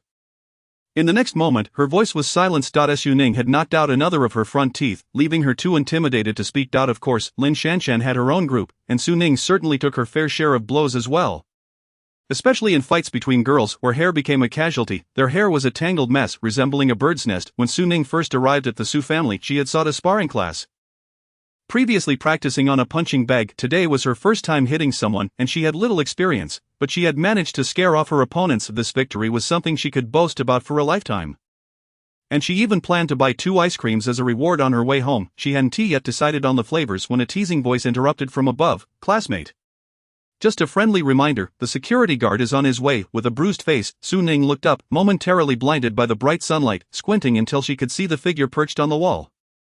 Dressed in a blue and white school uniform, he had a cool demeanor, his eyes slightly upturned, exuding youthful vigor, his clean-cut silhouette harmoniously blending with the azure sky and white clouds. As the wind rustled through the treetops, it lifted the edges of his clothing, accompanied by the soft rustle of leaves. Injured, Su Ning had asked for leave during the assembly to listen to the outstanding graduates lecture, remembering the senior Lu that Lin Shanshan had mentioned. She tidied up a bit and decided to investigate. Just moments before she had heard his voice, and now he was speaking eloquently on stage. In academia, everyone experiences confusion, fearing they are not precious stones, thus hesitating to refine themselves, yet they half believe they might be gems, unwilling to live mundane lives among rubble. Life is not a straight line but a vast expanse. We need not be confined to predetermined paths. You can choose any life you desire, provided you are strong enough. Finally, I wish to say, students should adhere to school discipline, refrain from breaching rules, avoid climbing walls, and abstain from fighting. Upon hearing this, Su Ning chuckled. She left only when the hostess' voice rang out. Senior Lu is this year's science top student in City A. We should learn from him. Time flowed silently, yet memories remained vivid. So, Lu Qishu, could you please stop? Su Ning was exasperated. All she wanted was a peaceful sleep, and if she didn't sleep soon, dawn would break. Lu Qishu remained unmoved, his voice hoarse. Sleep. Su Ning. Chapter 34, Blacklist. When Su Ning awoke, Lu Qishu was already nowhere to be found. The warmth of the blankets had long dissipated, but she didn't mind. After all, it was already 1 in the afternoon. If she were to see Lu Qishu again, that would truly be a miracle. She lay there for a moment, regaining her composure. As she moved, her bones cracked, reminiscent of her dream where she had been fighting. In reality, she was the one being prodded. She buried her head in the pillow. Last night, Lu Qishu had changed the sheets and blankets but hadn't provided her with pajamas. The silk bedding was fine against wear, but the exposure felt as though she were still lingering in the echoes of the previous night. As she calmed herself, her hand brushed against something cold and metallic. It was her phone. A memory suddenly surged forth. Afterward, Lu Qishu had pulled her from the bathtub, wrapped her in pajamas, and as she was about to drift off, he had insisted on checking her phone for the password. Lu Qishu unlocked it and opened the blacklist, where his name was prominently featured. Su Ning had even assigned notes to each entry on her blacklist. Chen debate the heavens and earth with a deadpan face. You, Lu, heartless and uncaring Qishu. P.S. I have plenty of admirers. I am not interested in your duck face. Su Ning's eyelids felt heavy, on the verge of losing consciousness, completely unaware that her casual remarks about Lu Qishu would one day be confronted by him while she was still in a deep slumber. Just as she was lost in sweet dreams, a sudden sting on her lips jolted her awake. Lin Shanshan, whom she had beaten, had magically transformed into a dog, lunging directly at her without warning. Leaving her no time to evade, she attempted to swat it away, only to have her hands intercepted, pinned above her head. Then came a flurry of wet, sticky kisses, the air thickening once more, rousing her from her slumber. The small nightlight by the bed remained on, causing her to blink in confusion. Had dawn arrived? Had they spent the entire night together? Unable to resist, she nudged the person atop her, murmuring, "It's time to sleep." Lu Qishu casually replied, "No conflict." She could no longer recall when she had last showered, only a lingering thought about the blacklist. With that, Su Ning unlocked her phone and navigated to the green bubble contacts list. There was only one name left on the blacklist. Lu Qishu had removed himself, which meant he must have seen her remarks about him. No wonder he had been relentless last night. Outside, the sun shone brightly.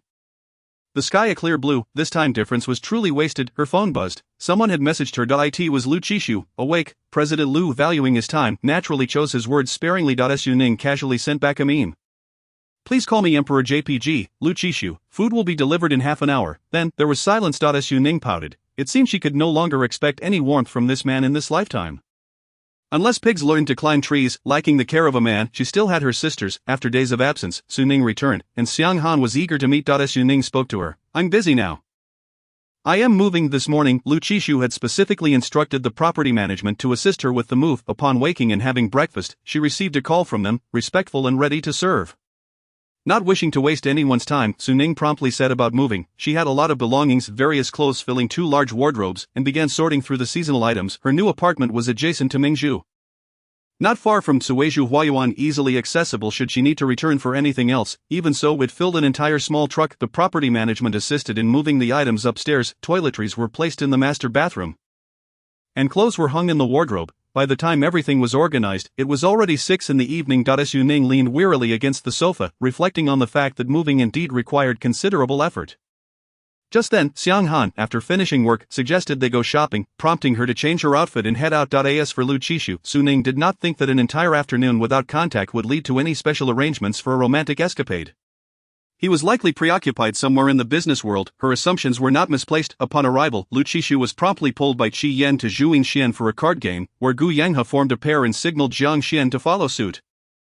The four of them engaging in both play and conversation. Jiu Yanghe inquired, "Why don't you bring your significant other along? Isn't she lonely at home?" Jiang Xian replied, "The contract is already torn, yet we haven't even met her. After all, we can be considered your family." Qi Yan, ever the opportunist, seized the moment to tease Lu Qishu, who had previously boasted about burning his banner. Lu Qishu threw down a bombshell and replied coolly, "She has prior engagements. Just half an hour ago, she had shared photos of shopping with Xiang Han on social media, of course, charging it to his card after being caught off guard by the bomb." Qi Yan exclaimed, "Why did you blow me up? You should be targeting the opponents." Gu Yanghe calmly played his hand. "Today, it's you who's in trouble," Qi Yan retorted. "TSK, a bunch of heartless souls. I am this round."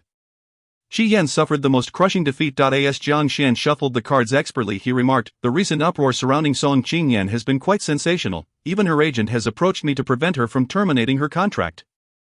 If one were to discuss the significant events in the entertainment industry lately, it would undoubtedly center around Song Qingyan, whose name had monopolized trending searches. It all began with a Weibo post by Lu Qishu, catapulting Song Qingyan to great heights. Labels such as Mistress Shameless and Third Party were hastily claimed by her, and while she had previously flaunted her affection, the backlash was equally severe, leading to a deluge of online criticism.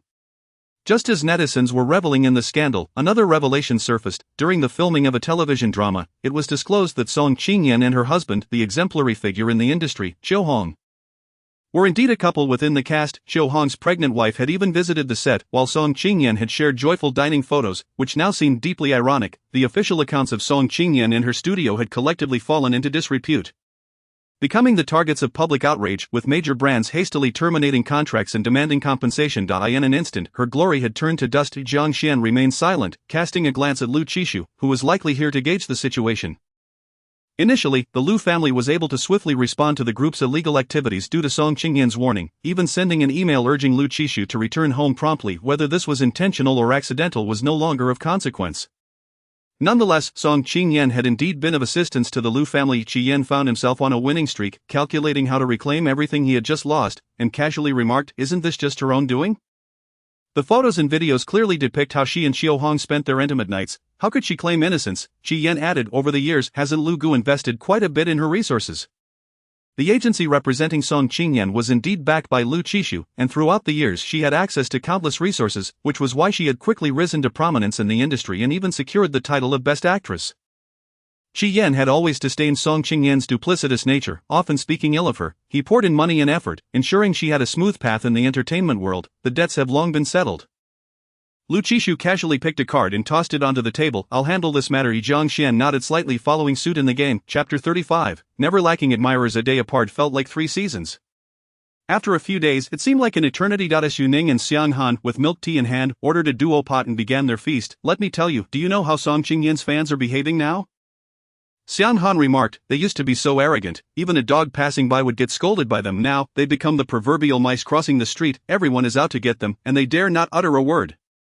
I find it utterly satisfying." Xiang Han then asked, "Wasn't she in France for a fashion show a few days ago? Did you run into her?" Upon mentioning this, Su Ning felt a twinge of discomfort, taking a large sip of her milk tea before continuing, "Of course, we didn't run into each other. Under those circumstances, I would have punched her twice on the street, and she told me not to target Lu Qishu.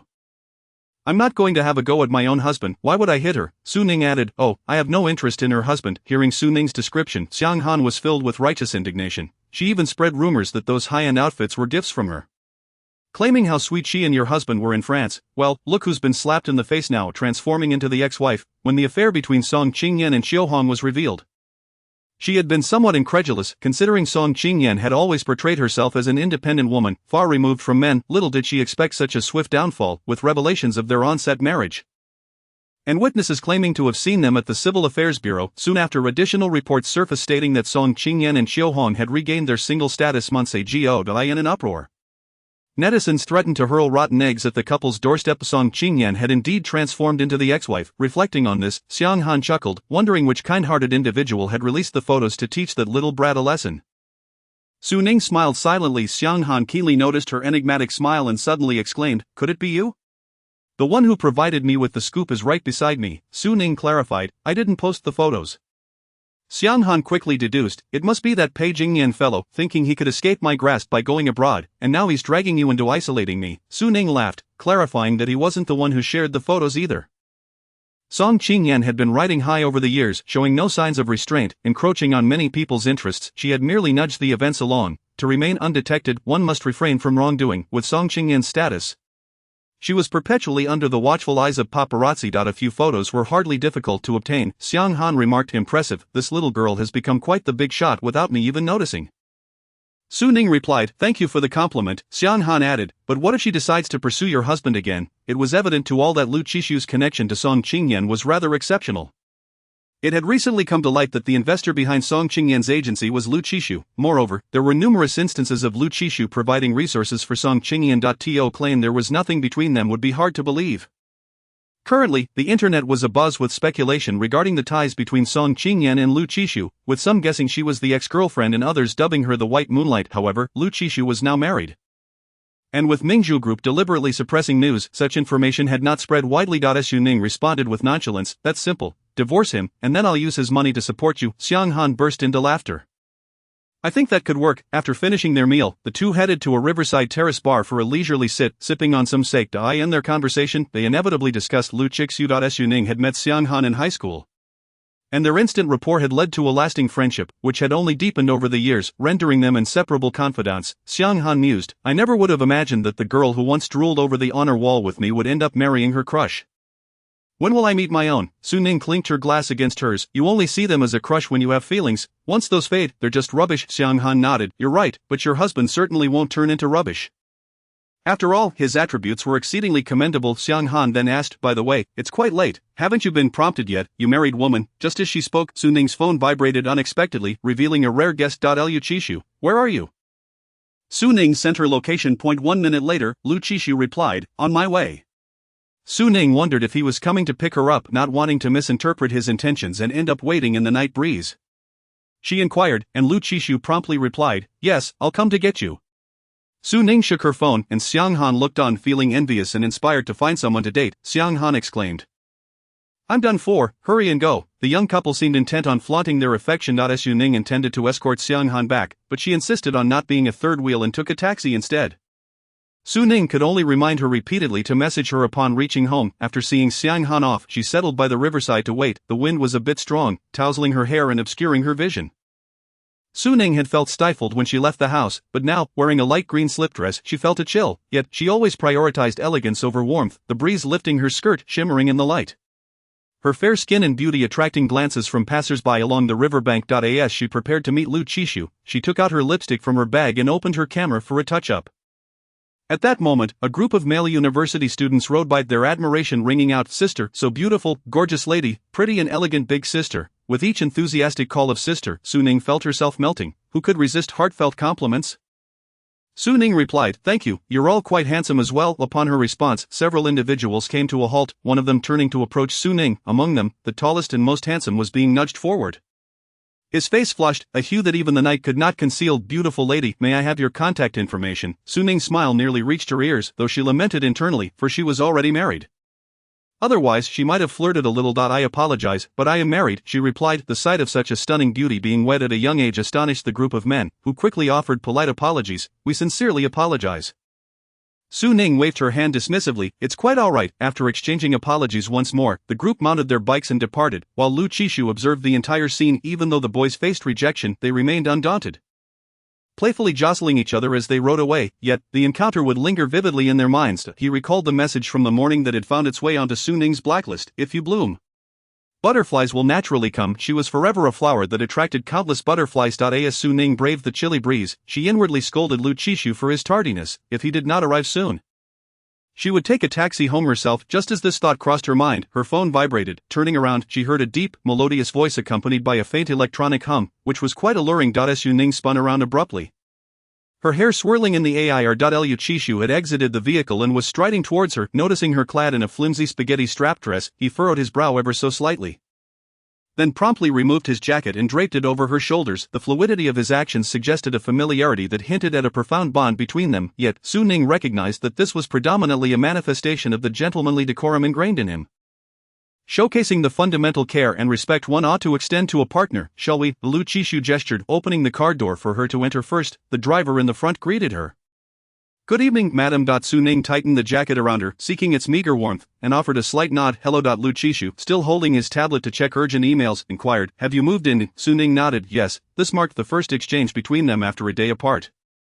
Subsequently, Liu Qixu resumed his email review while Su Ning messaged Xiang Han. Xiang Han had already arrived home and inquired about her itinerary. Su Ning informed her that she was now in Liu Qixu's car, to which Xiang Han responded with an OK gesture, indicating her intent to refrain from intruding upon their private moment. As Su Ning absorbed the tranquility within the vehicle, she experienced an unusual sense of disconnection. The warmth of the previous night and the undercurrents in France seemed like mere figments of a dream, while her post-return life felt far more tangible. Indifference and detachment defined the reality of their cohabitation. In truth, it was Liu Qixu who had faltered the previous night, overstepping boundaries, and then had to endure a full day of meetings at the company, followed by an invitation to a card game, compounded by jet lag, leaving him oblivious to any underlying tension. Believing this to be the most natural state of their relationship. As the vehicle descended into the underground garage, Liu Qixu cautioned the driver. Please drive slowly. Understood, Mr. Liu, the driver replied, awaiting the elevator. Su Ning had draped Liu Qixu's suit jacket over her arm. Upon noticing this, Liu Qixu reached out to take it from her, observing her empty hands, and inquired, did you not purchase anything? Su Ning looked up at him. I couldn't find anything suitable. In truth, one of the small joys she shared with Xiang Han was to peruse the various counters, critiquing the absurdities of new designs, followed by a cup of milk tea and a hot pot meal. This little pastime had persisted from their high school days to the present. Liu Qixu regarded her, recalling that during her time as an assistant, Su Ning's attire had predominantly leaned towards the professional, favoring tailored suits and skirts, rarely donning vibrant colors. Today, however, her green ensemble accentuated her beauty exquisitely, with bright eyes, a delicate collarbone, and lips that shone crimson without the need for embellishment. Liu Qixu extended his hand to grasp Su Ning's, their fingertips barely brushing when a soft voice interrupted. Qixu, Chapter 36, Husband. Su Ning paused, turning towards the voice, only to be met by a woman with disheveled hair, donning a mask and hat that concealed all but her eyes. A sudden jolt of alarm surged through her, prompting her to instinctively retreat. Liu Qixu grasped her hand, drawing her closer, his body shielding hers. Are you alright? He asked, concern etched on his face. Su Ning, still shaken, shook her head. I'm fine. As she focused her gaze, she sought to identify the individual who had dared to disturb the night. Before she could approach, recognition dawned upon her. Indeed, it was no surprise that they would cross paths. Song Qingyan had also spotted Su Ning, her expression twisting upon seeing them entwined. What are you doing here? Seizing the moment, Su Ning leaned into Liu Qixu's embrace, her voice laced with feigned innocence. Husband, do you hear how my heart races in fright? Liu Qixu remained silent. The term husband struck Song Qingyan like a dagger. Most troubling was Liu Qixu's lack of denial, his gaze towards Su Ning imbued with a semblance of indulgence and affection. She repeatedly reminded herself that all of this must be an illusion. How could Liu Qixu possibly hold any regard for Su Ning, a stepdaughter deemed unworthy? Moreover, the Su family was of modest means. They were never included in any invitations for social gatherings. Su Ning continued to play her part, her tone playfully teasing, husband, look at her having consumed some wine. The aroma of green grapes mingled with the liquor enveloped them, her clear eyes shimmering with a misty allure under the night sky. Liu Qixu lifted his hand to caress her cheek, gently tilting her chin. Be good. If Song Qingyan failed to grasp the significance of this exchange, her years in the entertainment industry would have been for naught. Understanding all too well, a tempest of fury ignited within her, escalating her voice to a near hoarse whisper, are you truly married? Su Ning raised an eyebrow. Of course. Suddenly, a memory struck Song Qingyan from their time in France, where Su Ning had casually uttered the word husband. She had dismissed it as a fantasy, only to realize that she had been the fool. A wave of indignation surged within her. How is this fair? Su Ning, have you forgotten that everything you wear, eat, and the life you lead is thanks to my aunt? Her voice was sharp, akin to a serpent slithering from the shadows. You have already taken enough from me, why must you also buy for what is mine? Su Ning, alongside her mother, had shamelessly squandered her aunt's wealth, and now she dared to entangle herself with Liu Qixu. All to provoke her. She should have been ruthless and thwarted Su Ning's education, preventing her from transferring schools and leading the life she currently enjoyed, with an elegant arch of her brow. Su Ning responded, her tone cutting, "What belongs to you cannot be taken unless forcibly seized. What do you call this?" She scoffed. "You tear at your own face, one side thick-skinned, the other utterly shameless," with her back straightened. She continued, "And do not constantly speak of your aunt. The money was allocated to Su Lianan, not to me. I have repaid every penny of my upbringing to Su Lianan after graduating university. Everything you see, my clothing, my sustenance, has been earned by my own labor, but do you truly deserve the adoration of the many fans who support you?" Ex-wife's sister Song Qingyan, nearly beside herself with rage, felt her reason slip, yet, upon encountering Lu Qishu's cold gaze directed at her, she regained her composure, transforming her demeanor into one of feigned vulnerability. "Qishu, you once treated me so well, you still harbor feelings for me. Don to you, otherwise, why would you have invested in Shanghai Entertainment and fought for my resources?" Song Qingyan searched Lu Qishu's eyes, hoping to discern even the slightest semblance of affection. Su Ning's fists clenched at her sides, waiting for his answer. Should he dare to utter disloyal words in her presence, she would certainly tear apart this couple. The chilly wind rustled through the leaves, casting dancing shadows. Lu Qishu frowned, shaking out his jacket to drape it over Su Ning once more, then gently pried her clenched fists open, intertwining his fingers with hers. After this series of actions, he finally lifted his gaze, casually addressing Song Qingyan, "I will not deny that part of my investment in Shanghai was indeed due to you." Su Ning's fists hardened, her foot pressing down on his. Lu Qishu paused, remaining still as he concluded, "But I believe you understand the reasons behind it. Initially, you leaked information that allowed the Lu family to avert disaster.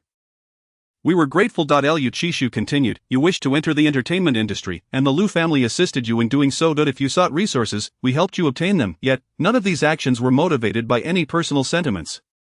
He paused for a moment. "Moreover, the funds for the investment originated from my grandfather's private account. If we must attribute gratitude, it should be directed towards him." Song Qingyan fell silent, disbelief washing over her. "Is there truly no trace of personal interest in this?" "None," Lu Qishu replied without hesitation. "Of course, if you equate spending money with feelings, you might seek out my grandfather at the old residence, though I cannot ensure you won't be shown the door by my mother." Su Ning couldn't help but stifle a laugh, realizing just how adept Lu Qishu was at turning the tables. Just then, Lu Fu, preparing to rest, let out a loud sneeze, oblivious to the fact that his son was outside speaking ill of him. Unwilling to relent, Song Qingyan pressed, "Then why do you tacitly endorse every rumor about us?" As Su Ning's relaxed demeanor tightened once again, she too pondered this question. Why did he always remain silent? She has endured so many instances of covert jealousy. Little fists once again clenched tightly. Lu Qishu found himself devoid of patience, unwilling to engage in trivial chatter in the biting cold. Rather, he pondered why he wouldn't return home to the warmth of his soft, fragrant embrace. It would be far more prudent to express everything clearly in one breath. Otherwise, not only might he find himself deprived of that comforting presence, but he could also be relegated to the couch. After all, the couch at home is quite spacious. My esteemed father, known for his benevolence, has always instructed me to take care of you upon my return. However, I believe the Lu family has repaid your kindness sufficiently. I am now married, and whether in reality or in the virtual realm, I implore Miss Song to maintain her dignity." Song Qingyan interjected. Before she could complete her thought, a sudden commotion of footsteps echoed nearby.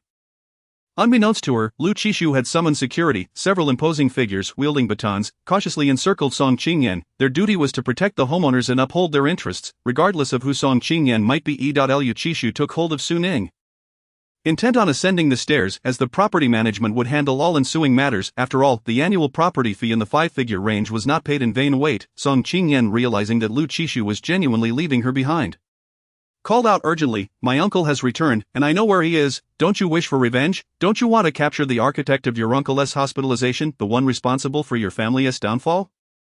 Chapter 37, You Like Me Too. Lu Qishu hesitated, signaling the security to halt, and turned to Song Qingyan. "Where is your uncle?" Su Ning instinctively perked up her ears, but Song Qingyan shot her a glance, asserting, "I will only speak to you." Su Ning was taken aback, clenching her fists. Song Qingyan glared at Su Ning, deeming her unworthy. Su Ning, grasping her bag, contemplated whether a swift blow would suffice to send Song Qingyan to the hospital, perhaps garnering some attention in the process. Sensing Su Ning's restlessness, Lu Qishu tightened his embrace, gently stroking Su Ning's head in a gesture of reassurance, which made Song Qingyan's eyes brim with tears.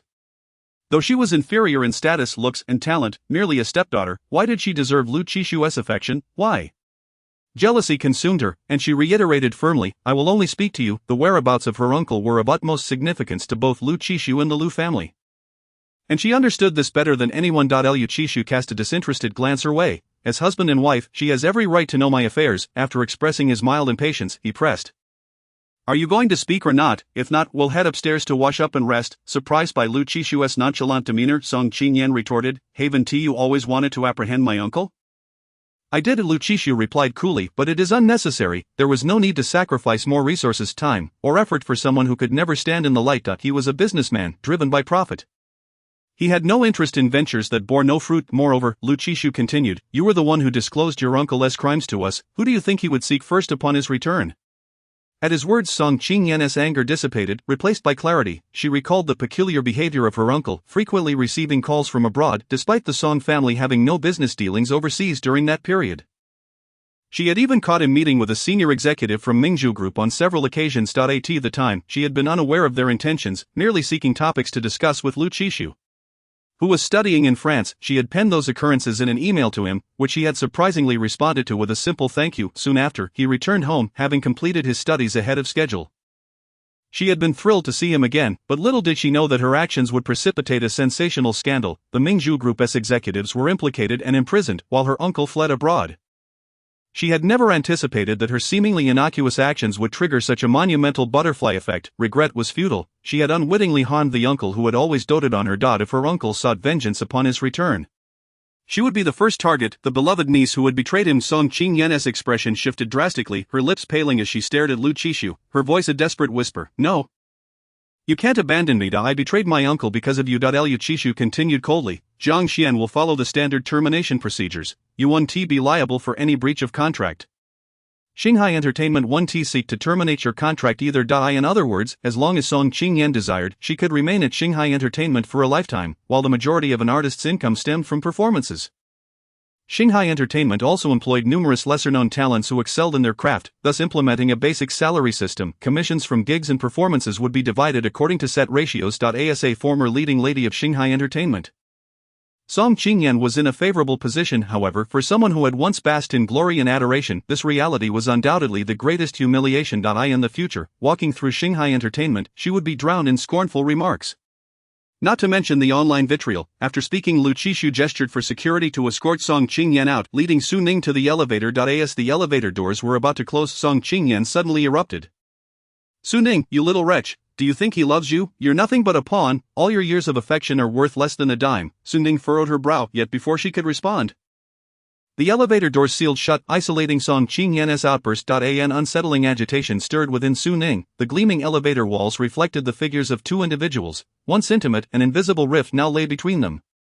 Lu Qishu did not love her, a truth she was aware of, whether it was through use or mere desire. Yet, anyone whose genuine affection had been laid bare and trampled upon would inevitably harbor negative emotions.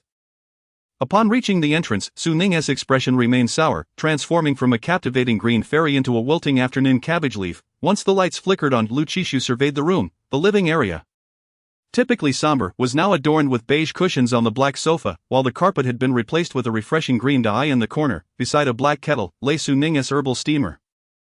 And on the coffee table rested a bouquet of eustoma. Her presence and habits boldly intruding upon his once private space. Observing Su Ning sprawled on the sofa resembling a languishing cabbage, Lu Qishu poured her a glass of water in a futile attempt to revive her spirits. Song Qingyan's commotion had indeed soured his mood and disrupted their rest. After Su Ning drank the water, she perked up slightly, prompting Lu Qishu to guide her head onto his lap.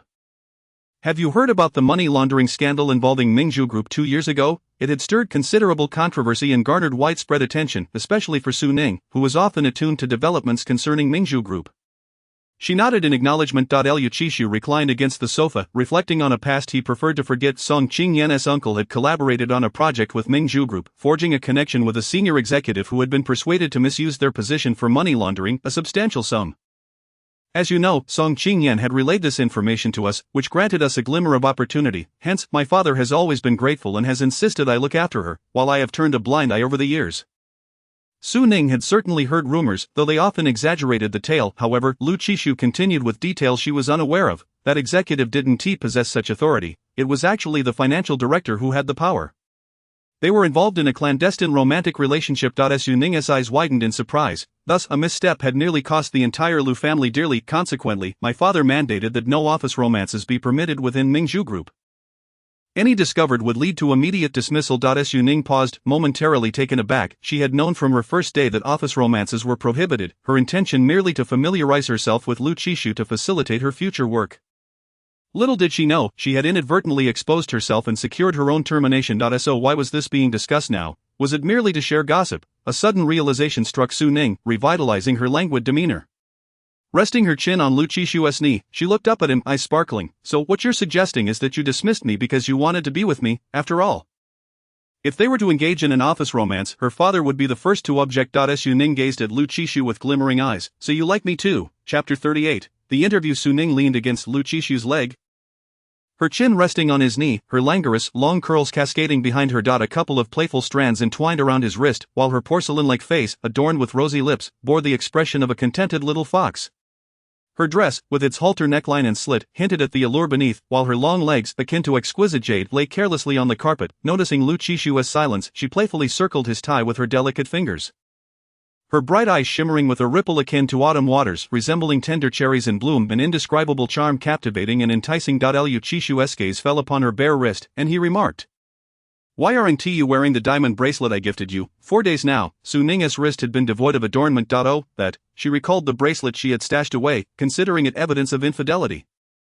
She bit her lip, her lips a brilliant shade of red. "It's too precious. I fear it might be stolen if I wear it out." This remark delighted the gift giver immensely. Lu Qishu untangled the strands of hair that had become ensnared around her wrist, her fingers delicately curling as she tucked the hair behind her ear. As she withdrew her hand, she playfully pinched the rosy earlobe. "It's not expensive, just something casual to wear." Su Ning, adept at seizing opportunities, responded, "Does this imply that there will be more gifts in the future?" Lu Qishu nodded affirmatively. "Yes." Su Ning pressed further, "Only for me." With narrowed eyes, Lu Qishu was bathed in the soft glow of the overhead light, which cast a hazy shadow over him, accentuating the depth of his brows and the richness of his gaze. "Yes." Just as she was about to articulate another thought, Lu Qishu's cool fingertip pressed against her lips. "Are you still not going to sleep?"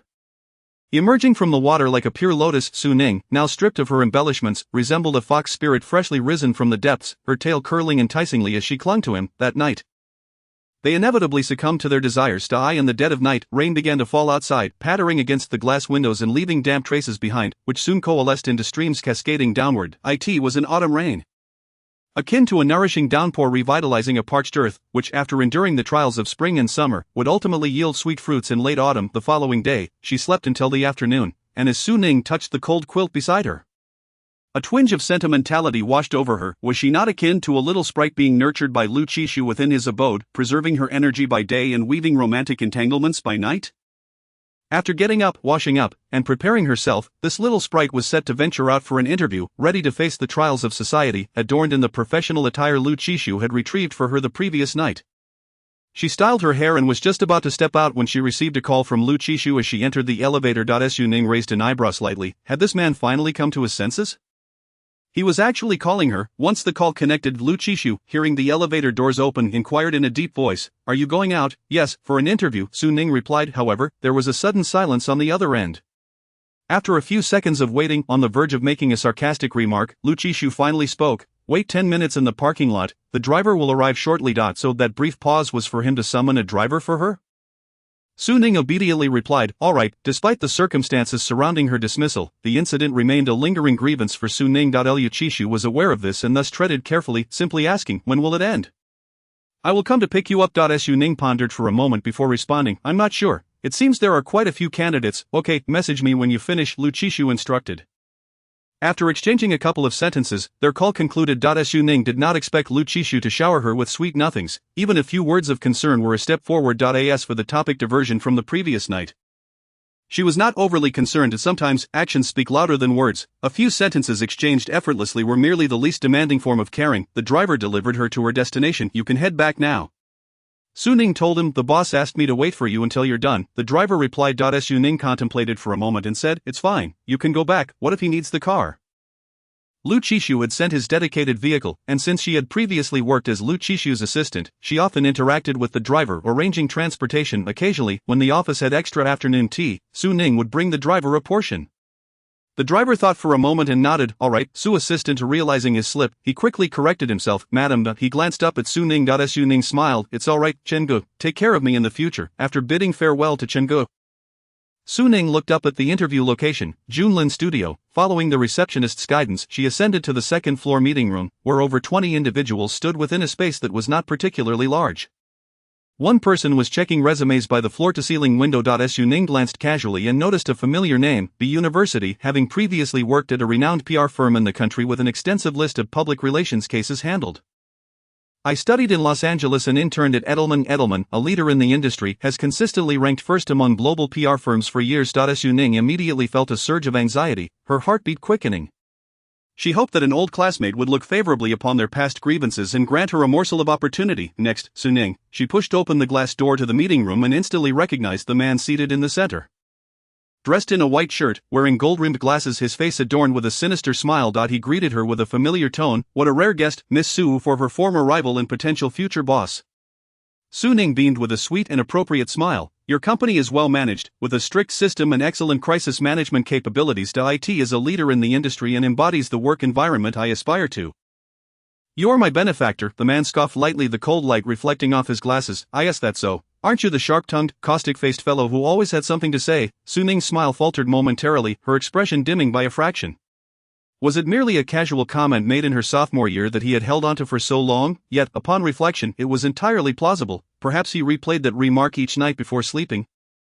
Eagerly awaiting the day he could hurl it back at her, and indeed that day had arrived. The interviewers exchanged glances, thinking these two seemed to have a history. One perceptive interviewer had already set Su Ning's resume aside, opting to pass on her candidacy. Before the interview even commenced, the interviewer on the far side spoke up. Miss Su, I reviewed your resume, and your qualifications do not meet our company's requirements. Why don't you head downstairs to the reception for some afternoon tea? As soon as he finished speaking, the man interjected, What afternoon tea? Am I running a restaurant? Let us proceed with the interview. The other interviewers fell silent, adhering to the established protocol of Miss Su. I see you previously worked at Mingzhu Group. Why did you resign to choose our company? Su Ning answered smoothly, because my major is in media.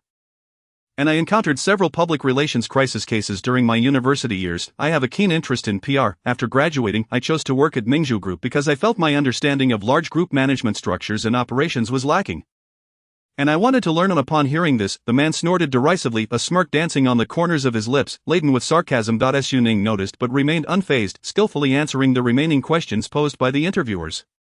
Finally, it was the man's turn. He casually flipped through Su Ning's resume before raising his gaze. Miss Su, may I ask how you would handle public opinion arising from workplace sexual harassment? Su Ning pondered briefly before responding. First, I would advocate for the company to issue a statement acknowledging the matter, demonstrating that we do not evade or hide from it. Second, I would ascertain the truth. If the allegations are substantiated, the perpetrator should be dismissed and legal action should be pursued to hold them accountable, while also providing appropriate compensation to the victim. Furthermore, we would establish a reward system to encourage employees to report anonymously.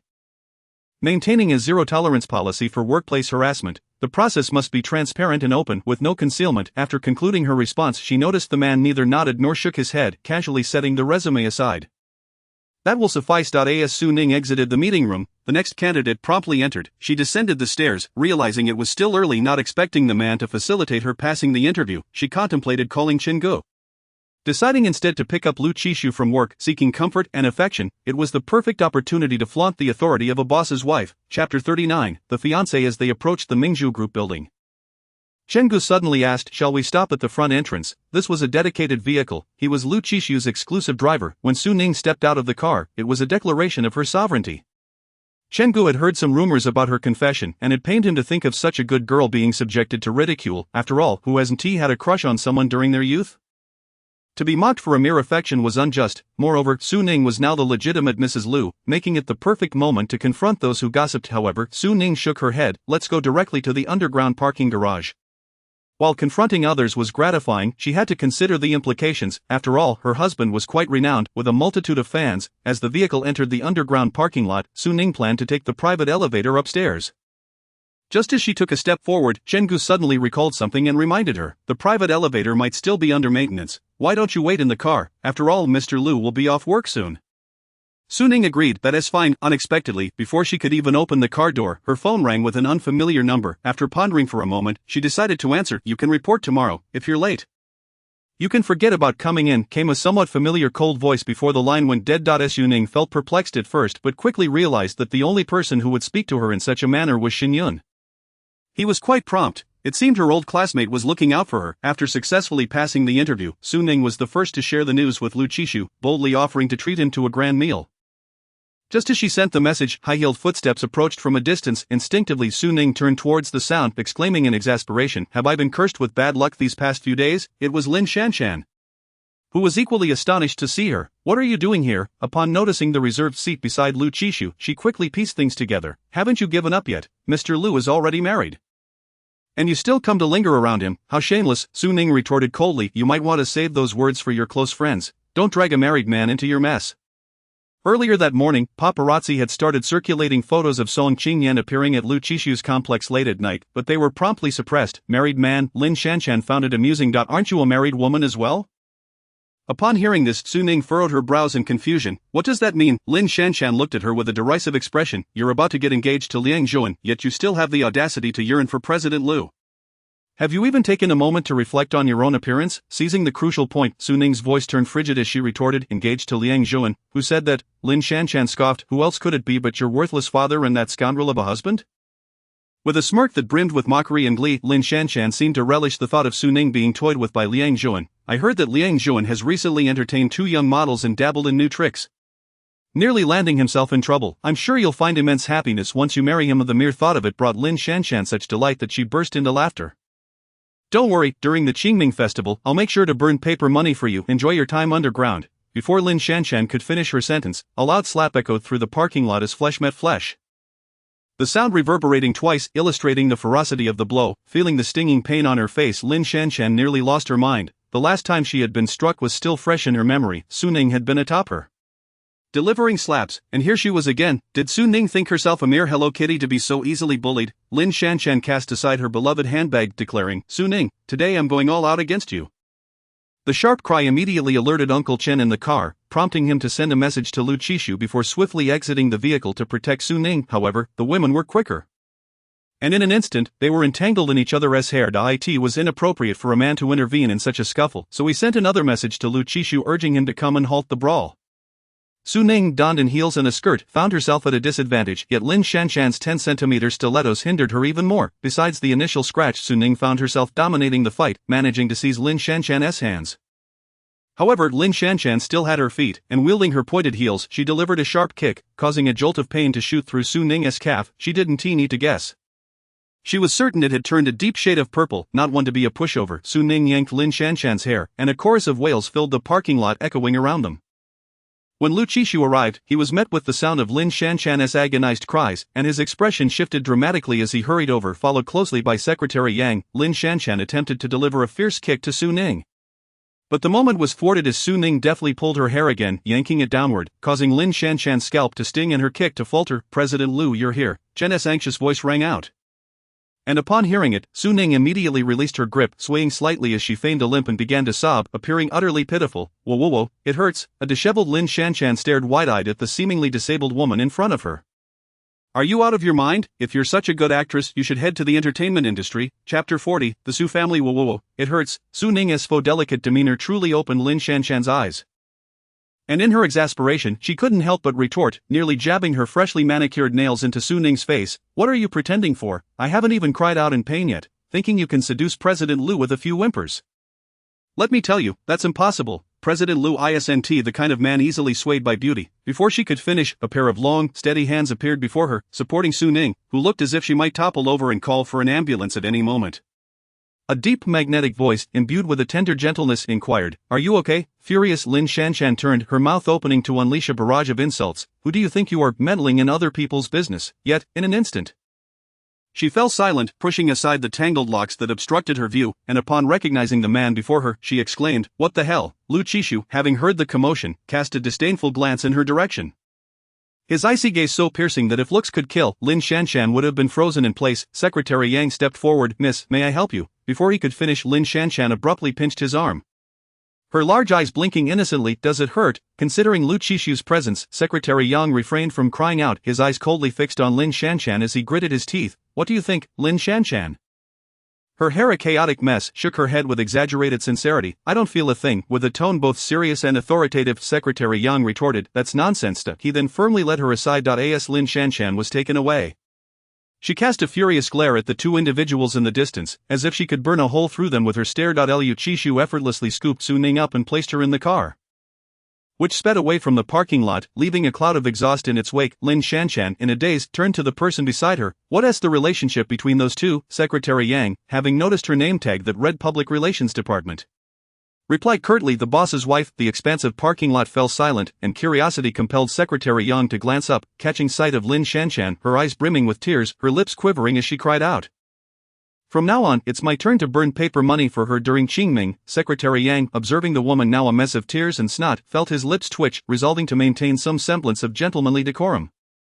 He retrieved a tissue to offer Lin Shanshan, but before he could extend it, she seized his sleeve, howling uncontrollably. Secretary Yang, meanwhile, Chen, ever the perceptive one, discreetly closed the partition between the front and back seats to avoid witnessing anything inappropriate or hearing conversations. Zishun. Lu Qishu lifted Su Ning's leg to examine it closely. Lin Shanshan's kick had left a prominent bruise on her otherwise fair calf, the discoloration stark against her skin, gently pressing down.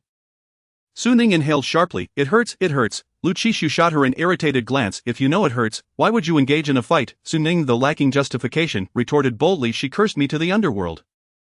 How could I not seek justice for myself?" Muttering under her breath, she added, "If only I hadn't worn these inconvenient clothes today, otherwise, I would have fought back just like before." Realizing Lu Qishu was still nearby, Su Ning quickly composed herself and fell silent. Lu Qishu glanced at her, saying nothing, before pulling out his phone to make an appointment for a checkup, leisurely continuing her thought. "If I hadn't intervened, would you have still intended to pin her down and beat her as you did before?" Su Ning shook her head vigorously. "That is impossible. We're adults now. We wouldn't engage in such childish antics." She then playfully covered Lu Qishu's eyes, whispering, "I'm a good girl. I never get into fights. Everything you saw was merely your imagination." Lu Qishu bluntly countered, "Unless you were to gouge out my eyes."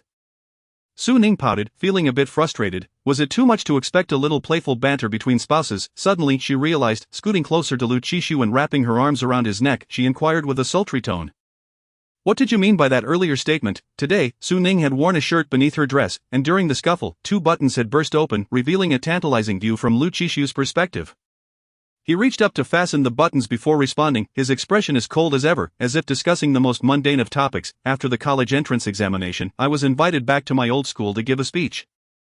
Wasn't it you who was caught fighting in that alley?" Su Ning's eyes widened in astonishment. "You still remember after all these years?" To her, this incident was akin to an encounter with a stray cat or dog on the street, something trivial that one might forget the details of, especially considering she had been left with a bruised face at the time. In truth, Lu Qishu's memory of the event was vague as well. It was just that Su Ning's hair-pulling had struck him as familiar. Prompting the recollection, overjoyed, Su Ning shifted her legs, accidentally bumping the bruise against the edge of the seat, causing her to gasp in pain. In the next moment, Lu Qishu firmly held her leg in place. His dark gaze fixed on her. "Behave yourself." Tears welled up in Su Ning's eyes from the pain, and she looked at Lu Qishu with a pitiful expression. She was already injured, yet he was chastising her.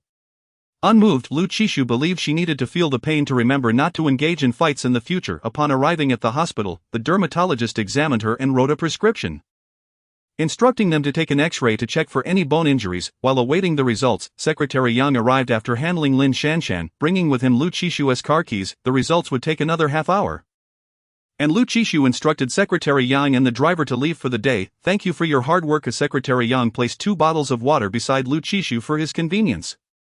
"All right, President Lu." A driver Chen, feeling more at ease around Secretary Yang, remarked, "President Lu seems to be quite fond of Miss Su." He had noticed earlier how Lu Qishu had opened the bottle of water for Su Ning before handing it to her.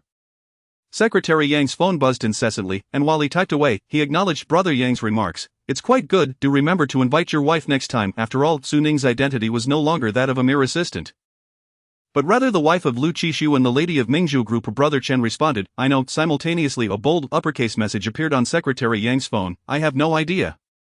Lin Shanshan recalled her past actions towards Su Ning, feeling as though she had perished 1,000 times internally, yet her body remained unrepentantly honest. She incessantly pestered Secretary Yang with her small mouth. "Will I still see the sun tomorrow? Will I be dismissed just for stepping into the company's entrance with my left foot first? I haven't even been to the CEO's office that many times. I had no idea there was such a handsome guy beside Lu Qishu.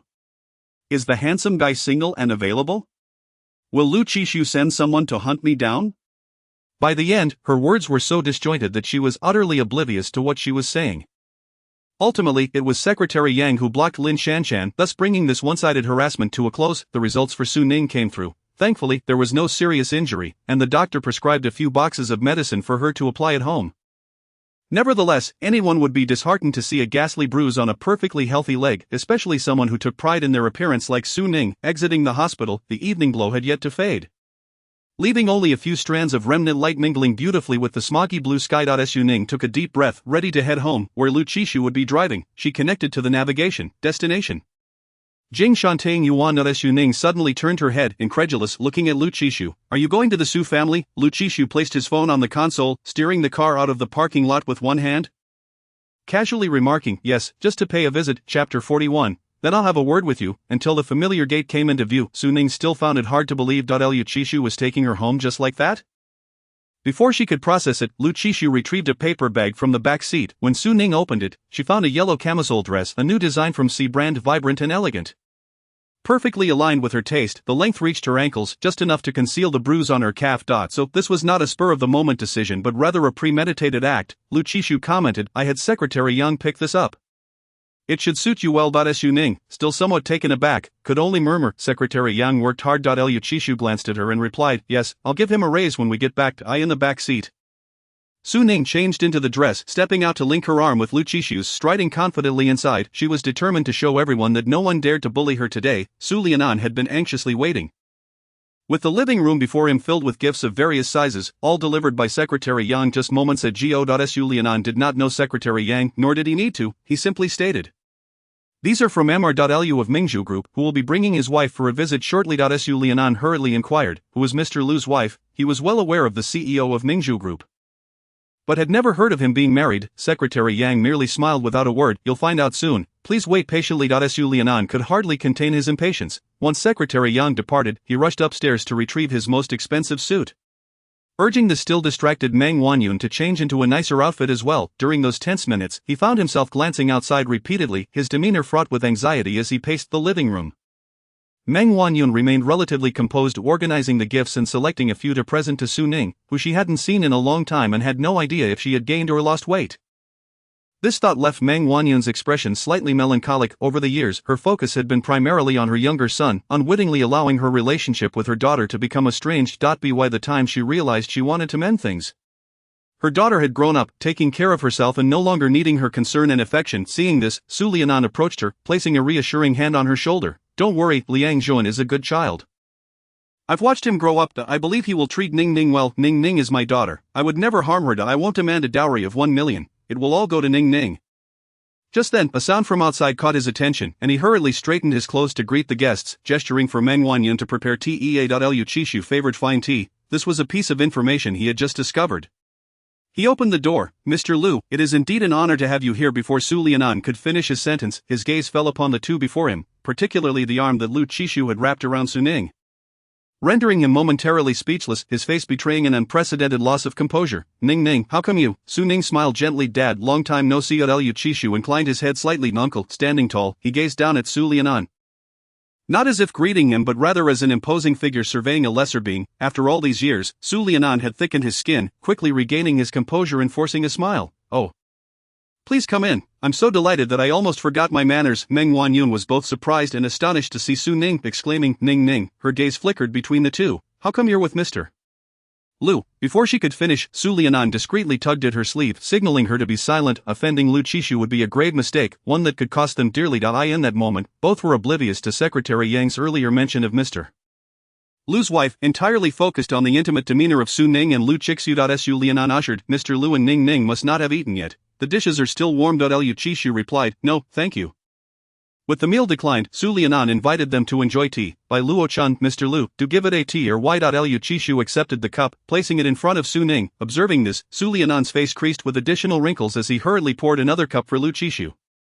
After a sip, he casually inquired, what brings you here, Mr. Lu? Before Lu Qishu could respond, Su Ning interjected, her eyes sparkling with mirth. I have been in a relationship with Mr. for quite some time now, and I specifically brought him home to meet you. Lu Qishu cast her a sidelong glance but remained silent. Su Lianan's heart swelled with joy, feeling his efforts in nurturing Su Ning had not been in vain.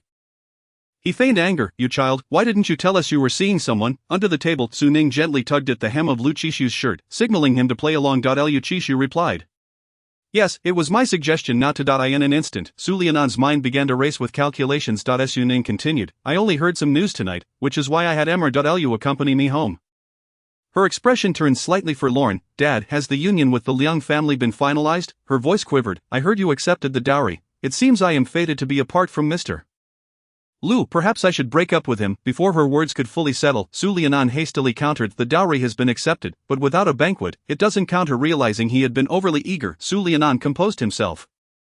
Although the greed in his eyes was unmistakable, impossible to conceal, he smiled broadly. It's all Ning Ning's fault for not informing us about her first romance, leading to such a misunderstanding. Knowing that Ning Ning is being looked after by Mr. Lu puts both her mother and me at ease. However, Su Lianan's tone shifted as he turned to Lu Qishu. Nevertheless, the Liang family has already sent over 1 million in dowry, Mr. Lu, Su Ning interrupted. Then let us return it all. Su Lianan was momentarily taken aback, watching as Su Ning beamed at him. I would appreciate it if you could personally return the dowry and clarify things with the Liang family.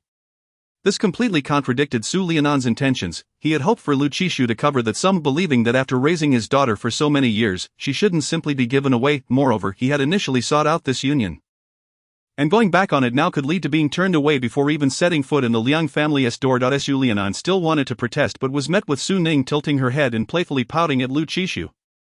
Embodying the demeanor of a little girl, I have a craving for the pastries from Zhuyinshan. Lu Qishu twirled the teacup. I'll call and have them delivered to the house. Zhuyinshan was a renowned establishment, catering exclusively to the affluent. The last time Su Lianan had booked a private room there, it had taken considerable effort. Yet, Lu Qishu could arrange for the pastries to come simply because Su Ning expressed a desire for them. Su Lianan gritted his teeth, realizing he had to be cautious, but the temptation was too strong. He conceded, this matter indeed stems from my failure to consult Ning Ning first. I will go to the Liang family tomorrow to return the dowry.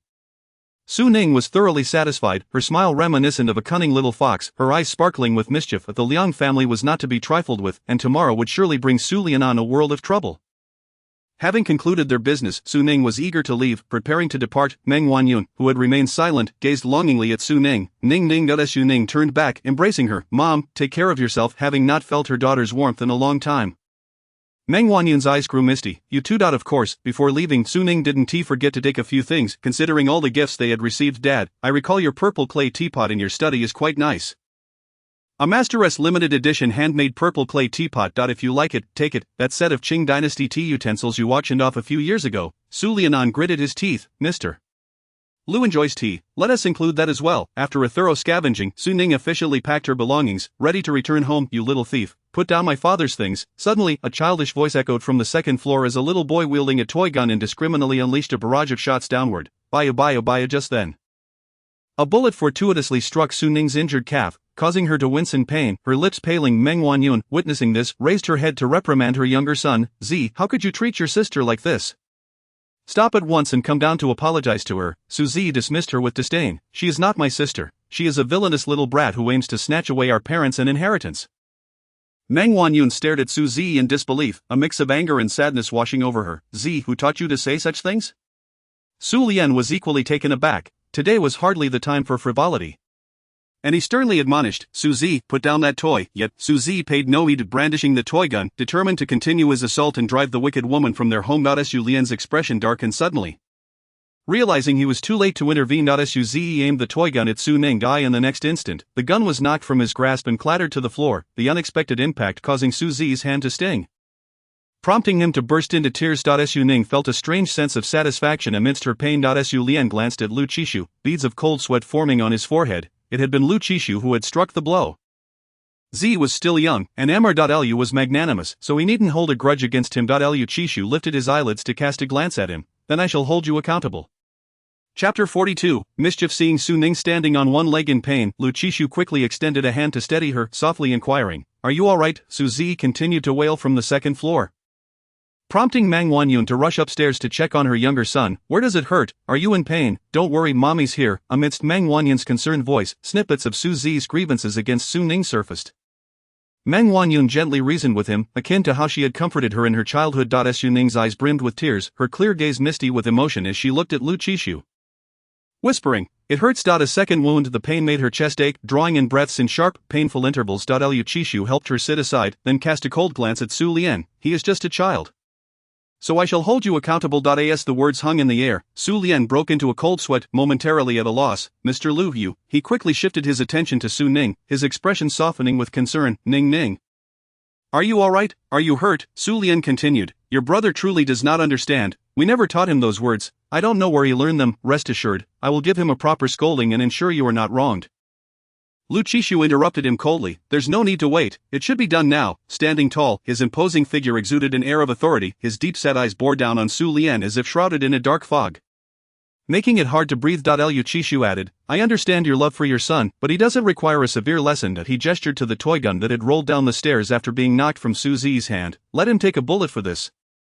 This toy gun was something Su Zi had begged Su Lian to buy for 2 months. The reason was simple. It was not your average toy gun but a replica of a real firearm.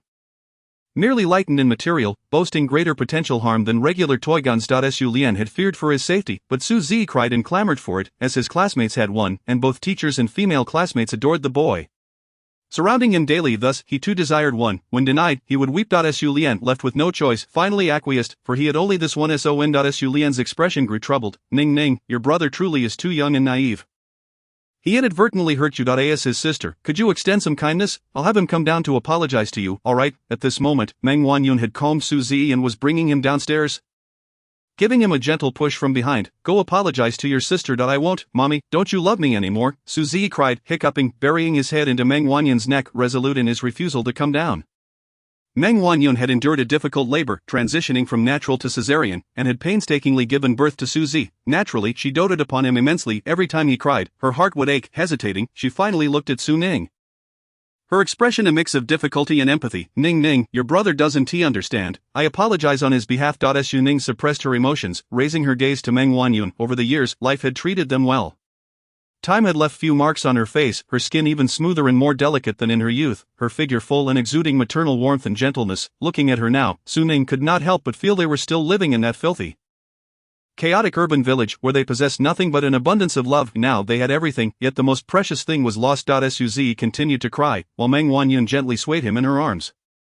Su Ning felt the ache in her chest swell, as if it were a cotton ball saturated with water, heavy enough to cause her discomfort, choking her breath, and a suffocating sensation enveloped her. Her senses dulled, as if a transparent membrane separated her from everyone, rendering her a stranger. Merely observing all that transpired enough, she heard her own voice, calm and steady. You have done nothing wrong, you raised me. And I cannot blame you. Since Su Zi dislikes me, I shall no longer visit the Su family. Meng Wanyun's gaze snapped to Su Ning, panic flashing across her features, as if she had just lost something vitally important. Ning Ning. Su Ning stood up, looking at Su Lian with a composed demeanor, even bearing a faint smile. Over the years, I have kept a record of every penny the Su family has spent on me. I have already transferred it to your account. From now on we are even, and we shall have no further ties. Meng Wanyun gasped in pain. Ning Ning. Su Lian's eyes, however, sparkled with a glimmer of hope. Though he felt a twinge of panic under Su Ning's piercing gaze, as if all his sordid schemes had been laid bare before her. Su Lian stammered, family should not speak of such matters. Su Ning, uninterested in his empty platitudes, stood to leave. The pain in her wound throbbed anew, yet she was determined. In the next moment, her gaze shifted, and Lu Qishu swept her into his arms, leaving both Su Lian and Meng Wanyun momentarily stunned. Lu Qishu fixed a cold stare on Su Lian. I expect to hear news of the annulment of your engagement by tomorrow. Su Lian was still reeling from the shock, overwhelmed by Lu Qishu's dark, penetrating gaze, and he nodded, his scalp prickling. All right. Lu Qishu carried Su Ning out, and as they reached the door, Su Ning gently tugged at his collar, glancing back at Su Lian. My old room is still there. Right, Su Lian nodded fervently. Yes, it is. Su Ning gestured for Lu Qishu to set her down. Wait for me downstairs. I need to go pack a few things. The expansive living room fell into a hush. Su Lian quickly signaled Meng Wanyun to take Su Zi aside. Meng Wanyun wished to ascend the stairs to speak with Su Ning, but Su Zi clung to her, refusing to let her go. So she had no choice but to comfort her younger son first. In the living room, Su Lian seized the opportunity to strike up a conversation, but a single glance from Lu Qishu silenced him. The two remained wordlessly in each other's company for over 10 minutes, with beads of cold sweat trickling down Su Lian's forehead, until Su Ning finally descended the stairs, granting him relief. Lu Qishu noted the emptiness of Su Ning's hands but did not inquire. He simply carried her away. Meng Wanyun, witnessing their departure, wished to say something, opening her mouth, but was distracted by the whimpering Su Zi. By the time she turned back, the car had already vanished from sight. Back home, Su Ning collapsed onto the sofa, her body sprawled haphazardly, utterly disregarding her appearance. Lu Qishu approached, lifting her head to rest on his lap, brushing aside the strands of hair that obscured her vision. Su Ning wore a pair of pearl earrings, and Lu Qishu toyed with them, asking, "Why did you come down empty-handed from the second floor?" Su Ning understood she was referring to her time at the Su household. She feigned an excuse of needing to fetch something, but in truth, I went to do something mischievous. I couldn't very well bring the evidence down with me. Lu Chishu, finding the pearl earrings bothersome, removed them and began to knead Su Ning's earlobe. What sort of mischief? Su Ning felt a ticklish sensation shifting away, and reflecting on her earlier actions, found them both childish and amusing. I smashed all of Su Zi's toys. Chapter 43, Archenemies. Lu Chishu paused, taken aback by her response, a smile creeping onto his lips as he pulled Su Ning's hand to inspect it, the smile revealing an affection he hadn't even noticed. And then? Su Ning replied, then, when Su Zi returns to his room and sees the destruction, he'll feel as if the sky has fallen. To a small child, especially one who has been spoiled, it truly would feel like the end of the world. Seeing Su Ning in a playful mood lifted Lu Chishu's spirits, and he urged her to take a bath after she emerged. He was already waiting by the bed. After 2 consecutive days Su Ning could hardly endure. Even if she were starving, this was hardly the way to eat. Circling to the other side, if not for Lu Chishu's age, she would have doubted whether this man had just turned carnivorous. If that were indeed the case, she would have struck gold. Observing her movements, Lu Chishu furrowed his brow. What are you hiding from? Su Ning retreated even further. Lu Chishu had no choice but to pull her back, exasperated. Are you not going to apply the ointment? Only then did Su Ning remember the existence of the medication. Promptly extending her leg for him to apply it. Lu Chishu prepared ice cubes wrapped in towels to apply cold compresses to Su Ning. The warm yellow light cascaded down, forming a delicate mist of illumination that enveloped Lu Chishu. His cool, chiseled features softened, his brows and eyes lowered, losing a touch of indifference, replaced with a hint of tender affection that made Su Ning's heart flutter. One foot immediately received treatment while the other began to grow restless.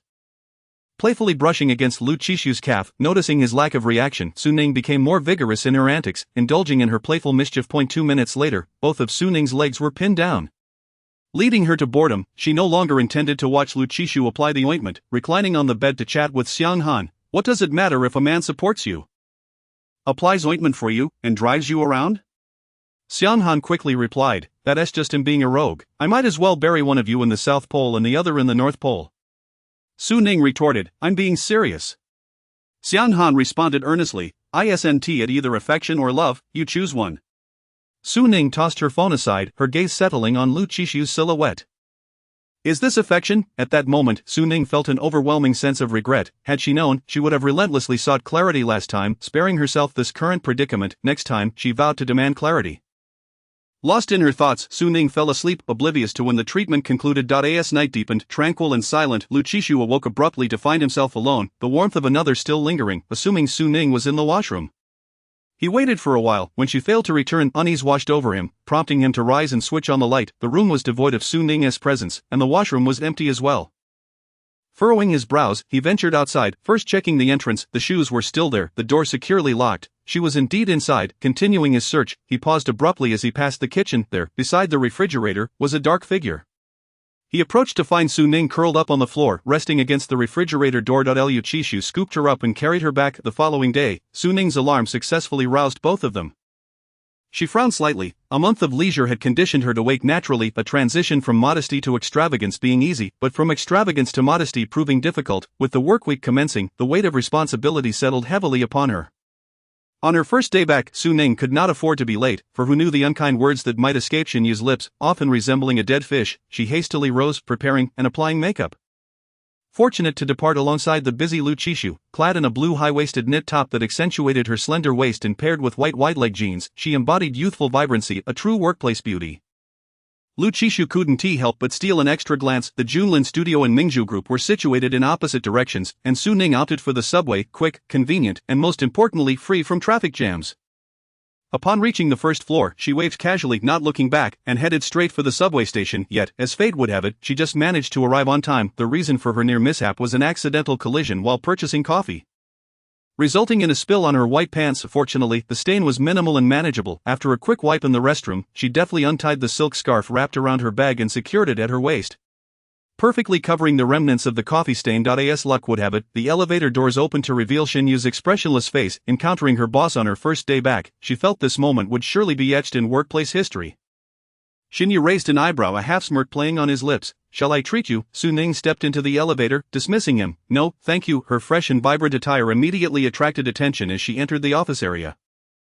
Who is that? A client, so stunning, looks like a newcomer. Wow, is she single? I don't know, but the absence of a ring suggests there could be a chance. Someone share her contact info. Junlin may not have been large. But it was filled with elites. Upon Xinyu's arrival, all eyes turned towards him. Some individuals are simply born as protagonists. Lu Qishu was one, and Xinyu was undoubtedly another. A newcomer, Su Ning, was all Xinyu said. Succinctly introducing her. Su Ning, accustomed to such introductions, added, "My name is Su Ning. I look forward to working with you all." As she spoke, Xinyu had already turned to enter his office. Someone approached her. "I'm Lisa, responsible for the onboarding of newcomers." Before Lisa could finish, hands shot up eagerly. Others, envy in their eyes, had not expected Lisa to beat them to the punch, and they chimed in, "Come join our team. We have strong capabilities and great performance." "Hey, don't make us sound so mediocre," Lisa chuckled, interrupting. "Don't fight over her. She isn't yours. The boss has already made arrangements." Lisa led Su Ning to the most spacious workspace at the back, cheerfully explaining, "You'll be personally mentored by the boss. This is the closest spot to his office." Su Ning gasped. This was undoubtedly a thunderclap for her. Lisa handed her the employee badge. "The boss has never taken on newcomers before. Congratulations, you're the first." Su Ning accepted the badge as if it were a death warrant, feeling its unbearable heat. She had often speculated how it would feel if it ever fell into Xinyu's hands.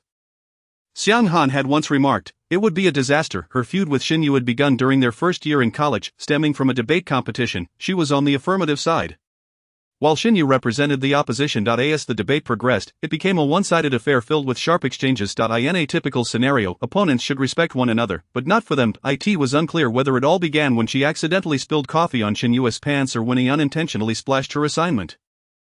But their animosity had taken root. Throughout their 4 years in college, they were always pitted against each other, each holding opposing views. Even in competitions, they were rivals for first place. Sometimes Xinyu would take the title, other times it would be Su Ning. They consistently dominated the top 2 spots in their class. Had they not been recognized as sworn enemies, their closeness would have long since earned them the title of a golden couple. As if on cue, Xinyu emerged from his office, casually tossing a stack of materials at her. "Read this. We'll head out in an hour." Su Ning stared at the materials in her hand, struggling to suppress her sarcasm, wondering if he expected her to have 3 eyes like the mythical Erlangchen. Yet, under the roof, one must bow their head. When Xinyu glanced over, Su Ning had already donned her professional smile. "All right, boss." Xinyu turned and re-entered his office, not sparing her a second glance. Su Ning, one concerned, picked up the materials and began to read, only to be taken aback by the first line, "Public Relations Materials for Song Qingyan?"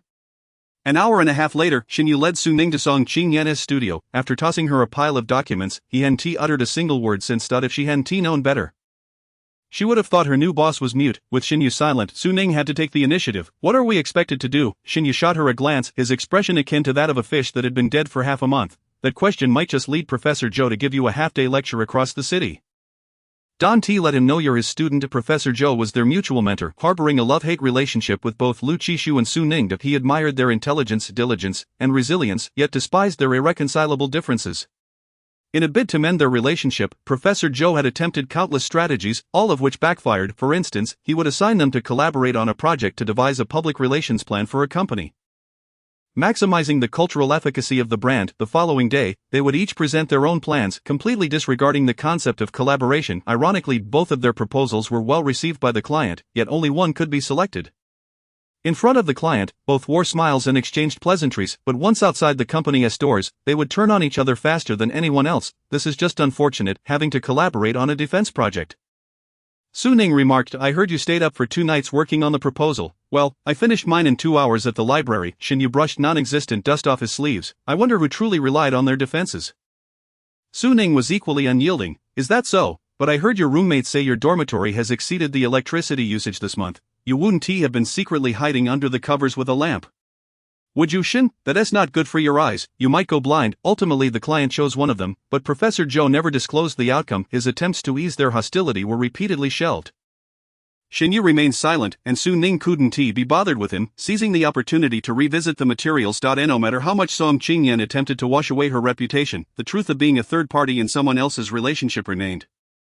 Just yesterday, the male counterpart, Zhou Hong, released a statement declaring he had already divorced his wife and that his relationship with Song Qingyan was merely normal. There was no infidelity or opportunism involved.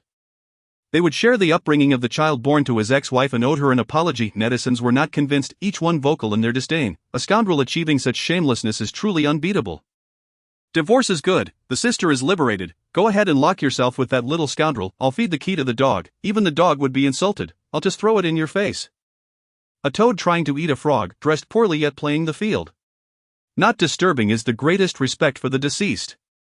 Song Qingyan disabled the comments section, leaving the public to bombard the studio's account, which soon followed suit in closing comments. The incident once again reached a fever pitch of the female lead vanished, leaving only the male lead, Jo Hong, to bear the brunt of the fallout. However, 2 hours later, all related trending topics were taken down, with keywords like Jo Hong and Song Qingyan facing restrictions, clearly showcasing the influence of capital. The internet is rife with speculation regarding the identity of the individual in question, with the name Lu Qishu frequently surfacing. After all, the rumors surrounding the two have been rampant, and it is entirely possible that there is some truth to them beneath the surface. Such grand gestures could only be orchestrated by someone of Lu Qishu's caliber.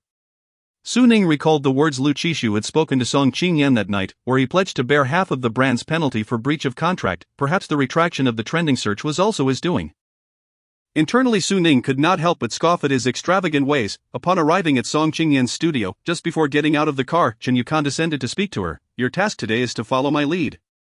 Observe and listen intently, and remain silent." Su Ning: "Understood, I shall be the silent observer." However, this was clearly an impossibility. As soon as Song Qingyan laid eyes on her, she raised an eyebrow, seemingly amused, and, with a lady's cigarette in hand, exhaled a white smoke ring, her lips curling into a sardonic smile. "What a rare visitor, Miss Su." Su Ning maintained her professional smile, thinking that it would not be too bad if Song Qingyan paired up with Chen Yu.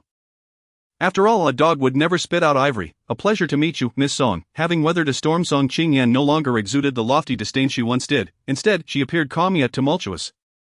Su Ning categorized this as a serene madness. The menthol-flavored cigarette that Song Qingyan smoked released a subtle scent as she exhaled another smoke ring, finally bestowing Chen Yu with a glance. "I want her to leave." She was referring to Su Ning. Just as Su Ning was about to turn and exit, she heard Chen Yu assert, "She is under my guidance. She cannot leave at will." As per Miss Song's whim, Chen Yu was unyielding, seemingly attacking indiscriminately. "If Miss Song lacks sincerity, then let us not proceed with this collaboration." Song Qingyan was determined to safeguard her career in the entertainment industry. Having approached several public relations firms, only to find that upon their realization of her identity, they quoted exorbitant fees while their proposals appeared hastily concocted, Junlin had emerged as a rising star in the public relations realm.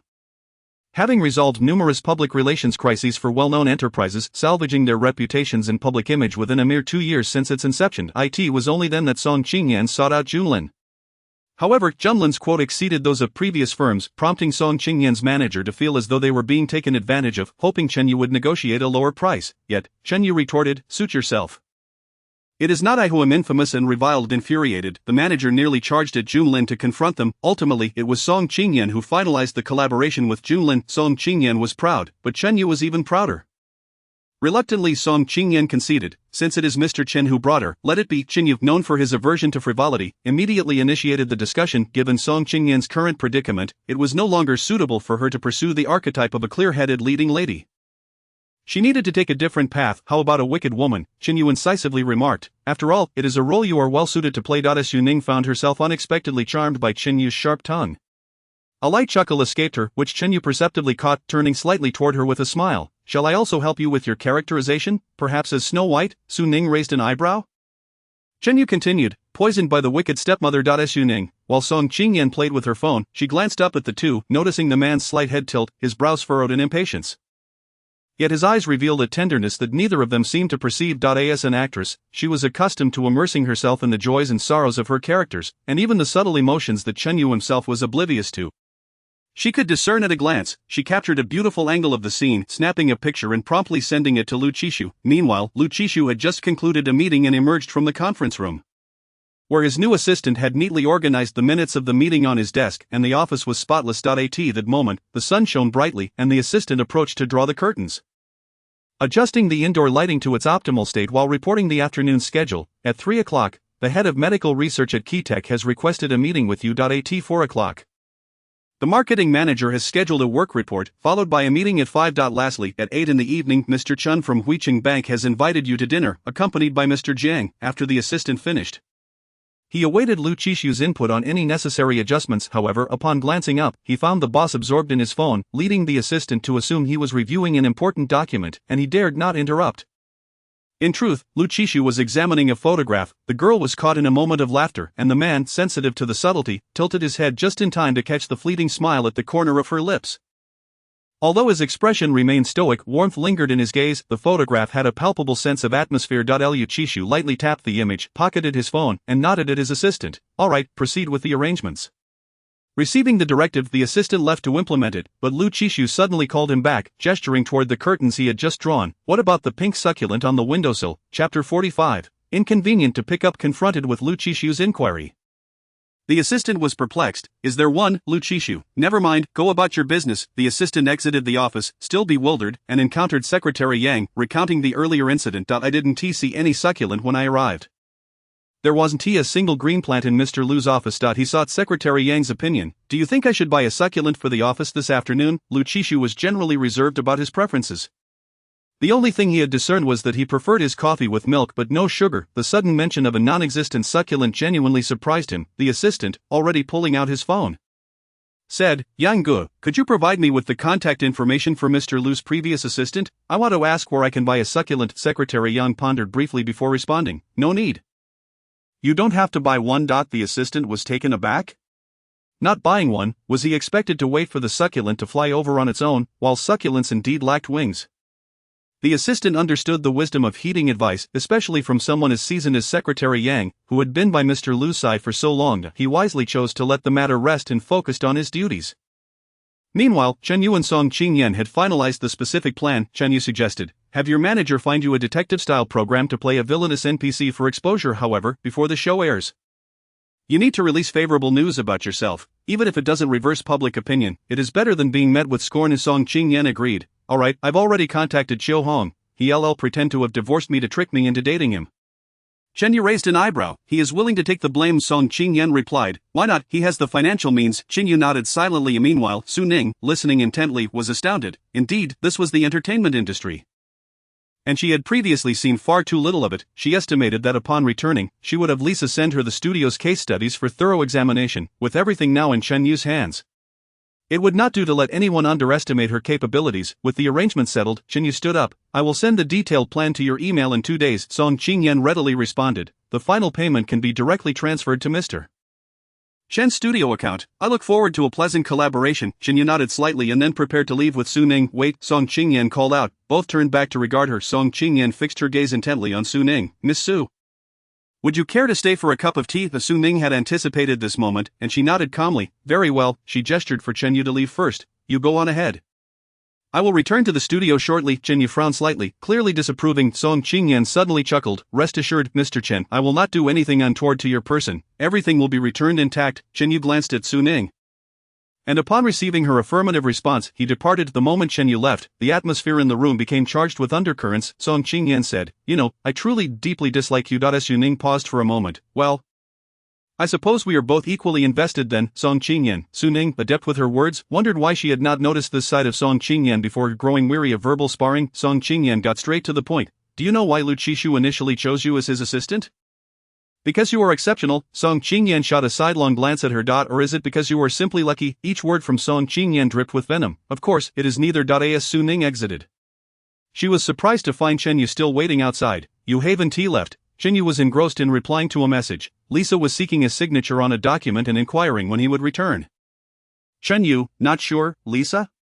In the next moment, he retracted the message. Half an hour. Lisa. Okay, this man's change of heart was swifter than a change in the weather. Once Chen Yu returned his phone to his pocket, he remarked to Su Ning, I was concerned you might truly be poisoned by a wicked stepmother. Su Ning. Upon returning, Su Ning received her first assignment since joining. Chen Yu ruthlessly pressed her. Draft the plan for Song Qingyan's comeback and send it to my email before the end of the day. Su Ning protested. Wasn't it supposed to be sent in 2 days? Chen Yu retorted. Do you dare question me? Su Ning, who would dare? Once Chen Yu entered his office, she could not help but grumble. What a miser. With this monumental task at hand, Su Ning spent the entire afternoon seated before her computer, her fingers dancing over the keyboard. The rapid-fire operation of her brain left no room for wandering thoughts, nor time to ponder the veracity of Song Qingyan's earlier remarks. Having drafted a preliminary version of the proposal, she found herself engrossed in further refinements, oblivious to the passage of time, until her phone vibrated, jolting her back to reality with a message from Lu Qishu, informing her that he would have Brother Chen pick her up after work. Su Ning had intended to make a brief return home, but she declined. Lu Qishu said nothing further, merely reminding her to stay safe. Su Ning's destination was her own small apartment, where she intended to retrieve a few belongings, particularly a pot of succulents she had left behind last time due to an abundance of items. Fearing they might be damaged during transit, this time, she planned to take them to the office the next day. A glance at the greenery during busy hours would surely uplift her spirits. On the way back to Suizhu Huayuan, Su Ning's mind wandered, the thoughts she had deliberately ignored throughout the afternoon resurfacing relentlessly. Song Qingyan remarked, regarding the Lu family's affair, Su Lian actually had a hand in it. However, he was too timid and anxious. After a few minor undertakings, he faltered. When the police came knocking, he confessed readily and cooperated, which is why he was released after just a few days. When you interviewed Lu Qishu already knew you were Su Lian's daughter. Do you think he hired you as an assistant out of kindness? He merely wanted to ascertain what you were up to under Su Lian's influence. After all, keeping an enemy close is the safest strategy. How do I know this? It's not just me. All of Lu Qishu's good brothers are aware. Gu Yanghe knows. Jiang Xin knows. Lu Qishu admitted it himself. It's a pity I wasn't interested back then. Otherwise, I would have recorded his voice to let you hear. Su Ning had to concede that Song Qingyan, having navigated the entertainment industry for so long, could effortlessly tap into the most sensitive aspects of people's hearts. Song Qingyan continued, if my guess is correct, you began to harbor feelings for Lu Qishu back in high school. Otherwise I can't fathom how your two family statuses would have intersected prior to this. Her disdainful tone seemed to strip Su Ning bare. The affection you claim to have nurtured for over a decade is on the verge of fruition, yet it is rooted in manipulation. How does that feel? Song Qingyan declared triumphantly. I bet it leaves you feeling uncomfortable, which brings me joy. Su Ning regarded her in silence before suddenly smiling. Life encompasses more than just love. Whether he loves me or not is inconsequential. I am doing quite well on my own. What you've expressed today is merely envy and jealousy. Su Ning's gaze fixed on Song Qingyan, her clear eyes seemingly capable of piercing through one's soul. You look down on me. Believing I grew up under the charity of the Song family. During our school days, when my grades surpassed yours, you resorted to every trick to tear apart my assignments and ruin my uniforms. Yet I outperformed you regardless, which ultimately led to your scheming to force my transfer. Now that we've grown up, you assume Lu Qishu is just a dish served on your platter, certain of your victory. Even allowing yourself to indulge with Qiu Hong, but you never considered that Lu Qishu has never belonged to you, and he has chosen me instead. Thus, Su Ning's once bright demeanor gradually turned cold. Her expression inscrutable. You are jealous of me, jealous that I can effortlessly obtain what you have longed for. Striking at the heart of the matter, Song Qingyan's expression soured instantly. Oh, I almost forgot to mention. Su Ning rose, her black eyes reflecting Song Qingyan's displeased visage, a slow smile curling at her lips, her dark hair and red lips radiating a fierce beauty, disdainful yet haughty. I relish the sight of you. Unable to stand me yet powerless to eliminate me, with a casual wave of her hand, more a provocation than a farewell, she said, until we meet again, Miss Song. Upon returning home, Su Ning found that Lu Qishu had yet to arrive. Recalling the dinner he had mentioned, she sent a message to Secretary Yang. Soon, she received a business card in return. This is Assistant Li, who will be accompanying Mr.Lu tonight. You may contact him. Madame Su Ning saved the contact, and it was accepted almost immediately. Likely Secretary Yang had given prior notice. Assistant Li promptly sent a message. Good evening, Madame. Su Ning replied, hello, please share your location. I will come to pick him up. Receiving a friend request from the wife of Mr.Lu caught Assistant Li off guard. His expression shifted as he glanced back at the closed door of the private room. It seemed rather inconvenient at the moment. Chapter 46, Drunk that evening, a light rain fell, creating a gentle patter. As soon as he opened the door, Lu Qishu spotted a man seated at a table near the entrance. He wore gold-rimmed glasses, had single eyelids, and exuded a scholarly appearance, with the corners of his eyes slightly upturned, a stark contrast to the warmth conveyed in photographs. Lu Qishu casually handed his rain-soaked coat to a nearby waiter. His tall figure commanding attention as he entered, emanating an undeniable aura. Apologies for the sudden meeting, Lu Qishu stated calmly, his voice low and clear, naturally exuding an air of authority. In this gathering, his presence was essential. No one dared to commence without him. President Chen, the organizer of the meeting, quickly stood up, smiling. With such a large conglomerate like Mingzhu, Mr. Lu is undoubtedly busy. We have only just arrived. Jiang Xian, who had recently partnered with Lu Qishu on a new energy project, had specifically organized this gathering to include Lu Qishu. After Lu Qishu took his seat, President Chen introduced everyone present. Lu Qishu nodded slightly at each introduction until President Chen mentioned Chen Yu, at which he paused. Junlin Studio? Indeed, President Chen replied with a smile, the founder of Junlin Studio. That he was instrumental in managing that PR crisis with the elderly man kneeling at our bank last time. As he recounted this, President Chen still appeared a bit apprehensive. An illiterate old man had come to withdraw money, unable to comprehend the counter's instructions. When family members could not be contacted, the situation escalated, leading the elderly man to kneel in tears, a scene that had been recorded and went viral online, inciting a wave of public opinion. President Chen, eager to commend Chen Yu, praised, Junlin's business acumen is beyond reproach. Chen Yu was no stranger to social intricacies. Receiving such flattery from President Chen prompted him to raise his glass and down it in one go. There's still much to learn from Mr. Lu Chishu lifted his eyelids, fixing his gaze on him. Apologies, I am allergic to alcohol. I shall opt for tea instead. This statement drew a curious glance from Jiang Xian, who looked at him as if he had seen a ghost. Wondering who the man was that used to rely on whiskey every night for a pick-me-up, after the introductions concluded, casual conversation commenced at the table, when the discussion turned to Lu Chishu. He responded minimally, spending the majority of his time engrossed in his phone, scarcely sipping tea. After Jiang Xian replied to his wife's message, he curiously glanced at Lu Chishu's screen, which was devoid of any messages. What could possibly be so captivating about a cold, lifeless screen? Having just claimed to be allergic to alcohol, Jiang Xian, as a good brother, played along, raising his tea for a toast, seemingly casual yet subtly boasting. My significant other is rather clingy. Even during a meal, she must inquire several times to, "Is that so? Your misfortune is almost palpable." Jiang Xian teased, his glee barely concealed. "Does your partner not mind?" Lu Chishu cast a cold glance in his direction. 3 points. Ugh, Jiang Xian downed his tea, dismissing any sympathy he had felt moments ago, his voice dripping with sarcasm. "I can't fathom how someone like you managed to land a wife. As the evening progressed, President Chen signaled to the manager. A few minutes later, a group of women in cheapo entered, bearing fruit platters. Meanwhile, Assistant Li, who had been dining in an adjacent room, emerged to visit the restroom and happened to brush past them. Taking a moment to admire a few of the strikingly beautiful women, not long after, the dishes were cleared, yet no one had come out. Understanding the unspoken cue, Assistant Li decided to remain unobtrusive and was about to leave when he received a message from Su Ning. Glancing at the private room, he hesitated, uncertain how to respond. Lu Chishu's marriage had been sudden, and the identity of his wife remained shrouded in mystery, never officially announced. Assistant Li struggled to gauge his wife's significance in Lu Chishu's eyes. After pondering for a moment, he resolved to enter and inquire. As he pushed open the door, he was met with a scene that caused him to pause. A waitress was standing uncomfortably close to Lu Chishu. Creating the appearance that Lu Chishu had embraced her, Assistant Li hesitated, unsure whether the issue at hand pertained to him or to Su Ning's message. Leave. The icy tone cut through the air.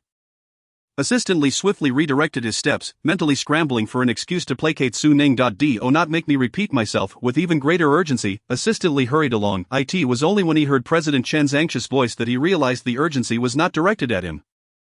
Turning back, he was met with Lu Chishu's grim countenance, his eyes glinting with a chilling intensity, exuding an oppressive aura that rendered the atmosphere in the room suffocatingly tense. The waitress, in a quavering voice, offered her apologies, her tone sweet yet veiling hidden barbs. "Mr. Lu, I'm so sorry. It was unintentional," President Chen scolded. "How could you be so careless as to spill wine on Mr. Lu?" He signaled to the waitress to leave.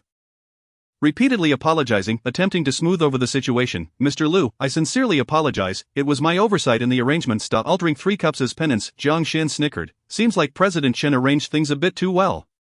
Initially, he had not registered the peculiarities of the service, assuming it was simply a standard fruit platter delivery, until one of the waitresses approached him, at which point he realized something was amiss. One of them had even brazenly brushed against Lu Chishu.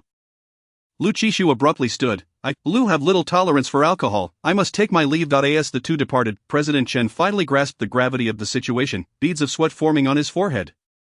He attempted to follow but was intercepted by Assistant Li. "Apologies, President Chen. Perhaps you can schedule another meeting with Mr. Lu." Whether such a meeting would even come to pass remained uncertain. As the two individuals exited the entrance, Jiang Xian remarked, "What a dampener. I shall treat you to a private outing next time." Having orchestrated this meeting, he naturally bore some responsibility for the ensuing events. With the onset of autumn, the evening breeze had grown a touch colder, accompanied by a fine drizzle. Lu Chishu, after taking the umbrella from Assistant Li, stated, "No need for that. Just remember to sign the contract tomorrow." He then instructed Assistant Li beside him, "Jiang is generous to have given us 3 points.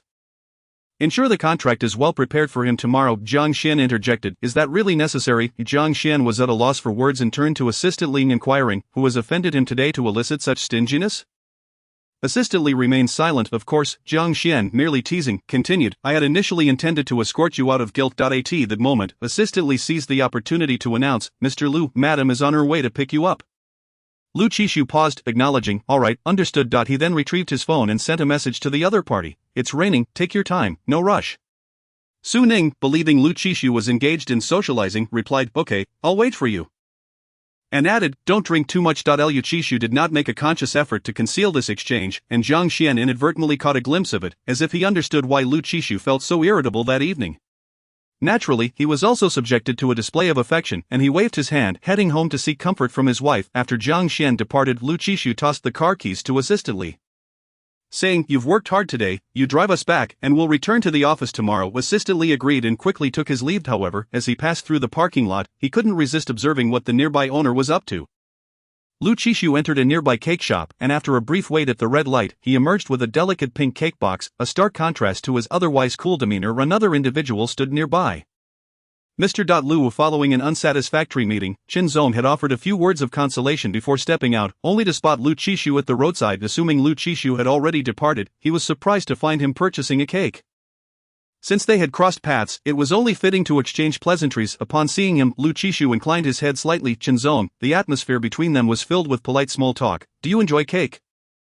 Mr. Lu. The cake Lu Chishu had chosen was a new item from the shop, featuring a handcrafted little fox on top, charming and lifelike, especially with its mischievous grin. Due to its high price, few had chosen to buy it. And the shop had initially planned to consume or gift it themselves, but Lu Chishu's generous purchase prompted them to offer 2 additional packs of candles. My wife loves it, Lu Chishu replied. Chen Zong nodded, quite adorable. After that, he prepared to take his leave, not wishing for further conversation. After the unpleasantness in the private room, he was reluctant to engage further, especially since Chen Zong had been eager to introduce him. At that moment, a luxurious vehicle glided smoothly into a nearby parking space, its impressive maneuvering drawing the attention of passers-by, who were curious about the occupants within. The 2 men outside the cake shop naturally lifted their heads. The car door swung open, revealing a familiar figure. Chen Zong's earlier stride halted as he observed Su Ning rushing toward him, instinctively tilting the umbrella. In the next moment, she bypassed him and slipped under the umbrella of another individual. Su Ning's sweet voice chimed, "Why aren't you waiting inside?" As she drew closer, a strong scent of alcohol wafted toward him. She looked up at the man. "Are you drunk?" Lu Chishu replied, "No, he had not consumed any alcohol." Su Ning countered, "Drunk people always insist they aren't." Lu Chishu remained silent. Su Ning was about to scrutinize him further when suddenly he leaned in, his cool lips brushing against hers, his voice low and languid. "Fine, if you say I'm drunk, then I am." Chapter 47, Anger. The sudden intimacy left Su Ning wide-eyed, her gaze darting around. After all, Lu Chishu was no ordinary individual, but a public figure, and there could be paparazzi lurking at any moment. As her eyes shifted, they fell on Chen Zong. Su Ning, caught off guard, thought, how unexpected to encounter my unyielding superior after hours. This is quite an uncomfortable experience. Moreover, she had been so focused on avoiding the rain that she hadn't realized Chen Zong had been nearby all along. Witnessing her interaction with Lu Chishu, a sense of embarrassment washed over her, as she felt an inexplicable shame in front of an acquaintance. What a coincidence, Mr. Chen. Despite the awkwardness, she felt compelled to greet him. Chen Zong, half of his face shrouded in the umbrella's shadow, nodded. Indeed. Lu Chishu's umbrella tilted, fully encompassing Su Ning beneath it, and he casually inquired, "Do you know each other?" Su Ning introduced, "Chen Zong, my boss." Lu Chishu wore a knowing smile, his gaze meeting Chen Zong's as he introduced himself, as if it were their first meeting. "Hello, I am Lu Chishu, Su Ning's husband." Chen Zong replied. "Hello." The rain intensified, splashing against the ground, autumn rain stirring thoughts in a disarray. Su Ning had initially considered offering Chen Zong a ride, setting aside past grievances, but now, as her supervisor, he informed her he had called for a chauffeur who would arrive shortly. Reluctantly, Su Ning decided to take Lu Chishu home instead. Upon entering the house, Lu Chishu immediately pulled her in for a kiss. Concerned about squashing the cake, Su Ning gently pushed him away, prompting Lu Chishu to set the little fox cake down in the foyer. The rich aroma wafted into her senses, leaving Su Ning momentarily unsure whether it was Lu Chishu who was intoxicated or herself. From the foyer to the sofa, Su Ning felt as though she too had absorbed the scent of alcohol. As someone with a slight aversion to cleanliness, she couldn't tolerate it and insisted Lu Chishu, the inebriated one, take a shower. She was wary of the dangers associated with bathing while drunk, aware of the numerous accidents that could occur. She had no desire to become a widow or be wed to a disabled husband. Seizing the moment, Su Ning placed the cake in the refrigerator, sent a few messages to Xiang Han, and retrieved her sleepwear. However, feeling uneasy, she decided to wait by the bathroom door. She knew men showered quickly, but she hadn't anticipated how swiftly it would be. Just as she reached the door, it swung open, the steam billowing out, carrying with it a heady scent of masculinity. Lu Chishu emerged, clad only in a loose towel around his waist, droplets of water cascading from his tousled hair. Su Ning's gaze involuntarily followed the beads of water as they trailed down his chiseled throat, collarbone, and along the defined contours of his abdomen, finally disappearing beneath the towel. Su Ning swallowed hard, as Lu Chishu's dark eyes, fogged by steam, locked onto her, his gaze piercing and sultry. The corners of his eyes held a subtle hint of allure, transforming him into an enchanting figure. Overwhelmed, Su Ning retreated into the bathroom, unprepared for this side of Lu Chishu. Inebriated, her heart racing, wishing she could pounce on him right then and there. While showering, she contemplated encouraging him to drink more in the future. After donning her sleepwear, Su Ning discovered the living room empty. When she returned to the bedroom, stepping into the dimly lit space, she realized the lights were off, with only the flickering candlelight illuminating the room. The cake she had placed in the refrigerator was now on the table, alongside an open bottle of red wine. As she approached, she was suddenly pulled into an embrace to eye, and the next moment, her lips were met with a cool sensation, her composure faltering as the rich wine flowed between them. A few drops trickled down her slender neck, only to be licked clean moments later. The wine was shared and savored, leaving her sleepwear stained. Su Ning felt a pang of regret. This fabric was not meant to be tainted with alcohol. Lu Qishu, his long pale fingers teasingly lifted the straps of her sleepwear, the black contrasting beautifully against her glowing skin. The candlelight flickered, casting shadows across the room. As Lu Qishu's eyes darkened, his voice low. "I'll compensate you." Su Ning glanced up at the instigator, retorting, "Of course, you will." Climbing higher, she added, 10 items. Lu Qishu readily agreed, "Alright, I'll let you choose." At that moment, Su Ning sensed something was amiss. The candlelight was dim, and Lu Qishu's clarity of thought belied his intoxication. Before she could ponder further, a tingling sensation coursed through her shoulder as he slid the strap down. "Since it's dirty, it need not be worn."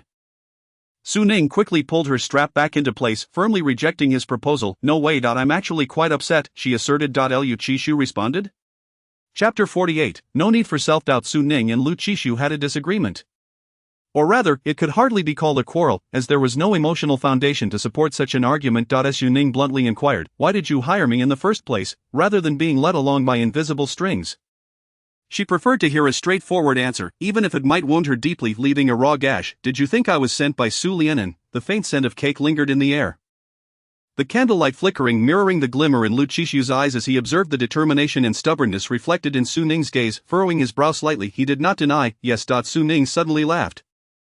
"I thought I was just lucky." The day she received her job offer, her excitement kept her awake through the night, dragging Xiang Han into various escapades, resulting in Xiang Han being late to her defense the following day, nearly incurring Su Ning's wrath. Her initial days on the job were uneventful, running errands for Lu Qishu and signing inconsequential documents, with the more significant matters being handled by Secretary Yang. She had initially believed her lack of experience warranted this extended period for learning and accumulation. In hindsight, everything seemed to fall into place. "Then you should realize now that I was not under Su Lianen's influence. I merely..." Su Ning hesitated, realizing that no matter how she phrased it, it would sound self-serving. So it was Lu Qishu's hiring of her merely a fortuitous accident. A sense of humor bubbled within her. Lu Qishu found the smile before him utterly blinding. An impulse to forcibly smooth the corners of Su Ning's lips overcame him, much akin to the discontent he felt upon viewing a somber photograph during the day. The rain continued to pour outside, the living room window left ajar, allowing the wind to sweep in the essence of the rain, causing the candle flame to flicker perilously, nearly extinguished. Rising, Lu Qishu closed the window. A wave of irritation seeped into his eyes, as he, accustomed to accepting outcomes from his high position, deemed the analysis of processes a task suited for the defeated. The image of the photo sent earlier by Song Qingyan lingered in his mind. Dwelling on such matters now held no practical significance. Su Ning parted her lips, feeling a dryness in her throat that resonated with her heart's spasm. After a prolonged silence, she finally spoke, "I understand, I just..." The room remained quiet for an extended moment, save for the faint crackling of the burning wick. Su Ning's gaze shifted to Lu Qishu's face, deliberately avoiding his dark, penetrating eyes. "I apologize for disturbing your evening. You should rest." Lu Qishu furrowed his brow, wanting to articulate something but finding himself at a loss for words, an unfamiliar sensation of being tongue-tied, as if he were at an impasse with another person for the very first time. "And you?" Lu Qishu inquired in a low tone, "Where will you go?" Su Ning had a tendency to flee when confronted with difficulties, a fact he had come to know well. She could slip away from under his very nose if he were not careful, impossible to retrieve. She interpreted his words as a desire for her absence. After a moment of silence, glancing out the window at the relentless rain, still heavy, she gestured towards the laptop that had appeared by her side. "Perhaps you could wait a moment while I catch up on some work. The rain might cease soon." She intended to leave only after the rain stopped. Surely Lu Qishu would not be so petty, would he? His brow knitted in frustration. Lu Qishu felt anger rise within him at Su Ning's nonchalant attitude towards their relationship, as if she could withdraw at any moment. He muttered, "Do as you wish." Before retreating into the bedroom, opening her laptop, Su Ning diligently worked, determined not to lose her job due to a man. Yet as she typed, the resentment of working late surged within her, igniting a desire to hurl the laptop at Lu Qishu's face, demanding he draft a comeback plan for his former rumored girlfriend. Truly, men were oblivious. Once they had what they desired, they ceased to cherish it. Channeling her indignation into productivity, her fingers struck the keyboard with fervor, deciding that for lunch the following day, she would order pig's trotters, 2 servings, one of which she would feed to the dog. Suddenly, her phone buzzed with a message from Shinyu, "Happy birthday," accompanied by a red envelope. On her first day of employment, Shinyu had insisted she remove him from her blacklist, still bearing an unusually lengthy note. Su Ning was puzzled by his message, glancing at the corner of her phone to realize it was already midnight. Time had flown by. Contemplating this, her gaze fell upon the cake. where the sugar-crafted little fox had begun to soften slightly from the warmth, blurring some details. Feeling a tinge of regret, she scooped a bit of cream, its sweetness melting instantly in her mouth. Quite delightful. Just then, her phone vibrated repeatedly with messages from friends and family. Xianghan, wishing our Ning Ning a happy birthday, may you find joy and prosperity, and be blessed with beauty and charming male models. May you ascend to the pinnacle of life. Paging Nian, happy birthday, your gift is on the way. No need to be overly touched, woman, falling for a little lord is your destiny. Meng Wanyun, Ning Ning. Happy birthday, have you eaten cake? As the night wore on and the rain persisted, Su Ning settled into the sofa, wrapping herself in a small blanket, first collecting the red envelopes sent by everyone. Then responding to each message. To Xianghan, she replied with affection, thank you, darling, kisses. To Xinyu she adopted a servile tone, thank you, boss, you were so generous. To Pei Jingyan she responded whimsically, I have read your message. You may leave now. Finally to Meng Wanyun, thank you, mom, I have eaten. Even a small bite counted as having eaten. At that moment, Xinyu sent a voice message. Su Ning intended to convert it to text. But her nose suddenly itched, and as she prepared to sneeze, her hand slipped, inadvertently hitting play. Xinyu's voice resonated throughout the living room, no need to thank me, just be happy today. Su Ning pondered when Xinyu had become so amiable.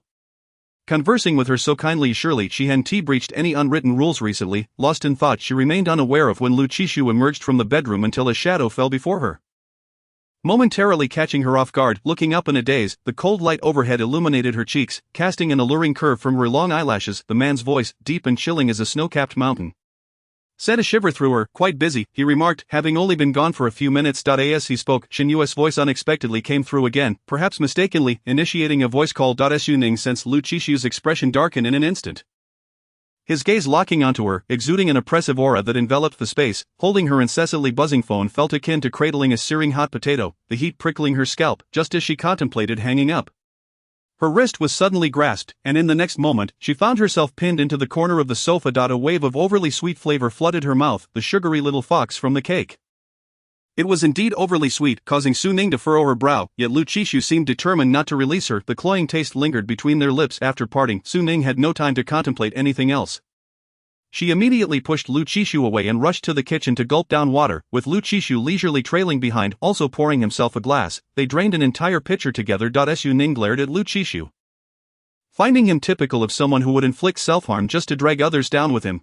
Before she could finish her accusation, Lu Qishu suddenly reached out to wipe away droplets of water from the corner of her lips, leaving them both speechless after the kiss. I initially chose you as an assistant because of Su Lian, Lu Qishu stated, without denying it. However, that is not the entirety of my reasoning. Your excellence and your credentials were also significant factors.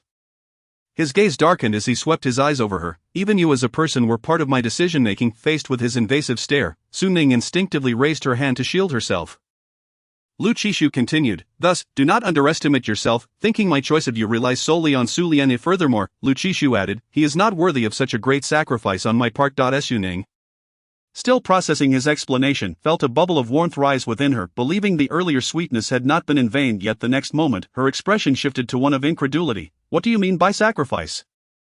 I have diligently served as your assistant for a year, only to be dismissed in such a humiliating manner. I have not sacrificed anything. You, however, have made the sacrifice. Glancing at the sofa, she scoffed. This sofa is quite suited for you. It is spacious enough. With that, she turned and stormed into the bedroom, slamming the door shut behind her. Lu Qishu, Chapter 49, trending topic. The two parted on unfriendly terms, and Su Ning was uncertain whether Lu Qishu had indeed slept on the sofa. After venting about the dogman to Xianghan the previous night, she had succumbed to a deep slumber, vaguely feeling the bedding shift beside her. However, upon waking in the morning, she noticed no changes beside her, leaving her unsure if it had merely been her imagination. After freshening up, she ventured into the living room, glancing around but finding no trace of the man. The sofa was spotless, the small blanket neatly folded. Had he gone to work? After a moment's reflection, Su Ning decided not to dwell on it. He was an adult, after all, and it was not her place to manage his affairs, tidying her belongings. She arrived punctually at work, relieved to find that she did not encounter Xinyu. Instead, she met Lisa. Su Ning had a small favor to ask. Lisa, do you have any public relations case studies related to the entertainment industry from your studio over the past 2 years? Could you send me a copy? I'd like to learn. Lisa smiled. Of course, I'll send it to you shortly. Settling at her workstation, Su Ning's first order of business was to organize her desk, a habit she had developed while assisting Lu Qishu. In the midst of tidying, she suddenly recalled something important. Where was her succulent, her lovely pink succulent? She had deliberately placed it in a prominent position the night before. fearful of forgetting to take it, yet, to her dismay, it was nowhere to be found. Logically, that shouldn't have been possible. Although her memory occasionally faltered, she would invariably remember upon seeing it. The absence indicated one thing: she had not seen it at all. Realizing this, she promptly sent a message to Lu Chixu. At Mingzhu Group, a palpable tension filled the air, the ambience far more solemn than usual. The superboss was in a foul mood, reprimanding two key department heads during the morning meeting. While the rest dared not even breathe amidst this atmosphere, Secretary Li was acutely aware of the stakes, especially while navigating the minefield of delivering documents. Upon entering, Li noticed the superboss deep in thought. Staring intently at the succulent on his desk. Li was taken aback. Was Secretary Yang truly clairvoyant? What was happening? Lost in contemplation, Li was abruptly snapped back to reality by Lu Qishu's icy gaze. Tightening his belt, Li stammered, "These documents require your signature, Mr. Lu." At that moment, Lu Qishu's phone vibrated. "Just a moment. Su Ning, have you seen my succulent?" Lu Qishu shot back a photo. The familiar succulent sat atop his ebony desk. Lu Qishu, "It's with me." Su Ning replied with 6 dots. "Su Ning, take good care of my child." Lu Qishu, "Why not daughter?" He glanced at the succulent, gently pinching its plump, vibrant leaves. The pale green edges adorned with pink, growing ever more vibrant towards the center, were simply irresistible. Su Ning vividly recalled the sacrifice he made last night. Glaring fiercely, "I'm her mother, do you have any objections?" Lu Qishu replied, none. As he envisioned the fierce Su Ning on the other end of the phone, a slight smile graced his lips. "I will take good care of our daughter." This series of transformations left assistantly momentarily dumbfounded. On the other end, Su Ning hung up the phone, feeling inexplicably like a parent. Noticing that Su Ning had not replied, Lu Qishu finished signing a few documents and printed a document to hand to Assistant Li. "Follow the instructions on this." The Assistant Li assumed it was some confidential business matter, and with a look of reverence, he opened it only to find a comprehensive guide on succulent cultivation. Assistant Li. Before he could fully digest his surprise, Lu Qishu instructed, "Find out where my wife went yesterday and whom she met." If Su Ning knew those details, it could only mean someone had deliberately informed her. Assistant Li agreed. Understood. In the morning, with no tasks assigned by Chenyu, Su Ning spent the entire morning analyzing case studies. Chenyu was indeed born for this line of work, handling each case with such perfection that one could hardly find a flaw.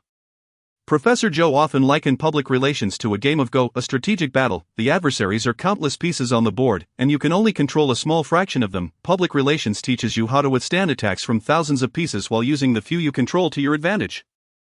It was not until lunchtime that Su Ning finally emerged from her immersion in the cases. Lisa, passing by, reminded her it was time to eat, prompting Su Ning to gather her things. To her surprise, she encountered Chenyu, who she hadn't seen all morning, in the elevator. Su Ning greeted him, refraining from mentioning the missed voice call that had been automatically disconnected last night. "Mr. Chen." Chenyu nodded.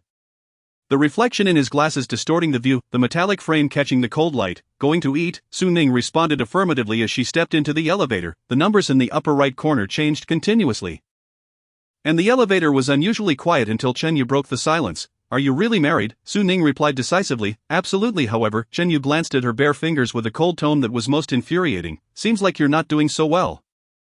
Why hasn't Lu Qishu even bought you a ring?" Su Ning, infuriated, she raised an international gesture of goodwill to get lost. After hastily finishing her lunch, Su Ning rushed to Mingzhu Jewelry to choose a ring.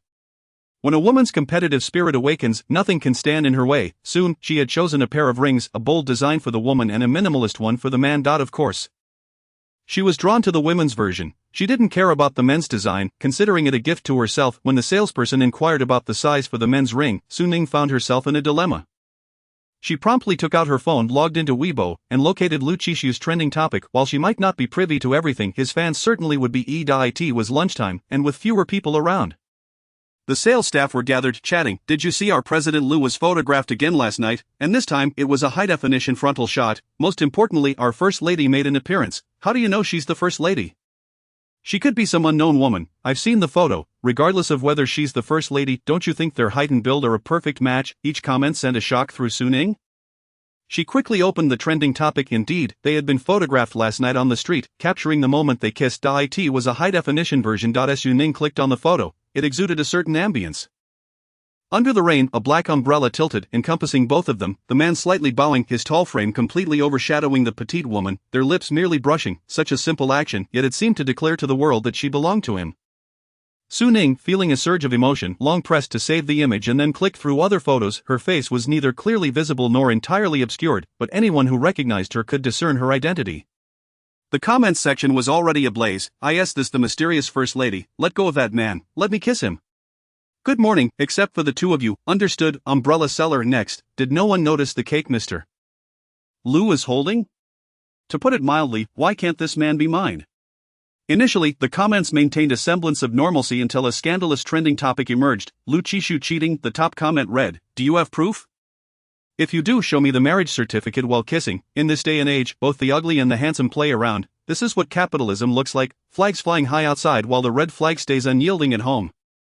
Refreshing the page, Su Ning was astonished to see her own name trending, Lu Chishu Su Ning. The uproar began with a revelation from a post that claimed upon seeing the trending topic. The poster realized, isn't this Su Ning, the daughter of the Su family? Netizens flocked to inquire about who Su Ning was, eager for more information. The poster then penned a lengthy response, detailing Su Ning's educational background from childhood, particularly emphasizing a punishment that had been announced in her third year of middle school but ultimately went unfulfilled. It was an exhaustive expose, almost as if they were digging up her ancestral grave to reveal her family's history. This revelation ignited the discontent among Lu Chishu's fans. Their internet husband had married a woman of dubious character, sparking an uprising where fans demanded Lu Chishu divorce her, since Su Ning had not registered an account. The fans, unable to vent their frustrations, soon discovered her employment at Junlin Studio. They swiftly infiltrated Junlin's official account. Do you not conduct background checks when hiring? What kind of nonsense is this? Get Su Ning out to speak. Keep her away from my husband. Divorce. She is utterly unworthy. Su Ning quickly scanned the chaotic comments section, noting the similar timestamps of the posts. As the interface refreshed, articles flooded the major entertainment platforms, taking over headlines in the blink of an eye. Marketing accounts multiplied like dumplings, each one stirring the pot, eager to fan the flames. Su Ning rapidly skimmed through, her eyes glinting with a hint of malice. If there were no ulterior motives behind all this, then her name was not Su Ning. That moment, her phone rang. It was Chen Yu. Don't come back yet. Chen Yu stood before the floor-to-ceiling windows, observing the minivan that had mysteriously appeared below. Individuals inside brazenly wielded cameras to capture footage. The studio was besieged. Su Ning had not anticipated the speed of their actions. After a moment's hesitation, she replied, "All right, thank you, and I apologize for the trouble." Chen Yu closed the curtains. "This isn't just your issue. What about Lu Chishu?" Su Ning paused. "I haven't spoken to him yet. I'm still unaware." Chen Yu's words dripped with his usual acerbity. "Congratulations, you're the first to innovate in the art of widowhood in this new era. Su Ning, where can I buy some mute medicine? Give me 10 packs, that should make Chen Yu a mute bride." Fortunately, Chen Yu quickly shifted back to the topic, not lingering on the edge of silence. "Lu Chishu's place likely isn't safe either." Su Ning was acutely aware that Lu Chishu's residence had long been exposed by fans. Returning there would be akin to walking into a trap. "I'm not going back to him." Chen Yu pressed, "Then where will you go? If necessary, you can come hide out at my place." Su Ning was taken aback by the unexpected offer of assistance from the usually indifferent Chen Yu. At that moment, she felt somewhat inclined to dismiss her earlier sinister thoughts, pondering that perhaps there was still true love in the world, and perhaps there were still good people. Chen Yu interjected, "I won't charge you much. It's 180 a day. What a joke." Su Ning, "Thank you, but no need." Indeed, everything that had just transpired felt like an illusion. Su Ning returned to her small apartment, where few knew of her whereabouts, thus offering a semblance of safety throughout her journey. Her phone buzzed incessantly, each vibration signaling a new message. Xianghan, Sulian, Meng Wanyun, former colleagues, acquaintances, and strangers alike reached out to check on her, making her feel like a hot commodity. Despite being the center of attention, Su Ning resolutely combed through every message and call. None were from Lu Chishu. Among the dozens of missed calls, not a single one was his. Growing weary of the constant notifications, Su Ning finally powered off her phone and retrieved her backup device from university to contact Chen Yu. Chen Yu informed her, "Someone has come forward claiming you were punished in middle school for cheating on a test, alleging that the Su family deliberately sheltered you from repercussions by transferring you instead." It was evident that this public outcry was aimed at you, and by extension Mingzhu Group. Su Ning replied, "I likely have an idea of who was behind this." Chen Yu bluntly stated, "Song Qingyan." Su Ning was taken aback by Chen Yu's perceptiveness. "How did you know?" Chen Yu explained, "The online allegations have escalated to claim you and Song Qingyan were middle school classmates." Su Ning retorted, "So next, am I supposed to meddle in her relationship with Lu Chishu?" Chen Yu replied, "Her affair with Xiu Hong is already a done deal, but dragging you into this is a certainty." Su Ning scoffed disdainfully, "She better have the capability for that. She couldn't even pass a test after cheating." Suddenly Su Ning lowered her voice, her sweet tone reminiscent of dewdrops collected from ripe fruits. Refreshing and invigorating. Senior, the wife of a prominent figure, Su Ning exhibits a remarkable ability to adapt. During her time at school, opposing you was a fault of the junior, was it not? Could it be that the esteemed senior is willing to overlook such trivial matters? Su Ning, a year junior to the brooding Chen Yu, had addressed him merely as senior upon their first encounter. Thereafter, she always referred to him by his full name. It had been ages since he had heard that title. And Chen Yu sighed in nostalgia before coldly declining. Not a chance. Su Ning, with a heart full of anguish, implored, you cannot disregard the welfare of your junior just because you have left the sect.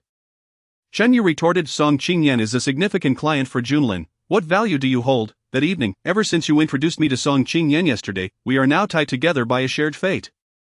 Su Ning asserted, you have already marked your territory with the label of Su Ning on your forehead. Upon hearing this, Chen Yu chuckled in disbelief. So you had it all planned out, did you, even calculating your own senior? The banter transported Su Ning back to their school days, reminiscing about their debates beneath the trees. Those moments felt exceedingly pleasant. Su Ning precisely countered Chen Yu's previous statements. How can this be deemed exploitation? This is merely a fair allocation of resources, Chen Yu questioned. Then what benefits can you offer me? Su Ning replied succinctly, market price. Chen Yu remained silent, knowing Su Ning had a follow-up. And you shall extend an employee discount. Chen Yu snapped, what do you call this? Are you taking advantage of me? With that, he ended the call. Moments later, another message arrived. I give you 10 minutes to send over whatever you have. Su Ning eagerly responded, Senior, you are magnificent. Senior, you are formidable. Chen Yu returned the earlier gesture from lunch, scram.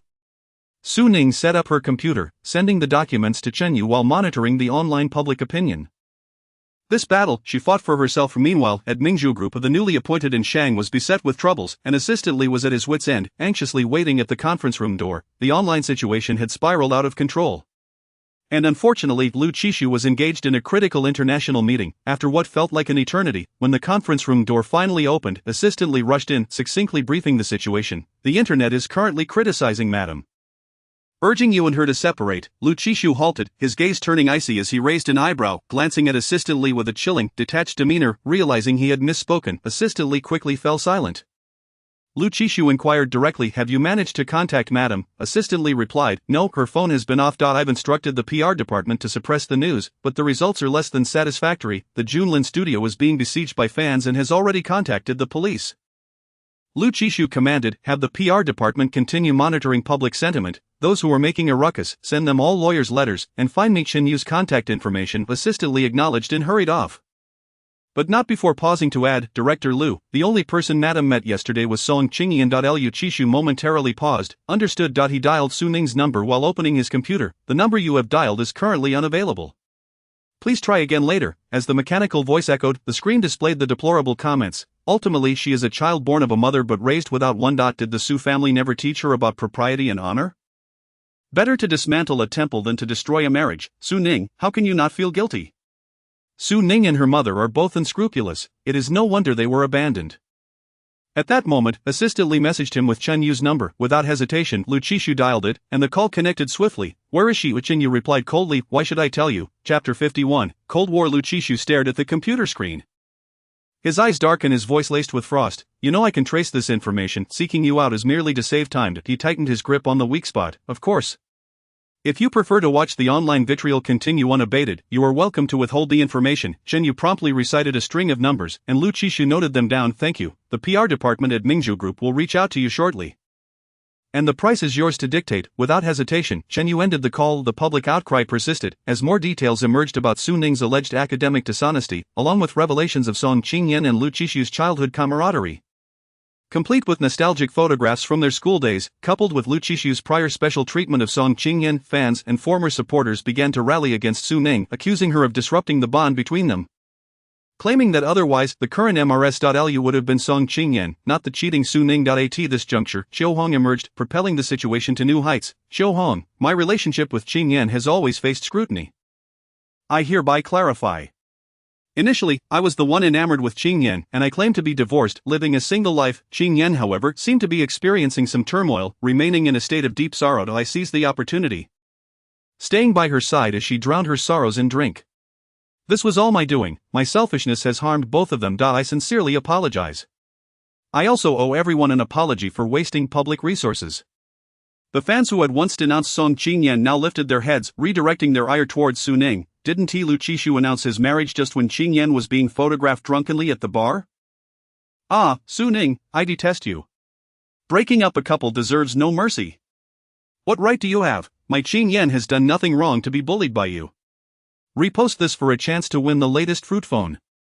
On the other side, Su Ning stared at her computer, utterly astonished. Money can manipulate even the most stubborn of spirits, and she felt as if she were the one being crushed underfoot.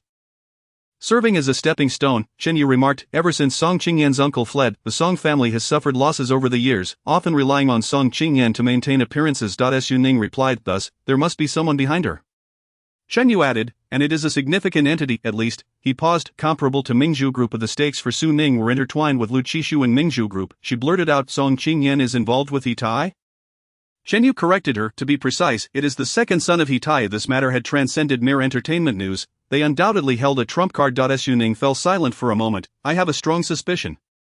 After her conversation with Chen Yu, Su Ning's phone pinged with several missed calls from a familiar number. She hesitated momentarily before dialing back. Hello. Upon hearing her voice, Lu Qishu's tension eased, and he couldn't help but rub his temples. Where are you? Are you safe? There were far too many radical fans. Not only Junlin, but even the area outside Mingzhu Group had experienced multiple disturbances. After staring at her computer for 2 hours, Su Ning's eyes were strained. So she walked to the window for some fresh air while responding, I'm at my old apartment. She had purchased this apartment outright during her internship to repay Su Lian, even borrowing some from Xiang Han. It spared no expense on the decor, choosing soft ethereal curtains that filtered the sunlight beautifully. As she pulled back the curtain, a sudden beam of light struck her eyes painfully, causing her to shut them quickly and draw the curtain back down. Perhaps, it wasn't entirely safe after all. Lu Qishu acknowledged, I'm coming over. Instinctively Su Ning protested, don't. If Lu Qishu came, she dreaded to think what those people might do, perhaps even laying waste to her place and branding her with a scandalous label for all to see. She quickly concocted an excuse. You should first resolve the matter regarding your childhood friendship with Song Qingyan. Lu Qishu replied, the PR department is already discussing a public relations plan with Junlin. Considering Su Ning's current job, he asked, would you like to participate online? No, Su Ning stated bluntly, I don't want to see you. Having the former girlfriend of a high-profile individual brand her as the other woman would infuriate anyone. And the fact that she could still manage a coherent conversation with Lu Qishu felt as if she had stepped into an archaic court to plead for favor, yet, she was not suited for such political maneuvering. Her mind was barely capable of accommodating the complexities of her situation, let alone dealing with Lu Qishu, whom she almost wished to jab with a few needles. Su Ning formally declared a cold war, until this matter is resolved.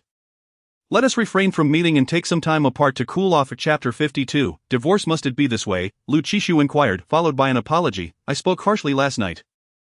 I am sorry. He explained, the photo circulating online was cropped. It is not a private image of me and Song Qingyan. His normally deep and resonant voice now took on a deliberately softer tone. As though an invisible hand extended from the phone to constrict Su Ning's breath, she could almost envision Lu Qishu lowering his gaze while uttering these words, yet, the more this was the case, the more the initially calm Su Ning felt her anger surge to a boiling point, capable of igniting the world. No, she refused. Her voice was colder than ever, akin to a balloon in her chest that was perpetually inflating.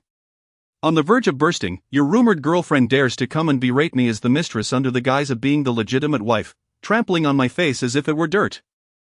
Who does she think she is? Is it not you, Lu, who has granted her such audacity? While your family may wish to repay kindness and uphold loyalty, I owe nothing to Song Qingyan. On the contrary, it is she who owes me a debt of gratitude as high as a mountain. As Su Ning spoke, her ire intensified, a haze of tears welling in her eyes, bringing to mind the ridicule and probing messages she had previously brushed aside.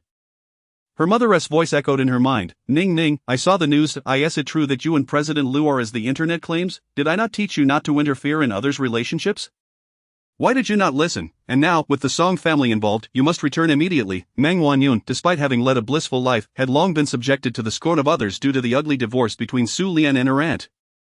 Song Qingyan, seeing Su Ning now facing similar accusations, filled her with exasperation, especially given the involvement of the Song family. Su Lian also sent a probing message. Ning, have you married President Lu?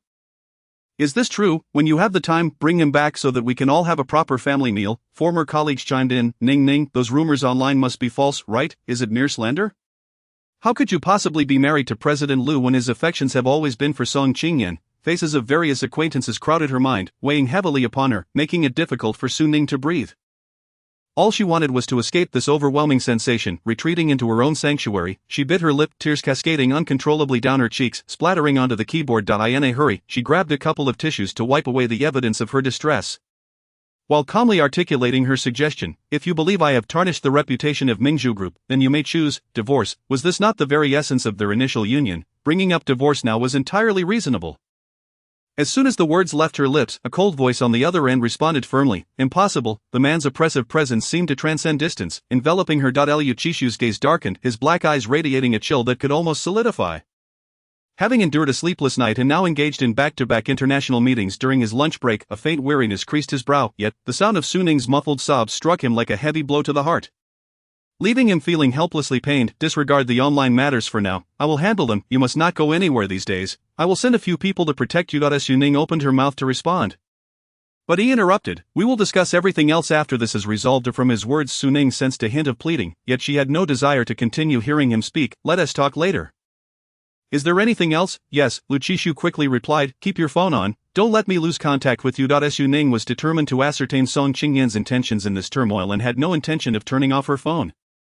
However, discussing it now seemed unnecessary, so she casually replied, all right. After hanging up, Lu Qishu found Qi Yan bouncing with excitement, his voice so loud that had it not been for the soundproofing of the office, it would have drawn a crowd. Your sister-in-law wants a divorce? Qi Yan cursed. That scoundrel Yuan Zhe, always stirring trouble, now conspiring with Song Qingyan to create chaos. You should have let him drown in the pond when he was a child. Why save him? In the dead of winter, it nearly froze you to death, and you caught a cold for an entire week, rescuing an ungrateful wretch. Yuan Zhe, the second son of the Yuan family, was unlike the violent conflicts of the previous generation. Their generation had grown up together, oblivious to such grievances, especially since Lu Qishu lived in the grand estate and was a leader among the children. Thus Yuan Zhe often played along with them. One winter, Yuan Zhe insisted on going to the riverbank, but slipped and fell into the icy waters. Only Lu Qishu among them could swim, and after rescuing him, he spent several days in the hospital due to the cold. Yuan Zhe fared worse, suffering from a high fever and ultimately losing his mental faculties, showing no gratitude, instead opposing Lu Qishu at every turn. Reflecting on past events held little significance now, Lu Qishu asked Qi Yan, what brings you here? Qi Yan explained, oh, I stumbled upon a fine bottle of wine and intended for you to bring your sister-in-law and join me for a gathering. But then this fool Yuan Zhe barged in. He too had seen the news online. Were he in Lu Qishu's position, he would have already taken a knife to Song Qingyan and Yuan Zhe, sending them to their demise. What do you plan to do about it? I have my arrangements, Lu Qishu replied, urging him to leave. Keep the wine, next time I'll bring her along to drink. Qi Yan scoffed, muttering under his breath, come on, she's about to divorce you. A single glance from Lu Qishu silenced him, and he scuttled away. However, this did not prevent him from sharing the news in their group chat. Zhang Xian was the first to chime in, not surprised at all. With a mouth like his, it's as if it's been set in concrete, and he is entangled with all that rotten foliage. Making a commotion, yet still thinks he can secure a sweet and gentle wife. He must be dreaming. He recalled the grievances from 3 points in time and continued, when I pursued my wife, she slapped my right cheek, and I had to extend my left for her to strike again. Only then could I bring her joy and attain happiness. Zhang Xian added, to collaborate with someone like you, who can't even win over a wife, truly diminishes the stature of our Jiang family. You must remember that partnering with us is something your ancestors begged for. He Guyanghe joined in the fray, as a good brother. I am deeply saddened to hear of your impending divorce, so let the lovely Su Ning come to me. I would represent her in court for free, ensuring a decisive victory, no fees involved, and guarantee a complete division of your assets. Lu Qishu simply replied with one word, scram. A group of mischievous friends left him with his phone tossed aside, his thoughts consumed by the image of Su Ning. He wondered what she was doing at that moment. Just then, Assistant Li entered. President Lu, President Su of Su Corporation wishes to meet with you. Without hesitation, Lu Qishu declined. I will not see her. Assistant Li nodded, planning to inform the security to keep her out. Understood. Lu Qishu instructed Assistant Li, arrange for a few bodyguards to protect my wife, and convene a meeting with the Public Relations Department in Junlin. Assistant Li inquired, should we have the Junlin team come over? His question was tactful. Given the turmoil online and the visible distress of the big boss, it was evident that issues had arisen between the two. Moreover, since his wife was affiliated with Junlin, it provided a legitimate reason for them to meet. Praising himself inwardly for his cunning, Assistant Li felt he had taken a step closer to becoming a special assistant. Lu Qishu replied, no need. Su Ning clearly did not wish to see him. Let us change it to a video conference. Lu dog, if my wife doesn't want to meet in person, then let us meet online. Chapter 53. The mistress. Upon receiving a call from Xinyu, Su Ning was somewhat taken aback. I have to participate too, Xinyu affirmed. Yes, it's a request from Lu Qishu. Su Ning was displeased. Is he out of his mind? Xinyu suggested, or perhaps you could scold him in front of everyone. At that moment, in Su Ning's mind, Lu Qishu's face had become synonymous with Song Qingyan and the online insults. She had no desire to see him. I am merely a humble intern, not even officially employed. My participation would be a waste of bandwidth. Is it possible for me to not attend? Xinyu flatly rejected her. No fuming, Su Ning exclaimed in English. Why? Xinyu answered in a leisurely manner. Because just a few minutes ago, I signed a public relations contract with Mingzhu Group. He emphasized, a 7-figure sum. Su Ning could hardly believe it, indignantly scolding him. So you sold out your employee just like that? Xinyu took pride in his actions. It's your honor. Su Ning scoffed. Oh, so I'm quite valuable then. The meeting was scheduled for an hour later, at 6 o'clock sharp, but the supposedly valuable Su Ning lay in bed for half an hour. Resolutely deciding not to attend, she could not simply appear because Lu Qishu summoned her. With the online scrutiny at its peak, her presence would be akin to a spectacle. She had played the fool long enough. Su Ning was determined not to change her species. However, 15 minutes before the meeting, Su Ning opened her laptop to browse the latest developments in online discourse. She referred to this as her occupational hazard. As a rising star in the public relations field, missing any detail would be a disservice to the industry and an affront to her potential. Having convinced herself, Su Ning opened the trending search list. A flurry of explosive headlines greeted her, which she had come to accept with a sense of resignation, yet she could no longer find her name among the trending topics. It had been replaced by another title, the wife of the president of Mingzhu Group. Mingzhu Group. The recent allegations circulating online regarding the president's wife of Mingzhu Group cheating on exams and interfering in others' relationships are completely unfounded. The group will take stern measures and will not tolerate such behavior. We have gathered relevant evidence and have handed it over to our lawyers to pursue legal accountability. Regarding the so-called childhood photos of Ms. Song Qingyan and Amr.Lu Qishu, these are merely cropped group photos. Original image below.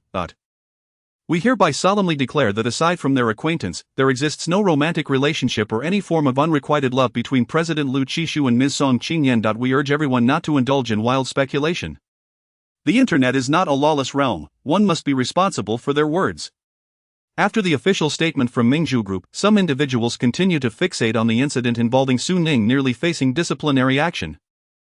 Just because you declare it false, does that make it so? Where is the evidence? Subsequently, others unearthed past events, revealing that Song Qingyan had informed the Lu family, personally aiding her uncle in his escape.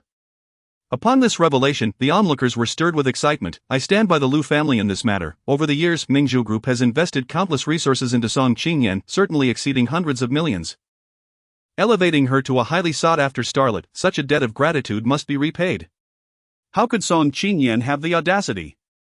Clutching a shred of gratitude, she demands more, and in marrying, she is labeled a mistress. How unjust for that young lady. The lingering reasonable suspicion suggests that Song Qingyan has yet to face consequences because the Lu family has shown her leniency. What kind of person could send their own uncle on the run? It seems the entire family is not of good character, a serious expression. JPG. Lu, kindness invites deceit. I grant you a sort of justice, permitting you to vanquish demons and drive away spirits.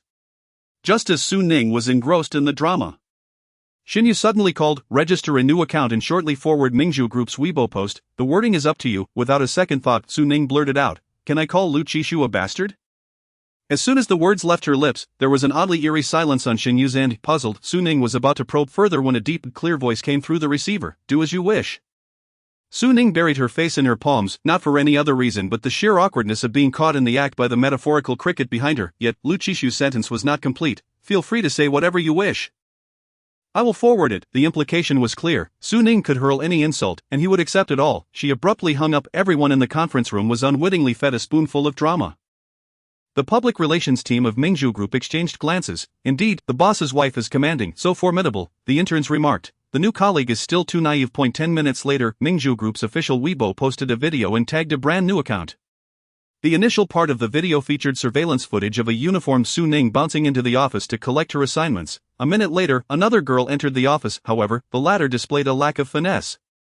Cautiously taking each step, peering around after obtaining her items, ensuring no one was watching before tiptoeing away, almost tripping over her own feet in the process. Such antics would have embarrassed even the most seasoned of thieves, likely leading to an immediate expulsion from the ranks of petty criminals. Following this were two audio clips. The first, are you interested in the surveillance footage from the night before the exam? It was followed by Song Qingyan's voice. I don't understand what you're saying. Fine, you can try it, but don't blame me for not warning you. I was able to make you transfer schools in disgrace back then. And I can ensure your ruin along with the Su family now. The second segment, why did you steal the exam papers? The girl's sobs were almost deafening. It wasn't me who stole it.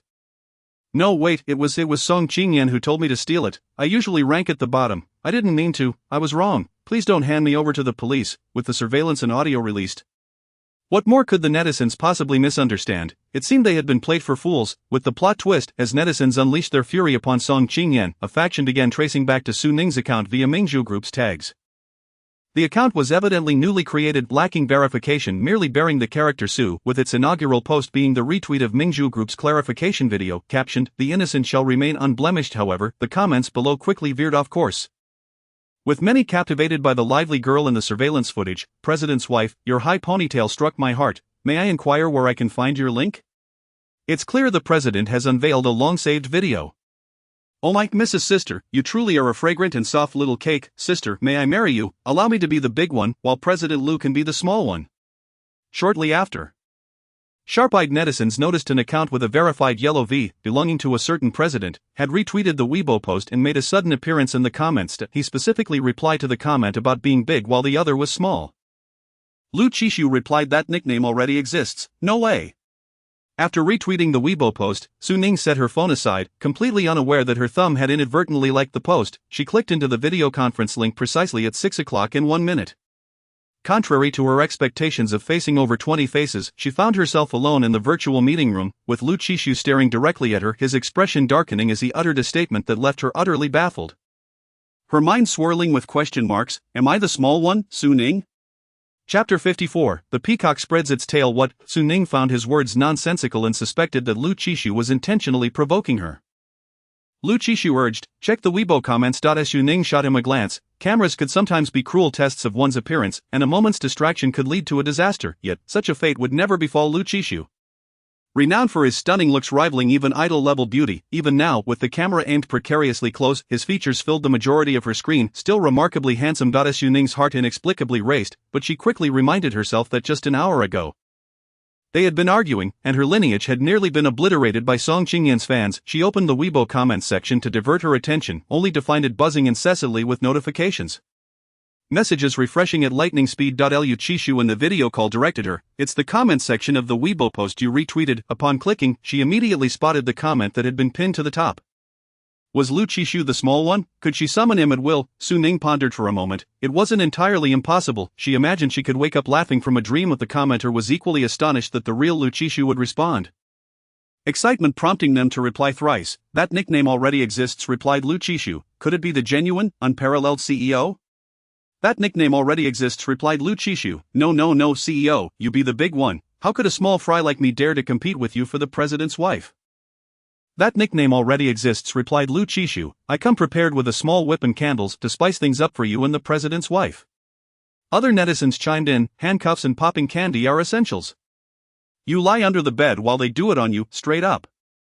You should be the tea for the two of them. Oh my phone dad has once again dragged me into some scandalous circle." Su Ning was utterly taken aback by the boldness of the netizens' comments, yet her fingers betrayed her, scrolling down uncontrollably, her worldview shattered and then rapidly reconstructed in an odd manner. Suddenly, a painful gasp snapped her back to reality. She looked up to meet Lu Qishu's slightly furrowed brows, and without thinking she blurted out, "What's wrong?" Regretting it instantly, she averted her gaze, feigning disinterest in her phone. That man didn't deserve her concern right now. And it had been a reflex. Lu Qishu leaned back casually in his chair, appearing relaxed, yet his tone belied an underlying significance. "I was pinned down last night." Su Ning paused, recalling how she had awakened in bed that morning.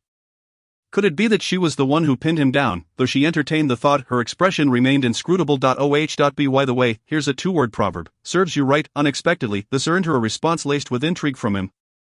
Delivered in a nonchalant tone, "My honor, after all of being loved makes one the third party." This statement was evidently in response to Su Ning's like on the comment suggesting he be the small one. At his words, Su Ning couldn't help but glance at him again. His usual demeanor of standing firm against any provocations remained, yet she sensed a hint of something different, a certain allure. Almost flirtatious. If one were to encapsulate it in a single word, it would be flirtatious, like a peacock suddenly spreading its tail. Su Ning threatened, "Mind your words, be careful of the netizens wielding small whips against you." As soon as she spoke, a third individual abruptly appeared in their video frame, and before Su Ning could react, they exited the room just as swiftly. She barely caught a glimpse of a face with eyes wide as saucers. On her computer was her work WeChat, which had just pinged with messages in the Junlin workgroup chat. "I just accidentally clicked into the meeting room of the client. Guess what I heard?" The atmosphere was charged with anticipation as a chorus of voices clamored for attention. "If you have something to say it quickly. Stop keeping us in suspense. The boss lady has declared that she will personally administer a lesson to the client." Lo and behold, it seems the boss lady is indeed quite formidable. Who would have thought that these two would engage in such frivolity behind closed doors? Do you not possess even a shred of self-awareness?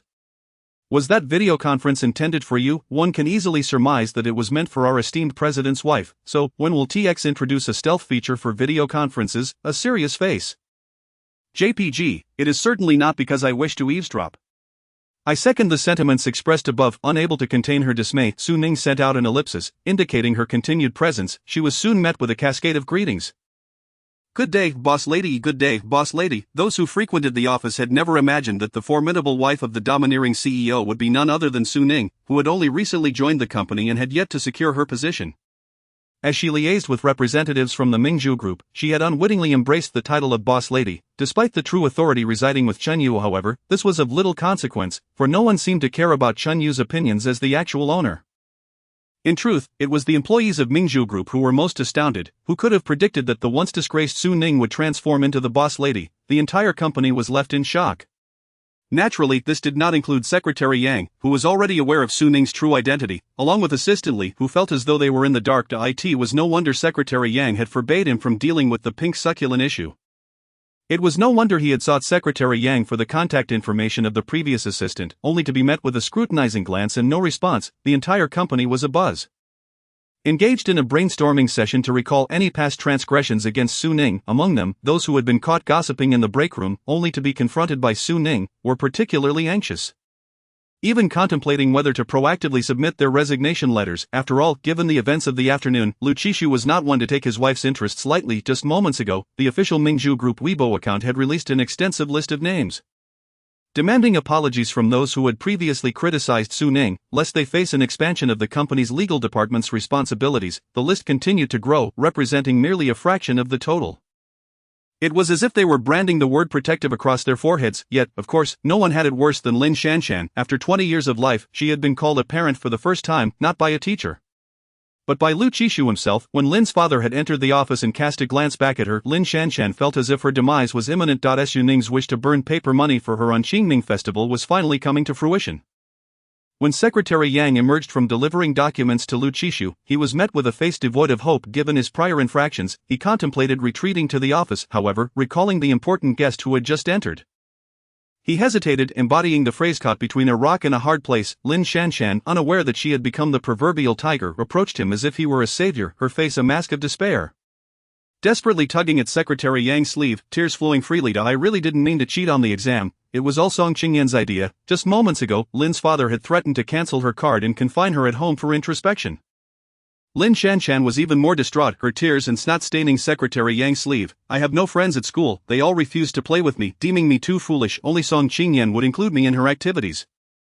Woe is me. Indeed, she was rather foolish, oblivious to the fact that she was being so easily manipulated. Secretary Yang thought to reclaim his sleeve, but hesitated, inadvertently providing Lin Shanshan with the opportunity to wreak further havoc on his attire. Lin Shanshan, having finished with his right sleeve, now aimed for his left. Secretary Yang closed his eyes, exasperated, and pushed a finger against Lin Shanshan's forehead to halt her impending actions, his demeanor cold and unyielding. Devoid of any tenderness. Do you not possess any tissues? Must you sully my clothing? Lin Shanshan's eyelashes were dampened by her tears, and with her glistening eyes, she replied, but I adore the scent of you. Her command of language faltered, and she struggled to articulate, finally managing to express, it smells like snow. It was well known that she cherished snowy days. The other party ignored your jibe and simply offered you a kiss. Secretary Yang, Chapter 55, Should I return? Meanwhile, at the hillside villa, are you even capable? Song Qingyan was closely monitoring online developments, witnessing the tide of public opinion shift against her. Lu Qishu's open defense made her appear as a mere clown, the butt of jokes across the internet. She cast a derisive glance at Yuan Zhe, the corners of her eyes laced with mockery. If you cannot manage, just say so. Having been defeated by Lu Qishu in the past, it was only natural that she would struggle now. Her words struck a nerve with Yuan Zhe, who scoffed in return. If you're so capable, why haven't you managed to secure someone all these years?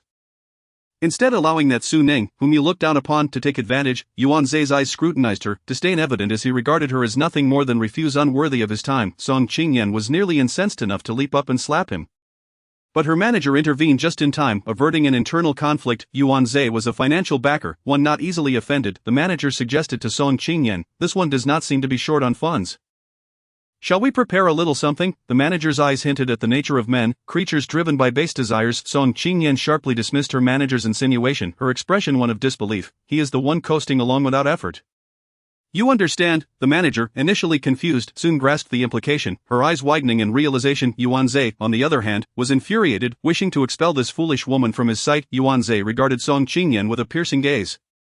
What are you so anxious about? The main event has yet to begin, let them relax a bit. Song Qingyan attempted to retort, but he interrupted her, let them say whatever they wish online, it doesn't concern me.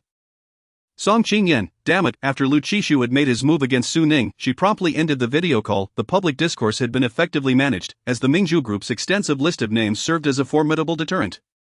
Several individuals named had already received lawyers' letters and case filings, clearly indicating that this was no joke. Failure to apologize would result in legal action. Consequently, Su Ning received a plethora of apologies during this time, both public and private, all of which she chose to ignore. As twilight descended, a single ray of sunlight lingered on the horizon. Su Ning slightly parted the curtains, noting that the van station below showed no signs of leaving. She paid it no mind. The security measures in her community were stringent. Instead, she contemplated how to address her dinner situation. The refrigerator had been thoroughly cleaned out upon her moving in with Lu Qishu. The apartment was so immaculate that one could hardly imagine a person occupying it, let alone a cockroach surviving. Man is iron, food is steel. One skips a meal and feels famished. Su Ning mused whether she could order takeout and have the community security deliver it. At that moment, she found herself reminiscing about the security at Suizhu Huayuan, who were always willing to assist, except when it came to work, emphasizing the convenience of homeowners not having to leave their residences. Just as this thought crossed her mind, Su Ning couldn't help but scold herself. How could she allow herself to descend from luxury to frugality? She resolutely resisted. Opening her phone, she began browsing for takeout.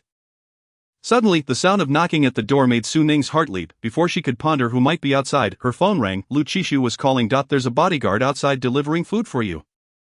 Do not be afraid. His deep, calming voice swiftly quelled her rising panic. God knows, when that knock had sounded, she had already imagined herself being chopped into pieces and hidden in the refrigerator. Upon hearing Su Ning's noticeably hurried breath, Lu Qishu seized the opportunity to suggest, would you like to come back tonight? Suizhu Huayuan is safer. Su Ning promptly declined, nor did he think a mere token gesture could win her over. Such benevolence does not exist in this world.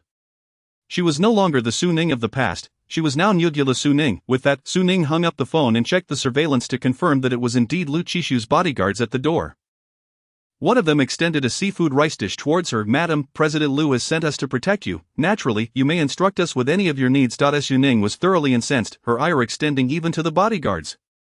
And she shot back, no, thank you. However, as soon as she closed the door, she regretted her response, reopening it with a blank expression to ask, can you buy groceries? The bodyguard? Having finished work, Lu Qishu had just exited the Mingzhu Group when he received a report from the bodyguard. Madam requested a grocery list from me and has not re-emerged since. Lu Qishu, send me the list. Before long, Lu Qishu received the requested list, which included not only vegetables and seasonings but also several household items, indicating that Su Ning had no intention of returning to Suizhu Huayuan anytime soon. Upon returning home, he switched on the lights, the warm yellow glow accentuating the emptiness of the space. Though it has scarcely been a day since Su Ning's departure, the emotions swirling within Lu Qishu's mind are overwhelmingly potent. This sensation reaches its zenith upon witnessing the robotic vacuum collide with an obstacle for the third time, leaving it resembling a foolish symbol. Lu Qishu strides over, manually guiding the vacuum to circumvent the impediments, prompting the display to transform into a cheerful smile. That evening, Qi Yan is equally restless, clamoring in the group chat. Come out for drinks, let us celebrate. Jiang Xian replies, no time. I'm with my wife. Curiously, he inquires, what are we celebrating? Qi Yan, relishing in mischief, responds, of course, we're celebrating someone's impending return to singlehood. Lu Qishu interjects, location, I'll join you for the celebration. Qi Yan, suddenly timid, retorts, hey, I was just joking. Lu Qishu's concise words leave no room for refusal. Location. Chapter 56, the sound of longing in his cowardice. Qi Yan shamelessly ropes in Jiang Xian and Gu Yanghe. The four gather in a booth. Qi Yan has deliberately opened a fine bottle of wine, hoping for leniency from Lu Qishu. Jiang Xian mocks him, had I known this would be the outcome.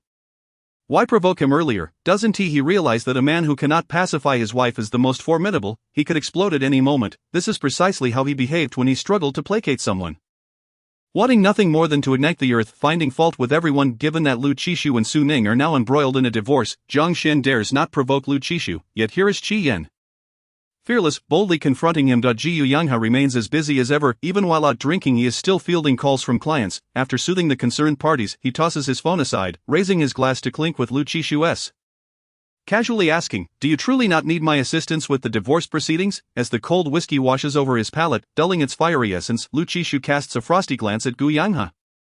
Were it not for their brotherhood, he might have already offered him that glass as a tribute. Get lost. Gu Yanghe, merely jesting, observes that the relationship between the two is not so irreparably broken. It is merely that one party is lacking in charm and understanding. Su Ning's indifference is well-deserved. Jiang Xian has long harbored curiosity about what kind of girl Su Ning is.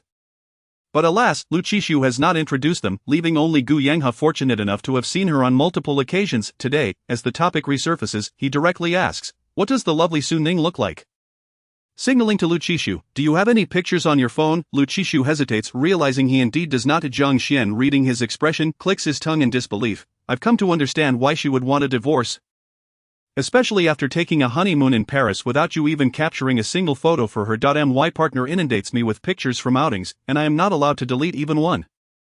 Ironically, whenever he fails to take a decent shot, he is met with a barrage of complaints, often left sulking in bed at night. Gu Yanghe interjects without mercy, adding salt to Lu Qishu's wounds. "Well, he doesn't have any, but I do." With that, he retrieves his phone and opens his album. Lu Qishu's icy gaze follows. "Why do you have pictures?" Gu Yanghe responds with righteous indignation. "Did you forget?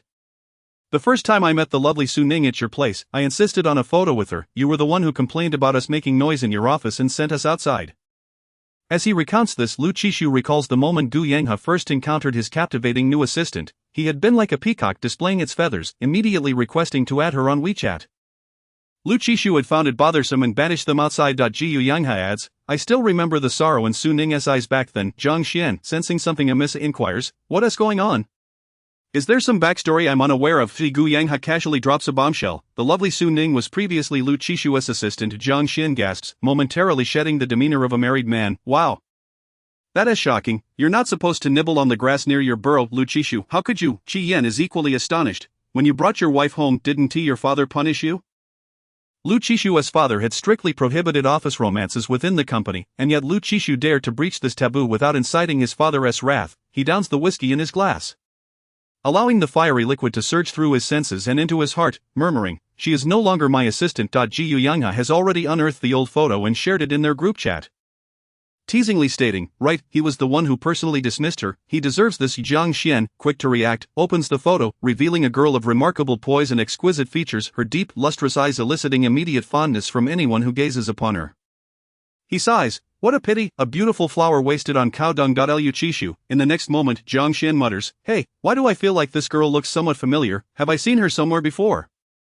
Qi Yan leans in for a closer look, countering, "No, you haven't." Jiang Xian, confident in his instincts, insists, "No, I've definitely seen her before." Suddenly, a light bulb goes off. During our sophomore summer, when Lu Qishu returned from abroad, we were playing basketball at the high school and nearly hit a girl passing by with the ball. Do you remember that, Qi Yan? Wow, now that you mention it, I remember too. I was the one who threw the ball.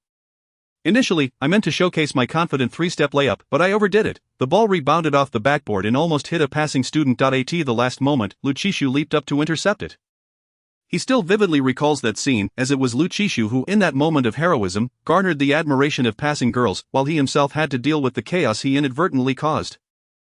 He assumed a pose he deemed charming, his voice low and gentle, expressing concern for the girl he almost struck. "Little sister, are you alright?" At the time, Su Ning was preparing for her senior year. Having returned to school early for summer classes, little did she know that on this very first day, she would narrowly escape such an incident. She was eager to return home and continue studying, wishing not to linger, but, as she raised her gaze, the words she intended to speak were swallowed in an instant. In that fleeting moment, a rush of warmth surged through her spine, rendering her unable to divert her gaze. After 2 years apart, his face had matured, his stature taller and more upright, and his once lean shoulders now broad and strong. The spirited glimmer in his eyes was more pronounced than before. And as his light gaze fell upon her, Su Ning could distinctly hear her heart beating louder than it had 2 years ago. If longing had a voice, it would have been deafening. Chapter 57, Confrontation. While Qi Yan awaits Su Ning's response, noticing her lost in thought as she gazes at Lu Qishu, he defiantly blocks her view, attempting to charm her with an unfamiliar softness in his voice. "Apologies.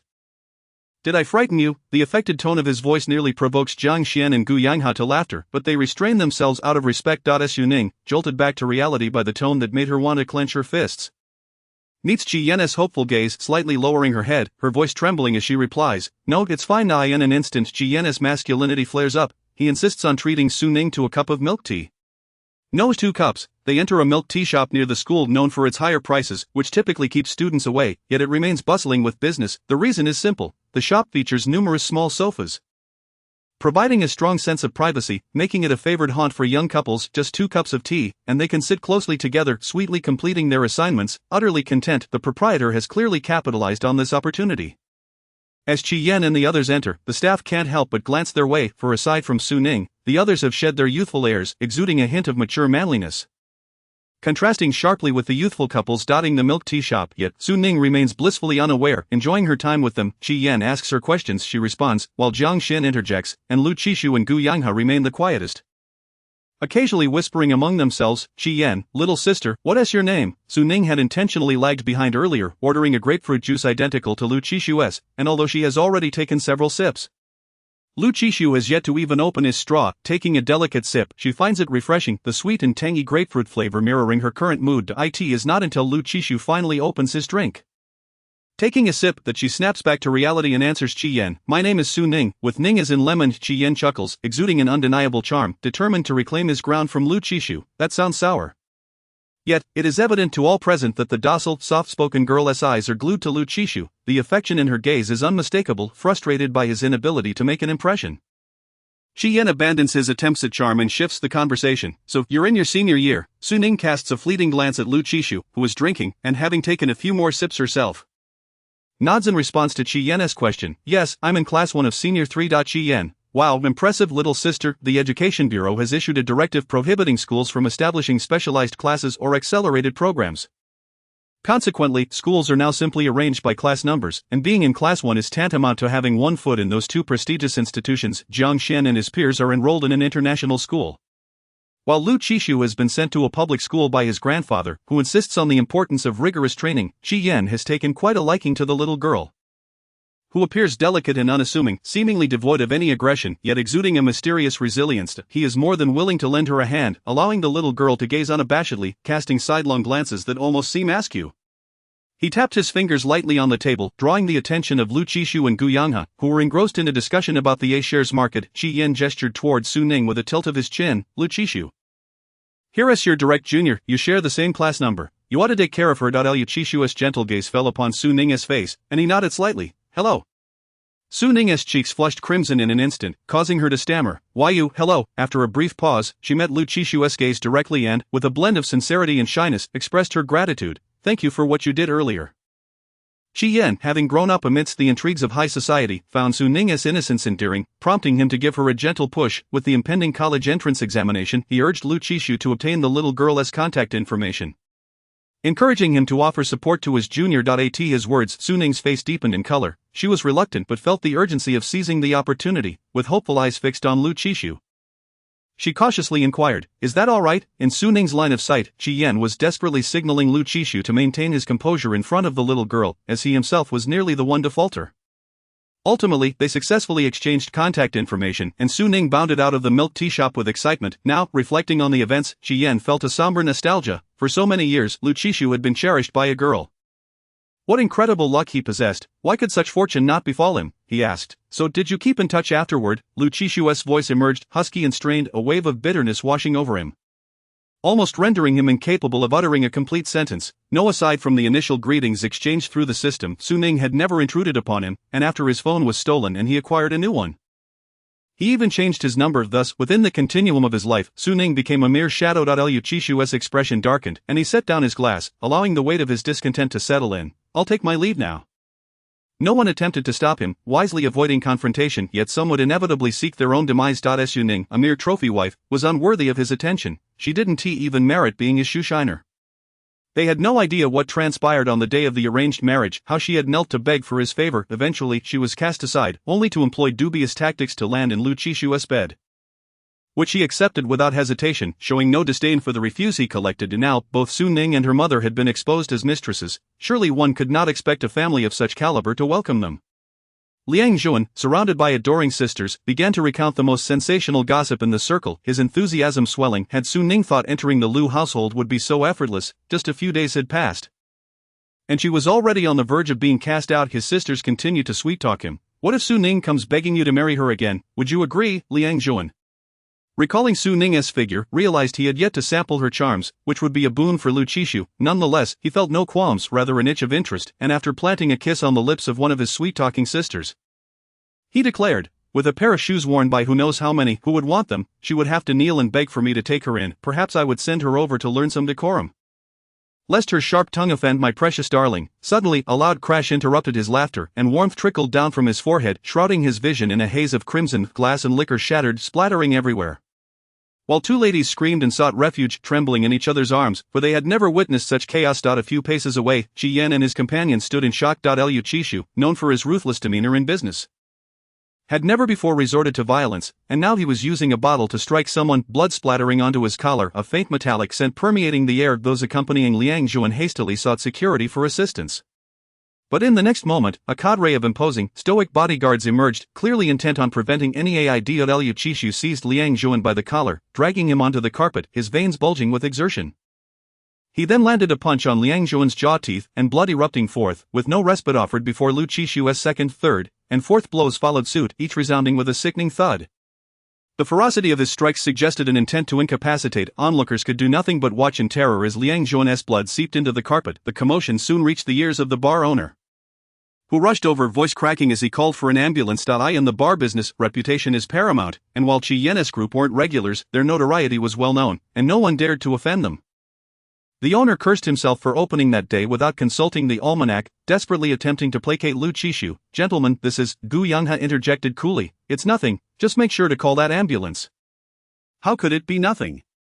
The owner nearly prostrated himself, pleading silently for Lu Qishu to cease his assault, fearing for a life. Fortunately, perhaps the heavens answered his silent prayer, as Lu Qishu finally relented, allowing Liang Zhuan to breathe. The owner, unable to wait for the ambulance, hurriedly summoned a stretcher to transport him to the hospital. Chapter 58. Injury. Word of Lu Qishu's violent altercation at the hospital spread rapidly throughout the social circle.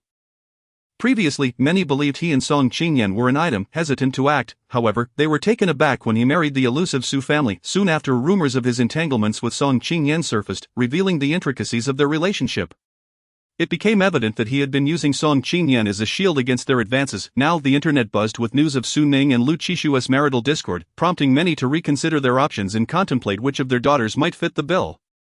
Lu Qishu's parents had already been informed, deeming it a matter for the youth, unworthy of their interference. Consequently, Qi Yan and his companions found themselves besieged with inquiries from friends and relatives seeking the latest news.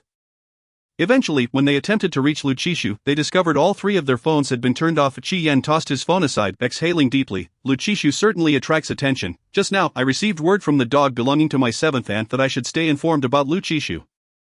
Finally, Qi Yan understood why Lu Qishu had allowed Song Qingyan to prance about unchallenged. Such allure was indeed overwhelming. As he spoke, he glanced at the two who had turned off their phones without informing him. Enjoying their drinks while he felt isolated, Qi Yan scoffed. "There is no true affection in this world, no real love." Gu Yanghe glanced at him, amused by his indignation, and offered a suggestion. "You might want to turn off your other phone as well. Or else those relatives of yours might direct their inquiries at you." Qi Yan shivered at the thought, hastily shutting his phone off and downing the contents of his glass, for the pressure of marriage was truly the most terrifying force in the world. Gu Yanghe regarded him silently, raising his hand to signal for another cup from the waiter. With families seeking potential brides unable to find anyone to gather information, Lu Qishu's parents were clearly uninvolved. It was puzzling how someone remembered Lin Shanshan, the daughter who insisted on frequenting Mingzhu rather than joining her family's business, but soon they discovered Lin Shanshan's phone was also unreachable. At that moment, Lin Shanshan, feeling rather pitiful, was desperately trying to contact Su Ning. Lin's father had decreed that she must personally apologize to Su Ning, but given the current circumstances, Lu Qishu forbade anyone from bothering her. Thus, under the disapproving gaze of her father, who seemed to wish she had never been born, Lin Shanshan was left with no choice but to call Su Ning herself. Very few knew Su Ning's number, and those who did were significant figures. Thus, when Lin Shanshan's call connected to an unfamiliar number, she didn't think much of it. However, upon answering, her ears were met with a cacophony of wails. "I am so sorry." What? Su Ning instinctively pulled the phone away, desperate to save her eardrums from the onslaught, then cautiously asked, "Who is this? You don't even recognize my voice?" Lin Shanshan could hardly believe it.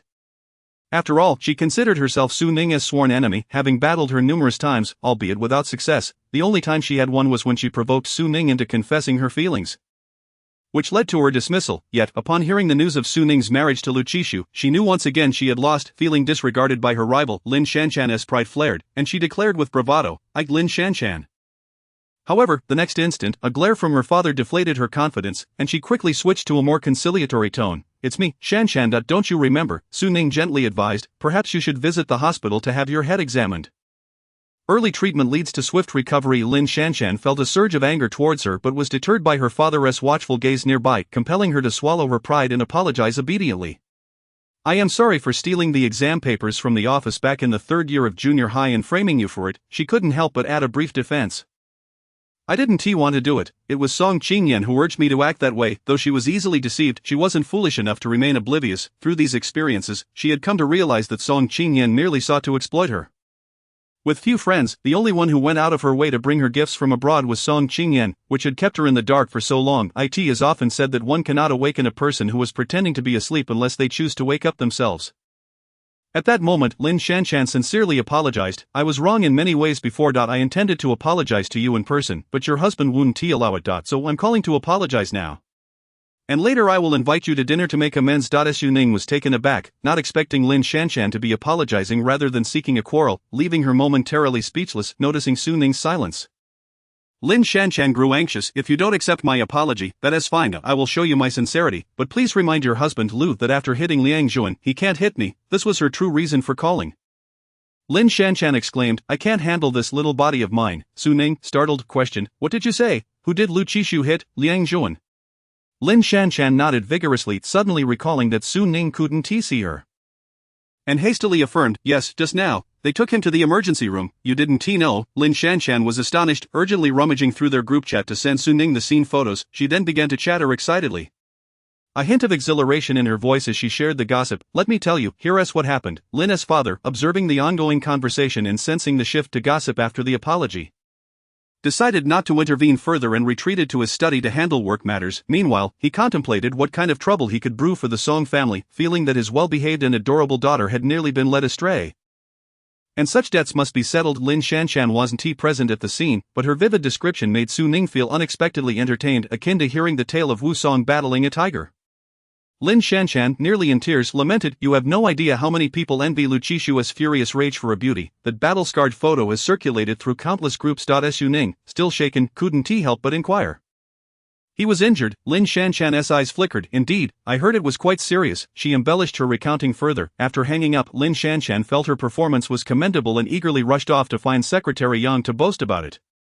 Meanwhile, Su Ning lingered in her thoughts, her mind flooded with images of the bloodstained collar from the two photos and Lin Shanshan's vivid details of multiple fractures and bloodshed. As she hesitated over whether to call Gu Yanghe to inquire about the situation, she reminded herself that they were currently embroiled in a quarrel, and she was now Nuhula Su Ning. Before she could resolve her internal conflict, a sudden knock echoed at the door, and her phone rang. It was Lu Qishu. "It's me, open the door." Chapter 59. A bit painful, Su Ning's reflexes outpaced her thoughts. Just a moment ago, she was reminding herself of the quarrel, and the next she had opened the door. Locking eyes with the man. A few strands of dark hair fell across his forehead, his long lashes casting shadows on his cheeks, and his narrow eyes fixed on her with an intensity that seemed to engulf her in a swirl of inscrutable emotions. Instinctively, Su Ning averted her gaze, only to have it land on his collar, impeccably dressed in a sharp black suit with a meticulously fastened shirt, devoid of any bloodstains. A glance at his limbs revealed he was in perfect condition. She bit her lip, realizing he was far from the disheveled state Lin Shanshan had described. Lu Qishu, as if sensing her thoughts, stated plainly, "I was worried about scaring you, so I went home to take a shower before coming." Su Ning stared at him blankly, momentarily at a loss for words. "Thank you for fighting on my behalf." Thankfully, Lu Qishu didn't allow her silence to linger too long, asking, "May I come in?"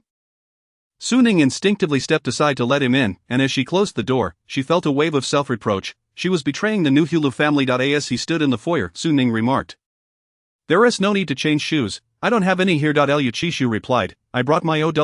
Su Ning turned in surprise only to discover he was holding a bag from a nearby supermarket. Inside were toiletries, a toothbrush, a mouthwash cup, and slippers, everything one might need. Su Ning was baffled. Lu Qishu dispelled her unvoiced thoughts. "I want to stay the night. I just bought this in case of emergencies." Su Ning turned her head away, ignoring him, and muttered, "Suit yourself." Once he had changed his shoes, Lu Qishu stood up and surveyed the apartment he had never entered before. While the apartment was small and could be seen in its entirety at a glance, it was cozy and warmly arranged, with various cushions adorning the beige sofa, a thin blanket draped over it, and a simple table in front holding a laptop. He could easily imagine that just before he arrived, Su Ning had been wrapped in that blanket, seated at the computer, browsing through the derogatory comments. In one corner of the living room stood a wilting flower, likely neglected due to her busy schedule. The essence of Su Ning's life was palpable, even the air was tinged with a faint fragrance. As Lu Qixu approached, Su Ning instinctively made room for him on the sofa. She felt the slight indentation beside her, and the crisp scent of pine from his presence wafted into her nostrils, making her suddenly realize that perhaps her sofa was a tad too small. Typically she had no guests, except for Xiang Han, who occasionally dropped by to have some fun. This sofa was comfortable for two to lie back, intertwining their legs, which had made her neglect the need for a change. However, with Lu Qixu seated, she felt as if she were being pushed into a corner. Though Su Ning appeared unperturbed, her focus was intensely on the screen, yet every hair on her body stood on end from his proximity, especially as his penetrating gaze remained fixed on her without any sign of shifting. She felt increasingly uneasy. Su Ning found it strange. It had been less than 24 hours since they had parted, yet the man before her seemed remarkably transformed. His gaze burned with an intensity that felt as if it could ignite her. Before she could voice her thoughts, Lu Qixu suddenly covered the computer screen with his hand, his voice low and slightly husky. "Don't look at it. They are handling it. Soon, all of this will disappear." What she had been viewing was a forum thread where Song Qingyan's fans were stirring up trouble, targeting everyone, but Su Ning bore the brunt of their attacks before she could chastise him for meddling. She was drawn to his hand, originally pale and slender. It now appeared swollen and red, with dark scabs forming at the knuckles, some of which had been torn open, oozing blood. Lu Qixu noticed her gaze and withdrew his hand, dismissively stating, "It will heal in a couple of days." If Su Ning still didn't grasp Lu Qixu's intentions, she might as well be reborn. What surprised her was that someone like him, who held such power and authority, would resort to subtly seeking sympathy. She pulled her hand back and placed it on the table, quipping that she would wait for his injuries to heal, then stood to fetch some iodine and cotton swabs. Lu Qixu followed her, recalling Jiang Xian's advice, "Men fear fierce women, women fear clingy men. Your skin must be thick enough, you must learn to utilize your resources, your looks, your figure, and at times play the victim. Women are inherently soft-hearted, but don't truly provoke them, for when they turn ruthless, it's enough to leave you in despair. You must charm them before reaching that threshold." With experience, Jiang Xian had formulated a comprehensive strategy. Seeing Su Ning rummaging through her belongings, Lu Qixu spoke in a deep tone, "It's unnecessary to trouble yourself, it will heal on its own." Before he could finish his sentence, Su Ning suddenly turned to him, "You're right, I forgot that all my iodine and cotton swabs are finished. Why don't you go to the hospital for treatment now?" Lu Qixu paused, his expression stiffening. Su Ning seemed unfazed, continuing with a smile, "There's a small clinic 100 meters to the left as you exit the community. IT should still be open at this hour." With that, she moved to open the door to send him off. As they brushed past each other, Lu Qixu grasped her wrist, tilting his head slightly, his crisp breath brushing against her ear. "Then you should accompany me." Su Ning was inclined to refuse. The scrutiny of the public eye was ever present, and being seen together would certainly lead to tomorrow's headlines. Lu Qixu spotted with a beauty at a late-night clinic. A tale of moral decay or human despair? Yet Lu Qixu held her firmly, his resolve unwavering. "I'm unfamiliar with this area and fear getting lost. It's dark outside. It's not safe." Su Ning thought to herself, is this really something a CEO would say? Ultimately she was half coerced and half willing as she stepped outside with him. Before they left, Lu Qixu didn't forget to grab the key from the foyer, slipping it into his pocket with an air of nonchalance.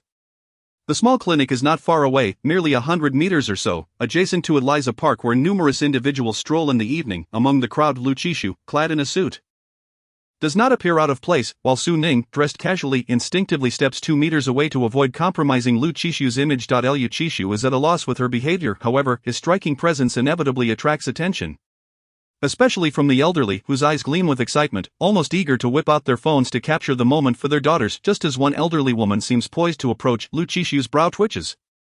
He swiftly extends his arm to pull a bouncing child, who is eager to buy ice cream, into his embrace, thus declaring his relationship status. The elderly woman, taken aback, mutters something under her breath and departs. Likely not uttering kind words, having faced numerous setbacks that day, Su Ning decides to treat herself to an ice cream, but now, as she is held in his arms, she can only watch as the queue grows longer. She shoots an irritated glare at Lu Qixu, questioning his intentions. He gestures towards the banner at the shop's entrance that reads, "Couples receive the second item at half price." Such is the nature of the Chinese people, they are frugal when it comes to saving, yet willing to spend when the opportunity arises. To let a freebie slip by would be an affront to their ingrained thriftiness. 10 minutes later, Su Ning, holding one ice cream in each hand, follows Lu Qixu into the small clinic. The clinic is sparsely populated. The only two young individuals are seated in a corner, engrossed in a video game with sound effects blaring. Su Ning even catches the sound of a quad kill during the intense gaming session. One young man glances up and, upon seeing the couple, informs them, "We're out of stock today, come back tomorrow, or perhaps check elsewhere." Su Ning replies, we're here to treat a wound. Upon hearing this, the young man hastily tosses his phone to his companion. Declaring, I trust you, before donning gloves and rushing over to inquire, where's the wound, Lu Qishu extends his hand. Oh, quite the display, the young man remarks. Su Ning, feeling exasperated, contemplates whether she should switch clinics. The young man, realizing his faux pas, quickly apologizes. Sorry, that was thoughtless of me. He then retrieves iodine for disinfection and inquires, how did the wound occur? Did you scrape it against rust or something? Lu Qishu simply states, a fight. The young man, taken aback, ceases his questioning, diligently preparing cotton swabs, shocked that such a distinguished-looking person could resort to violence. Of course, his primary concern is avoiding a beating. The young man's medical instincts kick in. And as he disinfects, he reassures, I'll be gentle, this iodine won't hurt. Yet, the moment the cotton swab makes contact, Lu Qishu winces slightly, furrowing his brow and inhaling sharply. Su Ning notices and asks, does it hurt?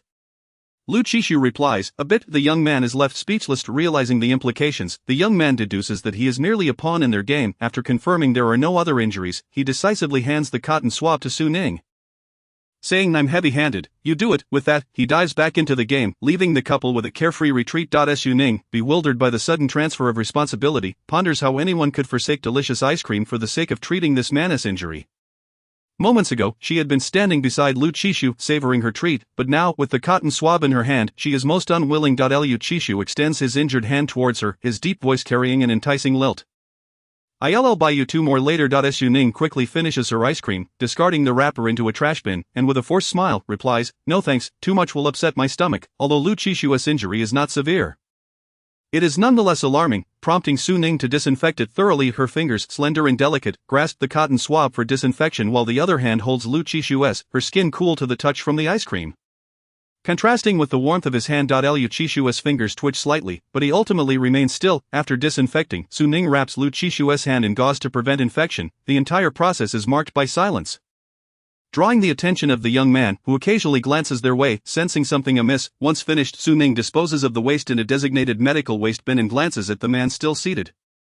Just as she contemplates saying their goodbyes, Lu Qishu, lowering his gaze, suddenly remarks, you have iodine on your hand. Instinctively, Su Ning looks down, finding her hand pristine and devoid of any residue. Realizing Lu Qishu is teasing her, she raises her head to question his intentions, only to feel something cool slip onto her ring finger. Its weightiness surprising. When she focuses her gaze, she discovers a magnificent pink diamond ring. The clinic's lighting is dim, and she wonders if it is due to age. As the light flickers, the pink diamond sparkles brilliantly, each facet glistening, complemented by a surrounding halo of smaller diamonds that reflect dazzling light in response to even the slightest angle shift.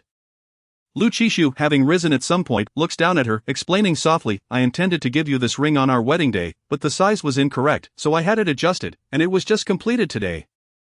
Su Ning, her thoughts clouded by the brilliance of the pink diamond, begins to envision a fitting home for it, one that would truly showcase its grandeur, as it would be the centerpiece of her jewelry collection. Simultaneously, a thought strikes her, how did you know my size? And even more intriguingly, you knew on our wedding day. Seizing the moment, Lu Qishu takes her hand, admiring the ring while using his other hand to scan and pay with his phone. Having estimated her size. Su Ning recalls that the beloved series from Mingzhu Jewelry includes a ring personally designed by Lu Qishu, making it plausible for him to gauge her size at a glance. However, she also remembers something that causes her delight to fade. Doesn't Song Qingyan have a similar pink diamond, the one purchased from the Mingzhu Jewelry flagship store that garnered media attention? Lu Qishu's brow furrows slightly at the mention of Song Qingyan, his mind racing to inform Secretary Yang to expedite their plans, ensuring she does not intrude further. No, each ring in the beloved series is unique and requires advance reservation. Song Qingyan attempted to reserve one, but I declined. Surprised, Su Ning raises her gaze. Why? In commercial dealings, the beloved series is indeed expensive. Song Qingyan, being a significant client, would be a prized customer. As they step out of the clinic, Lu Qishu speaks casually, it would affect our image. Su Ning raises an eyebrow, acknowledging that, indeed, Song Qingyan's actions do not befit the term beloved. The pink diamond shines brilliantly, prompting her to examine it closely, only to realize she should remove it. A belated ring is hardly a trivial matter. However, Lu Qishu moves faster, grasping her other hand with his injured one, rendering it impossible to take off the ring. I'll escort you home, with Lu Qishu accompanying her. The precious pink diamond draws no unwelcome attention. Upon arriving at her doorstep, he tenderly tucks a loose strand of hair behind her ear, then inquires, It's turning chilly tonight, would you like me to stay? Su Ning looks up, a sly smile spreading across her face, her eyes glinting with mischief. It's only early fall, it's not cold yet. Moreover, she emphasizes with a bright smile, I have an electric blanket. As night deepens and the dew thickens, she promptly urges, Mr. Lu, please head back. Seeing her firm resolve, Lu Qishu refrains from further comment, nearly advising, remember to lock the doors and windows. Call me if anything comes up, okay? Su Ning responds dismissively, promptly shutting the door with determination, yet, in the next moment, she leans against the wall, her heart racing uncontrollably with exhilaration, her lips curving into an uncontainable smile. Amidst her joy, she cannot help but scold herself internally for being so easily swayed by a mere ring. She raises her hand, the translucent pink diamond sparkles even in the darkness. Well, it's not just any ring. It is the ring that truly resonates with her heart. After taking a moment to compose herself, Su Ning reminds herself not to be easily swayed by superficial charms, as this could impact her future standing within their relationship and her assertiveness in front of Lu Qishu. Her desires have grown. She is no longer content merely with Lu Qishu's presence. She yearns for his heart, a heart that beats for her. Determined, Su Ning reaches for the light, intending to take a calming shower. As she glances up, she freezes in place, her heart racing anew, almost bursting from her chest. The living room, familiar yet transformed, is adorned with what were once absent elements. A small cake sits on the table, thoughtfully topped with candles, while vibrant blue ice and white roses blanket the balcony and table, creating the illusion of being immersed in a floral sea, with a gentle fragrance wafting throughout the room.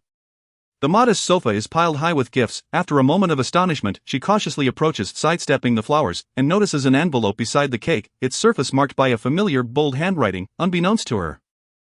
Su Ning suddenly found herself in a daze, experiencing an inexplicable sense of unreality akin to being lost in a beautiful dream. The piercing sound of her phone's ringtone jolted her thoughts back to the present. As a clear yet melancholic voice cut through the night air, wishing her happy birthday, Ning Ning. Lu Qishu elaborated, "This is not a spur-of-the-moment birthday surprise. The fox cake I purchased last night was intended for you to enjoy the moment we crossed into the new day."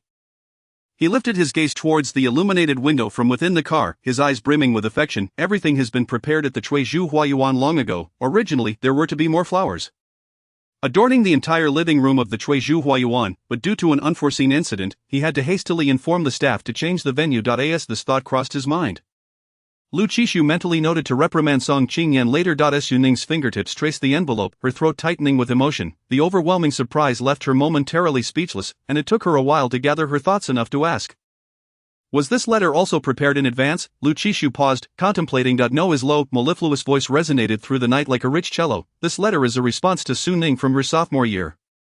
Chapter 61. The letter. Su Ning had always been a composed individual, having developed a resilient heart in the face of the rumors and whispers that accompanied her throughout her life.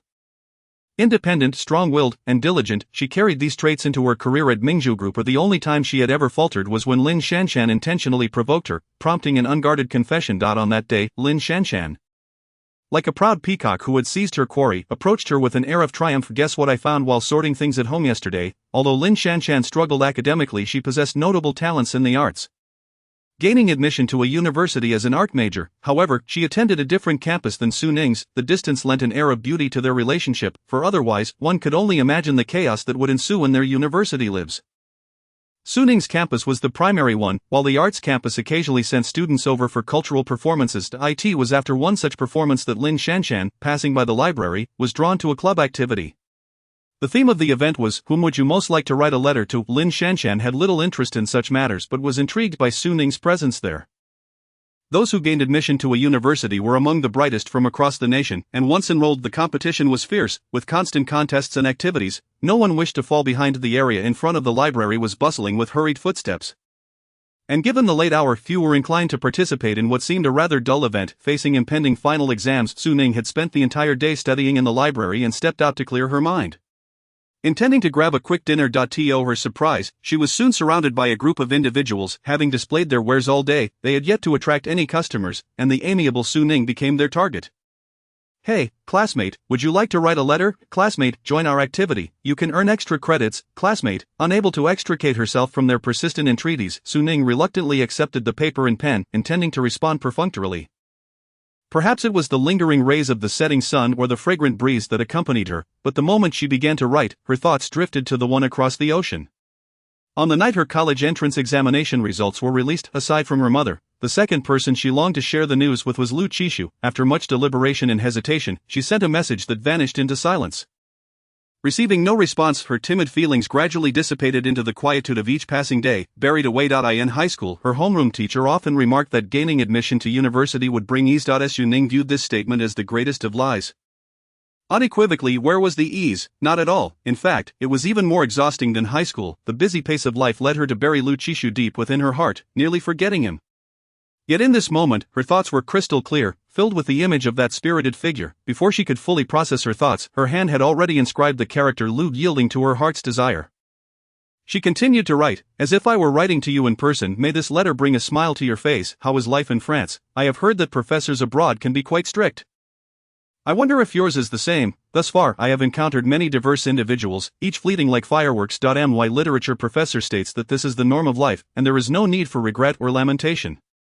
Yet you seem to linger eternally in my heart, becoming an indelible mark that cannot be erased. I am delighted that you graced my life, even for a brief moment. I forgot to mention. The grapefruit juice is delightful, wishing you peace, smooth sailing, health, and happiness. Su Ning had assumed this was merely a casual club activity, having not included Lu Qixu's name, so she thought little of it. However, she did not anticipate that years later, this letter would find its way into Lin Shanshan's possession, becoming leverage against her. After enduring so many instances of being bullied, Lin Shanshan resolved to turn the tables this time, arrogantly lifting her chin toward Su Ning. Apologize for your past transgressions, or I will send this letter to Lu Qixu. Although it may be years old, it still serves as evidence. Su Ning found the situation amusing. When have you not been the one to provoke me first? What, do you still believe I am bullying you? Here is a piece of advice. Go home and practice more. Infuriated, Lin Shanshan contemplated barging into Lu Qixu's office to confront him with the letter. Eager to witness Su Ning's downfall, yet she hesitated, ultimately resorting to maintain her haughty demeanor, strutting about in her 10-centimeter heels, attempting to overshadow Su Ning with her presence. However, she quickly realized that even with her high heels, she still fell short of Su Ning's height, further fueling her ire. Dare you claim you don't like Lu Qixu? This letter isn't yours. Su Ning regarded her coolly. Yes, I do like Lu Qixu. So what? The latter half of her sentence was swallowed by the arrival of Lu Qixu and his superiors, leading to her abrupt dismissal. Meanwhile, Lin Shanshan sensed the shift in atmosphere and had already discreetly slipped away. Now, hearing the voice of the man on the other end of the phone, Su Ning found herself incredulous. How did you know? Lu Qixu replied. Lin Shanshan confessed. The incident prompted an investigation that inevitably led back to Lin Shanshan. As an informant, Lin Shanshan frequently provided Song Qingyan with Lu Qixu's schedule, resulting in numerous chance encounters at social events and gatherings. Lin Shanshan's contributions were substantial, and he arranged a meeting with Lin's superior. Upon arrival, Lin Shanshan could not withstand the pressure for even a second and confessed everything, subsequently being taken back for a period of reflection. Thus, the letter naturally fell into his hands. Upon hearing this, Su Ning felt a flush of embarrassment. She had never anticipated that her love letter would reach its intended recipient, wishing she could bury her face in the ground. Fortunately, Lu Qixu was not present at that moment. Otherwise, he would have witnessed her crimson cheeks, yet Lu Qixu had no intention of letting her off the hook, suggesting, "Would you like me to bring the letter down? I can read it to you myself." Chapter 62. All gifts. Upon hearing Lu Qixu's suggestion, Su Ning instantly wilted. She possessed courage, but not in abundance. It is too late. You should head back, Su Ning urged, striving to regain her composure and redirect Lu Qixu. You have work, get some rest. Lu Qixu's voice held a frosty edge, exuding a sense of exasperation. Is that all it takes to scare you? Su Ning bristled. How is that fear? I'm merely looking out for you. Urging you to return and rest. With a wife like me, you should be secretly reveling under the covers. Why are you complaining? Lu Qixu realized that throughout the past year of being an assistant, he had not fully explored Su Ning's depths. She had once been audacious enough to design a scheme to spend the night with him, yet now she quivered at the thought of him reading a love letter. Having seldom interacted deeply with the opposite sex, Lu Qixu remained silent. What was this? Jiang Xian, still preoccupied with his brother's romantic troubles late into the night, felt a pang of sympathy for himself. When I was courting my wife, if I gave her an expensive necklace, she would think I was insulting her. Now, if I give her anything less, she feels undervalued. Jiang Xian lamented. I am still struggling to figure out what to gift her for her birthday this year. Lu Qixu, suddenly, he felt quite fortunate. Every gift he had given Su Ning had been met with acceptance, without a single complaint. After a lengthy monologue from Jiang Xian, he finally remembered Lu Qixu, who desperately needed his assistance. Actually, your little beauty is quite easy to understand. She simply lacks a sense of security after liking you for so many years previously. You had hurt her feelings by dismissing her, and now she likely adopts an attitude of I can still live without you. For the first time, Lu Qixu found Jiang Xian's observation somewhat insightful. Acknowledging his accuracy, continued Jiang Xian, he felt a peculiar sensation akin to reporting to a superior. Yet he was the leader. Forget it. Considering his pitiable state of not having a wife to warm his bed, I'll actively offer suggestions. It's simple, one word. Pursue. Jiang Xian declared. Channel the energy you had when chasing girls in school, and woo your wife all over again. Lu Qixu, have you ever pursued anyone? Jiang Xian, of course. Did you not have a crush or two in high school? Lu Qixu, no. Jiang Xian scoffed. I don't believe you. Lu Qixu, study hard and strive for improvement. Jiang Xian dismissed him with a laugh. Lu Qixu, Continue, or I will reveal your high school crushes to your wife, Jiang Xian. Encountering this fellow was truly a stroke of incredible fortune. Jiang Xian remarked, whatever, just go for it. After all, it's the same person you're pursuing. He unceremoniously twisted the knife. Unlike you, I can't even bring my wife home. Liu Qishu. Fine, I'll tell her you were still running around naked at 5 years old. Chasing after birds, Jiang Xian, in the face of an incident, do not panic. First, capture a photograph and post it to moments.su. Ning did not post anything, but she immediately shared the news with Xiang Han. Xiang Han, eager for gossip, swiftly called, wow, has your boss Lu finally had an epiphany? Just the flowers in this living room must have taken considerable effort, not to mention the gifts on that sofa. Xiang Han was practically more exhilarated than Su Ning herself. What direction must one bow in order to be blessed with such a husband? Su Ning was equally thrilled and excited. If the sofa hadn't been so small and cluttered, she would have rolled around in delight. Xiang Han urged her on, eager to see. Hurry up and unwrap them. What kind of birthday gifts did you receive?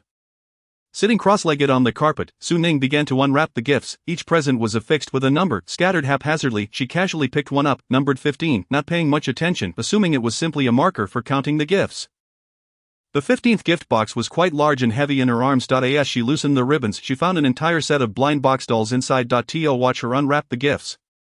Xiang Han initiated a video call. As soon as the blind box little fox appeared, she screamed, do you know how long it took me to get just half of this little fox set?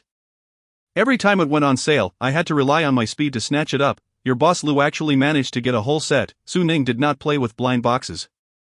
Relying entirely on Xiang Han for information, this little fox set was released in limited quantities each year, and not only was it limited, but there was also a purchase cap. Each person could only buy 2 blind boxes. I always have to beg my parents and friends to buy them for me, and yet from college until now, I still haven't completed the SET at this point. Su Ning recalled that Xiang Han indeed spent a certain time each year asking others to help her snatch items online. But Su Ning's reflexes were never quick enough to secure anything, often enduring Xiang Han's complaints that her efforts to boost click rates for her idol's concert would likely not include her. Xiang Han, gazing longingly at Su Ning's entire set of little foxes, salivated with envy. Whoa, I want them so badly. In the next moment, Su Ning closed the box. Xiang Han scoffed, stingy, yet the satisfaction and joy in her eyes were undeniable. After all these years, Su Ning had finally reaped the rewards of her patience. With the 15th gift unwrapped, Su Ning instinctively began searching for the 16th, feeling as if she were playing a treasure hunt. Compared to the substantial size of the 15th gift, the 16th was much smaller. Upon opening it, she discovered a white mug, simple yet elegant, adorned only with a blue line at the bottom. Xiang Han interjected, wait. Don't move, let me look it up. Liu Qishu would not casually gift a common mug. She swiftly searched on her phone, found it. This mug was designed and crafted by a French artist. It's one of a kind. Xiang Han examined it closely. Oh, yours is the couple's version. They only gave you one, so it's obvious the other one is with your boss. Su Ning admired the mug, deciding to take it to the office for her water. Next was the 17th gift, a clock, also designed by a renowned designer. Xiang Han wondered, why is your boss preparing all these little trinkets? For an ordinary person, these gifts were quite valuable, but for Liu Qishu, they were mere decorations on his desk. It wasn't until Su Ning excitedly unwrapped the 18th and 19th gifts, a diamond tiara and a diamond necklace, sparkling brilliantly under the light, that Xiang Han was nearly blinded. How could I have been so blind? A strange premonition stirred within Su Ning, prompting her to unwrap the rest in quick succession. A watch, a bracelet, and earrings, all remarkably luxurious. Finally, she reached the 23rd gift. Xiang Han was left speechless. Even one of these could elevate anyone's status, she murmured. Is your boss Lu making up for all your birthday gifts since you turned 15? At 15, Su Ning had just started high school and had fallen head over heels for a boy in the alley, and now, at 23, he was rectifying all the gifts of those years in one go.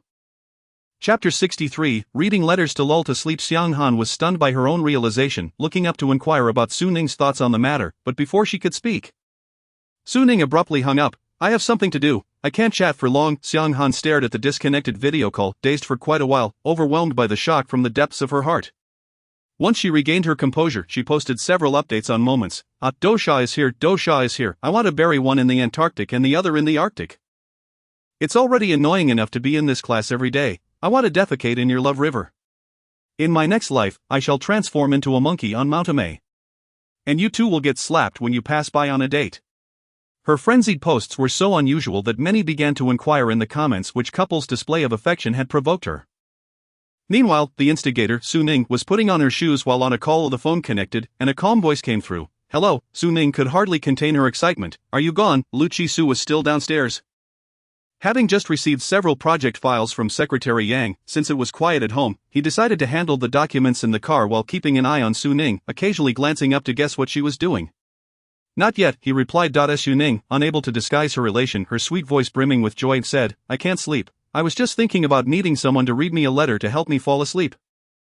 Lu Chi-su discarded the documents he was meant to respond to and informed Su Ning of his arrival time. I'll be there in 3 minutes. After hanging up, Su Ning instinctively opened the door, intending to wait by the elevator, but that felt too forward, yet she had already put on her shoes. Just as her thoughts were in turmoil, the doorbell rang. Su Ning's eyes brightened. So soon?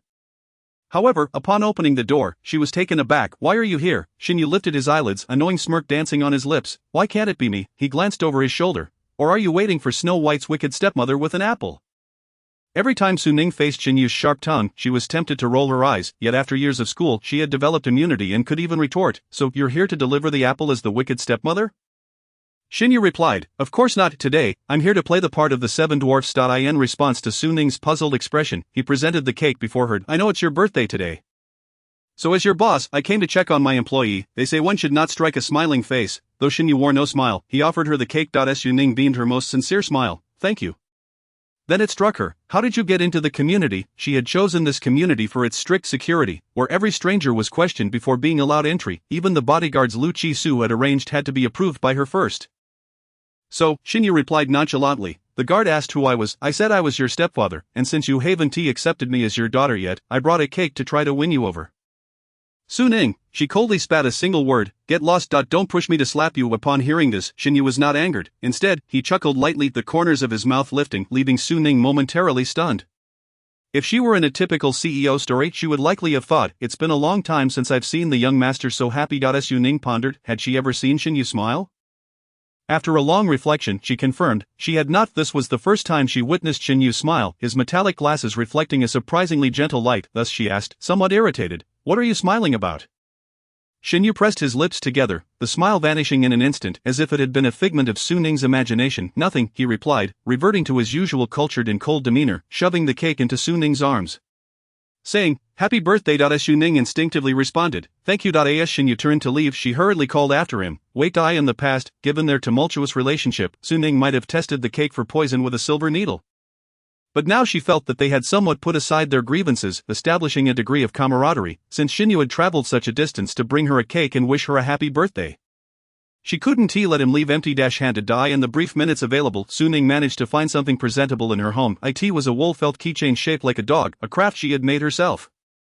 When she first joined Mingzhu Group, the pressure had been overwhelming, so she took up a small handicraft for stress relief. The wool felt items she made over time had been gifted to family and friends.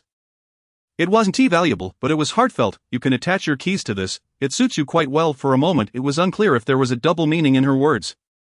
Shinyu, considering it was her birthday, did not dwell on it, accepting the keychain and turning to walk towards the elevator, not forgetting the purpose of his visit. I hope you can quickly get back to a suitable state to come to the studio for work. Su Ning's smile faltered. She had known it, he was still the same old Shinyu. Turning back into the house, she placed the cake on the table. Shinyu's interruption had eased her tension and impatience. So she decided to wait at home. Little did she know, as Shinyu jingled the keychain and turned the corner towards the elevator, someone was already waiting there. With a wry smile, Shinyu coolly addressed the figure, Mr. Lu. What a coincidence. The man stood tall and languidly leaned against the wall, a phone in hand as he appeared to be perusing documents. Only when he heard a sound did he lift his gaze to cast a fleeting glance in her direction. His deep-set eyes cold and aloof. What a coincidence. Lu Chi-su pressed a button behind him, and the elevator doors slid open. His voice, low and tinged with a magnetic undertone, carried an invisible weight. I specifically came to see off Mr. Chen Yu glanced at him and suddenly smiled. Then I thank you. As the elevator doors closed, the numbers on the display flickered. Lu Chi-su replied to Secretary Yang's message, the proposal is inadequate. It needs to be rewritten. Secretary Yang had heard from the driver that Lu Chi-su was attempting to charm someone tonight, assuming he would not receive any further messages from Lu Chi-su. He completed the proposal and proceeded to take a shower in preparation for sleep. To his surprise, a message did arrive, prompting him to ponder, did things not go well, or did they fall apart? With this thought, he released someone from his blacklist to inquire, Secretary Yang, are you certain you informed Su Ning about Lu's decision regarding Liang Jun? On the other end, Lin Shanshan sent a playful emoji, I did. Secretary Yang continued, what about the 2 photos? Lin Shanshan, those were sent as well. She even included a screenshot of her chat with Su Ning as proof, seeing that everything had been taken care of. Secretary Yang intended to blacklist her again, however Lin Shanshan anticipated his move. Hey, don't blacklist me just yet, I promise I won't bother you again. Secretary Yang had zero faith in her assurances. Fearing he might not believe her, Lin Shanshan sent a voice message, her soft voice echoing in the quiet night, imbued with a hint of allure. Really, my dad told me to reflect in isolation. You're my only conversation partner. I don't want to lose you. I promise I won't ask about your criteria for choosing a partner anymore, Secretary Yang replied. It wouldn't matter. Mingzhu Group prohibits office romances. Lin Shanshan paused for a moment before replying instantly. Then according to your logic, isn't it permissible for those not employed at Mingzhu Group to inquire? Secretary Yang quickly realized he had fallen into a trap, and by the time he tried to extricate himself, it was too late. Lin Shanshan's voice brimmed with barely contained excitement. I just resigned this morning. Secretary Yang decisively turned off his phone and attempted to sleep. Lin Shanshan, staring at the unresponsive chat window, pouted. What kind of person was he? Yet she quickly rallied her spirits. Could something as trivial as pursuing a man daunt her, Lin Shanshan? Absolutely not. Meanwhile, Su Ning, hearing a sound, hurriedly opened the door, before she could fully see who it was. She was swept off her feet. The crisp scent of pine enveloped her, as she felt his chin nestling into her neck, rubbing against her skin. This action left little room for doubt that she was merely a cat being cradled by Lu Qishu. Before she could protest, a warm, wet sensation descended upon her collarbone and then traveled upward, sealing her lips. Chapter 64. Pursuing love. The kiss deepened, overwhelming Su Ning, who gradually surrendered, her fingers weakly gripping the man's shirt. Clinging to him, Lu Qishu grasped her waist and lifted her effortlessly, placing her on the entranceway, eliminating any height disparity between them, their gazes aligning. Su Ning breathed heavily, acutely aware that Lu Qishu felt different in this moment. Previously, their intimacy had leaned towards the natural attraction between a man and a woman, coupled with his innate possessiveness, yet now, as Lu Qishu delicately brushed his lips against hers, she felt his tenderness and cherishment. As if she were a priceless treasure, this realization filled Su Ning's heart with a bubbling warmth, a soft pink effervescence, as she marveled at Lu Qishu's emotional transformation. The gentle warmth of his breath enveloped her. Su Ning wanted to inquire about the gifts from the 15th to the 23 RD, but before she could speak, Lu Qishu suddenly asked, "What did Chen Yu want with you just now?" His expression remained calm, though his voice carried a husky warmth, and Su Ning detected a hint of something amiss in his tone. She narrowed her eyes slightly, her gaze shimmering under the light. Nothing much.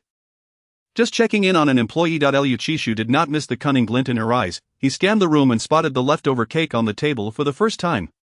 He thought a cake exceedingly displeasing. Following his gaze, Su Ning's eyes shifted slightly. Oh, that's a cake my colleagues gave me. I'll have a piece later. It's a gesture of goodwill. As her words fell, she was abruptly lifted off the ground, instinctively wrapping her arms around his neck to prevent a fall, yet she soon realized her concern was unwarranted, as Lu Qishu held her securely. In a sudden burst of mischief, she squeezed his arm. After all, it was perfectly legal to do so, despite the fabric between them. The taut muscles beneath spoke of years of dedicated fitness. Lu Qishu paid no mind to her playful gesture. Having cleared the sofa after Su Ning unwrapped her gifts, he took a seat, placing her atop his lap, surrounded by discarded wrapping paper, the air filled with a faint scent of roses. Lu Qishu picked up a nearby match, striking it gently to ignite a candle. Haven't you made a wish yet? Su Ning settled into a comfortable position in his embrace, shaking her head. Not yet. Lu Qishu turned off the lights, plunging the room into darkness, the flickering candlelight the sole source of illumination, casting fragmented shadows in his eyes. He inched the cake closer, his palm resting on her lower back in a gesture of ownership. Su Ning yearned to make a wish, especially with the person she had cherished for years now by her side, a scene she had often fantasized about. Yet, are you aware of the past? Su Ning hesitated, wanting clarification before making her wish. The gifts numbered from 15 to 23, and that letter addressed to the sophomore Su Ning? She was not naive, especially since Lu Qishu had no intention of concealing anything. Lu Qishu candidly acknowledged, that summer during your second year of high school was our second meeting. Su Ning asked, did you not recognize me then? Lu Qishu paused, sensing he needed to respond thoughtfully. After a moment's reflection he said, a bit. You looked more beautiful. Su Ning was amused by his desperate attempt to save face, bluntly stating, you mean you didn't recognize me because I was bruised and battered from a fight during our first encounter? Lu Qishu clarified, not exactly, I was too preoccupied chatting with Gu Yanghe about some investment matters and didn't pay attention to who you were. He had been consulting Gu Yanghe regarding legalities on an investment project. Completely oblivious to the young girl trying to exude her youthful charm, naturally, he had not connected the vibrant Su Ning with the girl who had been beaten in the alley. The true realization came from the memories shared by Qi Yan tonight and the love letter submitted by Lin Shanshan. From the 15th to the 23 RD, the girl had harbored feelings for him for 8 long years, and this thought stirred a tinge of bitterness within Lu Qishu's heart. Su Ning never denied being a person lacking in security. In her childhood, she had basked in all of Meng Wanyan's love. Though life was hard, it was also filled with happiness. However, after Suzy was born, all that love shifted direction. Meng Wanyan loved Suzy more than she loved Su Ning. Even stating that Su Lianan held more weight in her heart than Su Ning did, the love she once possessed seeped away from her grasp, watching the one who had once loved her the most direct their affections elsewhere.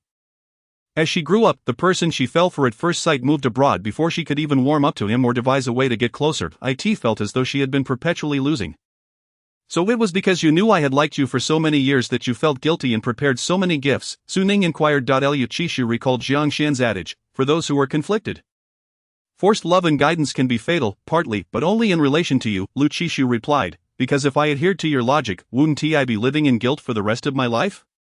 Su Ning realized this and felt an urge to chastise the man's arrogance, yet upon reflection, Liu Qixu indeed possessed the capital for such self-adoration. Liu Qixu continued, because it's you, I want to make up for the birthday gifts from the past few years. Merchants seek profit, and he was no exception. He had burned the midnight oil for projects, aiming for the benefits that came with winning bids. Love, too, was a pursuit of gain, albeit of a different nature. He was willing to invest time and energy into this pursuit centered on Su Ning, desiring to witness her express more of her joys and sorrows, wanting her by his side. Su Ning stared at him, bewildered, so Liu Qixu nodded, affirming, yes, I like you, I love you. Liu Qixu could not pinpoint when his feelings for Su Ning had begun. Perhaps it was when she first entered Mingzhu Group, trailing after Secretary Yang to inquire about his preferences. It was her initial clumsiness paired with an uncanny ability to gauge situations, or perhaps it was simply the image of her daily presence in front of him. Unbeknownst to him, she had already etched herself into his mind. With Su Lianan's limited abilities, he had little to worry about. Su Ning was intelligent, capable, and ambitious, and Liu Qixu had no qualms about keeping her as an assistant, ready to nudge her towards grander stages when the opportunity arose. However, life often does not unfold as planned. An unexpected turn of events altered the trajectory of their relationship. He knew the drink was tampered with, but an indescribable feeling compelled him, leading him to succumb and, in turn, be swept into Su Ning's embrace. Before Su Ning could voice another question, her lips were silenced by his. Liu Qixu, now devoid of patience, soon pressed her into the sofa. Su Ning protested, but I haven't made my wish yet. Liu Qixu held Su Ning as he strode toward the bedroom. Whatever your wish may be, I will help you realize it. Su Ning was placed upon the bed, and soon a shadow loomed over her as she made her final stand. I haven't had my cake today. Cake could come at any time. This was a complete blockade of her options. Outside the window, the shadows of the trees danced, while the heat within the room escalated. Su Ning clung tightly to Liu Qixu. Her piece of driftwood. The hours drifted by. At 3 in the morning, Liu Qixu carried her from the bathroom and laid her on the bed, tenderly covering her with a blanket. Just then, the phone on the nightstand lit up. Revealing a message. 10 minutes later, having prepared himself, he placed a gentle kiss on Su Ning's forehead and departed, leaving her in slumber. Chapter 65. The confession video. The ill-fated Song Qingyan was in a foul mood. Compounded by Yuan Zhe's carefree demeanor, she feared that if she lingered any longer, she might end up hospitalized due to hyperplasia of breast nodules. Thus, she promptly instructed her agent to take her home. The agent, now tethered to Song Qingyan, naturally hoped for her resurgence, as it would ensure his own sustenance. He couldn't help but voice his concern. Is it really okay for Yuan alone to manage? Song Qingyan shot him a disdainful glance, retorting, is Yuan missing an arm or a leg? Can he not survive without us? The agent hesitated, but Song Qingyan chuckled lightly, rest assured, Yuan Zhe would fare much better without Liu Qixu. The agent, upon reflection, agreed, setting aside the personal grievances between Yuan Zhe and Liu Qixu. The animosity between the Tai Group and the Mingzhu Group was well known. Would Yuan not assist his own company in dealing with Liu Qixu? A formidable rival. After a long night, the agent, weary from the toil of years, urged his assistant, step on it, let's get home for a good night's sleep. The assistant pressed the accelerator, reducing the hour-long journey to 40 minutes to reach Song Qingyan's apartment. For convenience, the agent and assistant resided on the floor below hers. It was already the early hours of the morning, and as they alighted from the vehicle, the agent shivered involuntarily, muttering, isn't it just the beginning of autumn? Why is it so cold already? The assistant, taking down Song Qingyan's belongings, shivered in response to the gust of wind, echoing the agent's sentiment. Indeed, it's quite chilly. Song Qingyan, accustomed to braving the cold in a thin evening gown even amidst heavy snowfall, brushed off the chill and stepped into the lobby, pressing the elevator button and urging them, are you not coming in yet? As they gathered in the lobby awaiting the elevator, the assistant scanned the area. Puzzled, didn't there used to be 4 lights? Why are there only 2 now? It feels so dim. The dim lighting, the frigid lobby, and the biting wind combined to create an unsettling atmosphere, causing both the assistant and agent to shiver. Song Qingyan, ever skeptical of such things, snapped at them, if you keep whining, I'll toss you outside. It's colder and darker out there. The assistant promptly silenced himself, well aware that Song Qingyan could indeed act on her threats. However, he couldn't help but glance around nervously, his voice trembling. Why is the elevator stopping at the 4th floor? Song Qingyan frowned. She had clearly pressed the button. She pressed it again and shot the assistant a glare. Stop with the ghost tales. The assistant bit his lip, remaining silent, and took a few steps toward the agent, the two of them huddling together for warmth. The atmosphere was inexplicably eerie. Song Qingyan cast a scornful glance at the two, contemplating that once she resolved these petty matters, she would replace her assistant and agent. With their timid dispositions, she wondered if they would be protecting her or vice versa. She turned back to the elevator, which was descending slowly from the 4th floor. 3, 2, 1. The elevator doors creaked open. Instinctively, Song Qingyan stepped forward, intending to enter, only to freeze in place as her eyes widened in horror, a wave of dread crashing over her, engulfing her entirely. She felt paralyzed, her throat constricted as if gripped by an unseen hand. Unable to utter a sound, the figure within the elevator slowly raised their head, half hidden beneath the shadow of a cap, their slitted eyes resembling those of a venomous serpent, silently and ominously observing the three outside. Suddenly a smile broke across their face, sending chills down her spine, accompanied by a voice that seemed to crawl from the depths of hell. Long time no see. My dear niece. Su Ning awoke to find Lu Qishu absent. Her last memory was of the man carrying her from the bathtub, his expression one of satisfaction, even as he lazily dried her hair. He felt fulfilled, but for Su Ning, it was a different story. Her body ached all over, her throat hoarse. Their first night of mutual understanding had nearly rendered her bedridden. After a moment to collect herself, Su Ning propped herself up, her gaze drifting across the floor-to-ceiling windows and the sofa, her mind flooded with last night's inappropriate memories, causing her cheeks to flush crimson. Hastily, she slipped into the bathroom to freshen up, brushing her teeth in front of the mirror, her face growing even redder as her mind replayed the man's sultry whispers before the mirror. Unable to face her little sanctuary any longer, she chastised Lu Qishu in her mind before retreating back to bed, pulling out her phone to order breakfast. It was then she noticed a message from Lu Qishu, sent hours earlier. I have some errands to run. Your bodyguard will bring you breakfast. He had also provided the bodyguard's contact information. Before she could click to add the number, Xiang Han called her, irate. What the hell, your confession video has been leaked.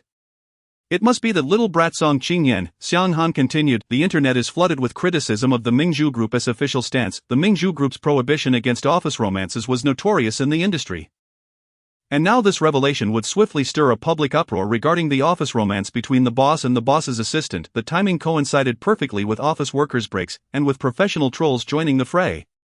The incident quickly ascended to trending status. The comments section was rife with questions and mockery. Didn't they say office romances were prohibited? Seems like the boss and assistant are an exception.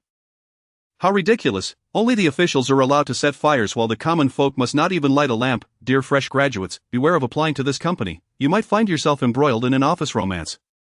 The comments gradually shifted to broach the serious topic of workplace harassment. By the time Chen Yu called, Su Ning had already prepared herself. Mingzhu Group, 23 RD floor conference room, he informed her. I will arrive in half an hour.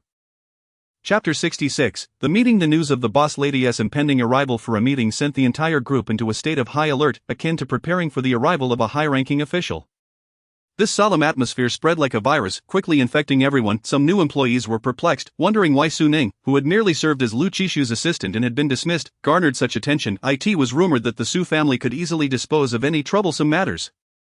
And aside from the title of MRS. Lu Qishu, Su Ning had little to command respect. The seasoned employees scoffed at such thoughts. Have you seen how President Lu conducts meetings? A new employee shook her head. Her probation period not yet over, she lacked even the privilege to fetch water, let alone attend a meeting. When you get a chance to sneak in and listen, you will understand why we affectionately refer to President Lu as the King of Hell. Another chimed in to elaborate. You can think of our President Lu as an atomic bomb. Wherever he stands, no one dares approach him, and Su Ning, she's the one who brings that bomb home. Cuddles it, lifts it high, and sleeps with it. Now do you get it? The new employee envisioned that scene and thought that if it were truly an atomic bomb, she'd run faster than anyone else. The boss lady is truly magnificent. Unbeknownst to Su Ning, she had unwittingly become a figure of greatness as she stepped into the lobby of the group. According to protocol, outsiders were required to register at the front desk. As she approached, a voice called out, Madam. Turning, Su Ning saw a stranger, yet the broad smile on his face did not hinder his pleasant demeanor. Madam, I am President Lu's new assistant. Li, just call me Xiao Li. Assistant Li explained, President Lu informed me in advance of your arrival and asked me to escort you. In truth, Lu Qishu had not specifically instructed this, but Assistant Li clearly had his own interpretation and rhythm as he led her toward the executive elevator, attracting numerous curious glances along the way. Su Ning paid little heed to these stares. Upon exiting the elevator, they encountered a group exiting a conference room. One of them greeted, Good day, boss lady. And the brief walk to the conference room. Su Ning received several more greetings of good day, boss lady. This time, she could not ignore them and nodded slightly in acknowledgement. Hello. It was evident that being alongside Lu Qishu had imparted a modicum of his aura to Su Ning. As she sensed the murmurs of admiration as she entered the conference room, indeed, not everyone could be a boss lady. Her presence nearly rivaled that of President Lu himself. The Lu family's standards were invariably impeccable. With a serious expression, Su Ning mentally awarded herself a thumbs up, 100. However, not all acknowledged Su Ning's position. As she stepped inside, she overheard a sardonic male voice. Assistant Su arrives just in time. We were just 3 minutes short. The speaker was the head of the public relations department, surnamed Gao. The conference room was filled with attendees from both the Mingzhu Group's public relations department and the Junlin studio. And Gao's reference to Su Ning as assistant was not merely a slight, it was a blatant provocation. In that moment neither side dared to breathe. The Dragon King's battle would only leave the shrimp soldiers and crab generals wounded. Assistant Li furrowed his brow at the blatant disregard shown towards Su Ning, contemplating a warning. After all, she was now the wife of General Lu and the matriarch of Mingzhu Group. It was unclear whether the man before him had been kicked in the head by a donkey or was simply born foolish. However, Su Ning held him back, casting a subtle glance. After a brief hesitation, Assistant Li complied and closed the conference room door. As the battle horns were about to sound, tension filled the room, and everyone was eager to witness how Su Ning, the boss lady, would retaliate, especially since the position currently occupied by Minister Gao had originally been reserved for her. Now, with Minister Gao's considerable bulk taking that seat, Su Ning could only occupy the space beside him. Under the curious yet restrained gazes of the crowd, Su Ning smiled brightly. It seems I arrived just in time. This meeting will only take 3 minutes. Unbeknownst to her, one of her words struck a nerve with Minister Gao, whose expression visibly darkened as he sneered with disdain. The scandal that has erupted is certainly not within Assistant Su's purview. Perhaps you should return and await news. Once we conclude our meeting, we will directly report to General Lu. He practically pointed at Su Ning and told her to leave, completely dismissing her or, perhaps, failing to acknowledge her status, seeing that Su Ning did not respond immediately. Minister Gao let out a cold snort. He had always looked down on those who used cunning to ascend, while he admired Su Ning's methods that had allowed her to become Mrs. Lu. He wished for a peaceful coexistence, yet Su Ning insisted on meddling in his public relations department's affairs, especially since this public outcry had originated from her. This thought further hardened Minister Gao's attitude, leading him to bluntly remark, Assistant Su hasn't had breakfast yet, perhaps she should go eat something first. Opposite Minister Gao sat Xinyu, who leaned casually against the back of his chair, seemingly indifferent, his glasses glinting slightly, obscuring his expression. The staff from Junlin exchanged glances, as Su Ning was one of their own. Minister Gao's actions not only insulted her but also belittled them. Nevertheless, Xinyu remained unfazed, his long legs crossed, fingers tapping lightly, exuding an air of ease. Seeing Su Ning rendered momentarily speechless, Minister Gao's contempt only grew, and he sought to further suppress her spirit. Suddenly Su Ning smiled, her red lips curving gracefully, her delicate features requiring no embellishment. Minister Gao found himself momentarily stunned. As Su Ning, with an aura of authority, remarked, if Minister Gao finds 3 minutes too long, that is your concern. With a slight turn of her head, she signaled to Assistant Li, please go get Minister Gao some breakfast. We wouldn't want his low blood sugar to affect his mental clarity. The room's occupants caught her underlying implication, several stifling laughter as they revisited their own sorrows. Minister Gao, jolted back from his momentary distraction, realized Su Ning was essentially mocking his intelligence, which only fueled his embarrassment and rage, prompting him to stand abruptly. Chapter 67, Public Relations. Before Minister Gao could utter a word, Su Ning extended her leg, sending the chair he sat upon flying. With a bright smile, she remarked, I didn't realize Minister Gao was so supportive of my work that he would stand up. Minister Gao was left seething, unable to sit again without losing face, forced to remain standing like her. After dealing with the situation, Su Ning composed herself, her bright, dark eyes sweeping across the conference room. Exuding an air of command, the woman's clear voice resonated throughout. Time is money. Having previously interacted with the public relations department and possessing a sharp memory, she quickly ascertained the roles and responsibilities of those present. Fixing her gaze on one individual, she issued a directive, let's initiate a new topic titled, Some Companies Are So Ruthless They Even Dismiss Their Own Boss Lady, with content as sensational as possible. Next, she turned to the intern managing the official Weibo account, who had only recently joined the public relations team. Do you often go shopping? The intern, still recovering from Su Ning's imposing presence, nodded vigorously. Yes. Su Ning continued, then please frequent the comment section and respond to netizens. Just describe how miserable I was at that moment. The intern, now assigned a significant task, eagerly nodded, his eyes gleaming with determination as he blurted out, understood. Boss lady, I promise to complete the task. Noticing Minister Gao's increasingly green complexion, he quickly fell silent. Su Ning addressed the rest of the public relations team. Everyone else, monitor online discussions and coordinate with Weibo to have trending topics removed and posts deleted. Having organized the work on that front, she locked eyes with Xinyu, raising an eyebrow. The task of tracing the source of this public outcry will be assigned to our colleagues in Junlin's technical department. The head of Junlin's technical team smiled broadly. Of course, we will ensure a thorough counterattack, leaving them speechless. Witnessing Su Ning effortlessly allocate tasks, Minister Gao felt as if his face had been slapped. Furiously demanding, "Do my people still require your instructions?" Assistant Li interjected. General Lu has entrusted this matter entirely to the madam. Infuriated Minister Gao spat out, "You only rely on your good looks." Assistant Li's expression darkened as he coldly retorted, "Minister Gao, please choose your words carefully." The reprimand made Minister Gao aware of his inappropriate remarks, realizing he had just struck at General Lu's reputation. A cold sweat breaking out on his forehead. Su Ning shot him a frosty glance. This plan has been approved by General Lu. If Minister Gao has objections, he should voice them in the CEO's office. Moreover, I believe Minister Gao might benefit from further education on the timeliness of information. It would certainly reduce the lengthy discussions in future meetings. The older one gets, the more inclined they are to engage in grandiloquent discourse. Particularly male leaders with inflated egos, every meeting seems to devolve into a lengthy lecture, and when opponents had previously arranged for a whistleblower to expose Mingzhu Jewelry's fraudulent activities, the Public Relations Department nearly missed the prime opportunity. Resulting in a minor uproar. This time, Su Ning would not afford him such an opportunity. Online discussions continued to escalate, evolving from office romances to internal rules and management issues, with the impending focus on the company's business and subsidiary products. Suddenly the topic surged to the top of trending discussions. Ruthless enough to dismiss the boss lady, clicking into the topic revealed a flurry of discussions and exposés. General Lu was indeed ruthless. He shows no mercy even to his wife. Am I the only one sensing some gossip here? The boss lady confesses her feelings, indicating they weren't together yet the next day they flaunt their marriage certificate? Is there something we aren't privy to? What is this? One moment, it seems like the wife likes me and wants to date, and the next, it's no, we must first dismiss you. Rewatching the video, it's clear the boss lady was genuinely happy when declaring her feelings for General Lu. Only to change her expression in an instant. Isn't the prohibition on office romances ingrained in every Mingzhu Group employee's DNA? I was present at the scene. General Lu was quick to act. His resignation letter was written within 10 minutes. Now I wonder if he had to kneel on a washboard when he got home. The netizens' curiosity was piqued, and they began tagging the official Mingzhu Group account in the comments. The official account selectively responded to the most liked inquiries. Did General Lu kneel on a washboard at home? The official response, not sure, we wouldn't dare ask. I heard you all are so ruthless you even dismissed the boss lady? Official response, if the boss lady beats the CEO at home, she can't beat me. What else is prohibited at your group besides office romances? Official response, not you, spending the most time with colleagues yet not allowed to date? Who would dare apply? Official response, weekends off and 5 social insurances and 1 housing fund are basic requirements, working hours from 9 to 5, 6 hours a day, cafeteria services, double overtime pay, transportation subsidies, and year-end bonuses, all maximized. Just ask if you are tempted, of course, as long as you don't engage in office romances. With a serious demeanor, the usually stern official suddenly transformed into a casual commentator.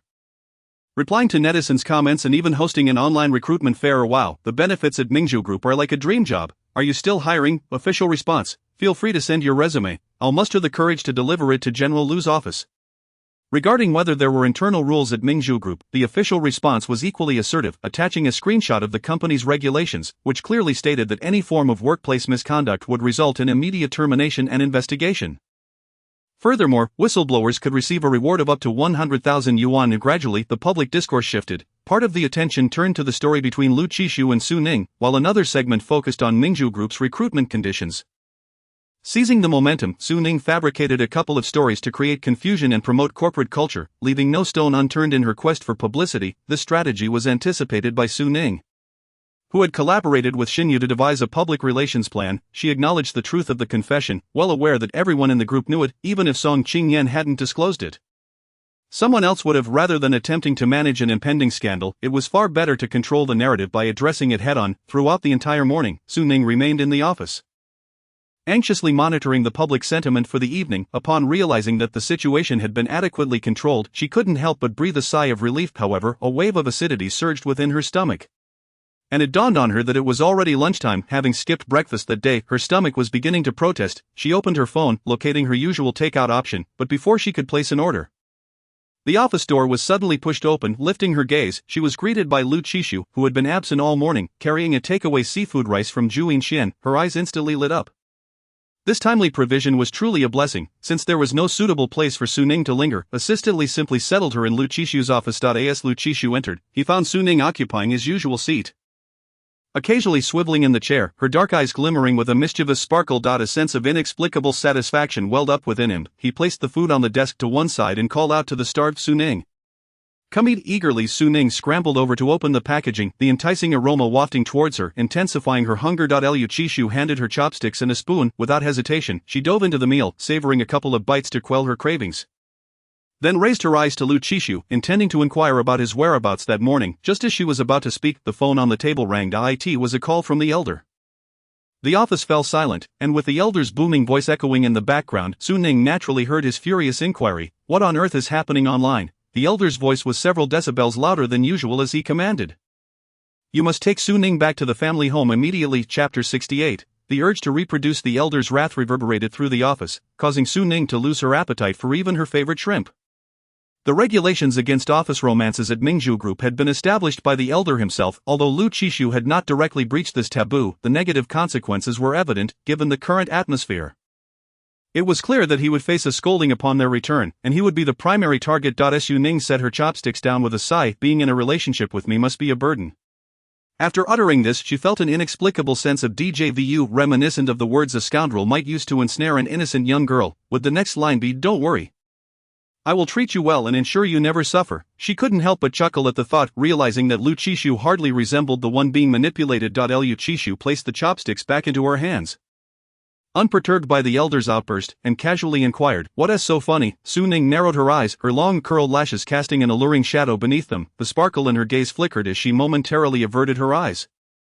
Clearly concocting some mischievous thought, caught in the act, she unabashedly scanned him from head to toe, her eyes glimmering in the soft light of the office, imbued with a sense of allure. It was evident that Lu Qishu had ample charm to attract so many admirers. Dressed predominantly in black, he exuded an air of tall elegance, with fair skin that complemented his striking features. If he were in a nightclub, he would undoubtedly be dubbed a pretty boy, yet his demeanor was distinguished and noble. Radiating an innate charisma, complemented by a sculpted physique, his black shirt rolled up to his forearms showcased perfectly defined muscles, with prominent veins that pulsed rhythmically beneath the surface. Last night, she had rested her hands on those arms, her gaze entranced by her reflection in the mirror, feeling the rhythmic heartbeat beneath her palms sync with the rhythm deep within her soul, making it clear that she was not the only one lost in this indulgence. The lingering sensations of touch, sight, and soul-stirring echoes still resonated within her. Su Ning's earlobes, delicate as jade, flushed crimson with the stirrings of her heart. Her mind was flooded with inappropriate thoughts, and she hastily popped a shrimp into her mouth. Deflecting, "It's nothing, just a cold joke I remembered from Xiang Han." Lu Qishu was evidently skeptical, his earlier gaze akin to the way he had looked at his abs last night, filled with desire. After hastily finishing their meal, Su Ning was eager to return and appease the elder, but Lu Qishu remained nonchalant, gesturing towards the shrimp he had peeled aside. "Finish eating before we head back." By the time Lu Qishu returned to the Lu family villa with Su Ning, an hour had passed. The moment they stepped inside, a shadow hurtled towards them. Quick as lightning, Lu Qishu pulled Su Ning behind him, deflecting a teacup that grazed his forehead and shattered on the floor. Su Ning's heart raced as she rushed to check Lu Qishu for injuries, finding only a minor scrape that filled her with both concern and shock. She had anticipated the elder's anger, but not of this magnitude. Lu emerged from the kitchen, nearly breathless at the sight, her previously gentle demeanor replaced with fierce indignation as she glared at Mr. Lu, her words devoid of any pretense. "What on earth are you doing? Are you really resorting to violence over a mere romance? Have you lost your mind?" Su Ning was taken aback. Was this permitted? Her mother-in-law was surprisingly formidable. After delivering a scathing reprimand to Mr. Lu, Mrs. Lu beckoned the pair inside, instructing them to disregard the elder, whose temper had clearly flared. Su Ning timidly stepped into the room. While Lu was formidable, it was evident that Lu reigned supreme, her combativeness unmatched. She ordered the housekeeper to bring the first aid kit. Automatically, Su Ning took on the task of treating Lu Qishu's wound. Noting how the injury on his hand had just begun to scab, while a new mark adorned his forehead, sensing the tension in the living room, the housekeeper wisely found an excuse to slip away. As soon as the door closed, Mr. Lu began his interrogation. "What on earth is going on between you two? Have you been fooling around at the company?" Su Ning was astonished to find herself accused of fooling around, especially with Lu Qishu as the alleged partner. It was indeed a peculiar sensation. Lu Qishu disregarded Mr. Lu's displeasure, taking a seat on the sofa first, retorting nonchalantly, "If I'm not fooling around with my own wife, am I supposed to do so with you, old man? You might not even have her consent." Lu chimed in, "If it weren't for Qishu, do you think I'd want to be with you, a grumpy old man?" Rising from her seat, she motioned for the unfazed Lu Qishu and the bewildered Su Ning. Today, the three of us are moving out. Mr. Lu protested. Move out? What's so great out there? Mrs. Lu retorted. What's wrong with the outside? I see nothing but good, as long as it's without you. Mr. Lu's voice boomed. I'm just angry and accidentally threw something. Do you really need to overreact this much? Mrs. Lu's voice rose even louder. You might not care, but I do. My excellent son, whom I raised with such effort, was nearly harmed by your actions, and the lovely daughter-in-law you disapprove of is still willing to choose our son. If you're not grateful, you're just going to complain, Mrs. Lu continued. Tell me, which rule did they break? Mr. Lu fell momentarily speechless, and after a long pause, he finally muttered, I'm just worried that old Tai will exploit this situation. Su Ning was in a state of shock from the moment she entered. It seemed her previous visit had been to create a good impression as a daughter-in-law, resulting in her mother-in-law's gentleness and her father-in-law's sternness. Now, however, their true colors were revealed. With a tongue like that, Mrs. Lu could rival the stormiest of tempests. Mr. Lu, despite being scolded repeatedly, appeared somewhat resigned to the situation, which left Su Ning utterly astonished, before Lu father could utter a word. He was unmercifully rebuffed by Lu mother. I see you are merely fretting over trifles. I should have enrolled you in a travel group to spare us the sight of your presence at home. Lu father retorted, Are you not going with me? If you don't go, then I certainly won't either. Lu mother replied, I have no intention of going. I am waiting for those two to present me with a grandchild. And I shall be at home caring for it. Suddenly called upon, Su Ning thought to herself, had she known, she would have followed Lu Qishu's suggestion to rest upstairs earlier. This unexpected pressure to procreate was overwhelming. Chapter 69. Some individuals are simply meant to be remembered. As soon as Lu mother's words fell, the living room fell into a profound silence, the previously noisy elders now casting their gazes upon her. The silence spoke volumes, as if the words having a child were emblazoned upon their foreheads. Su Ning felt an immediate wave of anxiety. This was her first experience in such a situation, and she was devoid of any prior knowledge. Before she could formulate a suitable excuse, Lu Qishu stood up and pulled her along with him. In the foreseeable future, I have no plans to have children. Your urging will be in vain. His words nearly ignited Lu father's temper. What on earth are you saying? Fortunately, Lu Qishu swiftly guided her upstairs, away from the tempest. He led her to a room. And from downstairs, the faint sounds of Lu father and Lu mother bickering could be heard. Despite having witnessed their quarrels before, Su Ning still couldn't help but worry. Would they truly escalate? If so, she and Lu Qishu would bear the brunt of the consequences. Lu Qishu discerned her unease and reassured her with a gentle pat on the head. They are like this. They have bickered since childhood.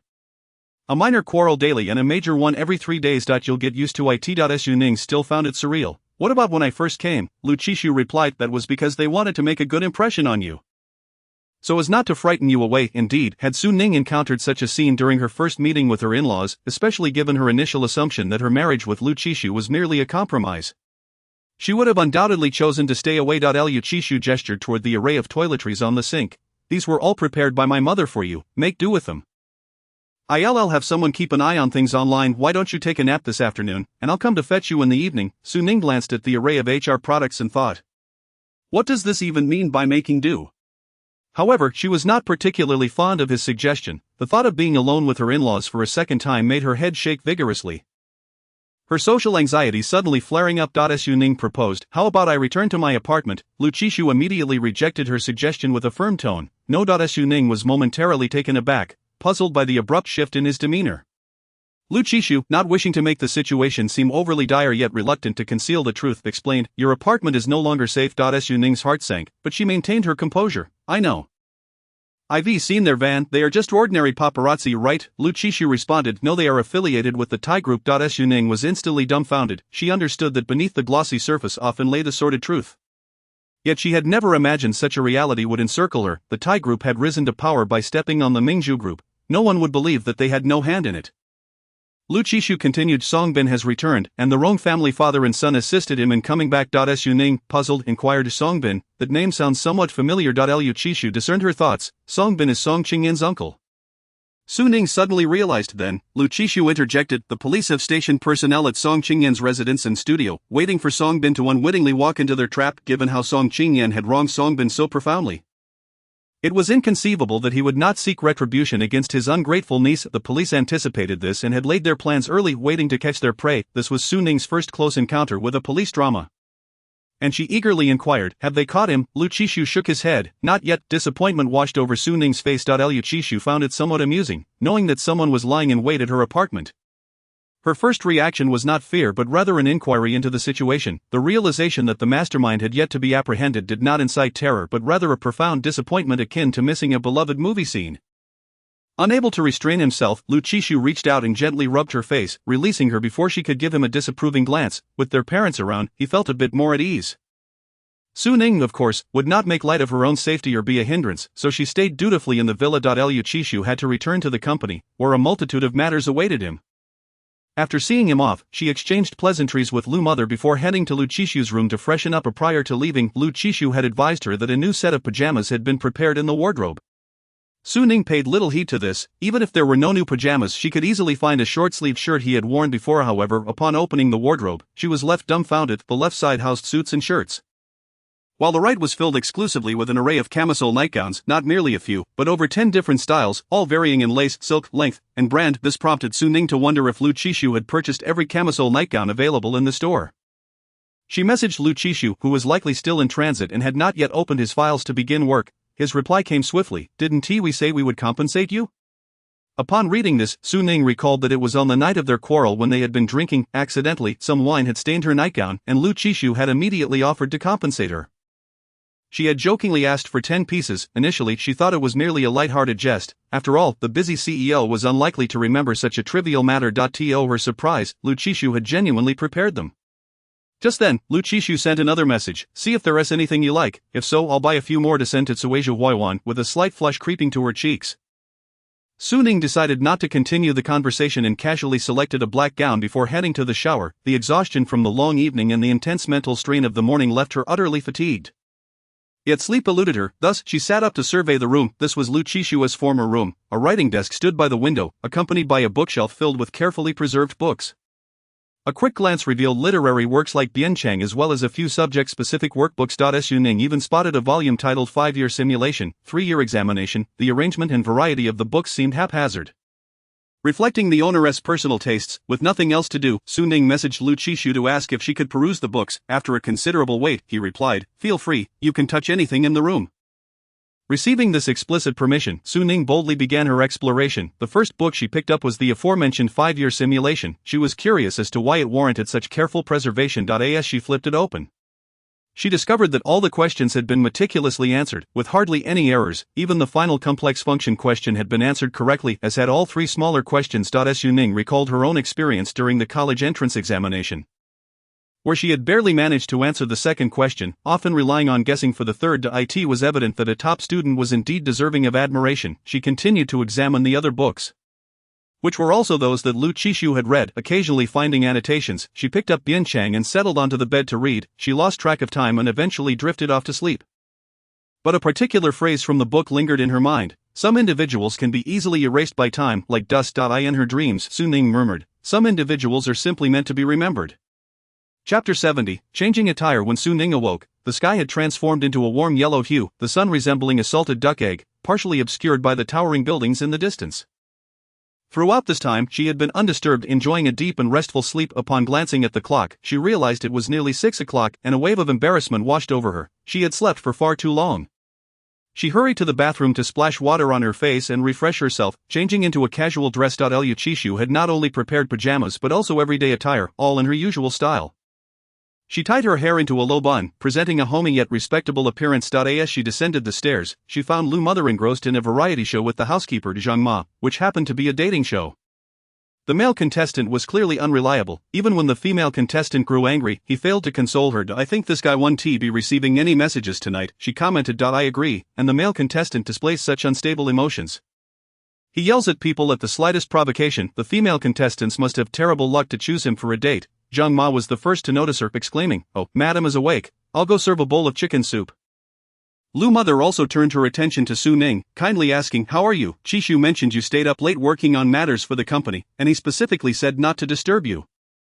At this, Su Ning paused momentarily. "Working late for the company? Well, it could be considered that way." As Zhang Ma brought forth the chicken soup, rich with aroma, infused with a hint of medicinal fragrance. "You must have been exhausted last night.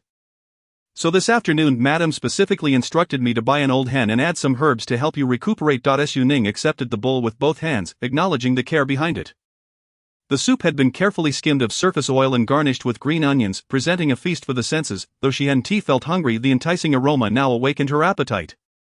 As she sipped, she praised Chishu as mentioned your chicken soup before Zhang Ma. It truly lives up to its reputation. Zhang Ma beamed with delight. Whenever you wish for some, just let me know, and I'll brew it for you. Lu Mother feigned jealousy, saying, what about me? Quick to respond, Su Ning employed her skills in flattery. Without Auntie, I wouldn't be able to enjoy this delicious chicken soup. Mother Lu found these words quite agreeable and instructed Zhang Ma to prepare dinner. Su Ning understood that this was an opportunity for a private conversation, so she set the soup aside temporarily and listened attentively. Observing her serious demeanor, Mother Lu couldn't help but chuckle. This matter has caused you some distress.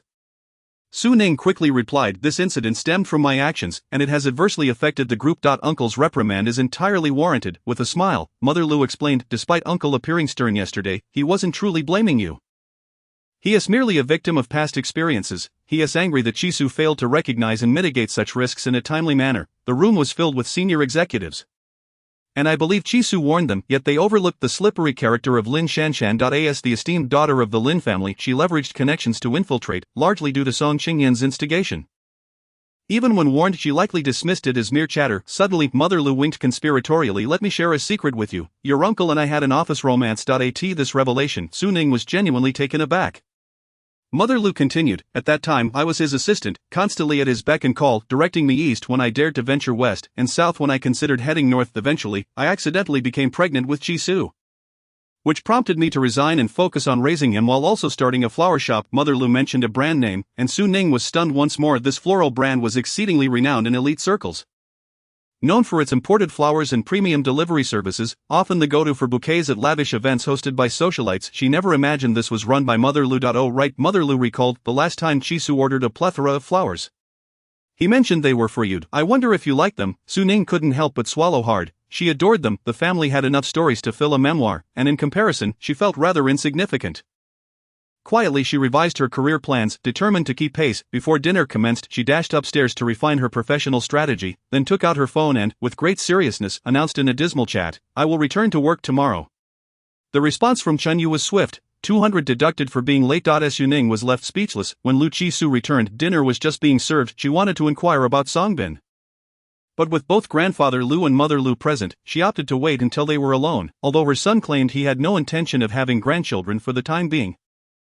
It was ultimately her concern. Mother Lu personally served Lu Chisu a bowl of chicken soup. You need to nourish yourself, don't let work wear you down at such a young age. Initially, Su Ning noticed nothing amiss, as the aroma seemed similar to her medicinal chicken soup. However, when Lu Chisu hesitated to eat and pushed the bowl aside, it drew Mother Lu's ire. Zhang Ma and I toiled over that soup for an entire afternoon. You must drink it. At that moment, Su Ning comprehended the dynamics of their family hierarchy. Mother Lu was undoubtedly at the pinnacle, possessing a strong character that often left grandfather Lu unable to voice his frustrations. Following her was Lu Chisu, and finally, her own father. Sensing the brewing discontent from the head of the household, Su Ning tugged at Lu Chisu's sleeve, urging him to drink. It was merely a bowl of soup.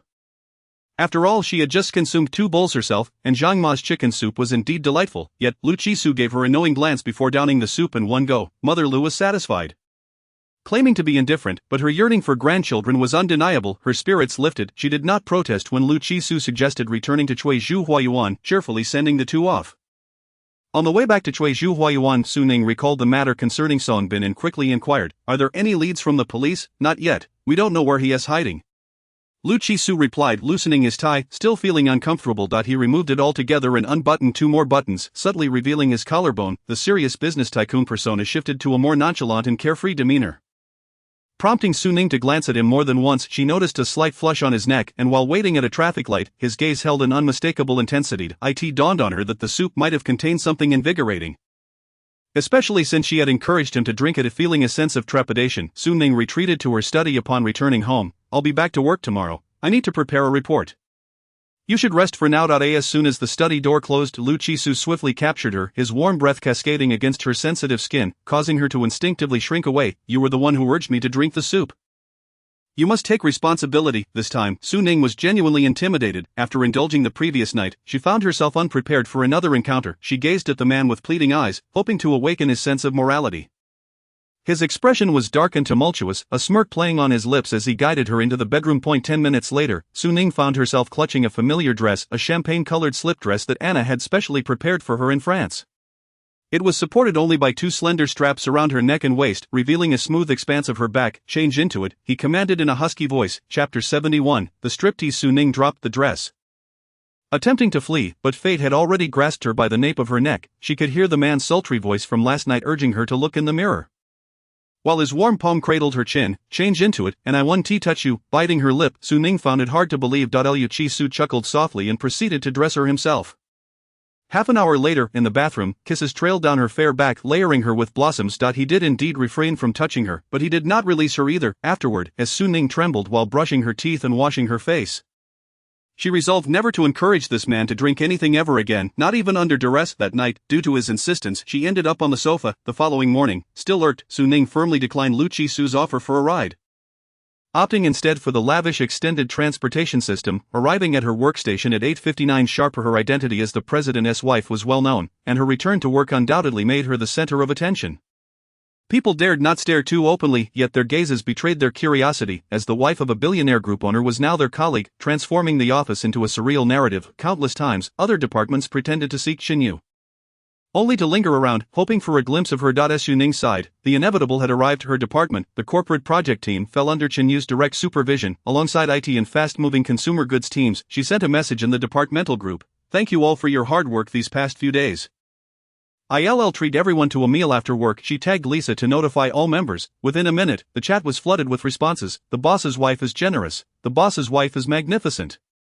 The copied responses filled pages until the real boss, Xinyu, appeared. Xinyu asked, "Is the air conditioning too cold in the office?" High emotional intelligence. The air conditioning is cold. Low emotional intelligence. If you don't want to work, then leave. The group fell silent. Su Ning clicked her tongue, and before she could voice her thoughts, she found herself pulled into another group by Lisa. The group name read, Left Hook, Right Sweep, Idiotic Client, No Boss, but someone tagged her, Su Ning, boss's wife. Where shall we eat? After a moment of thought, she decided that with so many people, Hot Pot would be the most suitable choice. She selected a few highly rated restaurants and sent them to the group for voting. The chat erupted again. The boss's wife is generous. The boss's wife is formidable. Just then, Lu Chi-su messaged her. What do you want for lunch? I can have someone deliver it. Su Ning declined. I have plans with my colleagues. After pondering, she decided to inform him about the hot pot dinner later. Considering the current circumstances, Lu Chi-su replied, Alright, I'll have a bodyguard accompany you. I'll have dumplings at home. Upon reading this, Su Ning's expression soured. She recognized that he was deliberately playing the victim to elicit sympathy, hoping to atone for his behavior last night, yet, she was no longer the same Su Ning. Without hesitation, she shared an article on how to boil dumplings and then shut her phone, focusing on her revisions. After every significant corporate public relations event, Xinyu held a debriefing to identify shortcomings in crisis management to ensure flawless handling in the future. Su Ning, holding a unique position as both a party involved and a behind-the-scenes public relations officer, was directly called upon by Xinyu to summarize. Last night, Lu Chi-su had merely vented his frustrations, but afterward, Su Ning could hardly keep her hands steady while typing her report. She even felt weak upon waking this morning. With this in mind, she moved her wrist to alleviate discomfort, mentally cursing Lu Chi-su once more. The meeting drained her of energy, and Xinyu was relentless in his critiques. I suggest you revisit the 5S principles. Your speed in issuing statements is abysmal. What are you waiting for? The Grim Reapers. Self-deprecation is fine, but be cautious not to paint yourself into a corner. Emerging from the conference room, Su Ning's face was clouded, yet when Xinyu glanced at her, she immediately donned a professional smile. Xinyu inquired, Have you decided where you'll be dining? Feigning ignorance, Su Ning replied, Dining? What dining? Are you treating us, boss? Xinyu cast her a sidelong glance, remaining silent as he handed some documents to Lisa. Instructing, reserve 2 private rooms at Chui Lou. Su Ning paused in her steps, her eyes gleaming with anticipation as she gazed at Xinyu, wondering if, in the next moment, Xinyu responded, Yes, let us entertain a business partner. Su Ning replied, What kind of business partner could fill 2 private rooms? After work, the entire department merrily bantered as they loaded into a vehicle to enjoy hot pot. During the meal, someone brought up the gossip about the one person absent, the big boss. Xinyu, the first to speak, was the heaviest set colleague, who had a natural knack for humor and served as the department's mascot. Hey, do you all know why our president Chen has been single for so many years? A female colleague, intrigued, asked. Whitehit. Qinyu's handsome visage was indeed captivating. Donning glasses, he exuded a scholarly charm that resonated with many. However, his caustic tongue was a deterrent, instantly dissuading many. The portly colleague's eyes sparkled as he divulged, I heard that the big boss had a girlfriend during college, and they were inseparable, but once she graduated, she dumped him. Some were taken aback, yet it was not entirely unexpected, though the boss can be quite sharp-tongued. He's a decent person and undeniably handsome. The fact that he doesn't work overtime unless compensated double wages elevates him above 99 of bosses, the portly colleague chimed in. I think so too. I wonder who that girl is to have let him go. Just a few days ago, I saw that IT Lady CEO subtly inquiring about the boss's situation from Lisa. Our boss is quite a catch. How could he be dumped? Su Ning excused herself to the restroom, missing the full conversation but catching the latter part, curiously asking who got dumped. Our boss, came the reply. Su Ning's face registered surprise. Huh? Soon after, someone recounted the gossip to her, and she frowned deeply. Chen Yu had a girlfriend during university. How could she, who fought with him daily, be unaware? The portly colleague added, not only that, I heard she quickly found herself a wealthy man. Giving the boss a good slap in the face. He ended up with depression and is still on medication. Such rumors seemed utterly absurd. At that moment, Su Ning truly witnessed the phenomenon of word of mouth, 10 spreading to 100. Each tale more embellished than the last. After the meal, she rushed to settle the bill. Hello, Miss Su, someone has already taken care of the bill, the cashier informed her. Su Ning replied. Could I see the signature? The cashier produced the bill, revealing a signature that read, Lu Chixu. Su Ning raised an eyebrow, snapping a photo to send to Lu Chishu, adding a cheeky note, thank you for the treat. Boss, JPG, you work hard. JPG, a foot massage. JPG. Lu Chishu replied, have fun. Su Ning felt guilty for leaving Lu Chishu alone at home with just dumplings to eat and decided to buy a small cake to cheer him up. Of course, it was not merely about the money. After finishing the hot pot, the group planned to head to a bar. Su Ning sought an excuse to slip away and purchase the cake but was firmly held back. Sister Ning, if you don't go, what's the point of us going? After the meal, Su Ning had already been elevated from intern to Sister Ning by her colleagues, a title that suited her boss's wife persona. Despite her being younger than most, unable to decline, she followed them to the bar, plotting her escape. Unbeknownst to her, as they left the hot pot restaurant, her bodyguard was reporting their whereabouts to Lu Chishu. Madam and the others have gone to CR. They picked up tickets for a strip show. Chapter 72, caught red-handed inside the CR club, the deafening heavy metal music pulsated through the air, blending with the cacophony of cheers from the dance floor. On stage, several figures swayed to the rhythm, occasionally teasingly lifting their clothing, revealing glimpses of well-defined abs, eliciting wild cheers from the audience below. Su Ning even caught a few shouts, touch me, Su Peixiang. Where's my phoenix chariot? Bring it to the Yangxin Hall. This is what I deserve for working hard every day. It was then she glanced at the ticket in her hand, emblazoned with bold pink letters, explosive. Thrilling, through wind and rain, the strip show awaits you. Su Ning could only sigh in bemusement. The male colleagues accompanying her were disgruntled, exclaiming, I came here to drink, not to watch low-quality performances, uncertain of what they found appealing. With their half-hearted displays, they were clearly scheming men. Low-quality performance, the female colleagues retorted, then you go up and perform a quality one. Who cares if they're scheming or not, as long as they're willing to invest effort to make me happy. They're good men. Besides, do I not know their true intentions? A divorced mother, an abusive father, a sister focused on her studies, and a poor him, yet all I want is to give him a home. Is that wrong? All the male colleagues were left speechless, truly awakening to a new perspective. As the girls entered the dance floor, they felt at home, not forgetting to drag Su Ning along. Soon, they maneuvered through the crowd. Reaching the front of the stage, close enough to interact with the male models and touch their abs. Initially, Su Ning was concerned about her marital status, covering her eyes with her hand, peeking through her fingers. However, the allure of the abs and the exuberant cheers quickly drew her into the atmosphere. Just then, a male model caught her gaze, his meticulously crafted appearance exuding a charming allure that tugged at heartstrings. Amidst the crowd's gasps, the model plucked a rose from his lips, knelt at the edge of the stage, and presented it to Su Ning, gazing at her with deep affection. This action undoubtedly caused a stir. With some already pointing their phones in her direction. Su Ning swiftly accepted the rose, offering a slight smile as she declined the model's invitation to kiss her hand, laboriously making her way out of the encirclement. She had no desire to trend online. It was merely a fleeting interlude. The dance floor soon erupted into cheers again as a male model boldly unbuttoned his shirt, inviting the crowd to admire his abs. Seizing the opportunity to escape, Su Ning headed to the bar, packing a small cake to take home. Entering the den of temptation, she still thought of him, demonstrating the depth of her affection. Unfortunately, just as she secured the cake, she was once again impeded in her steps. Su Ning, what are you doing here? Lin Shanshan, swaying her drink at the bar, appeared somewhat tipsy but recognized Su Ning, a testament to their long-standing rivalry.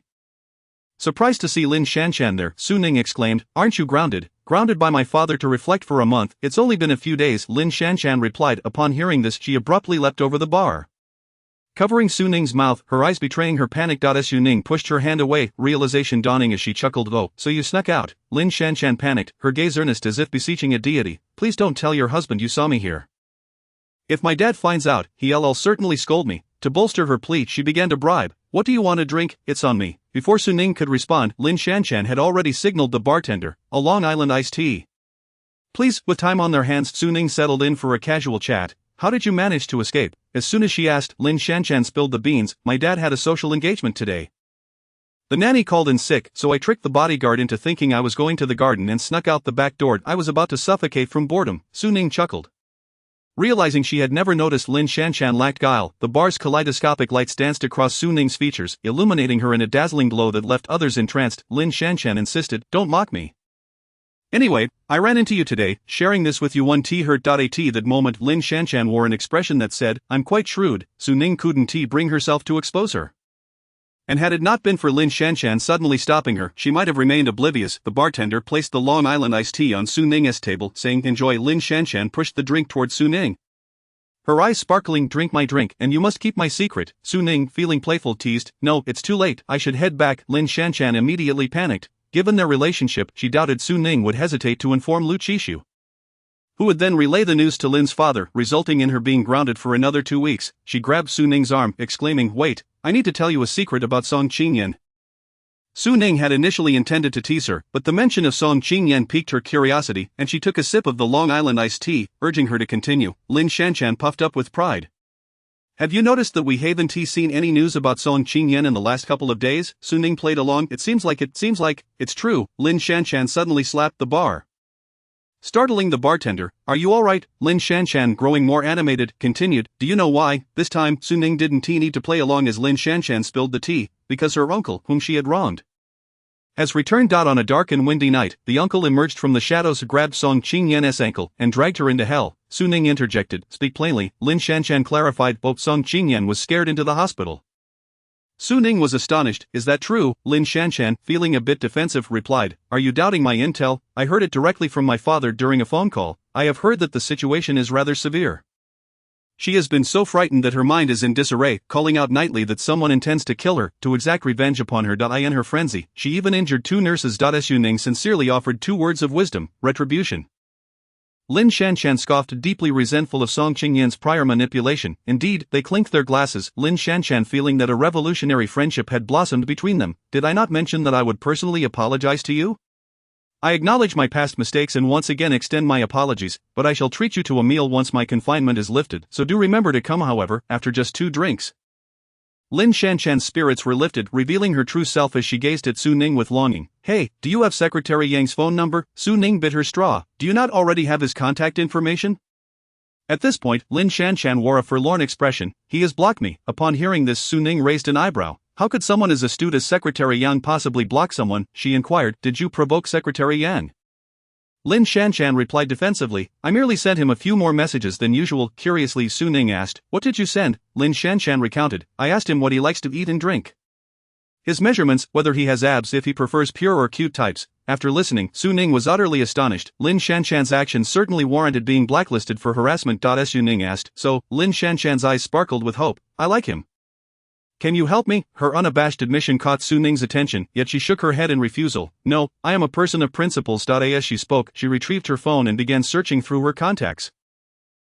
Without Secretary Yang's consent, how could I possibly give you his number? Lin Shanshan appeared somewhat dejected. If you won't provide it, then I'll just have to corner him at Mingzhu Group. In the next moment, Su Ning's phone was placed directly on the bar counter, the relevant contact information glaringly apparent. Lin Shanshan suddenly had a moment of inspiration, requesting paper and pen from a waiter, excitedly jotting down the phone number.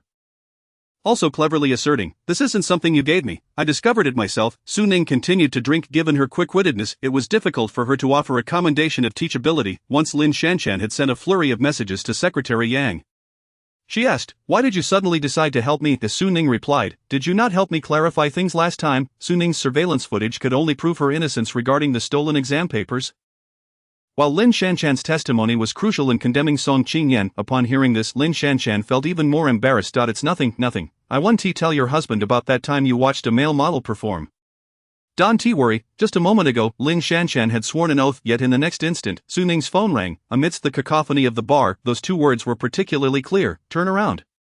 Chapter 73, Unacceptable. Lin Shanshan had not anticipated her own ill-timed words. The very person she had just mentioned appeared before her in the blink of an eye. She glanced at Lu Qishu's darkened expression. Realizing he was not someone she could provoke and thus took the initiative to sever the fragile boat of friendship with Su Ning and discreetly withdrew. Su Ning thought to herself, truly a case of poor judgment in friendship. Nope, it wasn't even friendship. The man stood there in casual attire, tall and imposing, radiating an aura that felt as if it were 2 meters 8, not to mention his strikingly handsome face. Had he been on stage moments ago, he would have surely captivated the audience. Despite having done nothing, Su Ning felt inexplicably guilty under his penetrating gaze, scurrying up to him with the cake in hand. The bar was noisy, necessitating close proximity to speak, but Lu Qishu was tall, compelling Su Ning to drape her arm over his shoulder, her breath brushing against his ear as she asked, "What brings you here?" Lu Qishu calmly replied, "Here to catch someone." Su Ning was perplexed. "Shouldn't that someone not be me?" Lu Qishu's eyes conveyed the answer, that someone is indeed you. Su Ning released her hold on Lu Qishu, preparing to argue her case, but the man's palm had already settled on her lower back, preventing her from leaving, and he guided her toward the second floor of CR. Su Ning thought, is he planning to handle matters in a different location? Soon, she realized her thoughts were rather sordid. It was not her fault, considering she had been indulging in meat every night lately, her mind somewhat clouded. The second floor was equipped with private rooms, with glass doors allowing patrons to gaze down at the first floor when they wished to revel, and to close off the outside world when seeking tranquility. At this moment, 3 individuals were seated within the room, one of whom was Gu Yanghe, whom she recognized. Lu Qishu explained, since we had some free time, we thought we would gather. In truth, that was not the case. Qi Yan, having siblings, was merely a slothful freeloader, spending his days lazily consuming food and drink, which led him to be the first to initiate gatherings with Lu Qishu and the others. As the end of the workday approached, Qi Yan had excitedly announced in their group chat that they would be drinking, providing the already booked private room number. Zhang Xian was the first to refuse. "My wife has prepared dinner for me." He did not forget to boast, "No offense to you 2 single dogs and 1 left-behind child." Lu Qishu promptly screenshot their chat, sending it to the group to prove he was not a left-behind child. However, Zhang Xian, being astute, quickly identified a flaw. "Oh, our young master Lu can also cook dumplings to appease his wife? Quite the rarity. The online tutorials are unreliable. I offer exclusive dumpling recipes, no charge for teaching." Lu Qishu flatly dismissed him. Scram of the next moment, he received a message from his bodyguard. Lu Qishu retracted his message, arriving in half an hour. The other 3 in the group were left speechless. Leading Su Ning to the gathering made him the only one accompanied by a partner, instantly drawing the ire of others. The first to speak was Zhang Xian, who had just been rebuffed by Lu Qishu. "I was wondering why he suddenly agreed to the gathering. Turns out it was because of Su Ning." Since that day, as they reminisced about their encounters with Su Ning, Qi Yan took the lead in changing how they referred to her, and scolded Lu Qishu for his youthful pursuits. Qi Yan, previously lethargic, leaped to greet Su Ning with a beaming smile. "Su Ning, do you remember Brother Qi?" His overly flattering words earned him a swift kick from Lu Qishu. Gu Yanghe casually greeted her. "Long time no see, Miss Su Ning." Su Ning replied, "Long time no see." Lawyer Gu. Lu Qishu introduced the others. "This is Zhang Xian and Qi Yan." Su Ning, "Hello, I am Su Ning." Her polite enthusiasm immediately struck a chord with Qi Yan. "It seems our dear sister has forgotten us." Almost receiving another kick from Lu Qishu. Gu Yanghe smiled and reminded him, "If you continue to take advantage of someone, you might find yourself in the hospital tonight." Qi Yan rolled his eyes, yet his body betrayed him, distancing itself from Lu Qishu. Subsequently, Lu Qishu provided a brief explanation, and Su Ning suddenly recalled a buried memory. Her recollections of Lu Qishu remained vivid, while the others had nearly forgotten. Out of a sense of atonement, during their card game, she intentionally lost several rounds. They were all sharp enough to notice, and coupled with their previous biases, they quickly began referring to Lu Qishu and Su Ning as siblings.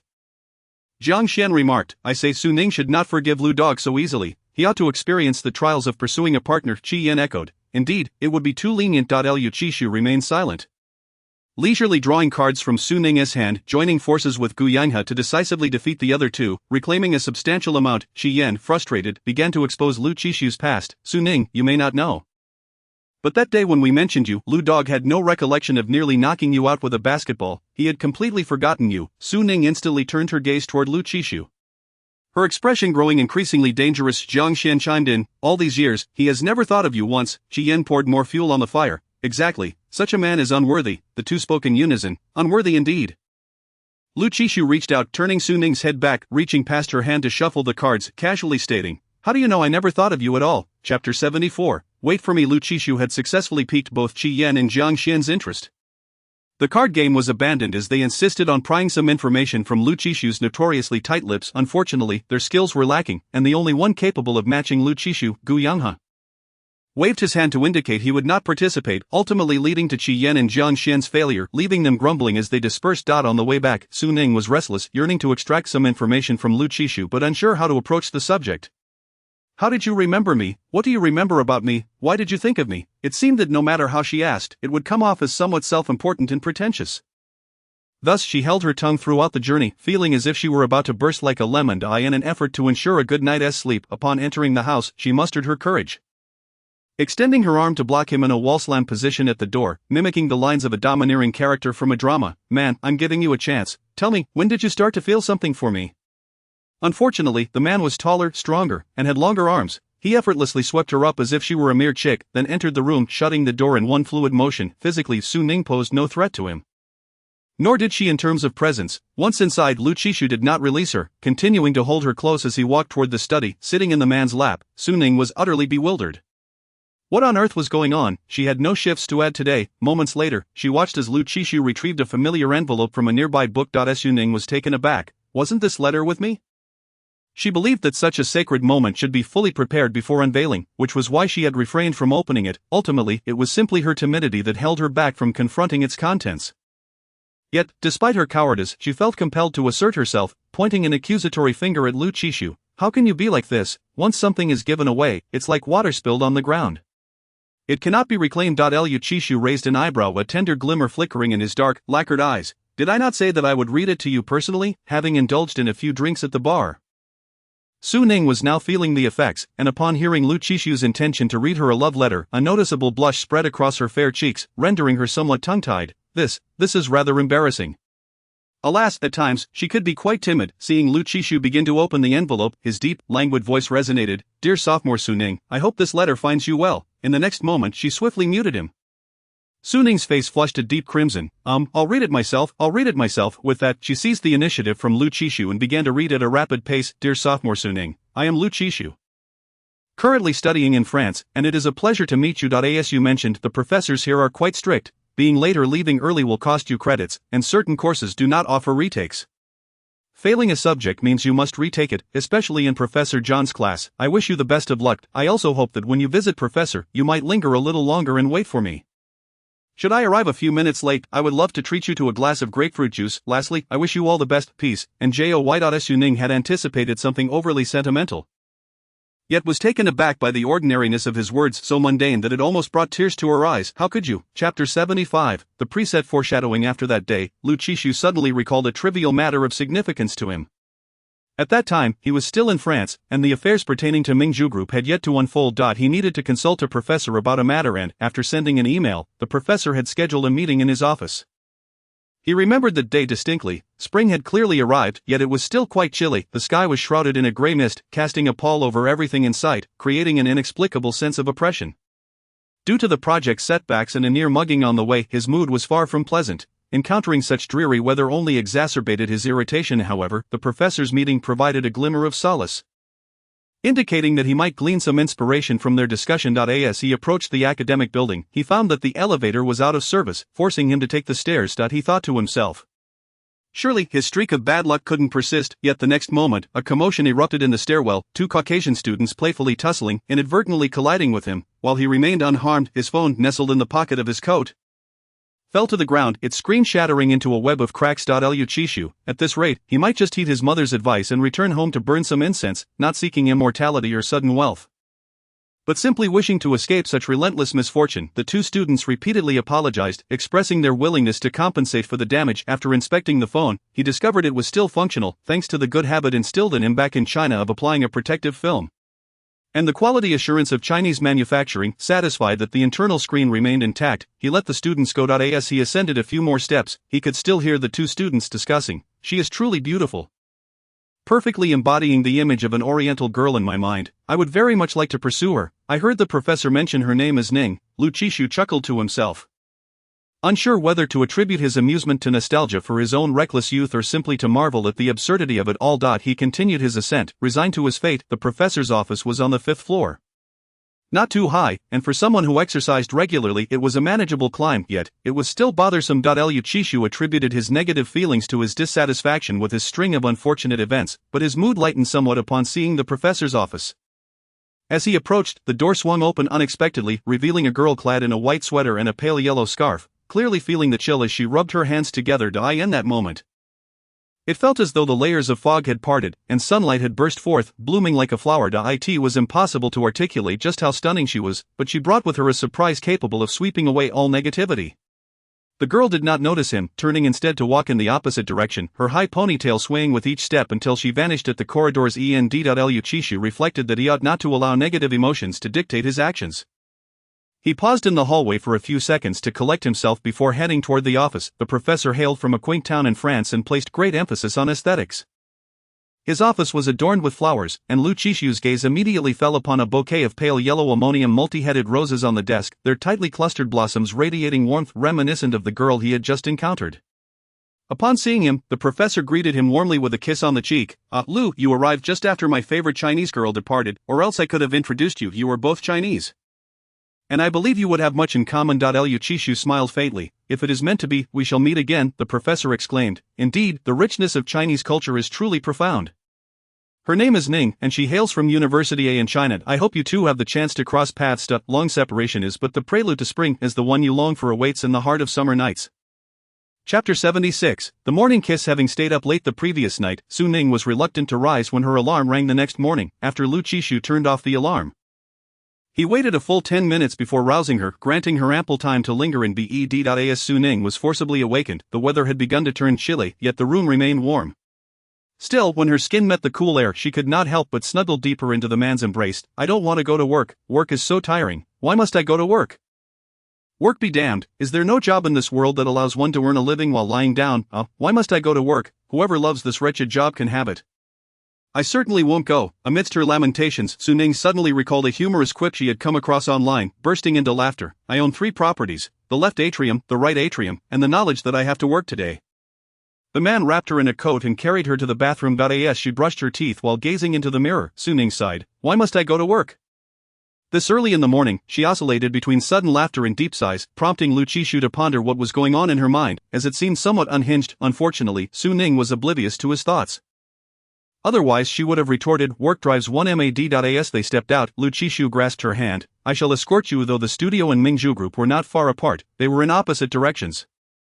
And given her tendency to linger in bed, she would undoubtedly be cutting it close for her clock-in time. Lu Chishu's offer would surely result in her tardiness. Su Ning replied, I think I will take my billion-dollar ultra-long subway instead.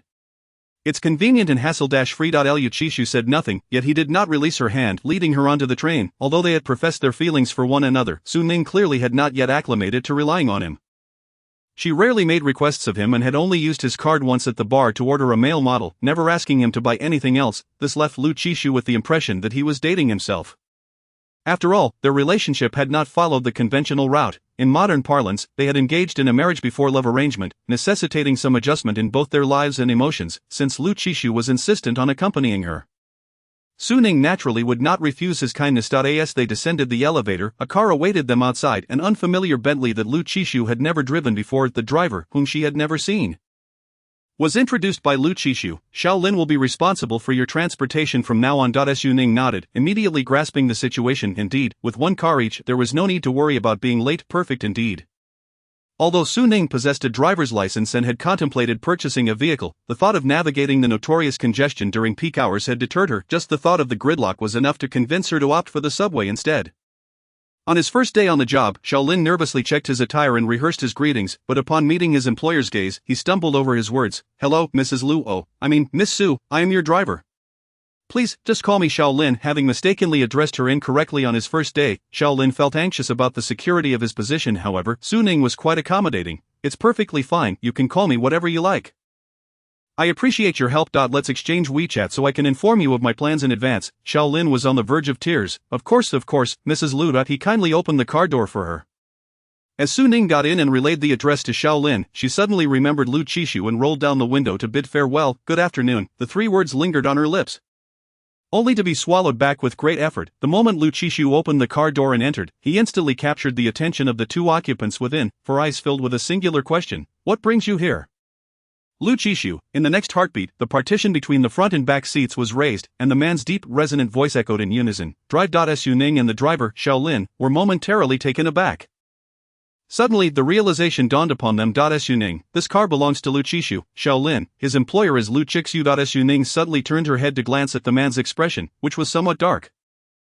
Private matters, she hadn't intended to, but she was caught off guard, instinctively forgetting that she actually had a husband. The vehicle set in motion, gliding smoothly out of the community, and Shaolin, with utmost focus and skill, ensured that the romantic endeavors in the back seat went undisturbed, proudly dubbing himself the love security. With me, you can rest easy, love has no worries. Having stirred this mess herself, Su Ning naturally had to pacify him. She leaned over, playfully giving Lu Qishu a light pat on the leg, her face adorned with an excessively flattering smile. How did you find the little cake from yesterday? Should I bring you another one today? As soon as the words left her lips, she recalled that the previous cake had been taken from a bar, and swiftly amended, I know of a place that makes an exceptionally delicious cake. I'll bring you one after work. Lu Qishu was entirely unmoved by her attempts, his expression impassive as he firmly held her soft, feeble fist, which was ostensibly patting his leg, but in reality, was an act of flirtation. Didn't you finish that cake yourself? Last night, Su Ning had been teary-eyed, and Lu Qishu, lacking experience in comforting, had seen the cake nearby and used it to console her. Su Ning had feigned concerns about gaining weight from the cake, lamenting that her abs were in vain, yet her lips told a different story. After tasting a piece, she didn't even need Lu Qishu to feed her, she held the cake herself, relishing in it. Realizing this, Su Ning awkwardly chuckled, acknowledging that it was the little cake that had made the first move. Lu Qishu, disinterested in exposing her, casually allowed his palm to brush against her hand, their fingertips entwined.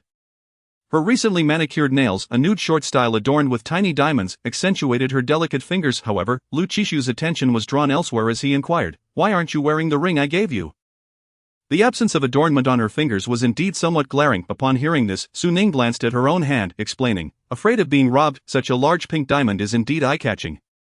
Noticing Lu Qishu's silence, Su Ning quickly leaned in, attempting to divert his attention. What do you think of my bracelet today? Lu Qishu reclined against the seat, observing the bracelet on Su Ning's wrist, the diamond sparkling and swaying with her movements. It was the one he had gifted her. The man lowered his gaze slightly, his lashes appearing meticulously defined against his skin, casting an alluring shadow beneath his eyes.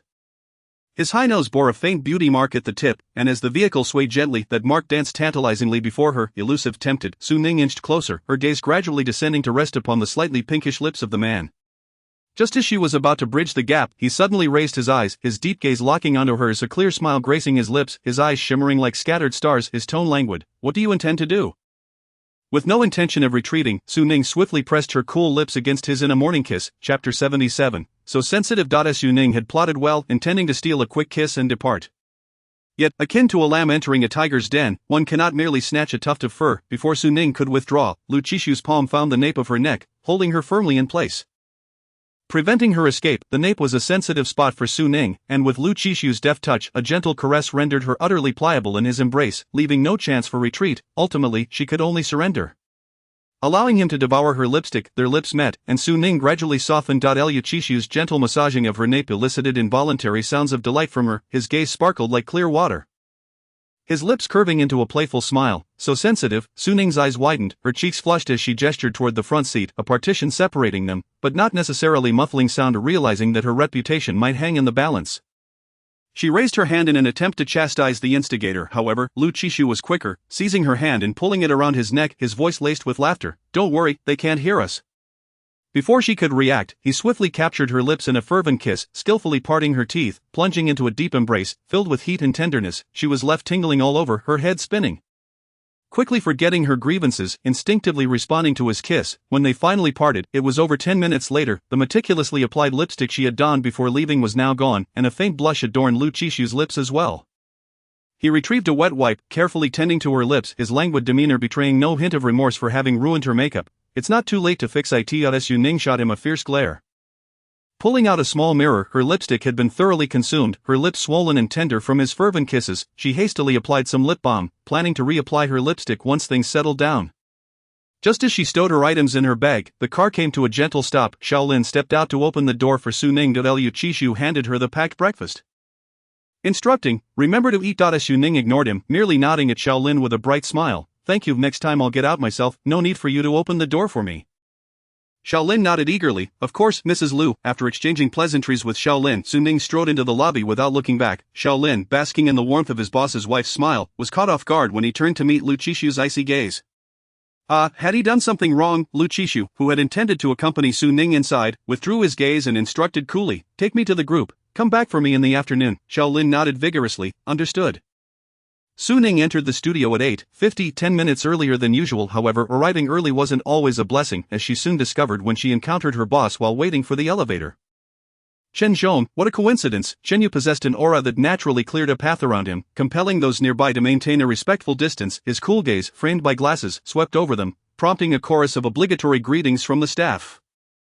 In the midst of these cautious salutations, Su Ning's sweet and effortless greeting stood out. Chen Yu's expression shifted slightly as he glanced her way, his voice cool. Quite early. Su Ning, I'm just responding to your call. Chen Zhong, contributing a bit more to the studio each day, she was in a good mood today and didn't hesitate to treat Chen Yu with a touch of warmth. Chen Yu, very well. Those capable should take on more work. Later, ask Lisa for the materials and draft a public relations proposal to submit. Su Ning's face morphed into one of shock. Next time, she'll just transform into a dog when greeting him. After 9:00, the office clocked in for peak hours. Although Lu Qishu's car had only lingered at the entrance for less than a minute, the mere sight of Xiaolin stepping out to open the door and the fleeting glimpse of a certain figure inside had sent the news of Lu Qishu personally escorting Su Ning to work spreading like wildfire throughout the studio. The moment she stepped inside, Su Ning felt the weight of curious, scrutinizing gazes upon her. Having grown accustomed to this attention after yesterday's desensitization, she now managed to ignore it, though internally she was pondering whether to have Xiaolin drop her off at the street corner next time. Rather than the entrance, she had no intention of being a spectacle for everyone to gawk at daily, especially when she was merely doing her job. Upon reaching her workstation, she encountered Lisa. Wow, Su Ning. You look radiant today. Though she was displeased at being assigned extra work, Su Ning couldn't help but break into a sweet smile at the compliments from her female colleague, responding with playful banter. Lisa. You too, just a little charm will do, no need to look perfect every day. Lisa laughed at her quip and, glancing at her lips, inquired, what shade of lipstick are you wearing? It looks lovely. Send me the link. Su Ning's expression shifted awkwardly for a moment before she replied, I just layered a few colors, I can't recall the shade. Lisa expressed her regret. Well, that's too bad. She then handed Su Ning a file. Didn't the boss mention this? Here are the materials. Su Ning's bright smile faded as she sat down to munch on her breakfast before dutifully reviewing the documents.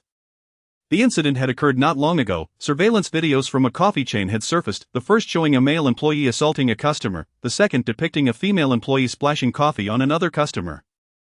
Following the release of these videos, the brand quickly issued an apology and terminated the involved employees. However, it was soon revealed that the brand's staff were subjected to over 8 hours of grueling work. With only 2 employees manning the store, churning out over 500 cups of coffee a day to cut labor costs, the narrative shifted from the altercation between employees and customers to the conflict between the brand's management and its workers. Netizens clamored for better treatment of workers. Additionally, numerous revelations regarding the brand's ruthless exploitation of its employees surfaced. In an instant, the brand's reputation and image faced significant challenges. The brand urgently sought to recover its losses and hoped to leverage the situation for promotional gain. Time was of the essence. The proposal was due by noon. After finishing her sandwich, Su Ning began typing away at her computer. Nowadays, being a worker was no longer just an ordinary label. It represented every individual striving hard in the workplace. Fighting for a better life. Inspired, she typed fervently, completing the proposal an hour ahead of schedule and submitted it promptly. However, nearly 10 minutes later, a somber call echoed from within. Come in for a moment. Upon entering the office, Su Ning was greeted by a spread-out proposal on the desk, and the low, cold voice resonated. Compensate the employees, expand recruitment, oversee management. You must understand our primary clientele is the brand. The interests of the brand take precedence over those of the employees. If I were to evaluate this proposal, I would say it is utterly worthless. Chapter 78, Family Member Returning to Her Seat. Su Ning's mind was consumed by the piercing gaze of the manager. How could you dare present such a dreadful mess for my scrutiny? It offends my sensibilities, were it not for the fact that he was her superior. She would have felt compelled to instruct him on proper decorum and communication. Resentment notwithstanding, after 10 minutes of composure, Su Ning diligently opened the thoroughly criticized plan. Nearby, her phone displayed the trending topics online. Despite the financial outlay, the brand's name lingered at the tail end of the trending list, with a barrage of real-time comments rolling in, and the discourse was fervent. Vampire brand, get out of here. 500 cups of coffee a day, why don't you try making some? I don't expect heartless capitalists to empathize with us workers. I will never drink your coffee again. Su Ning recalled the words spoken earlier by her manager. You have made the same mistake you frequently made in school. Based solely on a document, you crafted a public relations strategy. Remaining confined to the written word. In this digital age where information changes in an instant, what guarantees do you have that the materials prepared are the most current and comprehensive? The immediacy of news and new media, these points need not be reiterated. Do they? With this thought in mind, Su Ning picked up her phone, embarking on a casual exploration, wandering through various comment sections and marketing accounts. The person in charge of the coffee brand with whom she was collaborating also relayed timely information. The company, through inquiries with the baristas, discovered that the two customers were habitual offenders, often placing orders during peak hours and then creating disturbances to exert undue influence, typically resulting in the staff offering complimentary service after consulting the manager.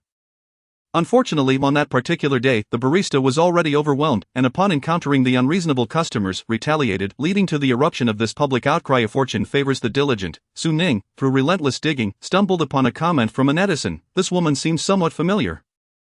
I think I encountered her once. She placed an order and then urged the staff for a freebie, but that's just a vague memory from over a month ago. Su Ning reached out to the coffee brand's representative to inquire if they could retrieve the previous surveillance footage.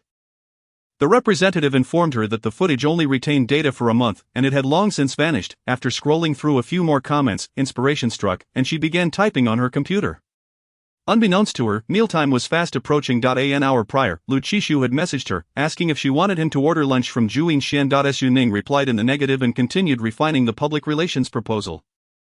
It was only after 1 o'clock that she completed the document and promptly sent it to Xin Yu's email. After notifying him, she descended to seek sustenance. No sooner had she exited the elevator than she received Xin Yu's reply, "Okay. Next time, strive to be faster than a tortoise." Su Ning, she responded with an emoji, "Giving my boss a leg massage GPJ." Directly to the point, after sending the message, Su Ning decided not to dwell on it further. It was the usual lunchtime, and she had no desire to complicate matters. She turned to enter a convenience store to casually find something to eat. Oden had always been her favorite, a delightful mix of konjac noodles soaked in broth, tender and flavorful radishes, a culinary remedy for the emotional wounds inflicted by Xin Yu earlier that morning. At that moment, Lu Qishu messaged her again, inquiring about her lunch. Su Ning sent him a photo of her Oden. The next second, her phone rang. The background noise on Lu Qishu's end was somewhat chaotic. With muffled conversations and the clinking of glassware, earlier that morning, she had overheard assistantly reporting on his schedule, mentioning that Lu Qishu had a symposium to attend. Before long, the noise subsided as Lu Qishu moved to a quieter location. His deep voice resonated through the phone, tinged with mild discontent. "Is this all you're eating? It's all vegetarian, and I see not a morsel of meat. The portions are scant, barely enough to fill a gap between your teeth. From my perspective, you're already quite slender. It's as if there is no flesh to hold on to when I pick you up. At this rate, I fear my beloved wife may soon be starved to death by her own hand." In response to his skepticism, Su Ning felt compelled to defend her choice of Oden. "What is wrong with this? It's rich in quality protein, dietary fiber, low in calories, and healthy. Most importantly, it won't make you gain weight. Ever since I married you, I haven't stepped foot in a gym. If I indulge too much, my waistline will bid farewell to my beloved abdominal muscles." Regarding her viewpoint, Lu Qishu neither agreed nor opposed but merely inquired, "How many people are there in your department, Su Ning?" "About 10 to 20. Why do you ask?" After messaging assistant lead, Lu Qishu replied, "Order afternoon tea." Before Su Ning could respond, he continued, "Consider it a token of gratitude for their care towards my family member." The phrase "my family member" delighted Su Ning, and she responded with a hint of reluctance, "Then I shall extend my department's gratitude to you, Mr. Lu. Lu Qishu. "You're welcome, Mrs. Lu." He then asked, "What would you like for dinner?" Though still munching on her lunch, Su Ning felt a sense of anticipation at the topic. "Are you cooking?" Lu Qishu affirmed. Yes. He recalled the weight data Su Ning had shared the previous night. She was far too slender, she needed nourishing. Lu Qishu, "You can choose the dishes." Su Ning, not one to hold back, replied, "Mapo tofu, oil-braised shrimp, stir-fried seasonal vegetables, and mushroom soup." Lu Qishu, "Alright." He added, "I'll pick you up after work. We can go grocery shopping together. You can choose whatever you want." Su Ning was overjoyed. "In return, I'll brew you some tea." Lu Qishu refrained from warning her that drinking tea at night might disrupt her sleep. But that was inconsequential. There were always ways to pass the time during the night. After ending the call, Lu Qishu turned to head back, where a group awaited him. Re-entering the conference room, he spotted an unexpected figure, Yuan Zhe. Lu Qishu's old adversary Yuan Zhe was clad in an ostentatious cobalt blue suit, swaying a glass of wine, his hair slicked back with gel, revealing a gleaming forehead, were it not for the austere setting of the conference hall. One might suspect he had come to flaunt himself. As the second son of the Yuan family, many approached him in hopes of recognition, yet Yuan Zhe paid them no mind, instead brusquely dismissing them as he strode directly towards Lu Qishu. Lu Qishu anticipated his approach. He gestured to assistantly and decisively turned to leave. However, Yuan Zhe swiftly caught the tail end of his departure. "Mr. Lu, your wife owes me a debt. Are you not planning to settle it?" Chapter 79, True Colors. After finishing her Oden, Su Ning went to pay, fervently wishing for the afternoon to pass swiftly. She longed to accompany Lu Qishu to the supermarket to buy groceries and cook together. Such a mundane life was what she had once yearned for. Just as she exited the convenience store, she spotted a familiar figure loitering below. The joy in her expression vanished, replaced by palpable annoyance. Su Lian had already spotted her and hurried over, affectionately calling out Ning Ning. Su Ning was tempted to turn on her heel and leave, but since Su Lian had made the effort to find her, he clearly would not relent easily. Yet he was the type to risk everything for personal gain, and now that she was somewhat of a public figure, any confrontation captured and shared online could spark a media frenzy, which would be a costly endeavor. She had grown weary of the charade with Su Lian and bluntly inquired, "What do you want with me?" Su Lian maintained his usual paternal demeanor. "Of course, I came to see you." His tone carried a hint of reproach. "You got married to MRW without even informing the family. After all, you're still our daughter. Such a significant event should have been shared with us." "Of course, Mr. Liu is wonderful. He has quite the catch for our family," Su Ning coldly interrupted, stifling his unfinished sentence. "Our family." In the afternoon, when people often felt lethargic, Su Ning merely wished to return to her office for a moment of respite. But someone stood in her way. She spoke curtly. "Whose family? Isn't it true that you're so absorbed in your work that you've forgotten that the last time I returned home, I already stated that the Su family has exhausted their financial resources on me, including both principal and interest. Pray tell, what relationship do I still have with the Su family?" Upon hearing this, Su Lian's expression shifted. He had not forgotten. He assumed Su Ning was just boasting to assert her presence before Lu Chixu. To his surprise, Su Ning was genuinely intent on severing ties with the Su family. His previously amicable facade cracked for an instant, only to be replaced with a forced smile. "Ning Ning, what are you saying? You and your mother have always been my most important, cherished individuals. You are undoubtedly a part of the family." Feeling fatigued, Su Ning leaned against the beverage shelf outside the convenience store, lifting her eyes to regard Su Lian, her dulcet voice lazy and carefree. "Very well. Then send Su Zi to his grandmother's countryside home. It would serve him well to learn not to strike others with toys." I and the Su family, whether he was there or not, her presence remained unchanged. Su Lian's expression changed instantly, the veneer of hypocrisy fading away as he coldly reproached, "Zi is still so young. How could you possibly send him away? How can you be so callous and heartless? Willing to let such a small child leave his parents?" Su Ning let out a disdainful scoff, regarding Su Lian as if he were part of an extravagant animal performance. "What is this? No more pretense." Realizing he had fallen into her trap, Su Lian was about to utter a few conciliatory words, but Su Ning had already straightened up, her clear black eyes casting a chilling glance at him, tightening his throat and instinctively making him hesitant to speak. This aura felt eerily familiar, reminiscent of a past encounter. He suddenly recalled that the last time Lu Qishu had looked at him, it had been with the same gaze. He opened his mouth, wanting to voice something about his college entrance exam changes, the retraction of his study abroad application during his junior year, and the directive to his family business not to accept his resume after graduation. Su Ning interjected, "Are you daring to claim that none of these matters were orchestrated by you?" With each accusation, Su Lian's complexion grew increasingly grim, and under her frosty stare, he couldn't help but break into a cold sweat. "What are you talking about?" Su Lian retorted defensively. "I admit that I altered your choice to study finance, but that was solely because I didn't want you to endure hardships in the future. I wish to secure you a happy and fulfilling future. Moreover." "Stop," Su Ning interrupted coldly. "If you continue down this path, you might just convince yourself your actions stem from a desire to soften my resolve to better control me." With years of deception laid bare, Su Lian's expression soured, for he realized that the Su Ning before him was no longer the compliant girl who silently endured the changes made to her aspirations. "Ning Ning, you misunderstand." Su Lian hastily sought to clarify. Su Ning, uninterested in enduring the chill outside any longer, stated bluntly, "I'll give you one chance. What do you want from me? Or rather, what do you want from Lu Qishu?" Su Lian replied, "It's truly a misunderstanding." As Su Ning prepared to leave, she was suddenly blocked. Su Lian awkwardly spoke, "Actually, it's just a minor matter. Our company is currently bidding for the raw materials procurement of the Mingzhu Group's key project. Everything was going smoothly until Zi accidentally injured you, after which we were suddenly subjected to a tax audit. After a considerable delay, we discovered that our bidding qualifications had been revoked. Do you think you could speak to Qishu about this?" Su Lian's intentions were far from simple. He sought to have Su Ning subtly influence Lu Qishu to covertly manipulate the situation in his favor. Su Ning understood this, yet she couldn't be bothered to expose him. What piqued her curiosity was the mention of the tax audit. "Tax audit? Yes, I'm not sure why. Just recently there was an audit, and suddenly they came knocking again. Some minor discrepancies in our accounts had yet to be addressed, and the unexpected audit forced us to pay several $100,000 in back taxes." Reflecting on this, Su Ning felt a twinge of resentment. She raised an eyebrow, realizing who might be behind this. After all, as a major taxpayer, they certainly had the leverage to influence the tax bureau. She was equally curious about another matter. "You didn't go to Mingzhu Group when your qualifications were revoked?"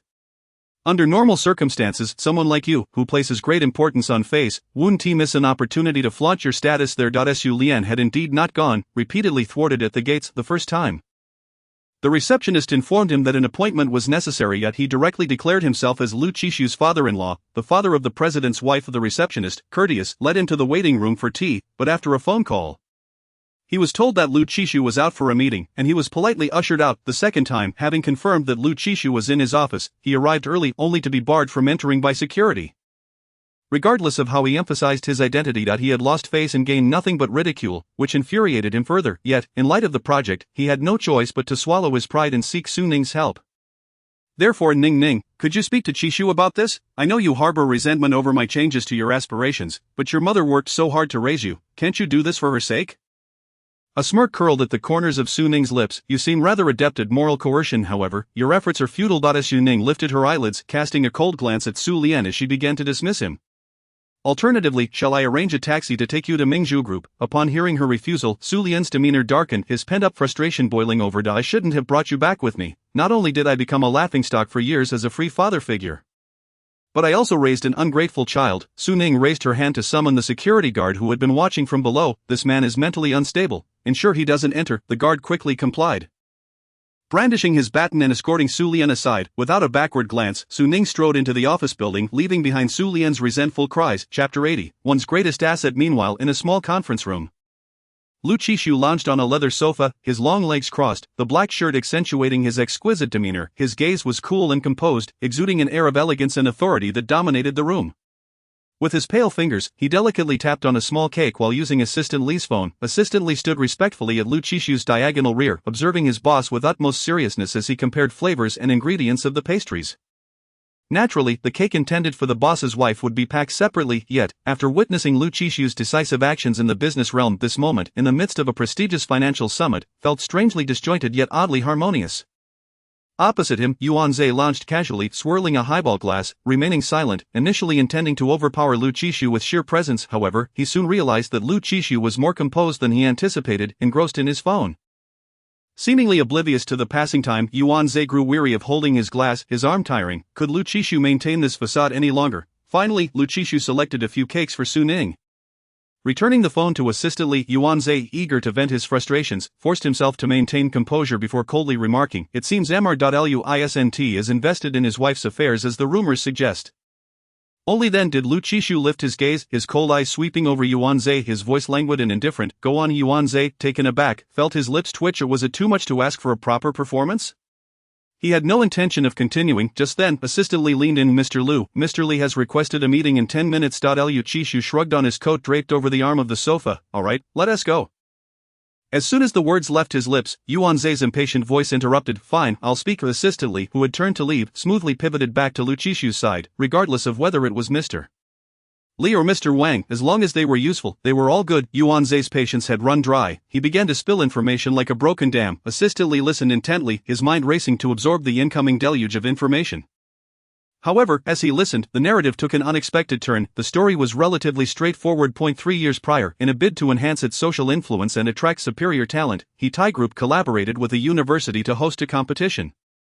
The competition comprised several segments, each with substantial monetary rewards, with the grand prize reaching 6 figures. At the time, Yuan Zhe was in a carefree phase, and his father, fed up with his idleness, assigned him to oversee the event. Reluctantly, Yuan Zhe accepted the responsibility. To ensure that Yuan Zhe genuinely developed his capabilities, his father insisted that he draft the proposal himself. Accustomed to a life of leisure, Yuan Zhe struggled to write a plan.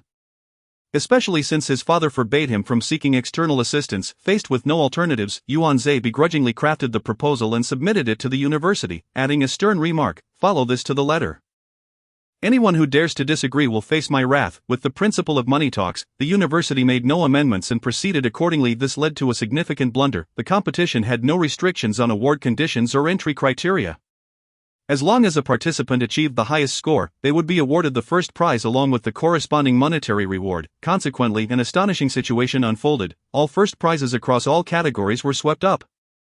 Lu Qishu's slender fingers rhythmically tapped on the table, his eyelids lifting slightly as he inquired with a half-smile, "Are you implying that my wife secured all the first prizes?" Yuan Zhe rolled his eyes.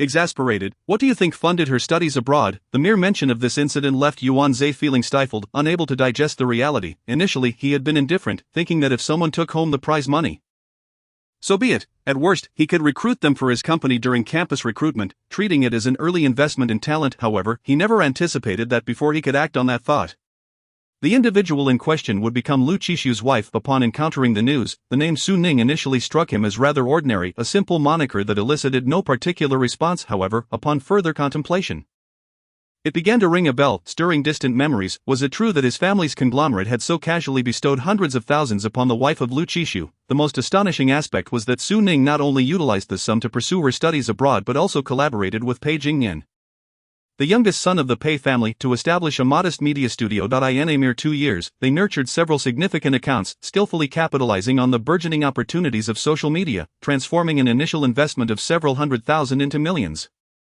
This realization left Yuan Zhe feeling increasingly frustrated. Such talent should rightfully belong to his family, the profits should have been theirs, yet they had all been handed over to that scoundrel Lu Qishu.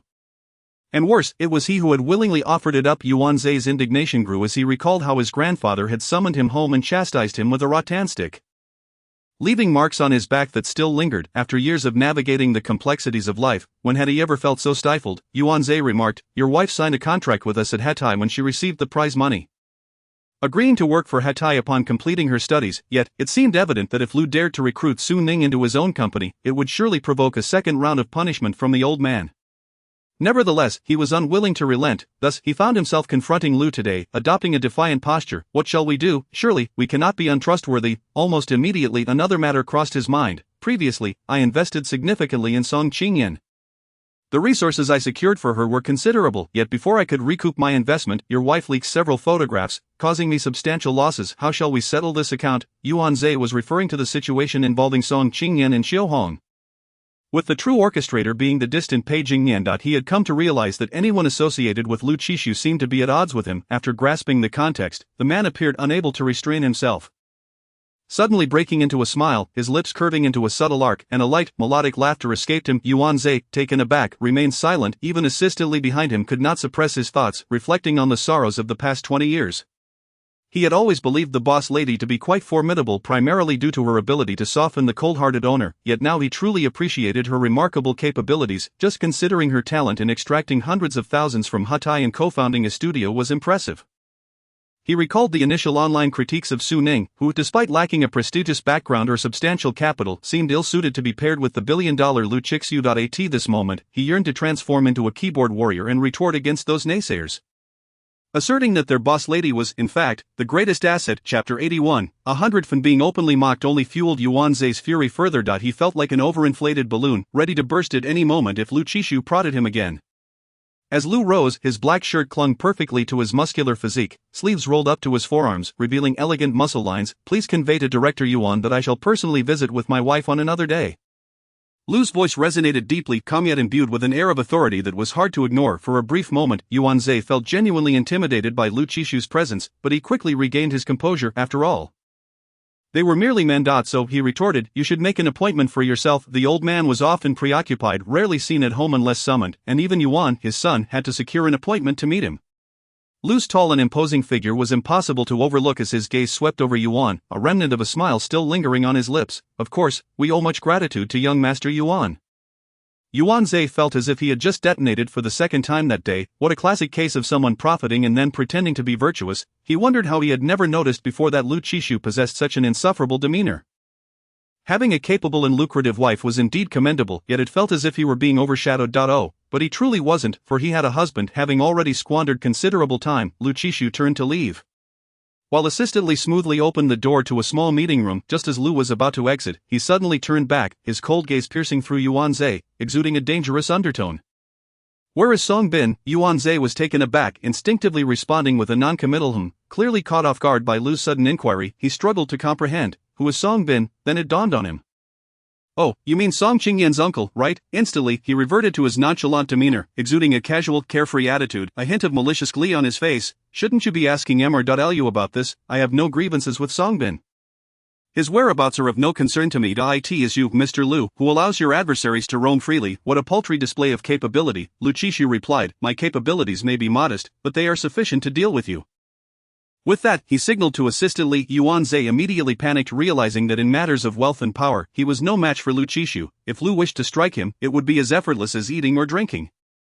Just the other day, he had quarreled with the old man over Su Ning's situation, and their relationship had reached a stalemate, leaving him with little hope that his grandfather would intervene on his behalf.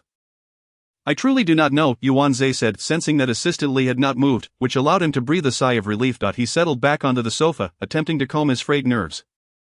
He couldn't shake the feeling that this visit was more about venting his frustrations than resolving any issues. As Lu Qishu's figure faded from view, Yuan Zhe suddenly recalled something and called out. Hey, do you know where Gu Yanghe is? I went to the office but found him absent. Lu Qishu did not pause, seemingly oblivious to Yuan's inquiry, ultimately disappearing at the entrance. Assistant Li, however, halted and turned back to face Yuan. Lu says that since young Master Yuan is so capable, you should seek out lawyer Gu yourself. Yuan Zhe was left speechless. Not only was Lu insufferably arrogant, but he also held grudges. At Junlin's studio, Su Ning returned to her workstation, opening her computer to monitor the online dynamics via Desire Public Relations. Wait for no one. Since the proposal had been approved, and she had not received any objections from the brand. It was evident that the plan was viable. This was her first solo public relations endeavor at Junlin, and she was determined to stay vigilant. Refreshing the coffee brand's official account repeatedly, she finally saw a new post, M Coffee Brand, in response to the recent online discourse. Our management team has conferred and offers the following statement. 1. We have issued apologies and compensations to both customers, placing them on our brand's blacklist, ensuring they will no longer receive coffee services.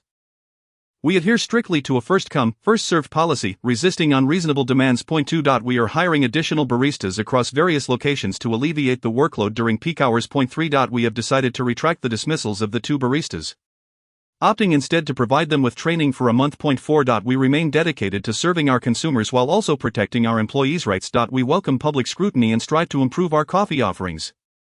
We commit to using high-quality coffee beans and focus on our brewing techniques, offering a diverse range of products, ensuring there is something for everyone. Let coffee become an integral part of your life. With the backing of brand authority, the statement quickly surged to the top of trending topics. Apologies coupled with compensation were standard practice. The retraction of the dismissals in favor of training was somewhat surprising. Overall, the message was quite satisfactory from the perspective of the workers. 2 baristas, good news, we haven't been fired. Bad news, we have training. Are these 2 baristas the biggest beneficiaries? This seems like a workplace reform. Am I the only one curious why those 2 customers ended up on the blacklist? Imagine going to buy a cup of coffee, being treated rudely by the staff, and then getting blacklisted by the brand. It's absurd. Why were they blacklisted? The issue of the blacklist sparked yet another round of discussions. Rapidly opening a brand's influence requires not only sufficient controversy but also ample dialogue. Just as one wave of discussion subsided, another arose, akin to a cinematic plot where viewers are left guessing what might unfold next. Igniting their curiosity to delve deeper, the brand's designated account took to the stage, detailing their encounters with 2 habitual complainers.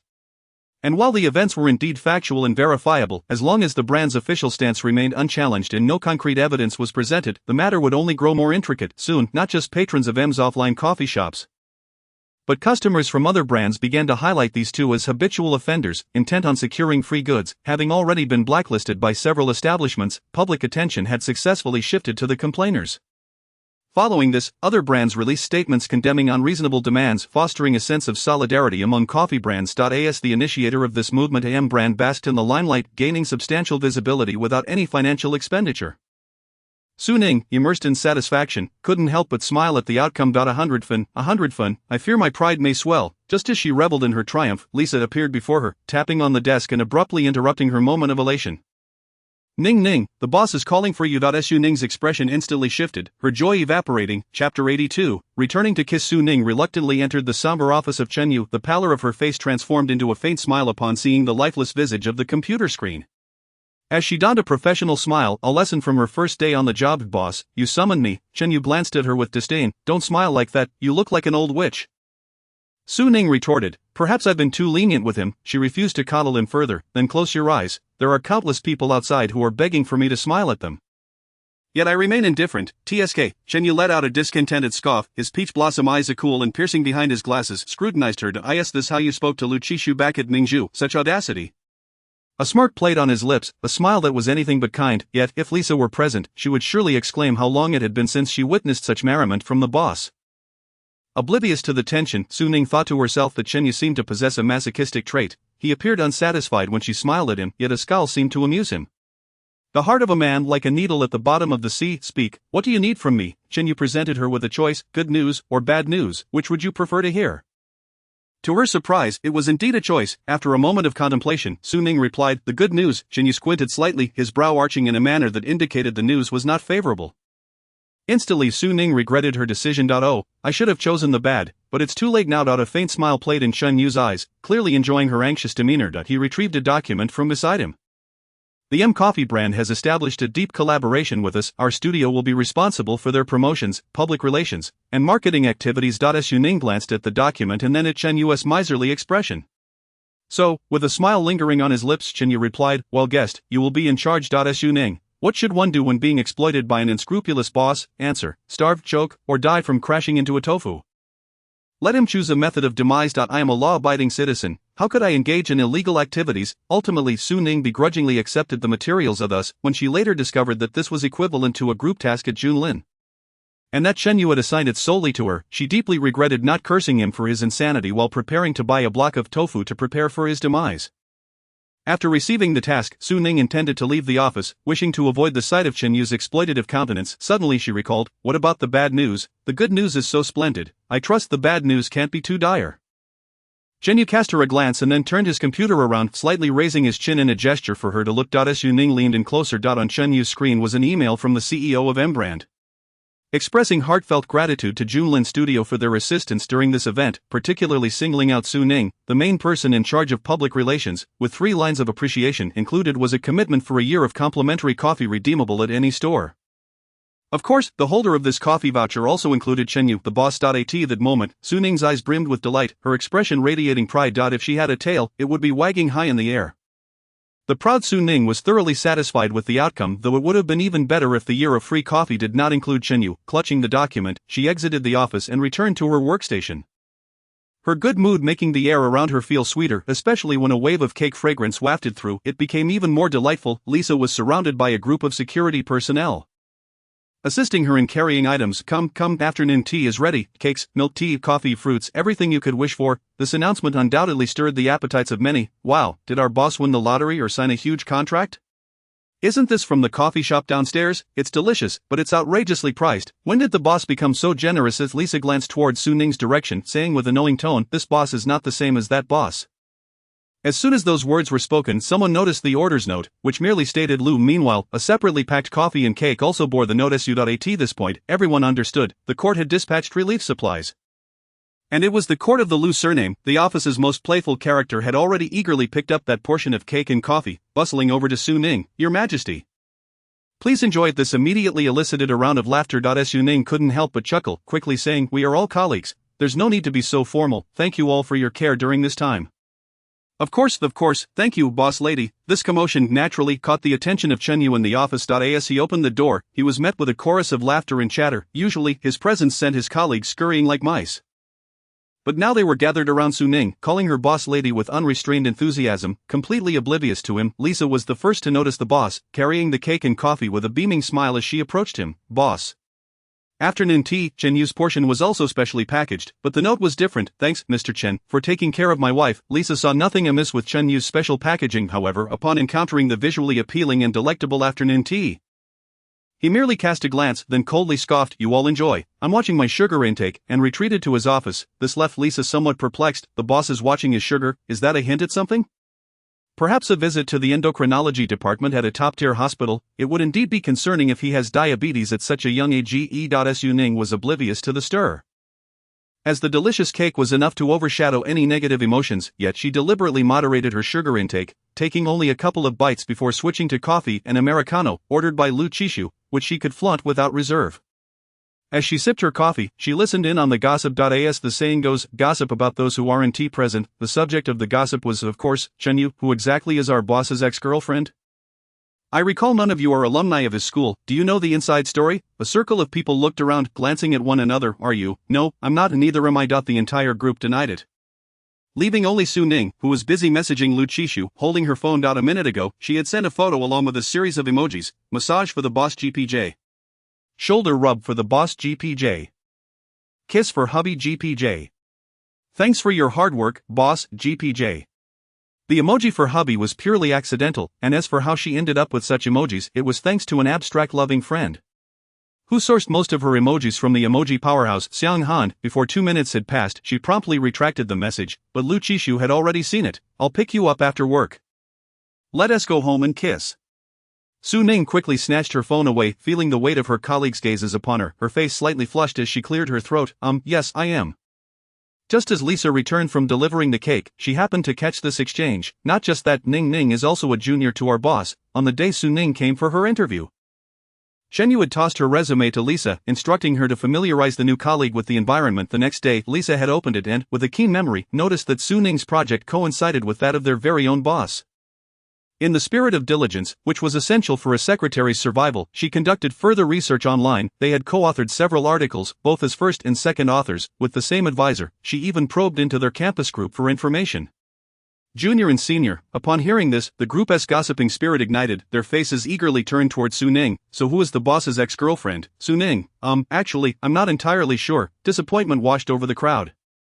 However, the divine twist awaited. Su Ning tantalized their curiosity. "Someone claimed to have seen Senior Chen Yu with the campus bell at the library, but it was only once." She threw out a hook.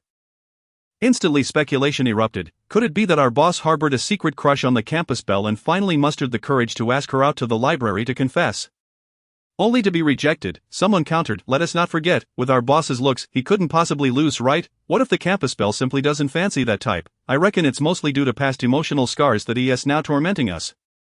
Su Ning watched them speculate, amused. It was dull to gossip alone. It was far more enjoyable to have everyone join in. After all, shared joy is greater than solitary joy. As she reveled in their excitement, she suddenly felt a chill down her spine. Raising her gaze slightly, she was startled to find Chen Yu standing at the entrance of the office. Observing her, a faint, enigmatic smile played on his lips, sending shivers down her spine. Chapter 83. It might be worth a try at 5 o'clock. Xiaolin parked the car punctually at the entrance of Junlin's studio, the winged emblem of the vehicle capturing many eyes.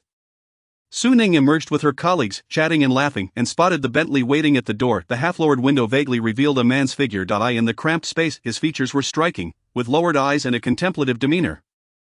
He exuded an aura of serene detachment amidst the surrounding clamor. As if sensing the commotion, Lu Qishu raised his gaze to meet hers, exited the vehicle, and strode directly towards her amidst the cacophony of voices and the bustling traffic. He approached her, undeterred by the chaos. "What brings you here?" People often find themselves repeatedly confirming their happiness when it arrives. Lu Qishu naturally took the bag from her hand, his voice steady. "I'm here to pick you up from work." This was akin to scattering dog food everywhere. The onlookers discreetly dispersed, casting her knowing smiles before bidding farewell. "Thank you, Mr. Lu." "Goodbye, Mr. Lu." It was unclear who started it, but soon the others chimed in, creating quite a spectacle. One might think a high-ranking official was on an inspection. Su Ning hurriedly pulled Lu Qishu into the car. As the vehicle drove away and passed an intersection, Su Ning suddenly recalled something and instructed the driver. "Xiaolin, from now on, you can pick me up and drop me off here." Xiaolin was well aware of his responsibilities, having been hired by Lu Qishu to serve as Su Ning's personal driver.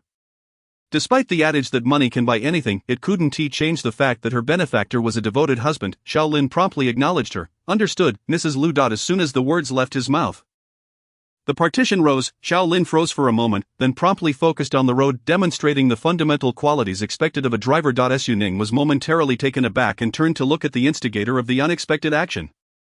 Lu Qishu. Just as she was about to ask, "What are you doing?" she heard the man's low, melodious voice, his breath brushing against her. "Didn't you say you wanted a kiss, Su Ning?"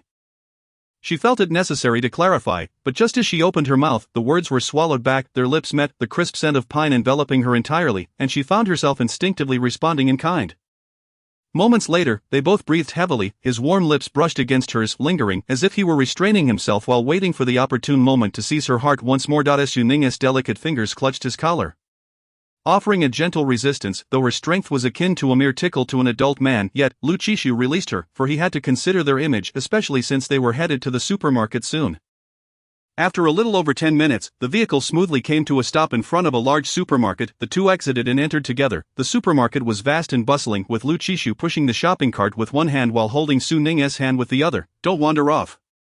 They were no longer children. It was unlikely they would lose each other in the supermarket. Although she thought this, it didn't prevent her from momentarily becoming lovestruck, happily strolling through the aisles with Lu Qishu.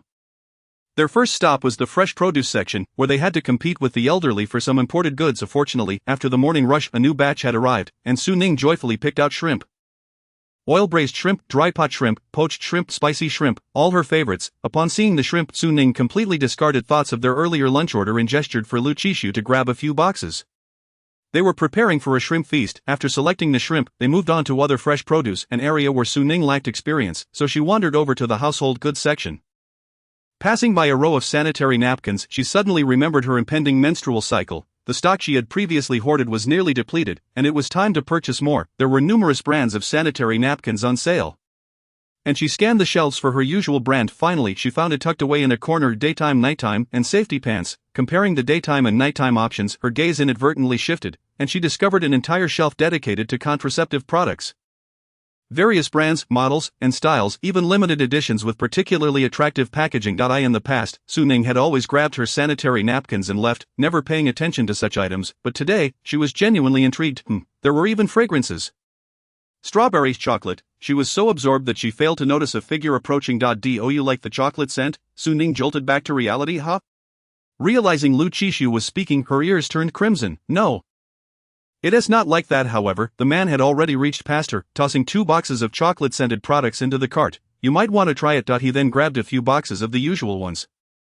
Su Ning caught a glimpse of the packaging: 0.01 ultra-thin, hydrating, ultimate enjoyment. She blushed profusely, muttering "you choose," before hastily retreating. After purchasing a myriad of items, they made their way to the parking lot, placing their belongings in the trunk.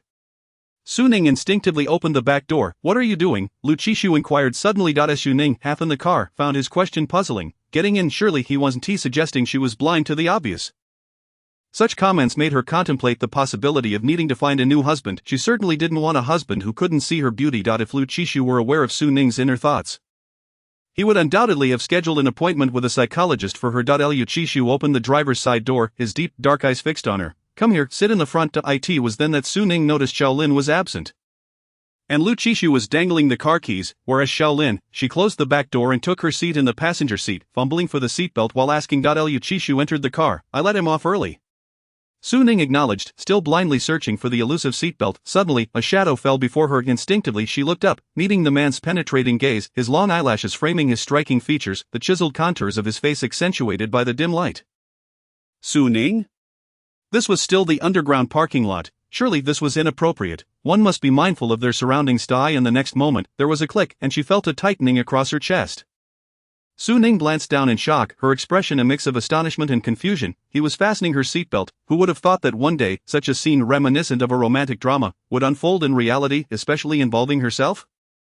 Truly, she felt as if she could dig out an entire villa from beneath her feet. Her slight oddity caught Lu Qishu's attention, leading him to believe she had forgotten something they needed to buy. Or perhaps, he suddenly glanced at her seat, asking, "Did your period come early?" Su Ning, confused, replied, "No, my cycle is very regular." Lu Qishu sensed the pride in her tone, raising an eyebrow in curiosity. Isn't that just a normal physiological phenomenon?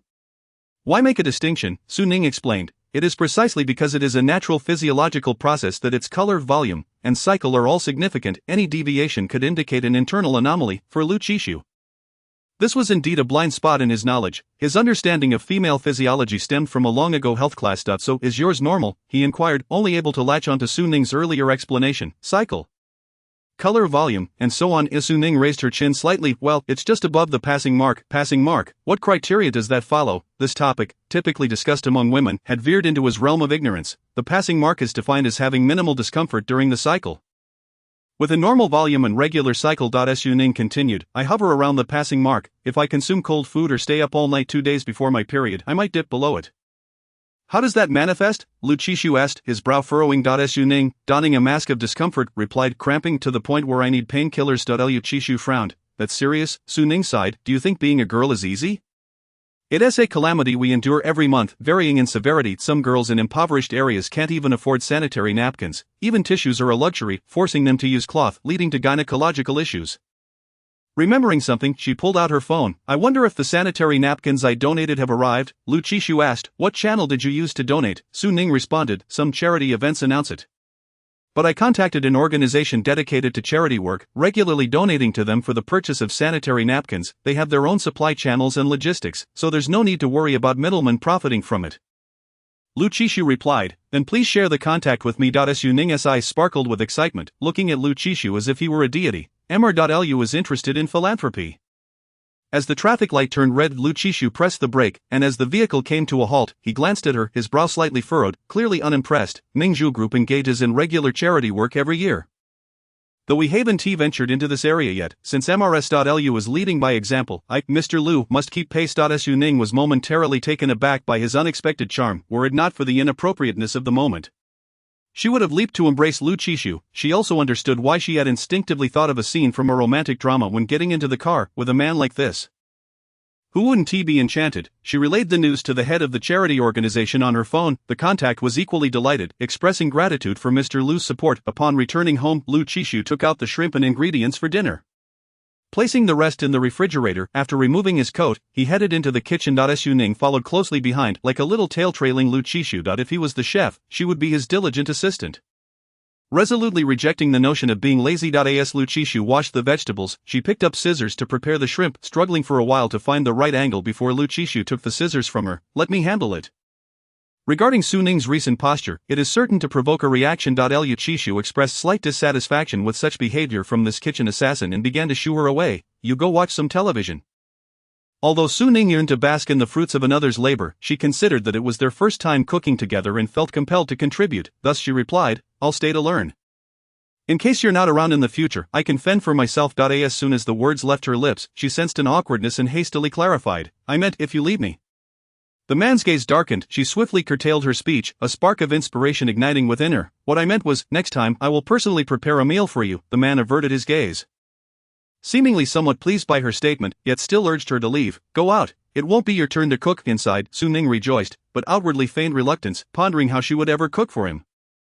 Lu Qishu's pitch-black eyes appeared to have seen through her thoughts, a faint, elusive smile gracing his lips. Order takeout. Surely you possess this fundamental life skill. Su Ning deftly maneuvered out of the kitchen. The esteemed boss was willing to indulge in takeout.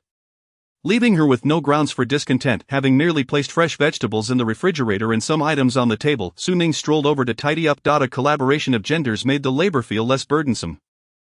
This time, she had intentionally selected numerous sugar-free, zero-calorie snacks, sparing herself from worries about gaining weight while satisfying her cravings. A small multi-tiered cart had mysteriously appeared next to the sofa in the living room. It wasn't her purchase, and she had no clue when it had appeared. Noticing that Lu Qishu had no use for it, she appropriated it as a snack rack. That evening, nestled on the sofa, indulging in her snacks while watching dramas and variety shows, she found herself utterly content. After organizing snacks, she proceeded to gather various necessities, sanitary napkins, casually chosen aromatherapy, and finally, several boxes of ultra-thin Okamoto 001. Su Ning momentarily froze. Had she perhaps chosen an excessive quantity? Would she need them until the year of the monkey? However, subsequent events proved that within a few months she had to restock, yet, with no time to ponder.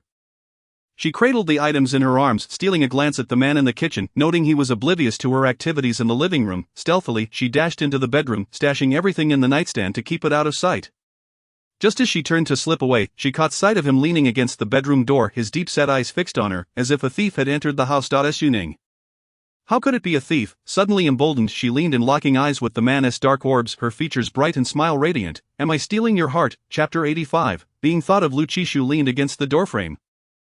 His gaze cast low, the bedroom remained dim, his tall figure silhouetted against the light, seemingly enveloping her in a narrow corner. The hem of her skirt brushed against his tailored trousers, and their proximity subtly shifted, weaving an undeniable escalating intimacy between them. Abruptly, the man bent down, his cool lips lightly brushing against hers, his voice laced with amusement. Just replenishing you. The fleeting softness of the contact left Su Ning momentarily dazed.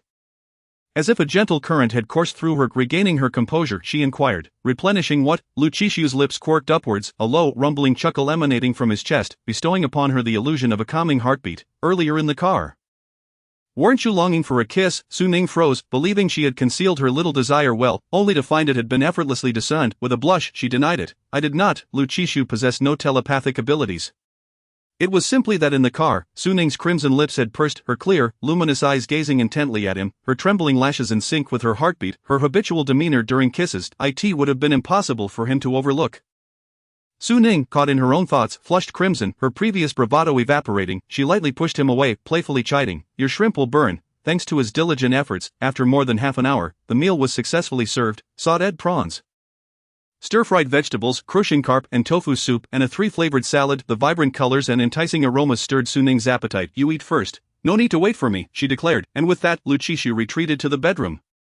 Su Ning understood that his obsessive cleanliness couldn't tolerate the lingering smell of oil and smoke. Thus, he went to shower. Seizing the moment, she washed the fruits, slicing the plump, juicy grapes just as she finished. Lu Qishu emerged from the shower and they collided in the hallway for a brief moment. Su Ning was taken aback. Who said that only women could be likened to water lilies? Men could embody such allure as well. His lips were crimson, teeth pearly white, and his originally sharp brows softened. His hair, damp and tousled, clung to his skin, glistening as droplets cascaded from his prominent nose downwards. Su Ning's gaze instinctively followed a droplet as it traced its path along his sharply defined jaw. The contours of his collarbone, and ultimately disappeared beneath the dark fabric of his attire. She found herself swallowing hard, clearly longing to continue observing the journey of that droplet. Suddenly, her vision darkened as Lu Qishu playfully tossed a towel over her head, obscuring her view. Su Ning protested in dismay. How could she not admire such beauty? It was only fair, after all. Following this playful interlude, the two formally began their meal, although Su Ning did not contribute physically. She provided emotional support, praising Lu Qishu's culinary skills from every conceivable angle with each dish. Lu Qishu, exasperated, silenced her with a shrimp he had peeled, casting her a knowing glance. Don't think I don't know your intentions. Wasn't it merely that she wished for him to handle all future meals? Occasionally she would simply order takeout. Caught in her own schemes, Su Ning smiled brightly, her words flowing effortlessly. Being able to eat your cooking is the happiest thing in the world.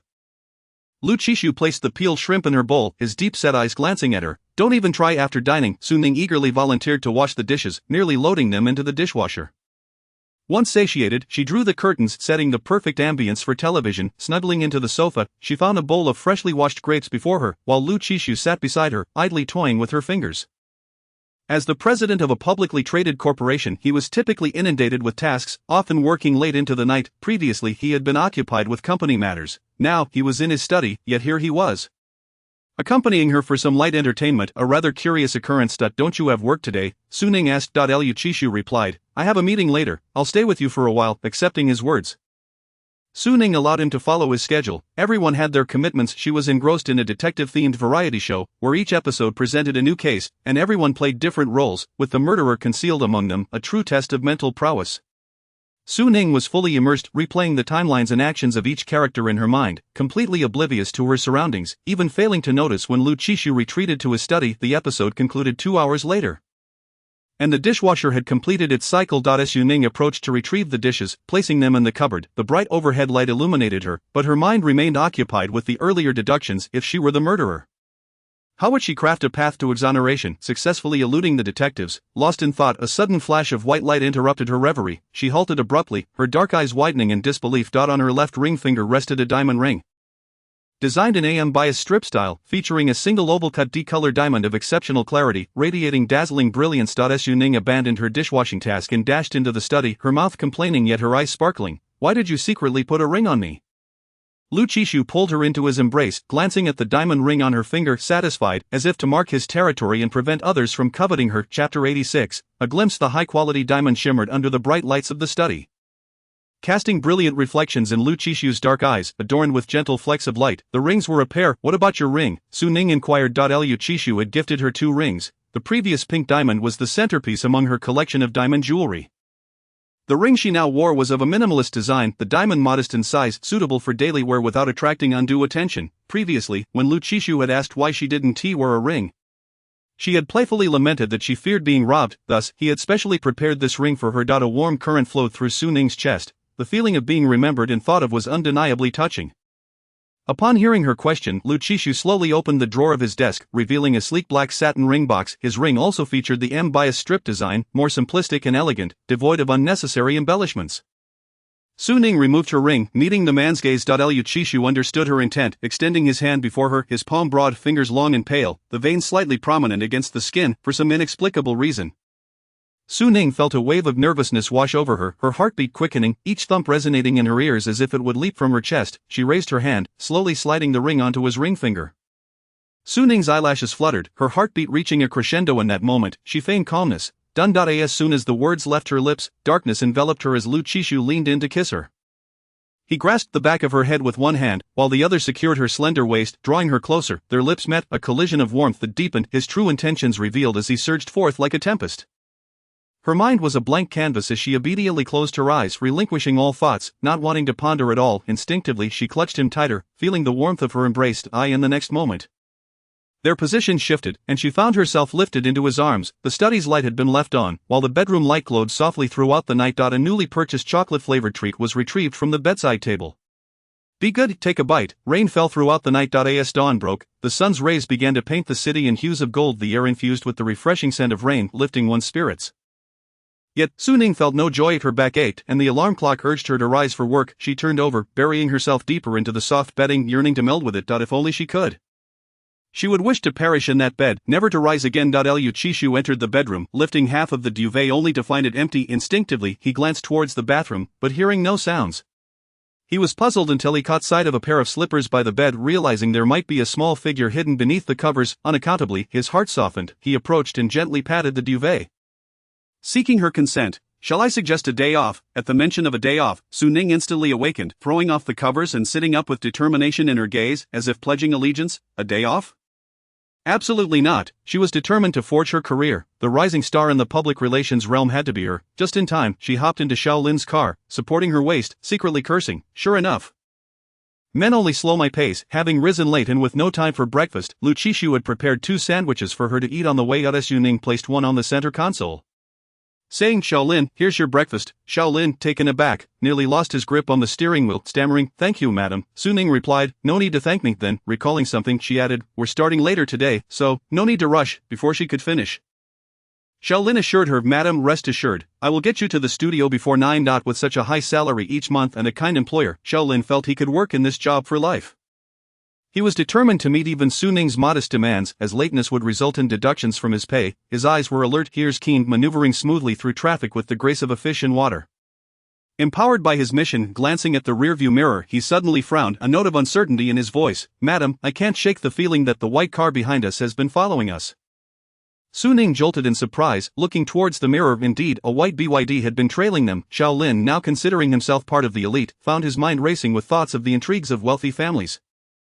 And he, the dutiful driver, proclaimed, "Madam, do not worry, I will ensure your safety. I am this lawful society." In broad daylight, Su Ning was not inclined to think in extremes. She speculated that perhaps it was merely a coincidence.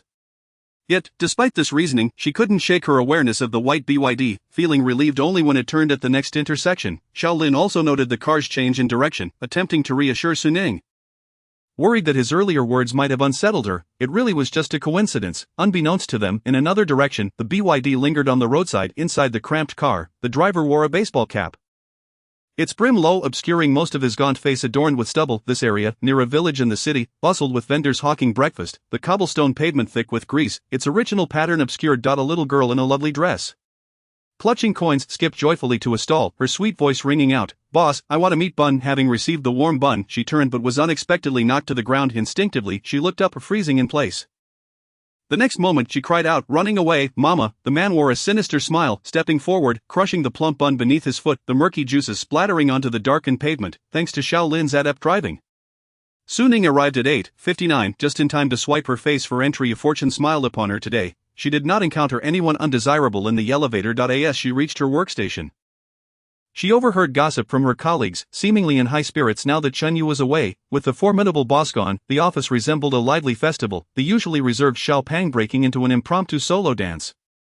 Su Ning observed silently, realizing they must have been under significant pressure. She even considered suggesting to Chen Yu that they arrange for employee health checkups, particularly focusing on mental well-being, although the boss was absent.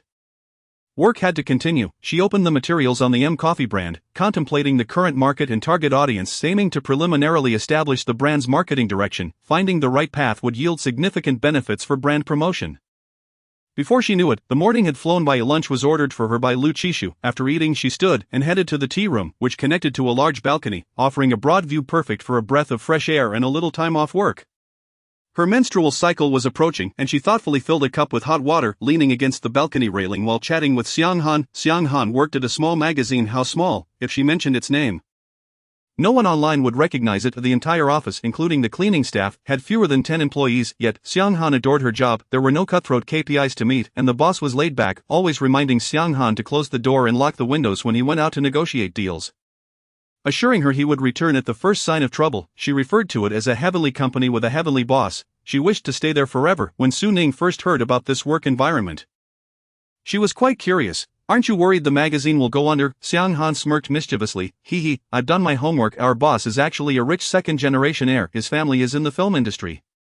The magazine is merely a practice for him. Su Ning. How do you know, Xiang Han? Once during a collaboration, the other party was a bit forward, and upon seeing how delicate he looked, they nearly made a move on him, resulting in a month with no business and no money. I accidentally overheard him on the phone asking for funds, saying there were so many mouths to feed waiting for him. At that moment, Xiang Han mentioned a name, an illustrious film company. Su Ning couldn't help but pause slightly. With such a solid backing, this job could indeed last until retirement. Meanwhile, throughout the morning, Su Ning's phone buzzed with abstract literature sent by Xiang Han. She casually selected an emoji in response, triggering a flurry of laughter from Xiang Han. Xiang Han called. While the busy one finally deigns to reply, Su Ning chuckled lightly. I'm busy, why are you so free today? Despite the light workload, tasks still needed to be accomplished, Xiang Han explained. The boss is out negotiating business, and I'm bored. This interview subject is proving challenging. I have my doubts. Xiang Han's tone betrayed a hint of schadenfreude. It seems like this month's salary will once again require a request from home.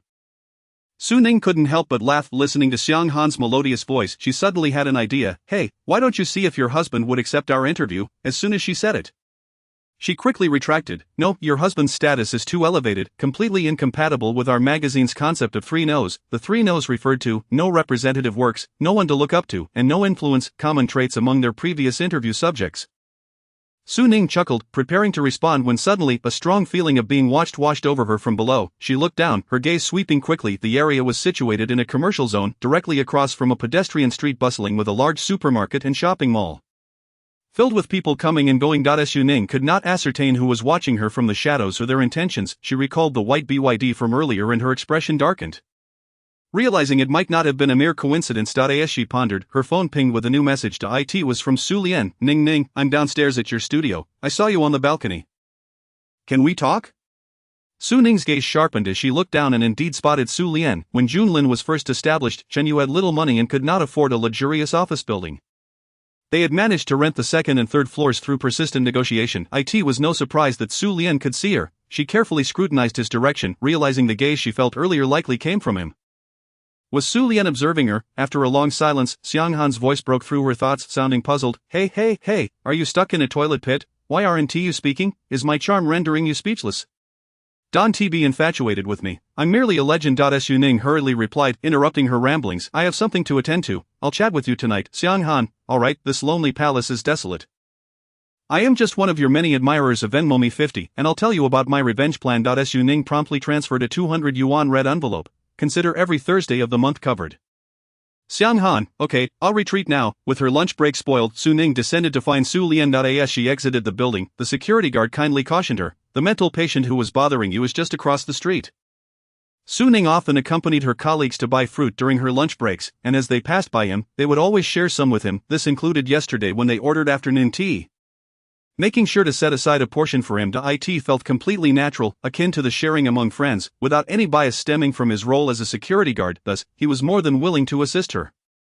Su Ning smiled faintly and expressed her gratitude, saying, Thank you, it's nothing, I'll just chat for a bit and be right back, so you needn't come again in the future. The security guard nodded, his gaze lingering on Su Ning until both of them entered the CAF.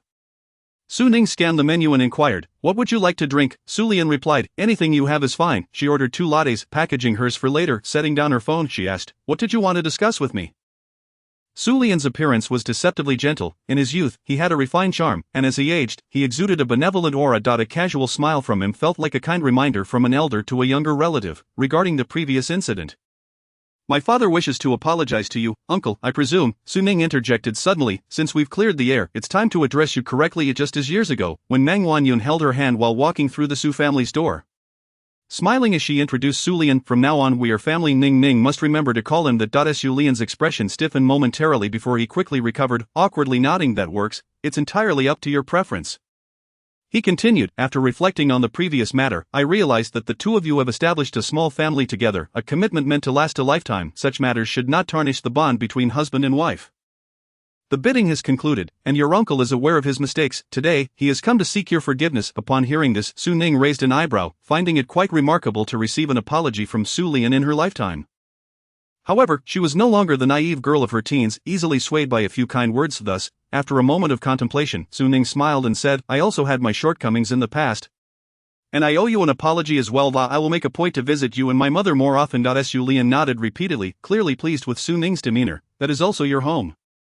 You can return whenever you wish. Although Su Ning maintained a cheerful facade, her eyes held a frigid depth as she lowered her gaze slightly. Chapter 87. Disturbance. Chen Yu had been away on business for half a month, during which Su Ning had witnessed a diverse array of personalities in the office. Lisa, astute and kind-hearted, wielded a sharp tongue that rivaled her boss Chen Yu's when a single lady from the finance department came to collect materials.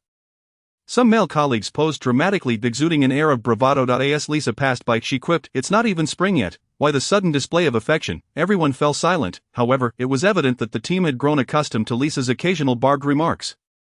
Each engrossed in their own tasks, while only the hapless male colleague nursing a bruised ego was left in the lurch. For instance, the chubby fellow, who could adeptly amuse everyone over the phone, would become tongue-tied and stammer when he picked up something a beautiful stranger had dropped. Moreover, the usually reserved and quiet beauty would unexpectedly propose a spicy snail noodle hot pot in the office, daringly treading on the fastidious territory of their cleanliness-obsessed boss, and there were many such instances. Su Ning eagerly snatched the last piece of crispy spring roll from the pot, savoring the deliciousness of the snail noodle hot pot. Amidst the tangy bamboo shoots and pungent aroma, the feast was thoroughly enjoyed, although they dared not consume it in the office, opting instead to indulge downstairs. As the meal concluded, Su Ning carefully sniffed her own scent, hoping that upon returning home, Lu Qishu would not find her distasteful. As they entered the third quarter, Mingzhu Group was busier than ever, with President Lu Qishu hardly having a moment to spare. After traveling to France to resolve patent issues, the Cote ablation machine finally commenced production. Prior to Mingzhu Group's acquisition of Cote Medical Technology, the ablation technology was nearing maturity, had it not been for an internal trader who leaked core data to a French professor. Production could have begun much earlier. Lu Qishu placed great importance on this project, having conducted several video conferences and personally visited the workshop to oversee progress. With production underway, issues regarding trial hospitals and subsequent market launches arose. Currently, the domestic medical device industry ranked third globally, characterized by low industry concentration and small enterprise sizes, primarily focused on mid to low-end imitation production. Lu Qishu's emphasis on this project aimed to break this stagnation, revitalizing domestic medical device manufacturing. As Su Ning waited by the roadside for Xiao Lin to pick her up, she took out her phone to check messages. Indeed, the notifications had increased with a few new messages, all from the same person. "Ning Ning, it's getting cold lately. You remember to wear more clothes. Your mother is at home making your favorite old duck soup, sour and spicy. Why not bring Mr. Lu along for a casual dinner? Ning Ning, I bought 2 boxes of yellow kiwi for you to replenish your vitamins. Remember to sign for them." Such messages had inundated her for over half a month, and had she not known Su Lian's ingrained opportunism from years of interaction, she might have been swayed by this portrayal of a devoted father. Old habits die hard. She did not believe for a moment that Su Lian had been transformed and was genuinely striving to be a better person. His displays of affection were merely driven by larger ulterior motives. Su Ning chose not to respond and instead sent a screenshot to Xiang Han, the master of procrastination. Xiang Han replied instantly, "Now that it's cold, he's reminded to wear more layers. When his fists have hardened, he remembers to call you father. With this level of flattery, he has yet to reach half my journey home. As for the dishes, just practice more." Su Ning couldn't help but laugh just as Xiao Lin arrived. The smile lingering on her lips vanished the moment she opened the back door and saw the occupant inside. She asked in surprise, "Aren't you supposed to be working overtime at the group today?" Before Lu Qishu could voice his confusion regarding her unexpected presence, an indescribable odor wafted into his nostrils. Instantly stifling his words and altering his gaze towards Su Ning, the man straightened his posture, leaning back slightly, disbelief and unmistakable disdain flickering in his eyes. "You, Su Ning," Xiao Lin, seated in the front, tactfully interjected. "Madam, did you just finish eating snail noodles?" He added, "I haven't had it in ages. I've been craving it." Su Ning replied, "There's a great place for snail noodle hot pot. I'll recommend it to you."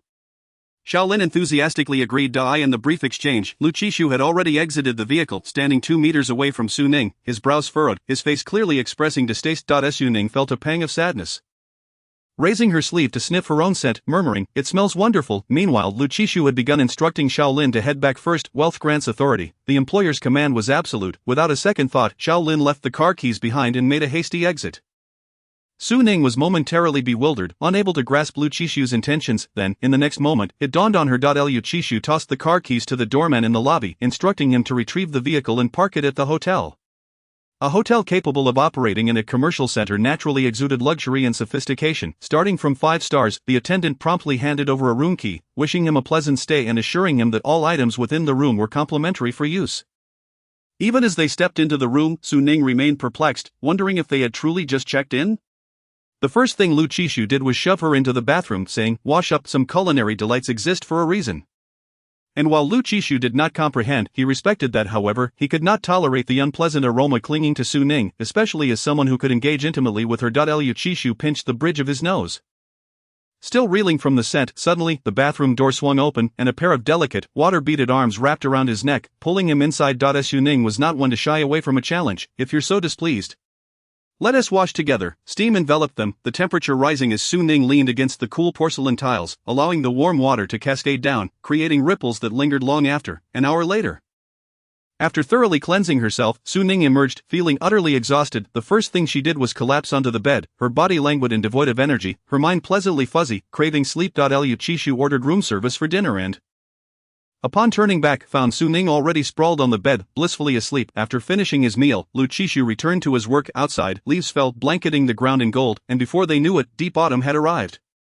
In northern A City, every household had turned on their heating, while the office was comfortably air-conditioned. Su Ning busied herself scrolling through news articles. Media outlets have reported on the progress of the Cat-eye ablation machine, which has successfully passed through the clinical trial phase for medical devices and has officially entered the review and approval stages across various departments. If all goes well, following the acquisition of dual certifications, it will be poised for mass production and market release. However, Lu Qishu's sales strategy diverges from this approach. Rarity elevates value, and the Cat-eye ablation machine cannot simply flood the market as if it were a common commodity.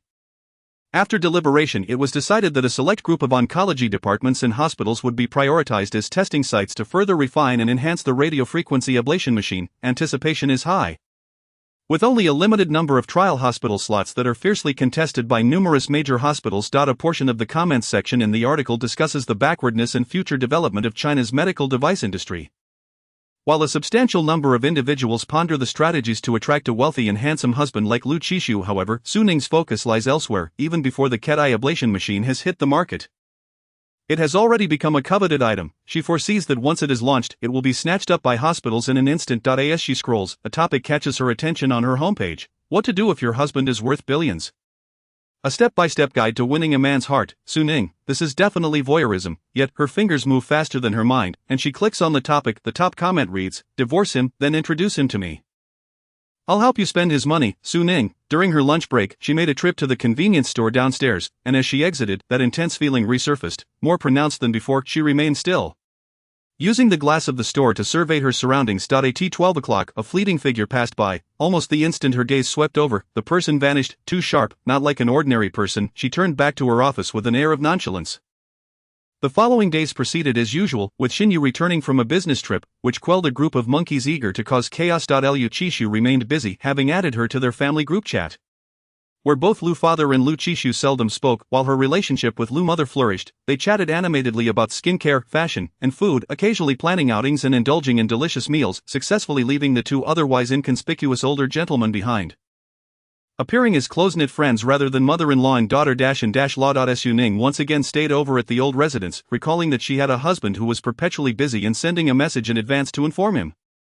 That evening, after finishing the latest 2 episodes of a drama with Lu mother, they were preparing to wash up for bed when the faint sound of a car engine echoed from outside, followed by Zhang Ma's voice. "Has Qishu eaten? Shall I make you a bowl of noodles?" The man's deep, resonant voice drew nearer. "No need, I've already eaten, thank you." Zhang. The weather turned colder, winter had officially begun. The man approached, clad in a somewhat thin white shirt and black trousers, with a dark gray coat draped over his arm emanating a subtle chill. With clear, tranquil features, he walked towards her, akin to melting snow cascading down a mountain. Almost within her reach. Su Ning touched his hand, which felt slightly icy, prompting her to frown slightly. "Why are you dressed so lightly?" "It's fine, not cold," Lu Qishu replied honestly. The office had air conditioning, as did the car, and only the brief 2-minute walk was chilly. Lu mother had wisely vacated the space, leaving the couple alone. Lu Qishu turned off the television and led Su Ning upstairs.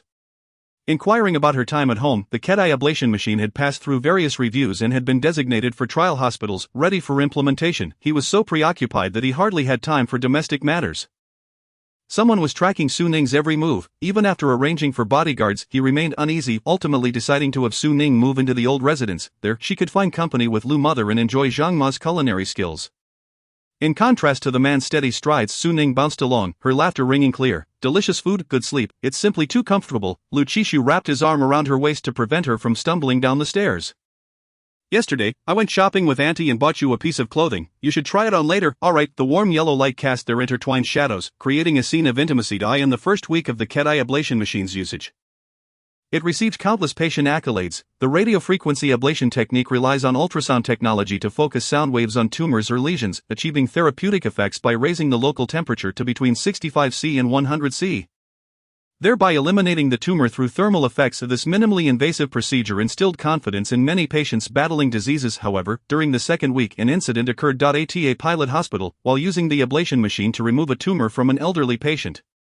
The patient suffered a sudden myocardial infarction and ultimately passed away on the operating table. Initially, the family sought accountability from the hospital, but the institution could not admit to any faults of its own doctors.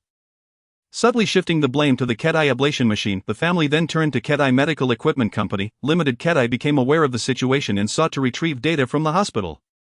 But the hospital refused to provide it, citing patient privacy concerns. Thus, the matter reached a standstill, and Kedai could only explain that the machine had undergone rigorous testing. With a minuscule error probability, the family rejected this explanation. Staging a protest outside the company's premises with banners, they somehow learned that Kedai was affiliated with Mingzhu Group, and that Lu Qishu was the mastermind behind it all. Consequently, they organized a demonstration outside Mingzhu Group, demanding justice from Lu Qishu. Even the police's arrival proved ineffective. The uproar continued unabated. When Su Ning arrived, the entrance to the group was already crowded beyond capacity, and assistantly guided her in through the back door. She glanced at the entrance, noting the 20 to 30 individuals dressed in simple, unadorned work clothes, yet their expressions were anything but innocent, bearing a menacing aura. This was certainly no ordinary medical dispute. Assistantly opened the office door for her, announcing, "Mr. Lu, your wife has arrived." As the door swung open, a waft of tea fragrance floated out. The man lounged lazily on the sofa, idly tracing the rim of his cup.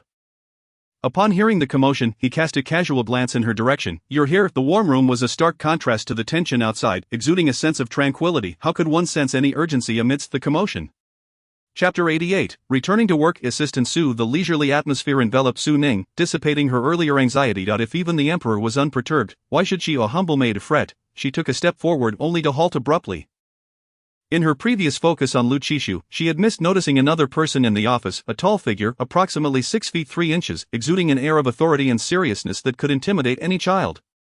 Were it not for his police uniform and upright posture, Su Ning might have suspected that a local thug had come to pay a visit. Lu Qishu introduced him. "This is Captain Zhou, who is in charge of the Songbin case. He's here to discuss the situation with me." The incident involving Mingzhu Group had been categorized as economic crime, and once resolved, it was expected to be a closed chapter. However, with Songbin's subsequent flight, the nature of the case shifted dramatically, and it was now officially under the jurisdiction of the Criminal Investigation Team. For years, Captain Zhou had maintained contact and organized the pursuit of Songbin. As he turned his gaze towards Su Ning, he couldn't help but notice the fleeting expression that had crossed her face. Aware that he bore a somewhat intimidating appearance, he had initially tried to project a friendly demeanor when he first entered the force.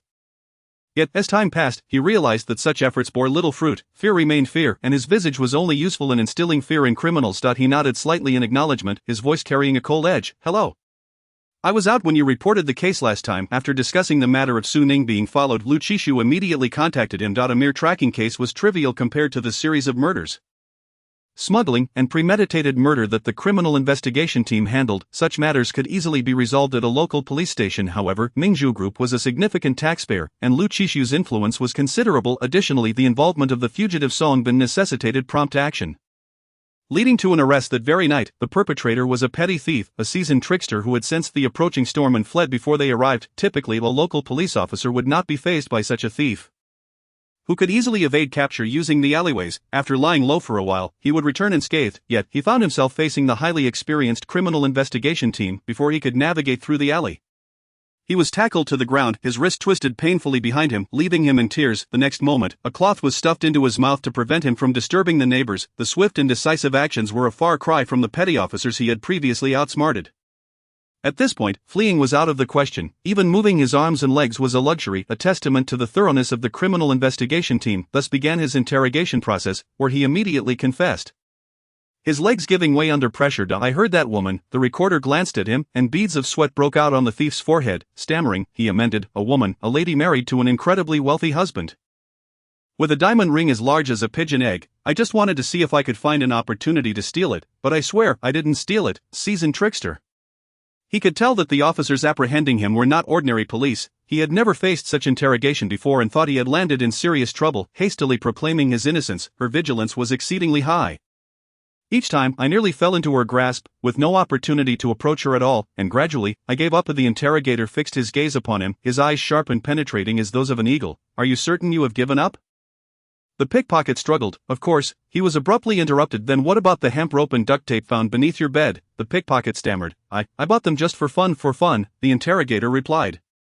Very well, if you choose not to speak, then let us not waste our time. But he instructed the guard outside. Place him in cell 1109, alongside the serial killer suspect we apprehended a few days ago.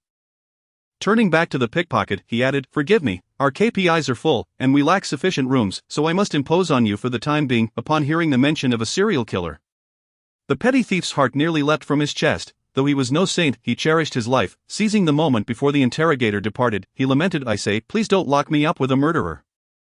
Reluctantly the interrogator returned, slapping the table. I shall grant you 3 minutes. Fearing the prospect of sharing a cell with a killer, the pickpocket spilled his confession. I had given up, but as the weather grew colder and business dwindled, I heard that diamond ring was worth over 20 million, so I thought of making a big score once and for all. The interrogator inquired, so you prepared the hemp rope and duct tape?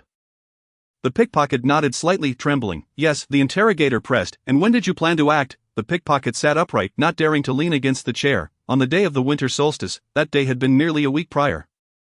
The interrogator continued, so why didn't you go through with it? The pickpocket explained, I went to scout the place that day but nearly got caught by her bodyguard, which is why I hesitated. He cried out in protest, she has 4 bodyguards. How could I dare to act? Officer, I am truly wronged. I abandoned the idea and stayed home like a good citizen. The plan had become impossible to execute. A plump target lay just within reach, yet he could not seize it. The mounting frustration had him nursing his wounds and hiding, only to find himself captured and brought here. The interrogator was not swayed by his words. The rope and tape had already been purchased, and once the idea took root, even if he couldn't bind Su Ning, he would find another. He tapped the table, his sharp gaze sweeping over him. How did you know she married a good husband and wears a diamond ring worth 20 million? The pickpocket hesitated, stammering, I just heard it. The interrogator's cold eyes bore down on him. When? Where? Who told you? Provide every detail. You have 1.5 minutes left. Hearing the countdown, the pickpocket panicked, cold sweat pouring down his brow. I truly can't remember clearly. That day, I opened my shop, went out for drinks and skewers, and at the barbecue stall, it was just me and another person. As we drank, we started chatting, and I think I heard it then. The interrogator snapped, don't just think. The pickpocket grew anxious. It was then that I heard it. The interrogator signaled to the recorder, who brought over a photograph and asked, is this the person? The pickpocket squinted closely. Yes, that is him. An unspoken exchange of glances occurred between the interrogator and the recorder. The man in the photograph was Song Bin. The pickpocket still recalled that day of the winter solstice. It was said that on the winter solstice, people should eat dumplings, but in his hometown they ate lamb noodle soup. Yet that frigid night, there was neither lamb nor noodles to be had. Starving and unable to sleep, he withdrew the last crumpled bills from his pocket, treating himself as if it were the new year, for he didn't even know if he could survive the winter. He was a brooding, sullen character, an outsider unable to blend into the lower-tier gangs, with no means to earn money. He could only rely on odd jobs, and sometimes, if luck was against him, stolen goods would be snatched away. He had considered various ways to join the ranks, but after witnessing a failed scam resulting in a broken arm and getting beaten for being caught stealing, he could not allow his dwindling pride to be further bruised. During the festive season, one must create an atmosphere. That evening, he bought 2 bottles of liquor and sampled every skewer he had merely glanced at before. He treated it as his last supper. The man appeared when he was on his second bottle, ordering a large platter of barbecue and a dozen beers. Sitting at the other side, waiting, the cold wind howled. Even the barbecue stall owner was bundled in a coat, grumbling about the dreadful weather, remarking on the oddity of venturing out for barbecue at such an hour. The petty thief regarded the stranger with curiosity. Meeting in such bleak weather in a dark alley could hardly be deemed fortuitous. Just as this thought crossed his mind, the man made his move, placing a steaming plate of barbecue atop the already cold food in front of him. Little brother, a fellow traveler, we both enjoy coming out for skewers on winter nights. Care to join me? Years of wandering had bestowed upon him heightened vigilance and keen observation. This man seemed normal in speech and appearance, yet he exuded an unsettling aura. The weather was already frigid, but this man's presence felt like a chill rising from the depths of the earth. He rubbed his hands together, eyelids drooping, contemplating an escape. Yet he thought, since I might not survive this winter, what is there to fear? Perhaps he was misjudging the situation. Having company for his final meal wasn't so bad. As the drinks flowed, he began to pour out his woes. He lamented how difficult life was. These days, even pickpockets struggled to survive. Caught up in his rant, the man joined in, bemoaning the unfairness of fate. Any woman with a touch of beauty and charm would easily marry a billionaire. Receiving a diamond ring worth 20 million, while the world remained utterly unjust, he didn't catch much else, his mind fixated on the 20 million. He discreetly ingratiated himself with the man, calling him brother and successfully borrowing 200 yuan. When he woke up the next day, he convinced himself there was no danger. Clearly, this man was a benefactor showering him with good fortune. Thus, he set his sights on Su Ning. Unfortunately, her alertness kept him at bay, preventing him from stealing the ring from her finger, and the 200 yuan he had scammed quickly ran out. Winter was approaching. Soon, the next snow would blanket the world in white, concealing all colors, perhaps even his own, but he did not wish to die just yet, so he decided to gamble. After confessing, the pickpocket wept profusely in the interrogation room. I know I was wrong, officer. I promise I won't do it again. Please don't put me in the same cell as a murderer. While hiding in the shadows of despair, he had often contemplated ending his miserable existence, yet when the moment arrived, he found he still desired to live. Just enough to eat, curled up, he wished to continue his slow existence and bask in the sun. The interrogator ignored him, signaling the guard outside. He believed the pickpocket was not lying, but investigations require evidence. While the lower ranks verified the details, he went to report to Captain Joe. Captain Joe remarked, "He is quite the character. A white-collar elite turned rogue, establishing a vast network of interests and evading capture for years while manipulating human nature.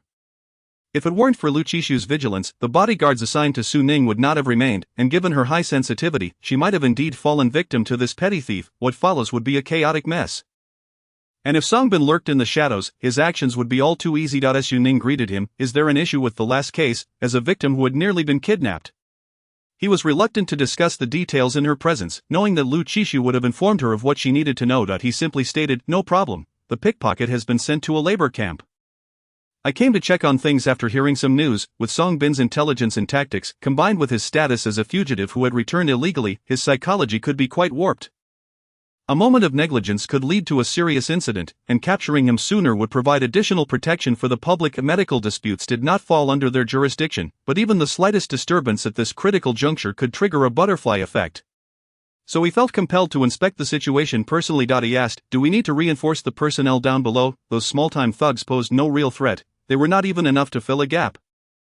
And the reason they weren't caught was that Lu Qishu was fishing for bigger prey. Lu Qishu personally poured a cup of hot tea and placed it in front of Su Ning, taking her hand to warm it in his palm. "There is no need. Let them make a fuss." Upon hearing this, Su Ning glanced at Lu Qishu. She then heard him casually remark, "The more they undermine others' livelihoods, the higher they elevate themselves." Su Ning smiled brightly. How could the man she admired lack cunning? Some people were destined for misfortune. Lu Qishu gently caressed the back of her hand, and though they exchanged no glances, their subtle movements beneath the table were constant. It should not have caused any issues, but unfortunately Captain Joe was tall enough to see everything. Inadvertently fed a mouthful of dog food. He left with a cold expression, though his face was already cold, instructing them to call if there was any news. Once Captain Joe departed, Su Ning asked, "Is this incident related to Songbin?" Noticing her teacup was empty, Lu Qishu refilled it. "Not significantly.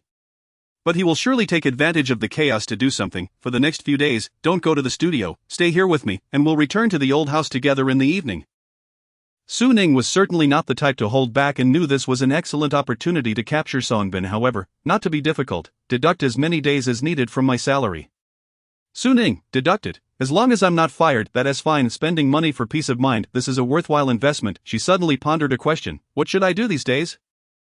Should I merely indulge in feasting and napping in the office of Lu Qishu? What kind of impression would that convey to the group? Upon returning home, it's not just Lu Qishu who would face criticism. She might also bear the brunt of her father's wrath. Would both of them be forbidden from dining and left to kneel before their keyboards? Lu Qishu mused for a moment, then picked up a nearby document, a slight smile gracing his thin lips, his deep-set eyes relaxing, his voice resonating like snowmelt cascading down a mountain, exquisitely melodious. "Let us get back to work, Assistant Su."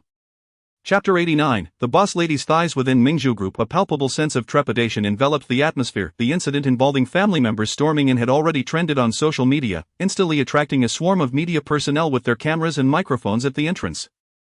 When had it ever been this lively? How could there be a lack of data? The office door was ajar, allowing a cold, authoritative voice to seep through, exuding an aura of unyielding power that compelled passers-by to veer away. The wrath of the big boss was a truly fearsome thing. Who was the unfortunate soul that had drawn his ire? That unfortunate being was none other than Assistant Li.At this moment. Li found himself at the eye of the storm, perspiration trickling down as he tremulously reported to Lu Qishu that the Keytech Technology Department had failed to establish a back-end database. They intend to gather data only after a large-scale launch, as it's currently in a pilot phase, so, Lu Qishu let out a cold laugh, his tone steady yet imbued with a palpable chill, making it abundantly clear to anyone listening that he was seething with anger. I invested so much in this acquisition, and you tell me it's merely because, assistantly raised a hand to wipe the sweat from his brow. Knowing that revealing certain information might earn him a reprimand, yet he felt compelled to speak. Mr. Lu, we have already reported to the police, but those individuals refuse to disperse. They are intent on causing a ruckus, which has rendered it impossible for our colleagues to work normally. Lu Qishu scoffed, do you really need me to teach you how to handle such matters? At this, Assistant Li fell silent for a moment, then resolutely departed, his back exuding an inexplicable aura of a warrior venturing forth, never to return. Su Ning, downstairs, ordinary police were ineffective, prompting Captain He to directly request the deployment of the armed police unit. A line of fully equipped elites stationed themselves, exuding an overwhelming deterrent force that sent the troublemakers into a frenzy, casting anxious glances at one another. It was hardly worth it to risk everything for a meager acting gig. The leading ruffian, sensing the shift in morale, hastily exclaimed, we have committed no crime nor have we resorted to violence. We are simply here to seek justice for our family. Can you really arrest me for that? Shouldn't the right to life be a fundamental right for every citizen? The machines from Mingzhu Group caused my father's death, and now they hide from us. Can capitalists truly buy lives with their wealth? The more he spoke, the more fervently he became, resembling a devoted son seeking retribution for his father's unjust demise. We demand that Lu Qishu come forth and speak with us. We must have an explanation. His impassioned words quickly garnered the support of those behind him. Yes, let Lu Qishu come out and address us. We demand an explanation. Some began to mock the staff within the Mingzhu Group as Hall. Is your boss a coward? Are you all merely a bunch of spineless wretches? As soon as he finished speaking, Assistant Li appeared at the entrance. Having just endured a tirade upstairs, he now faced another round of reproach. Who had he offended? Someone in the crowd recognized him. I know him. He is Lu Qishu's assistant. Assistant Li stepped forward, speaking earnestly. Rest assured, we will provide you with an explanation regarding this matter.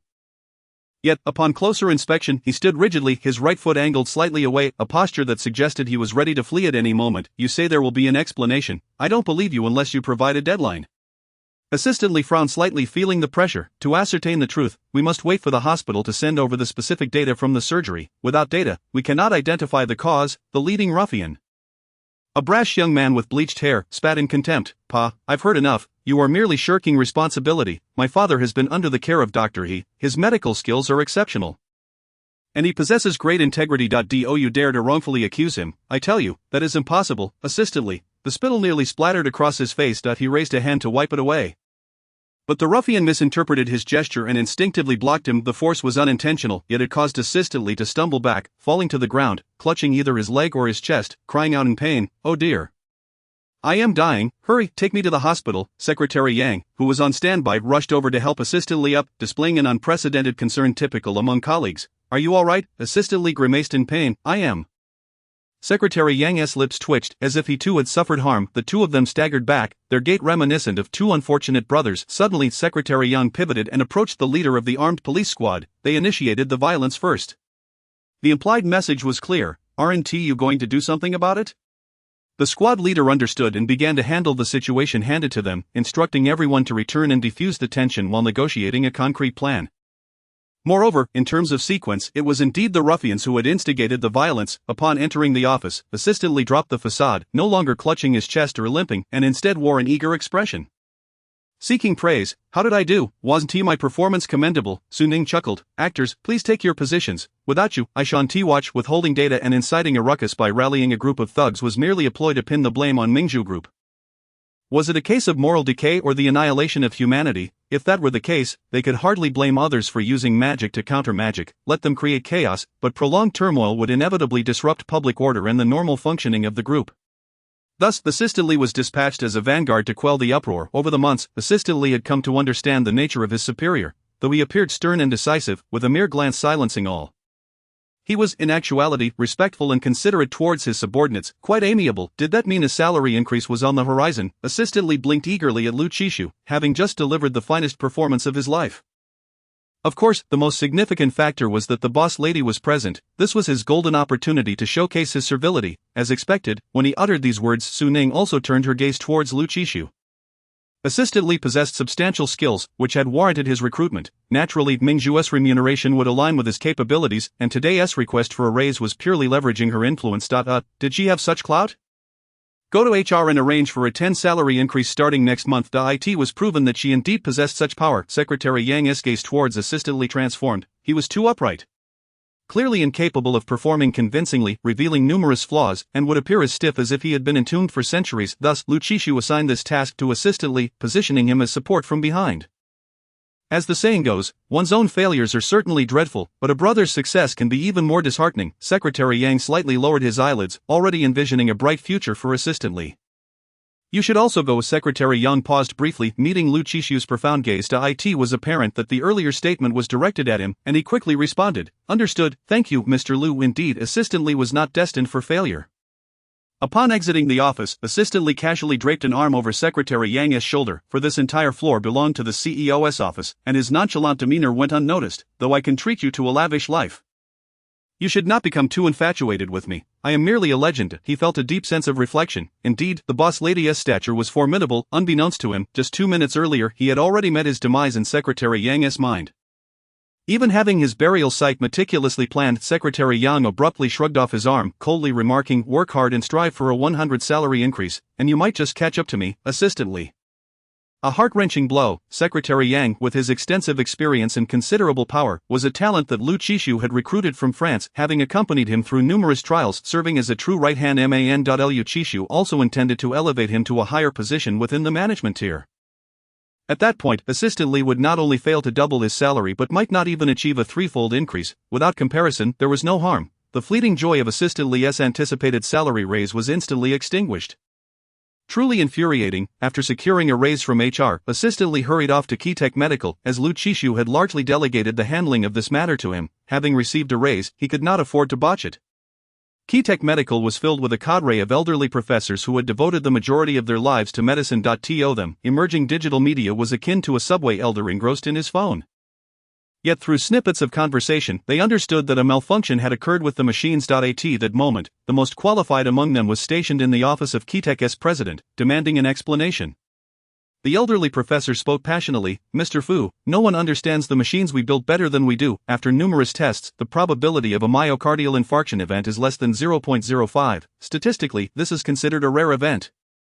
Virtually impossible." Fu Yun, sent from Mingzhu Group to oversee Kitech Medical as its CEO, with her voluminous waves, vibrant lip color, and elegantly crossed legs, lifted her gaze from her chair upon hearing the remarks from the elderly professor.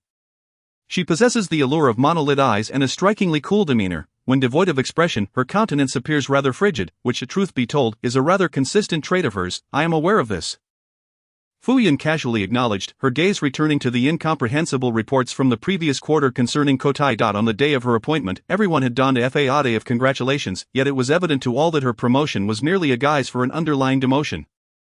Transitioning from a large corporation to a smaller entity, she initially found it perplexing that her diligent efforts, often culminating in late-night phone calls or emails prompting her to rise and engage with work at any hour, had led her here within the conglomerate. While not exactly an unparalleled figure, she had nonetheless garnered a fair amount of envy and admiration. On the cusp of ascension, yet, at this pivotal moment, she was reassigned. A decision personally endorsed by Lu Qishu. It is natural for anyone to harbor negative sentiments, yet she swiftly recalibrated her mindset. Regardless of her workplace, her salary had increased, and she was, after all, a local sovereign in her own right. When reporting to Mingzhu Group, who would not address her as General Manager Fu, moreover, managing the considerable mess that was Cotai indeed presented a challenge, aside from the Cotai ablation machine, which enjoyed robust backing from Mingzhu Group. Other sectors, such as the sales of syringes, cotton swabs, and medical gloves, were dismally low. Although these products boasted little profit margin, their viability hinged on high-volume sales. Yet, upon inspection, not a single hospital in a city utilized Kotai's brand. Only a few distant hospitals procured from Cotai, primarily drawn by cost-effectiveness, which, when coupled with transportation expenses, translated to negligible profits. Were it not for Mingzhu Group's acquisition, bankruptcy would have been a certainty. The elderly professor, witnessing her aloofness, could hardly contain his indignation. The ablation machine was the culmination of their lifework, a testament to their reputation and beliefs. How could it be so easily disparaged? With a huff, the professor remarked, "General Manager Fu, since you were not involved in the development of the ablation machine, you cannot fathom the extent of our dedication and the countless nights we toiled to achieve this. However, as the president of Cotai, you must take responsibility for this matter, whether you wish to or not, lest I consult General Manager Lu to clarify your role in this situation." The elderly professor was a close confidant of the chief physician who had initially treated Lu's father. Having participated in discussions regarding the treatment plan, whenever they encountered each other, Lu Qishu would respectfully address him as professor, indicating a mutual respect. Fu Yun, however, displayed only a slight change in demeanor. This matter was already under management, and she felt no need to elaborate. Prior to the professor's arrival, he had reviewed online comments under the guidance of his grandson, discovering that netizens had unearthed his past, disparaging him along with his ancestors. He was hardly inclined to trust Fu Yun's account and, with a cold snort, prepared to seek out Lu Qixu. At that moment, assistant Li entered, observing the professor's fury and hasty departure, likely deducing the cause. He promptly reassured Professor. General Manager Lu was already aware of this situation and has sent me to address it. Given your age, traveling back and forth is unsafe. Rest assured, I will ensure the ablation machine's integrity is restored. And you shall not be wronged. The professor's ire began to dissipate, and with Li's encouragement, he eventually returned home. After persuading the professor to leave, Assistant Li plopped down across from Fu Yun, leisurely spinning around before inquiring, "Why is your temper still so foul?" Fu Yun, uninterested in his banter, replied bluntly, "What directives does General Manager Lu have?" Assistant Li glanced around, his gaze landing on the coffee machine beside Fu Yun's desk, and remarked with a knowing tone, "After a long journey, one feels parched." Fu Yun lifted her pen, gesturing towards the door. Exit left. The break room has disposable cups and water. Assistant Li, not expecting Fu Yun to brew him a cup of coffee, rose to prepare one for himself. After crafting a cup of coffee, he stated, "General Manager Lu said the fish has already bitten the hook. It's time to reel it in." Fu Yun discarded the reports, seized her phone, and swiftly sent out a pre-prepared blog post. The essence of the post was this: according to the contract signed at the time, the hospital was obligated to provide data for the equipment's upgrade and refinement, which did not involve breaching patient privacy. Furthermore, the hospital had violated the contract first, and legal counsel had been engaged to pursue the hospital's relevant responsibilities. Upon the release of this statement, a wave of outrage erupted online. Accusations flew of negligence in the face of a fatal incident, with many claiming the hospital showed no sincerity in compensating the victims, treating lives with utter disregard. Consequently, not only Mingzhu Group but also Cotai Medical found themselves trending amidst the uproar. Naturally, the hospital's director noted Kotai's statement and the private legal letter sent to the hospital. However, in this day and age, legal letters and statements often bore little weight, even if they were taken to court. The worst outcome would be a monetary compensation. He summoned the head of the hospital's information technology department, instructing format the ablation machine. Without data, it was akin to a fish out of water. Cotai and Mingzhu had no choice but to accept this disgrace. Chapter 90, Mission. Director, this may not be advisable, the head of IT expressed with concern. Director Fong shot him a cold glare. Do you suggest we leave the data intact for them to use against us later? The IT department hesitated further, but if this information surfaces later, it will be catastrophic for the hospital. There were numerous witnesses to the surgeon's actions during the operation. There exists no wall impenetrable to whispers. The primary reason for their apprehension was that the surgeon in question was none other than Director Fong's son, the youngest attending physician in the hospital, not yet 27. Yet only he knew the extent of the shortcomings involved. The unfortunate elder had coincidentally encountered Director Fong's son, who, after attending training at Cotai, sought to demonstrate his skills, yet the operation was so poorly executed that even two deputy chief physicians could not salvage it, leading to the elder's demise. Aware that the hospital lacked the strength to contend with the resources backing Cotai and Mingzhu Group, he understood that the cases of private hospitals collapsing were numerous. As an insider, should he receive a lawyer's letter, it would spell ruin for the latter half of his career. The IT department was privy to the truth. Director Fong dared not provoke them, instead reassuring, "Rest assured, do you think Mingzhu is the same as it once was? It is no longer what it used to be. Let us just say a starved camel is still larger than a horse." Director Fong suddenly placed a reassuring hand on the IT head's shoulder, emphasizing, "The times have changed. One must keep their eyes wide open. Who is the current leader?" This statement implied that the forces behind the hospital were none other than the He family and Hungtai Group. The IT had finally understood the dynamics at play. It was a matter of choosing sides, to offend Mingzhu or Hungtai. After a brief pause, the IT head inquired, "Should I proceed now, Director?" Director Fong nodded, but soon his expression darkened. No sooner had the IT head departed than Director Fong's phone rang. It was Fu Yun. He deliberately waited until the phone's automatic hang-up tone sounded twice before answering, his voice laced with humor. "General Manager Fu, what can I do for you?" Fu Yun's voice was icy and tinged with anger. "Director Fong, have you received the legal letter? Given the machine's issues arose from unforeseen circumstances, we are entitled to reclaim it." Realizing Fu Yun was inquiring about the data, it became clear that the information from Hungtai was indeed accurate. Cotai had failed to establish a database, or perhaps it had been set up but not connected to the pilot machines in time. Such a grievous oversight, it seemed youth indeed bore its follies. With a smirk, Director Fong's lips curled upwards, his tone betraying amusement. "General Manager Fu, please do not rush. I am well aware of the severity of this matter. I have already dispatched the IT team to retrieve the data. However, as you know, they are novices and still unfamiliar with the machines. It may take some time to extract the data. Fu Yun retorted. Your team may be inexperienced, but our technical department is well-versed, Director Fong abruptly interrupted. That would be splendid. General Manager Fu, please arrange for 2 technical staff to come over and extract the data.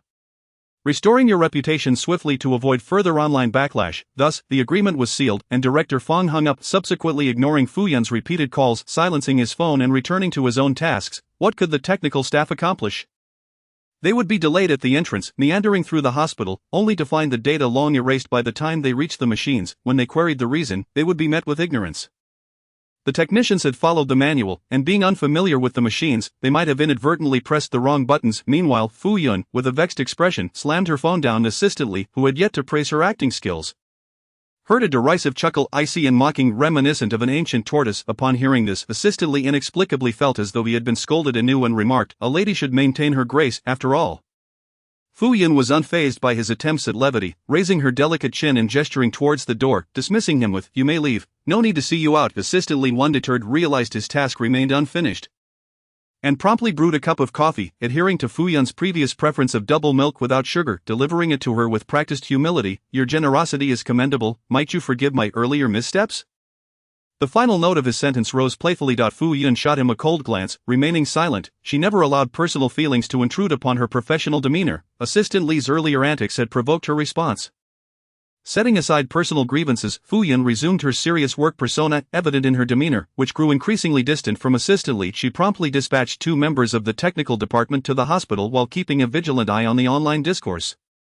In this regard, Fu Yun communicated directly with Su Ning. Su Ning remarked, "The buzz is already considerable, yet it still lacks a certain finesse." Fu Yun suggested, "Shall we ask Junlin to stoke the fire a bit more?" Su Ning replied, "There is no rush, our assistant has yet to arrive." Her tone, gentle yet laced with a hint of playful laughter, was both clear and sweet, captivating Fu Yun to the point where she felt a desire to meet this esteemed lady of the president. Just from the voice alone, she had developed a fondness. Alas, her early reassignment meant she would have to seek another opportunity in the future. The so-called assistant of Su Ning soon arrived on the scene. A multitude of accounts emerged, revealing that Kotiai's ablation machine was implicated in the alleged infringement and theft of a patent from a certain French professor. One after another, they pointed fingers. Mingzhu Group and Kotiai Medical garnered significant exposure for the coming years. Netizens buzzed with speculation, and public opinion swiftly tilted in favor of Mingzhu and Kotiai, with a chorus of scathing remarks in the comments section. Su Ning and Fu Yun convened. "We can begin the notifications now." Su Ning, fixated on her computer, quickly skimmed through the comments, noting that the harsher the insults, the higher the heat. So it's a plagiarism issue. No wonder the machine malfunctioned. They couldn't even copy properly. And to think they dare to boast about the lifetime work of an esteemed professor. Serious investigations are warranted. Eating too many human blood buns and not fearing retribution? Capitalism will inevitably perish. Socialism will triumph. Wishing Mingzhu Group and Kotiai Medical a prosperous journey. Laughable, who was it just months ago clamoring to join Mingzhu Group? Open your eyes and behold, is this the divine company you dreamed of? Yet some astute individuals sensed a shift in the winds. In the end, it remains uncertain who will have the last laugh. Just wait and see. I bet there will be a twist. Have you forgotten that with Mingzhu Group's own capabilities, such minor storms won't even ruffle a leaf? Besides, they have Gu Yanghe backing them. He is the king of 0 losses in court. There is no such thing as losing a case under his watch, and let's not forget Junlin Studio, masters of self-media. Perhaps everyone present is merely a cog in their grand plan. And don't overlook one individual. Su Ning, wife of Lu Qishu. I'm from a university's media department. The tale of Su Ning and the founder of Junlin is legendary in our college. If those two were unleashed, they would be unbeatable. In the past 2 years, we never lost a debate against other schools. Upon seeing this comment, Su Ning couldn't help but raise an eyebrow, envisioning a character in her mind that had emerged from the shadows. Shaking off the dirt, standing tall, adjusting a tie, donning sunglasses, and proudly declaring, "Yes, it's me." However, before she could bask in her own glory for 2 minutes, Su Ning switched to Kotiai Medical's official account, refreshing the page incessantly. Finally, something new appeared. In the face of a deluge of insults and skepticism, Kotiai's official blog refrained from unnecessary responses, instead presenting a link. Curious netizens clicked, only to find a live broadcast, an operation in progress. A notice at the top of the stream reiterated, "This live broadcast has received consent from the hospital, the patient, and their family." Initially, viewers saw the patient lying on the ablation machine after being anesthetized. And then the camera shifted to the machine's display screen, connected to an ultrasound probe, as the assistant continuously adjusted angles to locate the tumor within the patient's body, exposing its shadow in full view. The lead surgeon's calm and decisive voice resonated, frequency 3, temperature 70. The surgeon, fully focused, meticulously controlled the focal point of the ultrasound along the tumor, carefully avoiding normal tissue and blood vessels. 2. 80. The surgeon occasionally adjusted the frequency and temperature. The shadow of the tumor gradually diminished on the display screen, the high temperatures generated by the ultrasound causing the tumor tissue to necrose bit by bit.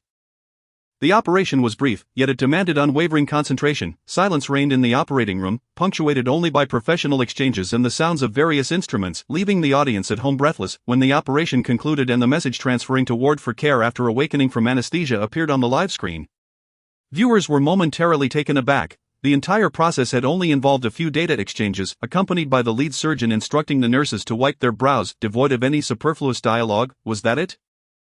Moreover, many presumed that a live surgical broadcast would be rife with gore, yet to their astonishment, there was hardly any bloodshed. Well, there was a brief moment during the preoperative preparation when a cannula was inserted and blood briefly flowed back.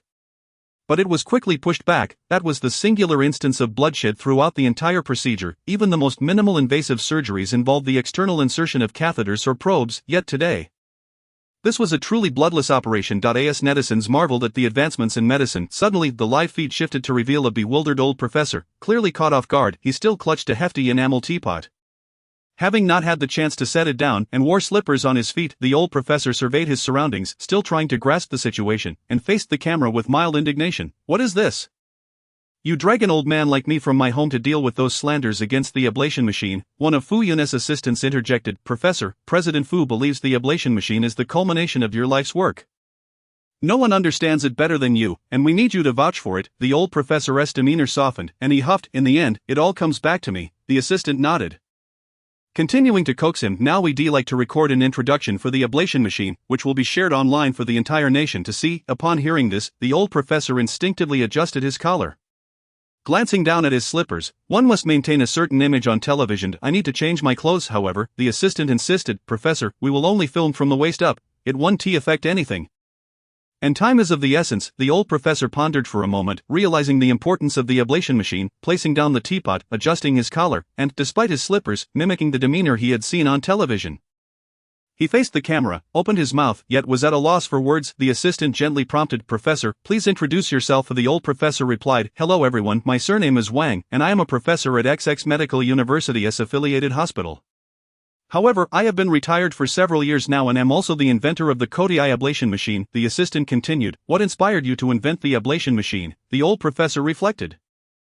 From the moment I stepped into medical university, whether in physiology class or anatomy class, blood vessels, muscles, and nerves were the core of my student life, following my teachers into the operating room to broaden my horizons.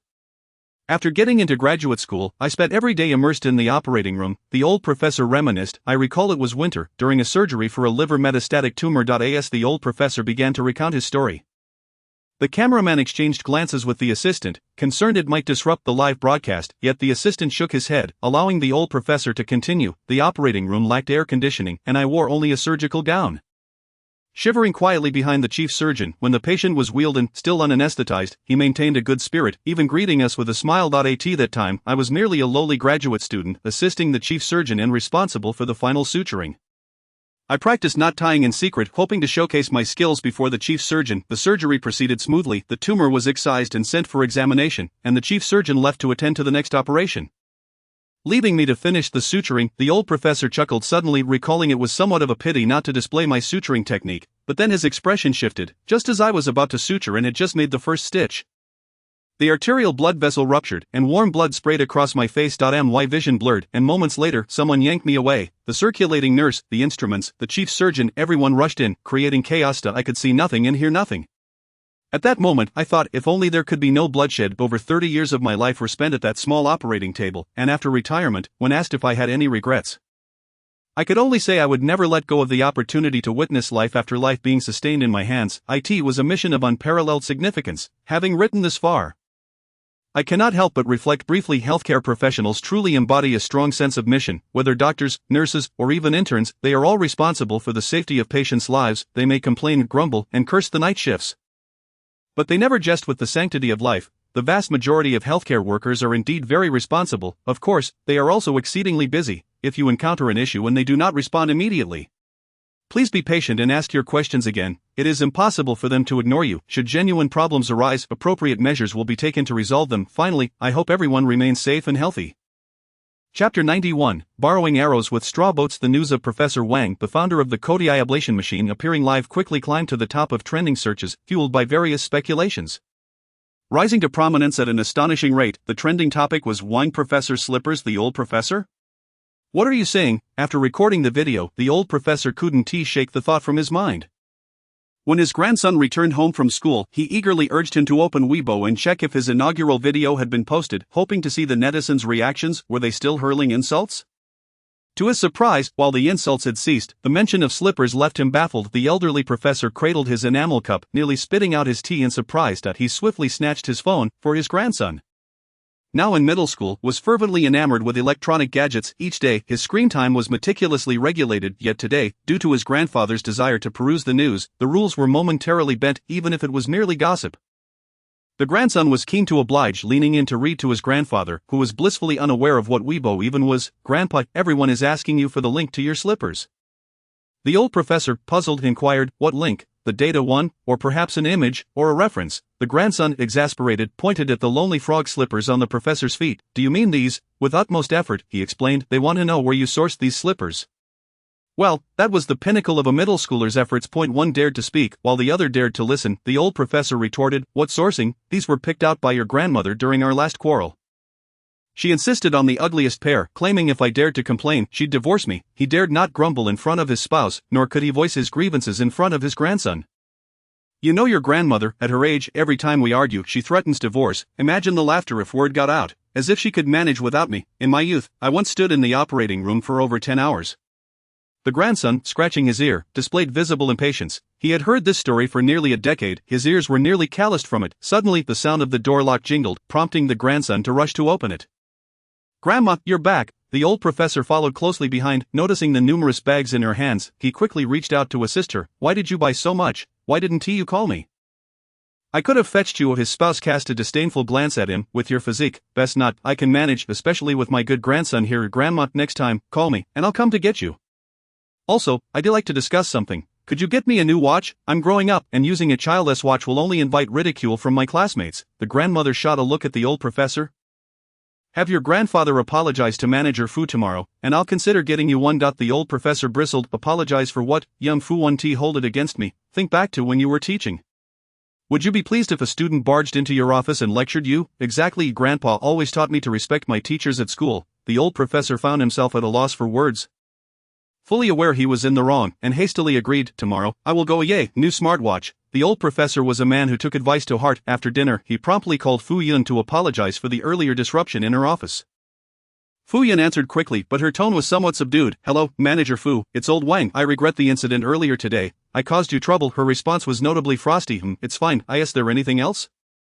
No, the call ended abruptly. Had he not been familiar with Fu Yun's chilly demeanor, anyone else might have thought too much of it, but he was a magnanimous old man, unwilling to hold grudges against the younger generation.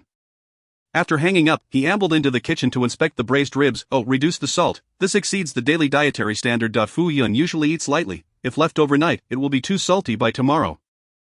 Yet, the old professor unjustly accused Fu Yun. It wasn't her coldness. Rather, the current situation was dire. The boss and the boss's wife had graced the office, packing it to the brim. Liu Qishu had even ordered an extravagant meal from Zhuyin Jian, further crowding the workspace, but neither Lu Qishu nor Su Ning seemed to notice. One was diligently peeling shrimp while the other meticulously separated the wood ear mushrooms into another bowl. "You don't eat wood ear mushrooms?" The man raised an eyebrow, his deep-set eyes momentarily resting on Su Ning's face. Previously, during their seafood rice order, she hadn't singled them out unfazed. Su Ning replied nonchalantly, "You know, but we can't waste food." "Can we?" Lu Qishu, realizing this, commented as he placed the shrimp into Su Ning's bowl. "I don't eat them either." Su Ning mimicked his tone, stretching her words playfully. "You should eat them with their voices." Though low and separated by a slight distance, were intertwined with an undeniable chemistry, unimpeded by the physical space. The office was eerily quiet, allowing Fu Yun to overhear their exchange. She had stepped out under the pretext of fetching water, only to find herself needing to do so again. The boss's wife was here to request her to work overtime, while the big boss was merely accompanying her. Fu Yun thought, "It seems they are indifferent to my well-being." Assistant Lee, also in the break room, noticed her return and teased, "Did you come back well fed?" Fu Yun ignored him. Assistant Lee suddenly reminded her, "Prepare the materials, the boss wants to hear the report shortly." Was Lu Qishu merely accompanying her for overtime? Certainly not. His primary concern was Su Ning's safety, and secondly, he was here to assess Fu Yun's recent work performance. Fu Yun suspected as much and seized the moment to pull out her phone and review the reports. Though she had seen them numerous times, she was accustomed to preparing for battle until the very last moment. Seeing her so absorbed, Assistant Lee regretted his reminder. Had he known, he would have refrained from mentioning it, allowing him to enjoy her displeasure a bit longer. Meanwhile, after their meal, Su Ning was preparing to leave with Lu Qishu. She had come to assist Fu Yun with overtime, but had not intended to bring Lu Qishu along. It was he who insisted on accompanying her for her safety, and now he stood in the office, his mere presence casting a shadow over the atmosphere, which would be interpreted differently by Fu Yun. Realizing his presence might hinder their comfort, Lu Qishu instructed Secretary Yang to send him the reports scheduled for review tomorrow, retreating to a neighboring office to work. As he exited, the tense atmosphere in the office dissipated instantly. Su Ning turned to Fu Yun, smiling, her refined features and radiant smile infusing warmth into the otherwise stark lighting. Her voice, sweet yet infused with determination, declared, "This is the perfect moment to strike. Let us catch them off guard." For reasons unknown, Fu Yun recalled a phrase, "A gentle blade, each cut a threat to life." This fierce determination bore an uncanny familiarity. Reflecting on it, she realized it mirrored Lu Qishu's essence. His every gesture exuded an intimidating presence. During this time, Fu Yun had absorbed various rumors about Su Ning, some from the internet and others from within Mingzhu Group. They varied greatly but shared a common theme. Su Ning was a woman of considerable cunning and strategy, capable of keeping Lu Qishu in check. Yet, in their brief interaction, Fu Yun felt one undeniable truth. Indeed, her boss was quite thoroughly ensnared. Wood ear mushrooms should be quite crunchy, she mused, considering whether she'd indulge in some tomorrow. Aligning herself with her boss's preferences, opening her computer, she commenced her work. The live stream for Kotai had concluded, yet the response was overwhelmingly positive. With Junlin's backing, the Professor's slippers gained unexpected fame. While the bloodless surgical method of the ablation machine stirred considerable intrigue, the old professor's illustrious career spanning over 30 years was laid bare for all to see. My father's liver resection was performed by Professor Wang, who was exceptionally diligent, always monitoring my father's condition and checking in before leaving work. Professor Wang is genuinely kind. Many students seek him for help, and he welcomes everyone, even inviting students with liver issues to consult him without charging a registration fee. For the record, over a decade ago, Professor Wang was among the first to call for medical support to the South for respiratory diseases. Once again, we marvel at the greatness of healthcare professionals. Several trending topics climbed the charts, raising the public's interest even further. While the comments section brimmed with praise, some individuals raised concerns regarding patients who had perished on the operating table at the pilot hospitals. I do not deny that the ablation machine has improved surgical methods, and the old professor deserves respect, but our safety must be prioritized. Please address the issue of elderly patients who have died during the procedure. Suddenly, public opinion shifted in another direction. Su Ning and her colleagues were well aware of this matter but awaited the opportune moment. Now was that time. The Kotai official account remained silent, merely sharing two data sets, highlighting specific figures. One set of data came from the ablation machine during the livestream, while the other, Director Fong, was currently at home, seething with rage. Didn't you say Kotai had no data? What is this they just released? Yuan casually replied, "That's how my people relay information. You don't believe me?" Director Fong? Fong's temper flared again, but he was mindful of the person on the other end of the line. Suppressing his anger, he said, "Young Master Yuan, I only instructed the family to create a scene at Mingzhu based on the information I received from you. Now that the information is erroneous, you must provide me with an explanation." An explanation? Yuan pondered momentarily before decisively stating, "Arrange for your son to go abroad as soon as possible. The flight and expenses will be reimbursed," without waiting for the torrent of curses from the other end. He hung up the phone, slamming down on the luxurious marble table with a sharp ping. As evening fell, rain suddenly began to pour, casting shadows of the trees outside in a low swaying dance.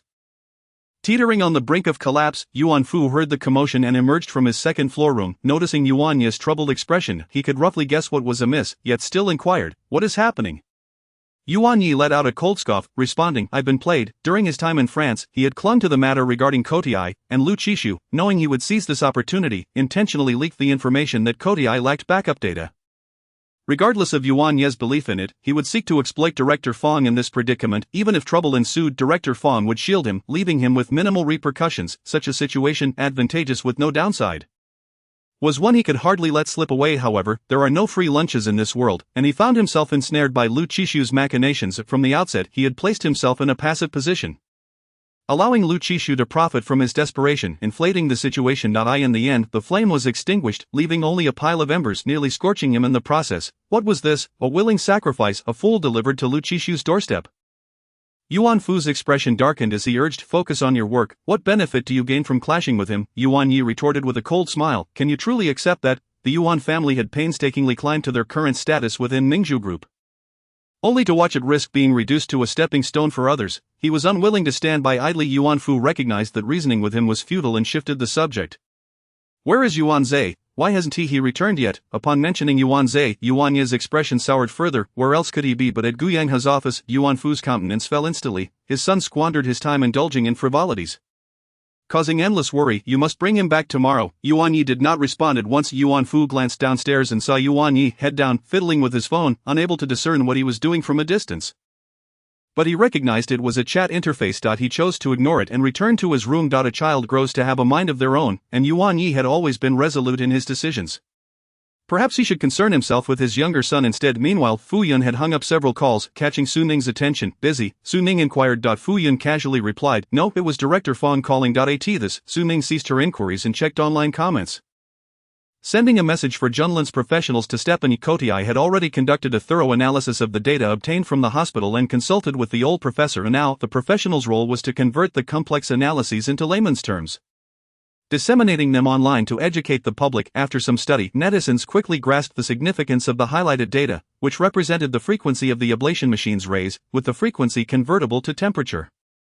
The data retrieved from the hospital showed several instances of excessively high temperatures, exceeding 100 degrees Celsius, which could indeed destroy normal human tissue. In contrast, the data sourced from the livestream indicated temperatures not exceeding 80 degrees Celsius, significantly mitigating the risk of harming normal tissue. Subsequently, the information that Director Fong had painstakingly suppressed was unwittingly unearthed by Su Ning as she posted Fong Hui's dismal performance report from Kotiai's assessment, which was brutally frank. Not recommended for surgical operations, yet under the weight of certain influences, he had proceeded with the surgery nonetheless. Chapter 92. First Snow. Fong Hui was soon exposed, his impressive resume oozed prestige like a long-soaked sponge, leaking without effort. As the son of the director, this fact did not escape notice. In no time, the hospital's official Weibo, public accounts, and various short video platforms were inundated with comments, each mocking young Master Fong with biting sarcasm. Just as Director Fong had yet to arrange for Fong Hui to escape abroad to evade the storm, a subpoena arrived. The defendant, Fong Hui, was accused of stealing others' research achievements, and the case had been filed. The plaintiff requested restrictions on the defendant's exit from the country. In accordance with relevant regulations, the request was granted, and Mr. Fong Hui was prohibited from leaving the country. The subpoena was personally delivered to Fong Hui by prosecutors at the airport.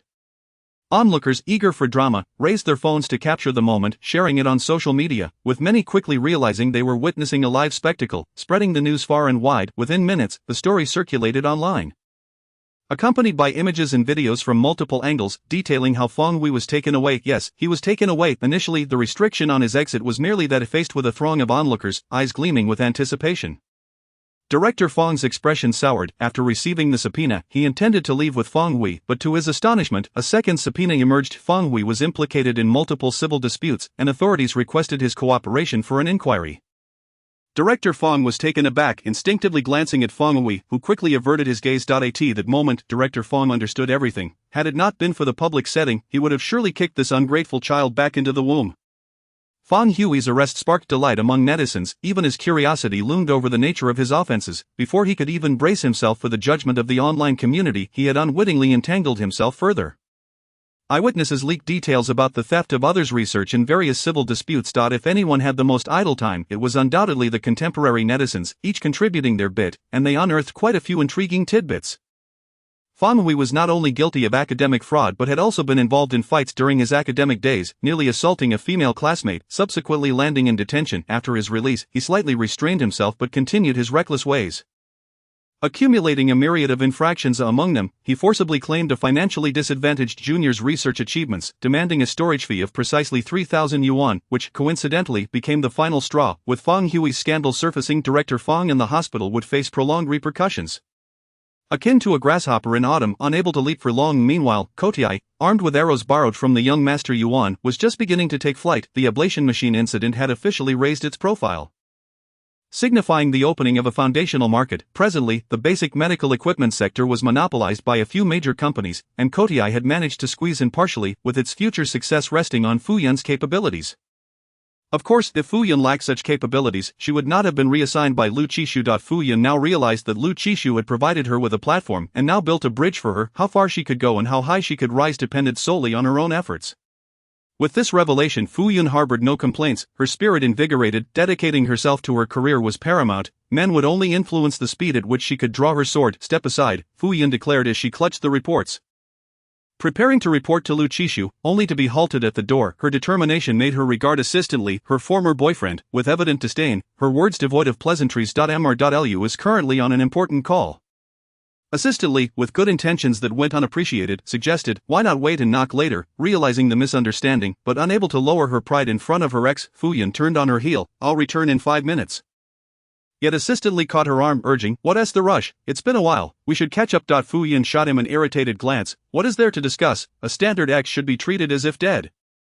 Not coincidentally becoming colleagues, after studying abroad, assistantly returned with an impressive resume, possessing countless opportunities, yet here he was, encountering her at Mingzhu. Fu Yun felt surely this was due to her lack of sincere wishes when visiting the temple fair last year. Fortunately, she had been reassigned, limiting her interactions with assistantly. Being in different companies had indeed cleared the air significantly, although legally, Kotai fell under Mingzhu's jurisdiction. Assistantly, sensing her frosty demeanor, quickly deduced that she was undoubtedly dissing him in her mind. Fu Yun was competent and astute, however, she struggled with the nuances of social interactions, her thoughts often written plainly on her face, her personality straightforward and unrefined. Such traits were well suited for friendship but less so for the business realm. This was also why Lu Qishu wished for her to hone her independence. Sharp edges needed polishing. Nevertheless, he appreciated Fu Yun's forthright nature and relentless drive, thus establishing a platform and bridge for her. Hoping she would grow while remaining true to her essence, undoubtedly with this vision, assistantly recognized he had not chosen wrongly. It was only a matter of time before Mingzhu Group regained its peak under his guidance. Possibly even surpassing its previous heights. Observing her serious demeanor, assistantly lowered his voice slightly and playfully teased, what's there to be unsaid? Wind, flowers, snow, and moon, surely there is something that piques your interest. Fu Yun retorted, did you enroll in a culinary course abroad? You're so greasy. Are you courting death? Assistantly, somewhat taken aback by her sharp words, settled down for the next few minutes, only regaining his composure after Fu Yun entered the room. The reports from Kotai were far from flattering, even verging on the dreadful. When faced with the leadership's scrutiny, Fu Yun was entirely candid, presenting the data without embellishment. It was not that she was unaware of workplace politics. Rather, she believed that genuine data would hold more persuasive power. Next time, she would ensure that Lu Qishu saw the changes. After examining the report, Lu Qishu said nothing and merely instructed, as he closed the document and stood up. Send me your upcoming plans by email before the end of tomorrow. Fu Yun followed him out of the office, replying, understood. General Manager Lu Ning, who had been waiting outside, saw Lu Qishu and he gently wrapped his scarf around her. Earlier, when she entered Fu Yun's office, she had taken off her coat and casually handed the scarf to him, and he had kept it with him throughout. This tender moment greatly affected the two single individuals behind them, who exchanged glances and simultaneously averted their eyes with disdain. One was too indifferent to engage, while the other harbored resentment from earlier. The two made their way toward the exit, with Fu Yun and assistantly naturally escorting them out. The harsh winter had arrived. As they stepped out from the air-conditioned room, the temperature difference was significant. Even with the scarf, Su Ning shivered from the cold. The car was parked a few meters away, and she tugged at Lu Qishu's arm, eager to hurry over. However, midway, she halted. In the pitch-black night sky, snowflakes began to fall, some landing softly on the ground, merging with the earth, while others danced upon her nose, eyelashes, and scarf. Su Ning blinked, her eyes shimmering with ripples akin to autumn waters, her brows and the corners of her eyes radiating delight. Is it snowing? The first snow. The other three also noticed the unexpected arrival of the first snow. Yet, for them, it was hardly a novelty. Snow had always graced each winter, had it not. When heavy snow fell, it could bend tree branches under its weight. Su Ning wore an expression of contentment. Where I come from, it is a rarity to see even a few snowflakes in winter. We certainly never experienced such heavy snowfall. Before arriving at the Su household, she had lived in the south, where it was spring year-round, and snow was a foreign concept. The yearning etched into her DNA during childhood remained, and despite having witnessed many scenes of heavy snowfall as an adult, she still held a unique affection for it. In those brief moments of pause, she felt the snow intensifying, and Lu Qishu restrained her eager spirit, saying, let us go home. He recalled that when Su Ning was still his assistant, she never took leave without necessity, arriving earlier than him and leaving later. On one occasion, she had taken 2 days off, and upon inquiring, he learned it was due to her excitement over the snowfall, leading her to neglect her health and catch a cold. necessitating a hospital visit for an 4 drip. Yet she had not neglected her work. She had diligently organized the documents he required and sent them to his email. The nurse attending her during the change of dressings remarked on her diligent nature. Joking, you should definitely request a year-end bonus from your boss. Su Ning chuckled softly, uncertain if Lu Qishu would remember to consider a bonus for her, even after her absence, just as she sent the documents. Her phone buzzed with a message from Lu Qishu, received, be sure to rest. This was the expected response from a boss upon learning that an employee was working while unwell.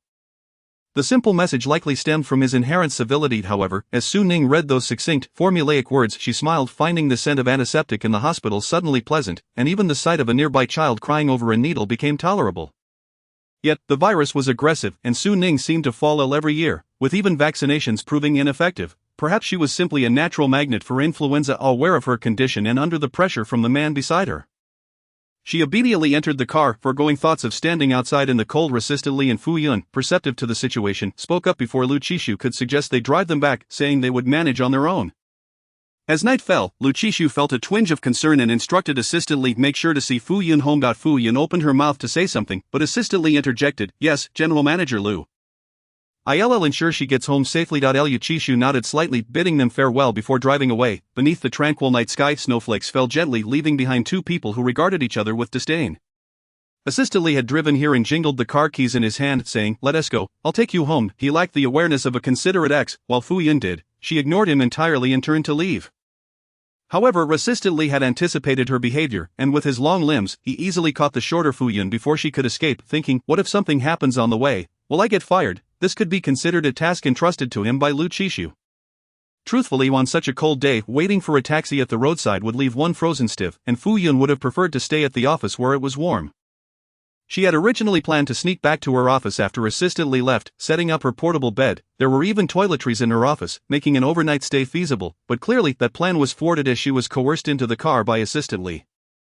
Inside, the air conditioning was sufficient, and the blood that had frozen in her veins began to flow again. Although reluctant, her body was honest about its comfort, and she obediently provided her address, saying, thank you for the trouble. Assistantly replied, no need. Halfway through the drive, Fu Yun's phone buzzed several times, drawing Assistantly's attention. He casually asked, who is it? Your aunt. Before he could finish, Fu Yun shot back, it's my current blind date. Assistantly? It was late, and Lu Qishu and Su Ning did not return to the old residence but instead headed to Cuizhu Huayuan. The snow had intensified but had yet to accumulate on the ground. It was a process that required time, thus Lu Qishu turned to Su Ning, who was gazing longingly out the window. Go take a shower. Su Ning went to wash up while he prepared a pot of hot water. Allowing it to cool for her to drink when she emerged. He forbade her from looking, while he himself gazed thoughtfully out at the drifting snowflakes. The unresolved matter of Songbin loomed over him like a blade hanging in the air. Uncertain of when it would fall and where it would strike. Previously, he had received a call from overseas while at the Kita office. Lu Qishu had studied in France, where he even co-founded a venture capital firm with a senior. Albeit on a modest scale, after returning to take charge of Mingzhu Group, he had entrusted the firm entirely to his senior, merely holding a stake and collecting dividends each year. He hadn't paid much attention to the amounts. Until just now, when he glanced at the figures, he realized the firm was struggling, having been eroded by competitors over the past 2 years, leaving only a mere shell. His senior had called to ask if Lu Qishu would like to gather in France. As he planned to file for bankruptcy, under French law, Lu Qishu, as one of the founders, would need to sign the documents in person. His senior also intended to return to the country, finding the competition abroad too intense, and joked that he might even seek employment under Lu Qishu thereafter. Naturally, Lu Qishu welcomed this. His senior inquired when he would be able to visit, and after a moment of contemplation, Lu Qishu replied, uncertain, I still have some matters to attend to. The internet is interconnected, and even across the ocean. His senior had caught wind of some issues, saying, alright, focus on your tasks, but make sure to come before the end of the month, as everyone abroad will be on holiday then, and won't have time for us. Lu Qishu agreed. His senior added, well then, I'm free, so if you need any assistance, just let me know. Lu Qishu responded, of course, I won't hesitate to reach out. He continued to observe the snowflakes cascading down and dissolving into the earth, knowing that he would awaken to a world blanketed in white the following morning. His senior's call was like one of those falling snowflakes, normal, blending into the surroundings. Yet, when an avalanche occurs, no snowflake is innocent. Chapter 93, Regret. The night was as deep as the sea, and all was silent. The only sound was the gentle patter of falling snow, quiet yet persistent, soon accumulating a thin layer. Lu Qishu found himself dreaming. He dreamt that during his senior year of high school, he was invited back to his alma mater to give a speech to encourage the younger students. Before the speech, he passed through a familiar alley bathed in bright sunlight. The alley itself was shrouded in darkness, and he paused, inexplicably drawn to step inside. Suddenly, the scene shifted, and he found himself in a fight. A group of thugs surrounded him, their fists connecting with flesh in a fierce clash. He was not one to take hits, passively gathering his strength to retaliate, only to realize he could not lift his arms or legs. As if bound by some invisible force, Liu Chishu felt utterly frustrated, watching as the enemy's fist approached his face. "Hey, classmate, just a friendly reminder, the security guard is on his way." A voice, strong yet sweet, broke through the tension, like sunlight piercing through fog, causing the thugs to vanish in an instant. He looked up to see a girl perched on the wall. She wore the standard blue and white school uniform. Her hair styled in a ponytail, with a few stray strands falling across her forehead. Her youthful face was striking, and her eyes sparkled with clarity as she tilted her head, studying him, her eyelashes fluttering slightly. Noticing his unwavering gaze, the girl blushed, biting her lip, but mustering the courage to meet Liu Chishu's eyes, she asked, "What are you staring at?" At that moment, Liu Chishu wished to be more than just an observer, but found himself unable to. For the first time, he teased a girl, "I'm just admiring your beauty." Clearly, Su Ning was irked by his words, muttering that she would ignore him before attempting to climb down from the wall. However, her skills were lacking. After adjusting her position for quite some time, she ended up tripping and tumbling down the 2-meter-high wall. In the summer, cicadas chirped, and a breeze rustled through, lifting her clothing and accentuating her slender yet graceful figure. Liu Chishu reached out to catch her. The essence of youth enveloped him, merging with the warmth of summer. Though he soon found himself gasping for breath, overwhelmed, he abruptly opened his eyes, realizing that he was not struggling to breathe due to being struck by Su Ning, who had fallen from the wall, but rather because the blankets had piled upon him, suffocating him. When he looked up, the true culprit was sitting comfortably on the windowsill, wrapped in a blanket, sipping tea and enjoying the snowfall, completely at ease. Unbeknownst to her, Liu Chishu had nearly succumbed to a nightmare, brought on by the blankets she carelessly tossed aside upon rising. "You're awake." Su Ning turned her head upon sensing his gaze. Still holding a steaming cup of tea in her hand, her dark eyes were veiled with a thin mist, her long lashes fluttering gently, gradually aligning with the pair of eyes from her dreams. Noticing Liu Chishu staring at her, his gaze imbued with a hint of fervent intensity, Su Ning paused, slightly embarrassed, and lowered her eyelids, asking, "Not awake yet?" Liu Chishu did not respond verbally. Instead, he pushed aside the blankets piled on his chest and headed to the bathroom to freshen up. After emerging, his mind was clear, and he felt rejuvenated. Joining Su Ning on the windowsill, the master bedroom's windowsill had originally been bare, but after Su Ning's arrival, she had adorned it with a thick blanket and a small table, transforming the once desolate space into a cozy nook, perfect for savoring the snow. Outside, the world was draped in a silver shroud, a panorama of pure white, having witnessed snow for over 20 years. Liu Chishu found little interest in it. However, the tea brewed by Su Ning piqued his curiosity. As he directed his gaze towards her, Su Ning was just about to inquire, for Liu Chishu was something of an expert in this domain. "Is this Longjing tea?" She furrowed her brow slightly, but it doesn't quite taste like one. Drinking tea had always seemed to her a leisurely pastime, something she would indulge in if it was available, but not something she would miss if it weren't. However, since Liu Chishu had a passion for tea, she had engaged with it a bit more, but her superficial knowledge was insufficient to discern the finer varieties. Upon hearing her words, Liu Chishu fell into contemplation, momentarily at a loss for words. Su Ning then offered him her cup. "Care to try?" Liu Chishu did not reach for it. Instead, he leaned down and sipped from her hand, his soft lips brushing against her fingertips. Su Ning paused, feeling a flutter of emotion. Whether it was intentional or accidental, she could not tell. Liu Chishu, however, did not provide her with an answer. Instead, he asked, "Where did you get this tea?"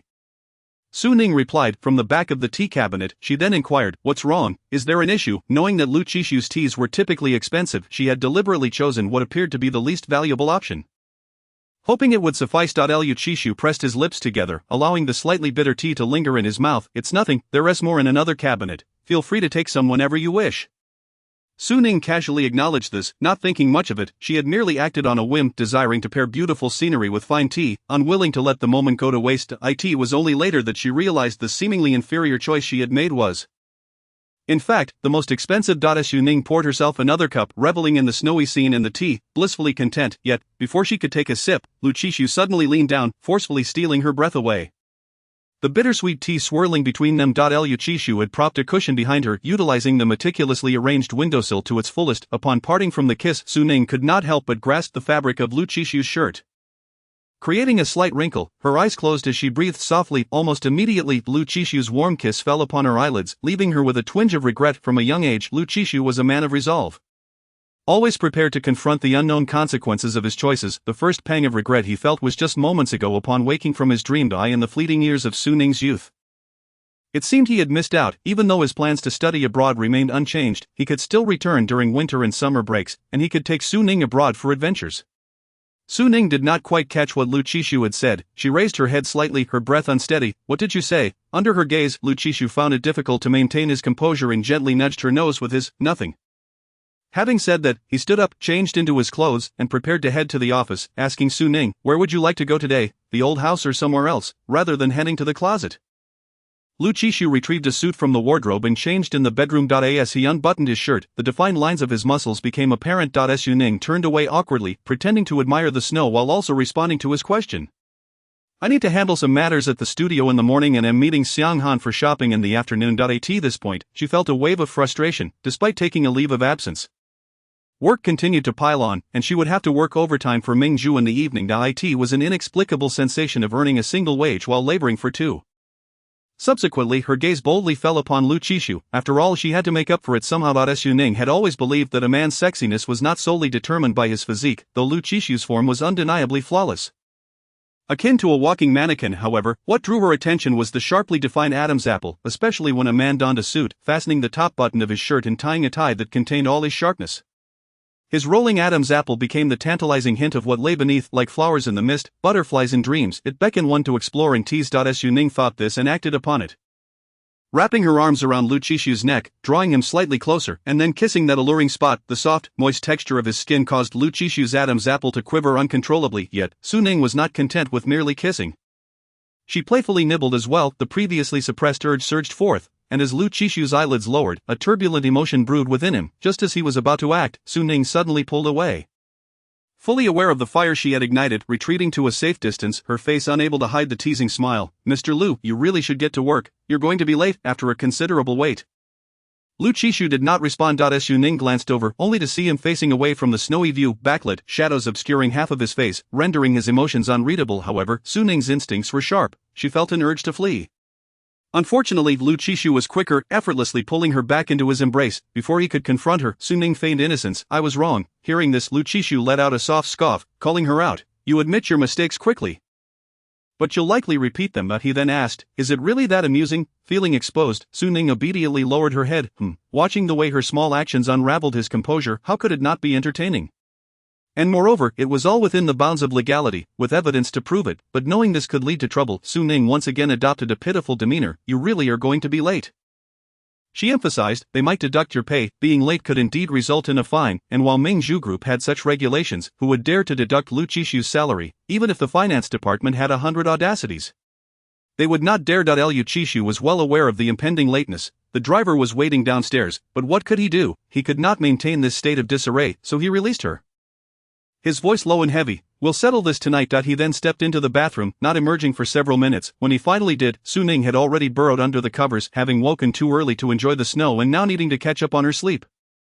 Lu Qishu approached, gently tapping the duvet, advising her, "If you plan to go out, have Xiaolin drive you, and inform the bodyguards as well." Despite Xiaolin's occasional lapses in judgment, that was merely superficial. In reality, he had once been a professional fighter, ranking among the top 32 in the world. The issues with Kutai had been resolved, and the thugs responsible for disturbing public order had been detained. Under normal circumstances, Su Ning should have gone to work, but she had taken a leave of absence, her pay docked, and she intended to savor her day off fully. She had finalized today's itinerary with Xiang Han the previous night, and it had been ages since they last met. In response to Lu Qishu's instructions, Su Ning obediently replied, "Got it." After issuing his reminders to her, Lu Qishu, still feeling uneasy, sent messages to the bodyguards. Xiaolin and his mother, being older, had shallow sleep, and with the responsibility of tending to Lu Qishu's father's plants, she typically rose early. Thus, she quickly replied to her son with a voice message, "Don't worry. You won't be left without a wife." When Secretary Yang approached, he happened to overhear this exchange and paused before handing Lu Qishu the documents in his hands. "Mr. Lu, that venture capital firm is indeed on the brink of bankruptcy. The process is underway, and it just requires your signature." Last night, he had received a message from Lu Qishu instructing him to investigate a venture capital firm founded in France. Lu Qishu seldom arranged work during his personal time. If he did, it was urgent, and Secretary Yang would not dare to slack off, working overtime to get to the bottom of it. He was well aware that this institution was co-founded by Lu Qishu and another Chinese individual. If they wished to smoothly apply for bankruptcy, Lu Qishu would need to fly over to Sindai. In the past, this would have been a trivial matter. However, the current circumstances were evidently exceptional, as a hidden serpent lay in wait. Poised to strike, typically expressionless Secretary Yang's brow furrowed. Mr. Liu, do you intend to go? This could very well be a trap waiting for them to fall into, just as they had previously arranged for personnel in France to target their witnesses. They could just as easily orchestrate an attack on Liu Cixu. Liu Cixu did not respond immediately, scanning through the documents at a rapid pace, his fingertips lightly tracing the sharp edges of the papers, a habit he had when deep in thought. Secretary Yang remained silent, patiently awaiting his decision. After a long pause, Liu Cixu closed the documents and stated calmly, "Book the tickets." Secretary Yang was not surprised by this decision. In fact, he was never astonished by any of Liu Cixu's potential choices. He did not need to question him. He merely needed to execute Liu Cixu's directives. "I'll book the tickets for 3 days from now." 3 days would be sufficient for him to make arrangements. Liu Cixu nodded and said, "All right, I appreciate your help, thank you." Secretary Yang replied, "It is my duty." Just as Secretary Yang was about to leave the office, Liu Cixu thought of something and called out to him. However, before he could speak, Secretary Yang preempted him, stating, "I will make arrangements for Assistant Li's work in advance. He will accompany you to France when the time comes." Liu Cixu glanced at him and said, "Thank you." In the afternoon, after finishing her work, Su Ning tidied up and went to her appointment. Following her usual routine, she first bought a cup of milk tea, then strolled through the mall, dined, and finally watched a movie before returning home. However, today there were more than just 2 people. A third, Xiaolin, had joined them. Su Ning updated Xiang Han on recent events, to which Xiang Han expressed her sentiments, saying, "Is this what they call a business war?"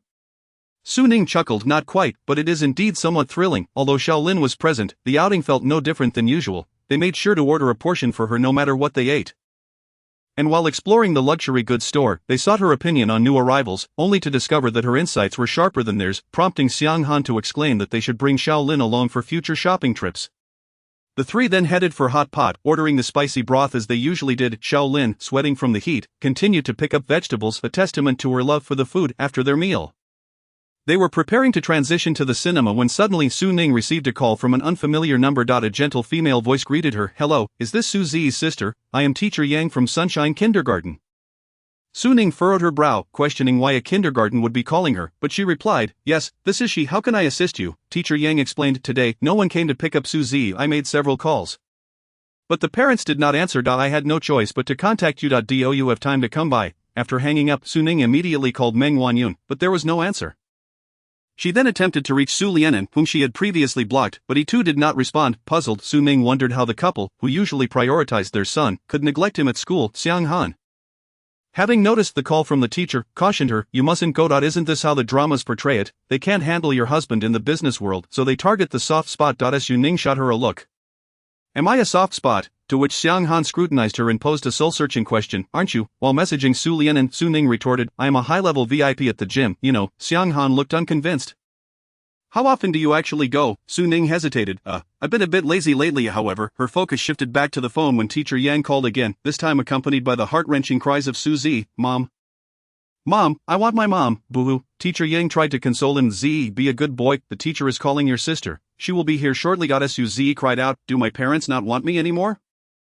Teacher Yang reassured him, "Of course not. Your parents love you more than anything." After calming Su Zi, Teacher Yang turned to Su Ning's sister. "How long until you arrive?" Before Su Ning could respond, she noticed Xiang Han and Xiaolin shaking their heads in unison, mouthing, "Don't go." It was already over half an hour past dismissal, and all the other children had been picked up, leaving only Su Zi waiting alone with the teacher. Hearing Teacher Yang refer to her as sister, he rushed over, calling out, "Sister, will you come get me? I promise I'll be good and won't argue with you anymore." He sniffled, "I swear on the new toy my dad bought me." After Su Ning had smashed all his toys last time, he had relentlessly begged Su Lianen to buy new ones, guarding them jealously against everyone at home, fearful they would be destroyed again, yet now, he was willing to swear on them. Su Ning raised an eyebrow.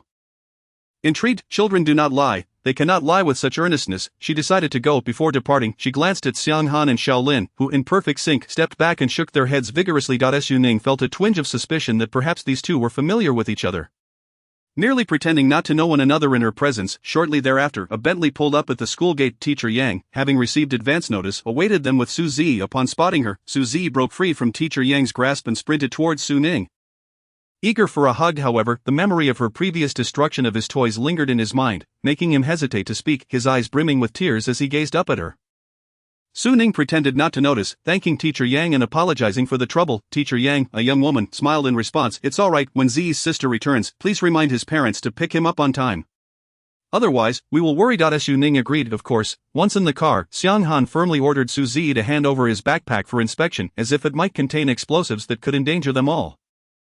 Shaolin, seated at the wheel, wore a serious expression. Under duress, Su Zi reluctantly surrendered his Bag. Su Ning's earlier kindness had been reserved for teacher Yang, and she turned to Su Zi with a stern expression. Inquiring, "Where are your parents? Why didn't they come to get you?" Su Zi, cherished by Meng Wanyun and doted on by Su Lianen, had always been shielded from hardship. How could they neglect something so crucial as picking him up? What if Su Zi had gone missing? Wouldn't the couple turn the world upside down looking for him? Unexpectedly, Su Zi's eyes filled with tears at this question, and after a long pause, he finally replied. They had a fight. Su Ning was taken aback. Why? Unable to contain his emotions, Su Zi burst into tears, startling Xiang Han, who was still enforcing her authority. She quickly returned his backpack, assuring him, "You saw that. Right, the pretty sister didn't take anything, she just checked." Su Ning tossed him a tissue, and to her surprise, the little lord who usually required assistance to wipe his face was now attempting to dry his own tears. Once Su Zi had calmed down sufficiently, Su Ning resumed her inquiry. Why were they fighting? To her astonishment, Su Zi replied, "They said they were getting a divorce." Su Ning. Xiang Han, equally stunned, exclaimed, "Little brat, you must have misheard." Even she, an outsider, knew that Su Lianen's most prized possession was his son, with Meng Wanyun ranking just below him, perhaps alongside his wealth and reputation. Suddenly announcing a divorce was utterly incomprehensible to Su Ning. She couldn't help but extract more information from the half-aware child. For instance, why were they fighting? When did it begin? What were the details? As a child momentarily abandoned by his family, Su Zi was eager for refuge. And with the promise of a delightful KFC meal, he divulged everything that had transpired recently. For instance, the quarrel erupted because Meng Wanyun discovered that Su Lianen had secretly altered Su Zi's college entrance examination preferences to finance his own ambitions. Additionally, Su Lianen intended to pocket the 1 million yuan bride price. Furthermore, he had covertly sought Su Ning's assistance in persuading Lu Qishu to support the Su family's projects. In summary, the carefully crafted image that Su Lianen had maintained over the years crumbled in Meng Wanyan's eyes, leading her to confront the reality of being married to a hypocrite and subsequently demand a divorce. Su Ning, is that all? Nothing more? Su Zi, munching on fries with one hand and chicken wings with the other, savored the moment. To Meng Wanyun, these were mere junk foods, strictly forbidden in their household, yet now they lay before him, and he would have devoured them all if not for the awareness of whose roof he was under. He obediently replied, "That's all." After their meal, Su Ning returned Su Zi to the Su household. The family's nanny had called, explaining that she had been in an accident on her way to fetch Su Zi, only realizing after the fact that she had missed the pickup time. Upon learning that Su Ning had taken him, she hurriedly called back. Su Ning responded casually, her tone flat and devoid of warmth.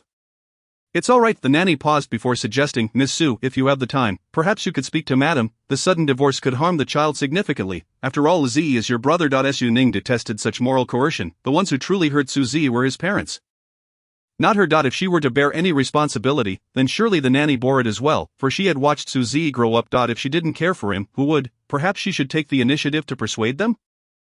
The nanny fell silent, finally offering a forced smile. "Miss Su, you just remember to pick him up tomorrow." Once the call ended, Su Ning hung up, feeling a sense of relief wash over her. That evening, the movie naturally could not be watched.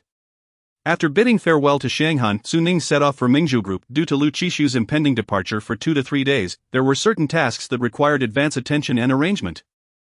Thus he was still working overtime. As a supportive partner, Su Ning felt compelled to offer her encouragement. Of course, she did not arrive empty-handed. Behind her followed staff from a renowned dessert shop, known for its exquisite offerings that typically do not provide delivery. However, with the right financial incentive, nothing is truly impossible. Moreover, Mingzhu Group, being remarkably affluent, had an entire building filled with their esteemed clients. Upon learning that the boss's wife had placed the order, they hurriedly arranged for someone to deliver it.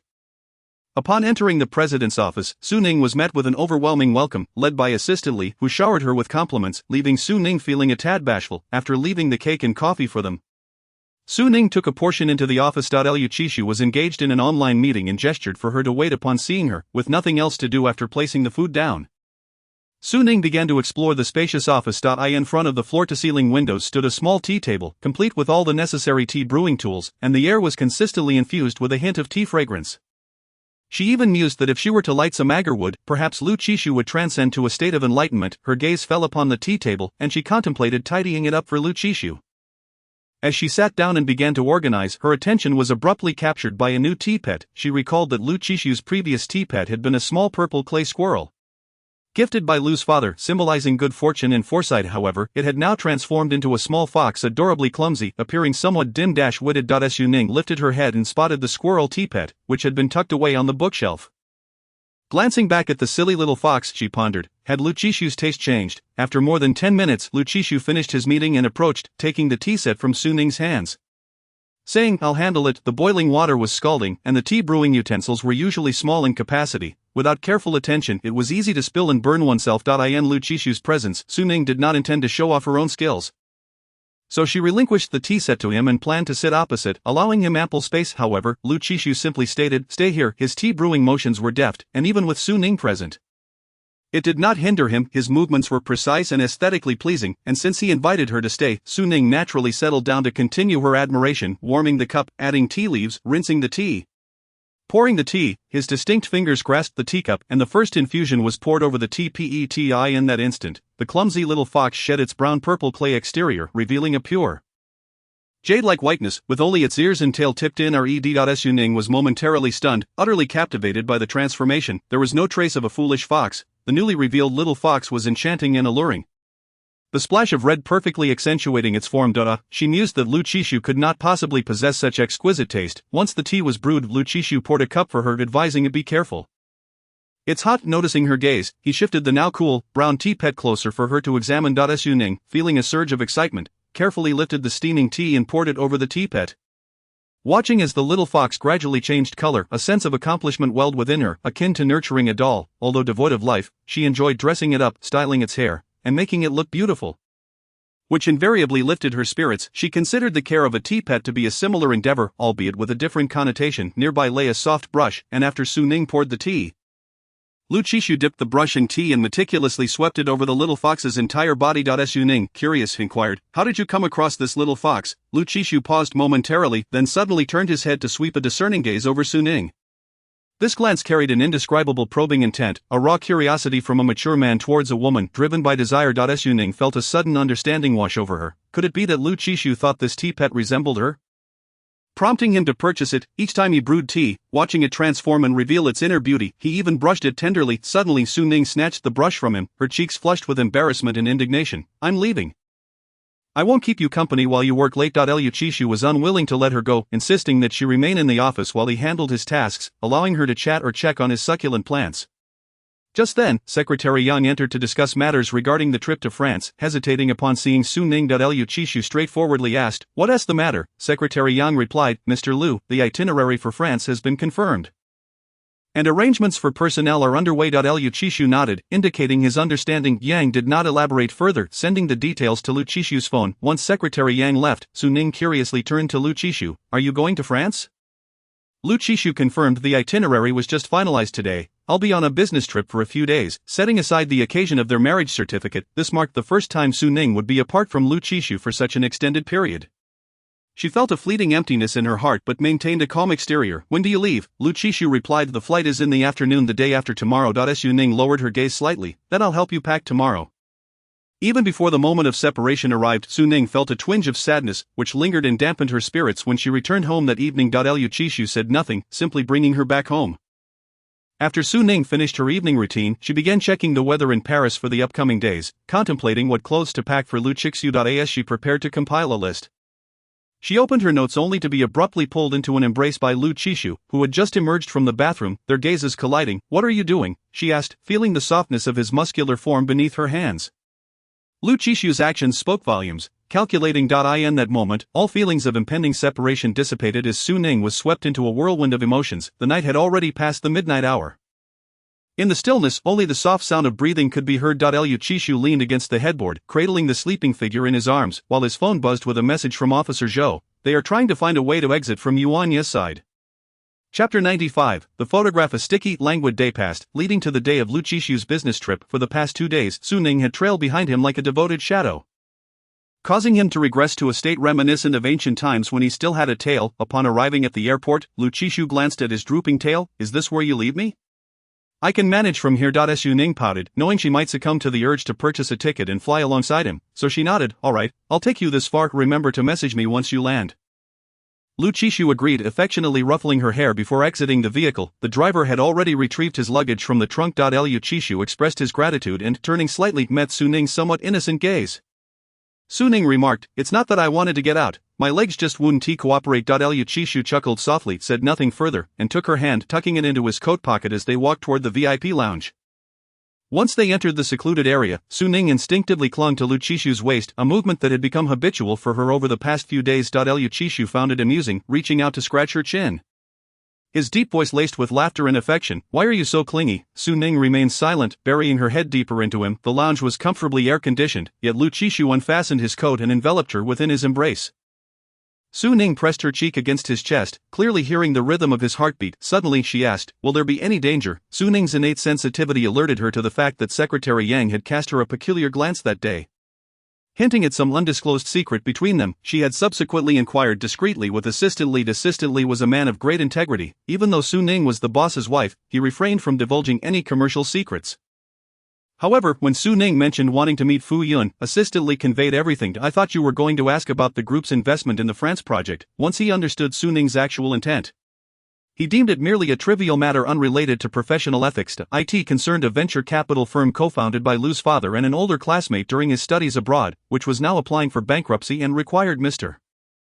Lu's signature. This aligned perfectly with what Lu Qishu had previously informed her. After a moment's contemplation, Su Ning suddenly asked, "What about Secretary Yang? What has he been busy with lately?" Assistant Li replied, "He seems to be quite elusive these days, likely preoccupied with the arrangements for MR.Lu's trip to France, and he appears to have been in contact with local government agencies, presumably to negotiate some policies."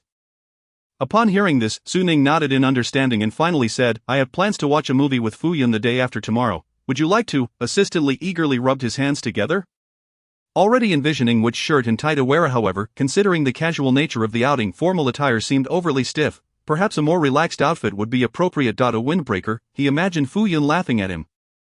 Thinking he was trying to act youthful. A coat that might work, showcasing his tall stature and undeniable handsomeness. Su Ning suggested, "Just follow us from a distance and observe." Assistant Li was left speechless after the tumultuous experience with the medical dispute. She and Fu Yun had found common ground at work and discovered many shared interests in their private interactions, leading to a rapid development of friendship. Su Ning would never engage in such treacherous acts of betrayal against her friend.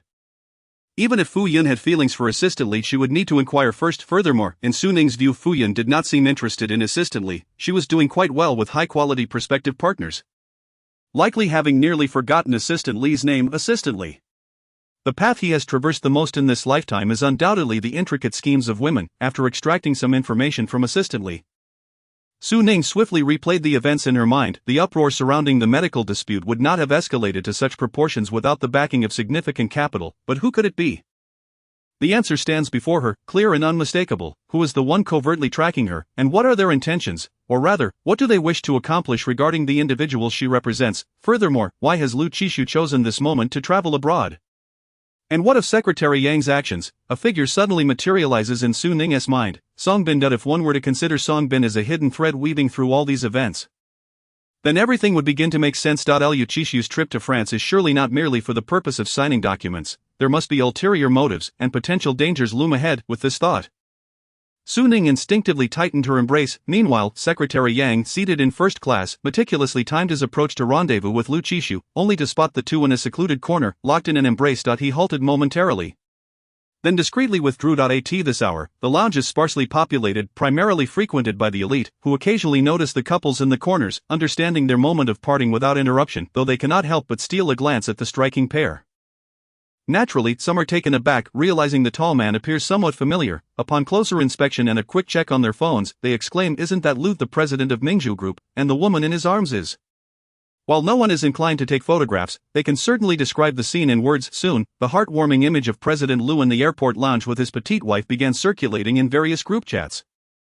Spreading within a limited circle, unbeknownst to them, Lu Qishu gently caressed the back of Su Ning's head, offering both comfort and reluctance. "Secretary Yang has everything arranged, rest assured, nothing will happen. As for what might unfold in the future, no one can guarantee it, but such reassurances seem to provide a modicum of solace." Su Ning straightened up and produced a jade pendant from her pocket, a talisman, to keep you safe.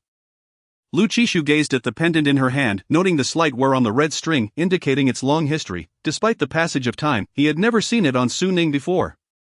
She explained, "When I first came to the Su family, I became ill due to the unfamiliar environment and my frail health. My mother went to the temple to pray for me. Su Lian had accompanied her."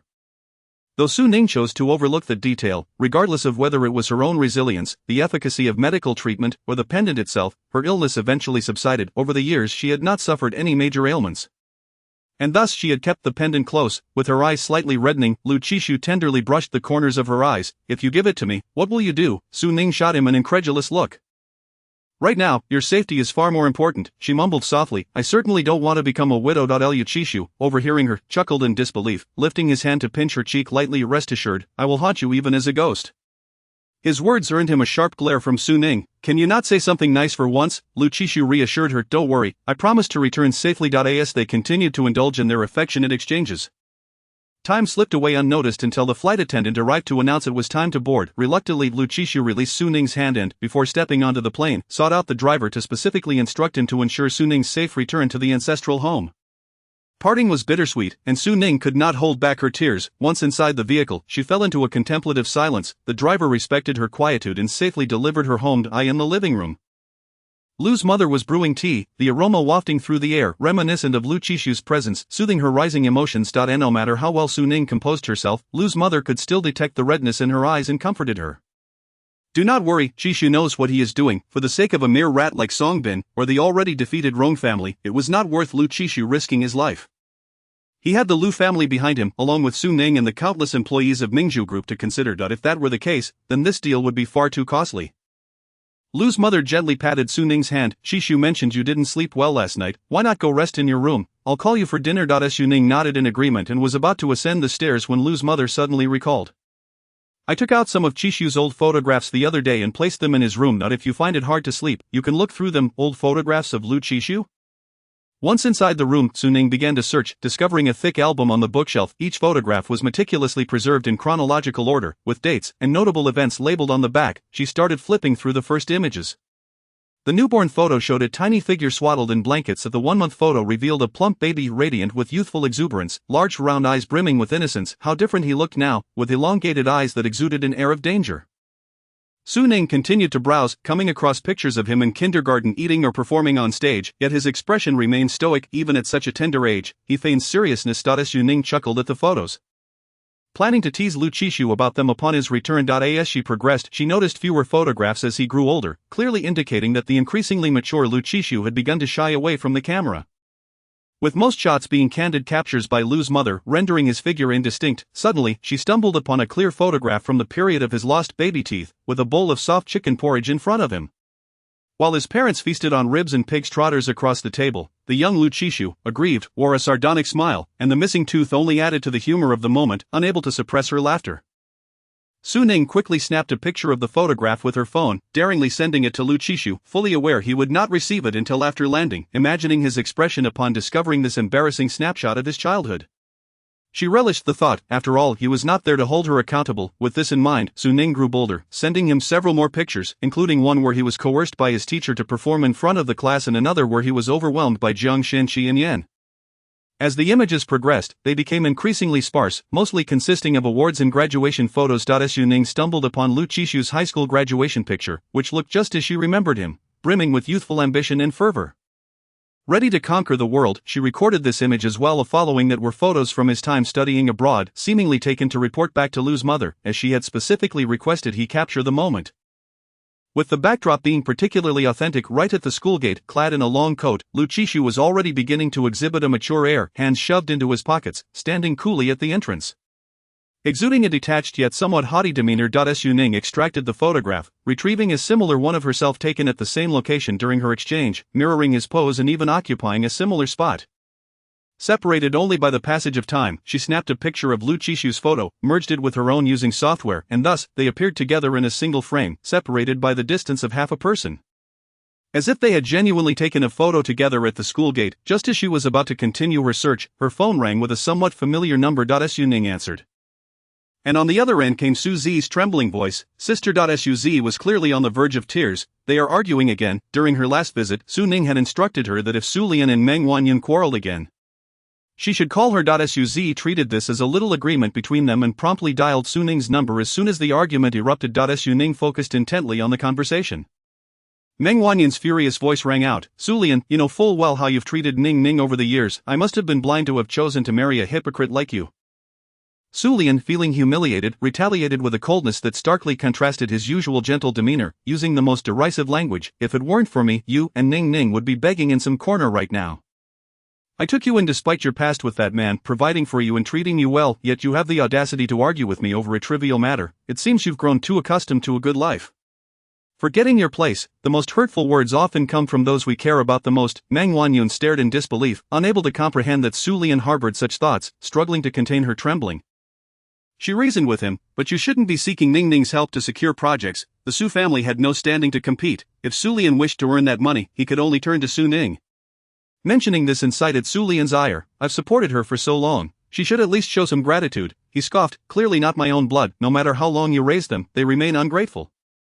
Meng Wanyun, in a fit of rage, somehow managed to remain remarkably composed. Hasn't Ning Ning already repaid the Su family for her expenses over the years, with interest? Su Lian laughed derisively. That was her obligation. After being raised to such heights, has she forgotten her roots? Not a chance. Even if she dies, she remains a ghost of the Su family and must work for me. Meng Wanyun, incredulous, gazed at the cruel, selfish man before her, feeling a chill envelop her. At this point, Su Ning had heard enough as the two began to throw things in the background, prompting Su Zi to hide under the covers. Sobbing, Su Ning soothed her, promising to take her out for KFC and bite her a toy next time. This calmed Su Zi's tears. As for the quarrel, Meng Wanyun remained silent, and Su Ning chose to feign ignorance. It wasn't until the following day that she received a call from Meng Wanyun. The voice was calm, yet it could not conceal the fatigue and hoarseness. The nonchalant demeanor only served to highlight the underlying emotions. Ning Ning, the weather has been growing increasingly colder lately. I have knitted a scarf, and I will bring it over later, along with a meal. Chapter 96. Kidnapping. Meng Wanyan's message arrived at the perfect moment, coinciding precisely with dinner time. Su Ning descended the stairs just as her mother Lu Mu emerged from the kitchen, holding a bowl of black chicken soup. She was momentarily taken aback upon seeing her daughter. What brings you down? Dinner is a bit late, and I was just about to bring you some chicken soup to fill your stomach. Whenever Su Ning was home, the family's meals were never repetitive. This was partly due to Zhang Ma's desire to showcase her culinary skills, and partly because Su Ning always provided an abundance of emotional value, which made Zhang Ma feel immensely accomplished. Today, there was a particularly labor-intensive dish, a new creation by Zhang Ma. The warm yellow light cast a gentle glow, illuminating Lu Mu's amiable face, while steam wafted from the chicken soup for reasons unknown. Su Ning felt her eyes grow warm as she descended the last few steps and took the chicken soup from her mother's hands. Mom, next time just call me down. There's no need for you to bring it up. After all, she was perfectly capable of doing so herself. It was hardly appropriate for an elder to serve her. Lu Mu, however, thought nothing of it. The young lady is not here to suffer. The couple ought to support and understand one another. Living well together is more important than anything else. If one fusses over every little detail, life will be far from joyous. Lu Mu followed Su Ning into the dining room. Su Ning graciously finished the soup before informing her mother. Mom, I have to step out for a while. I won't be having dinner at home tonight. Lu Mu's expression turned worried. Yes, there's something going on. Su Ning smiled reassuringly. It's just that the weather is cold. And my mother is bringing me a scarf. Lu Mu, aware of Su Ning's background, did not pry further, but advised, let Shaolin take you. After all, he was arranged by Chi Su, and we trust him.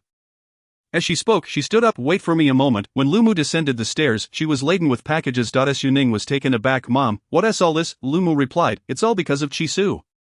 You two are married, yet Haven T arranged for us to meet your mother. This is a present for her. You should take it over first, and when the two families formally meet, we can discuss your dowry and everything else then. This genuinely surprised Su Ning. After all, it was her first marriage, and they were not following the conventional path, without any elder to guide them. Lu Mu had taken note of such details, ensuring nothing essential was overlooked. If the roles were reversed, she would likely have even higher expectations, wishing for the future mother-in-law to be pleased. Su Ning hurriedly accepted the packages, contemplating how to arrange a meal for both families. When the time came, etiquette must not be neglected. Once everything settled down, she would discuss it with Chi Su. Watching Su Ning walk away, Lu Mu then turned back towards the kitchen, instructing Zhang Ma to prepare fewer dishes. As she stepped into the kitchen, a sudden thought struck her, leaving her momentarily stunned. Did Su Ning just call her mom? During this time, Lu Chi Su had been exceedingly busy, and Su Ning had not fared much better, leaving little room to consider wedding plans. Without a wedding, Su Ning had not changed her address. Today, however, when she suddenly referred to her as mom, Lu Mu felt a bit unaccustomed, yet her lips curled into a smile. Just then, Lu Fu emerged from his study, having been practicing his calligraphy, and wandered into the kitchen. Noticing Lu Mu's elation, he inquired, "What's the occasion? Mind your own business," Lu Mu retorted. Lu Fu, the daylight of winter is always exceptionally brief. By just past 6, darkness had already settled in, the snow on the road had yet to melt, and flakes began to fall again, thick and chilling. As Su Ning stepped out of the car, she rubbed her hands together, instructing Shaolin, "I've ordered you a meal on the first floor. Just eat while you wait, Xiaolin beamed. Okay, madam. After ensuring Xiaolin was settled, Su Ning entered the restaurant, where Meng Wanyun had reserved a private room on the second floor. The waiter led her there. Madam, this is your table. I hope you enjoy your meal. Su Ning thanked him, raised her hand to knock on the door, and then pushed it open. Meng Wanyun had been waiting and, upon seeing Su Ning, her perfectly composed smile faltered, and tears streamed down her face. This was the daughter she had painstakingly raised, her precious child. How had she overlooked her for so many years, allowing Su Ning to endure such immense hardship alone? Su Ning set her belongings down, handed over a tissue from her bag, and embraced Meng Wanyun, adopting the familiar tone of her childhood. Did you miss me that much? You do have a sharp tongue. Meng Wanyun instantly broke into a smile, warmth flooding her heart, but it was swiftly followed by an overwhelming sense of emptiness and chill. She guided Su Ning to the table, her eyes continuously surveying her daughter, and suddenly realized how much Su Ning had grown, beautiful and gentle, and exuding maturity. It had been so long since she had observed her daughter with such seriousness that the memory had begun to fade. At this thought, tears welled up in Meng Wanyan's eyes again as she choked out, Ning Ning, it's your mother who has wronged you. Su Ning interrupted her, Mom, it's all in the past. Everything is well now, isn't it? Meng Wanyun had intended not to cry today, she merely wished to enjoy a good meal with her daughter. However, the emotion she had tried so hard to conceal crumbled the moment she saw Su Ning, and she sobbed uncontrollably. Wiping her tears, she pushed the menu forward. I ordered a few dishes based on your previous preferences, please let me know if there's anything you'd like to add. At this, Meng Wanyun felt a pang of sorrow. When she ordered, she could only recall that Su Ning loved sweets as a child, but it was impossible to serve a table full of desserts. She had no idea what Su Ning enjoyed eating now that she was grown. As Su Ning glanced at the menu and added a stir-fried beef dish and boiled fish slices, Meng Wanyun took note of these two dishes, contemplating preparing them for her daughter next time. As they waited for the dishes to arrive, Meng Wanyun attempted to engage Su Ning in heartfelt conversation, but when she met her daughter's calm, deep-set eyes, she found herself at a loss for words. She had never cared about Su Ning's life, studies, or career over the years, and now she didn't know how to start a conversation. After a moment of hesitation, she collected her thoughts, reminding herself that as long as they were both present, there was still time to mend things. Ning Ning, where are you working now? Su Ning replied. At Junlin firm. Seeing Meng Wanyan's confusion, Su Ning explained briefly, it's a public relations studio, responsible for brand marketing and public relations management. Meng Wanyan didn't grasp the specifics of the profession, but she understood it had nothing to do with finance. Su Ning had originally intended to pursue finance in her college applications, only to have Su Lianan change her major to something completely unrelated. The memory of Su Lianan's hypocritical face surged in Meng Wanyan's mind, stirring her stomach with nausea. She suppressed her feelings, not wanting to disrupt the rare moment alone with her daughter. Noticing her mother's thoughts, Su Ning preemptively stated, I actually quite enjoy my current job. Initially, her choice of finance had stemmed from the lucrative market and high salaries. After being forced to change her major by Su Lianan, she had intended to study hard and switch back, but over the course of a year, she gradually grew fond of her new field and decided to continue. It was indeed an unexpected turn of events. By sheer coincidence, Su Lianan had selected the very subject Su Ning enjoyed. Hearing this, Meng Wanyan felt a slight relief. She chose not to dwell on distressing matters and pulled out a bag containing a scarf she had knitted and a complete set of skincare products. Remember how your face would get so dry in winter? I used to apply baby cream on you every night. This skincare set has been tested and is highly moisturizing, perfect for winter. Su Ning smiled warmly. Thank you, Mama. Meng Wanyan replied, you're my daughter, there is no need for thanks. Then she inquired, by the way, is your place far from the Junlin firm? Meng Wanyan hesitated for a moment before revealing her plans. I've decided to divorce Su Lianan. I plan to rent an apartment near Junlin firm. Would you like to? In Meng Wanyan's eyes, Su Ning's marriage to Lu Chi-su was merely an accident. She did not know much about Lu Chi-su, but given his online prominence, she had come to learn about him through the opinions of netizens. There had been issues involving Song Qingyan and the Mingzhu group, and from a mother-in-law's perspective, Meng Wanyan was not entirely satisfied with Lu Chi-su. Despite his prestigious background, she had witnessed too much of the upper class's sharp-tongued, cold-hearted demeanor during her years with the Su family to believe that marrying into wealth was a joyous affair.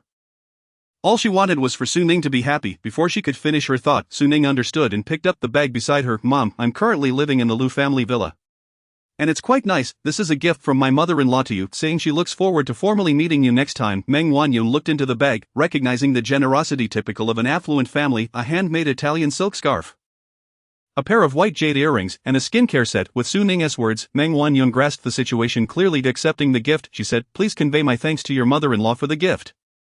We will meet formally next time. Su Ning nodded slightly. Alright. The dishes began to arrive one after another. Meng Wanyan served her a bowl of soup, suggesting she drink it to warm herself just as the soup was served. A waiter lost his grip while bringing another dish, spilling sauce all over Su Ning's white knitted sweater, making it glaringly obvious. The male waiter, wearing a mask, spoke in a low voice, "I apologize.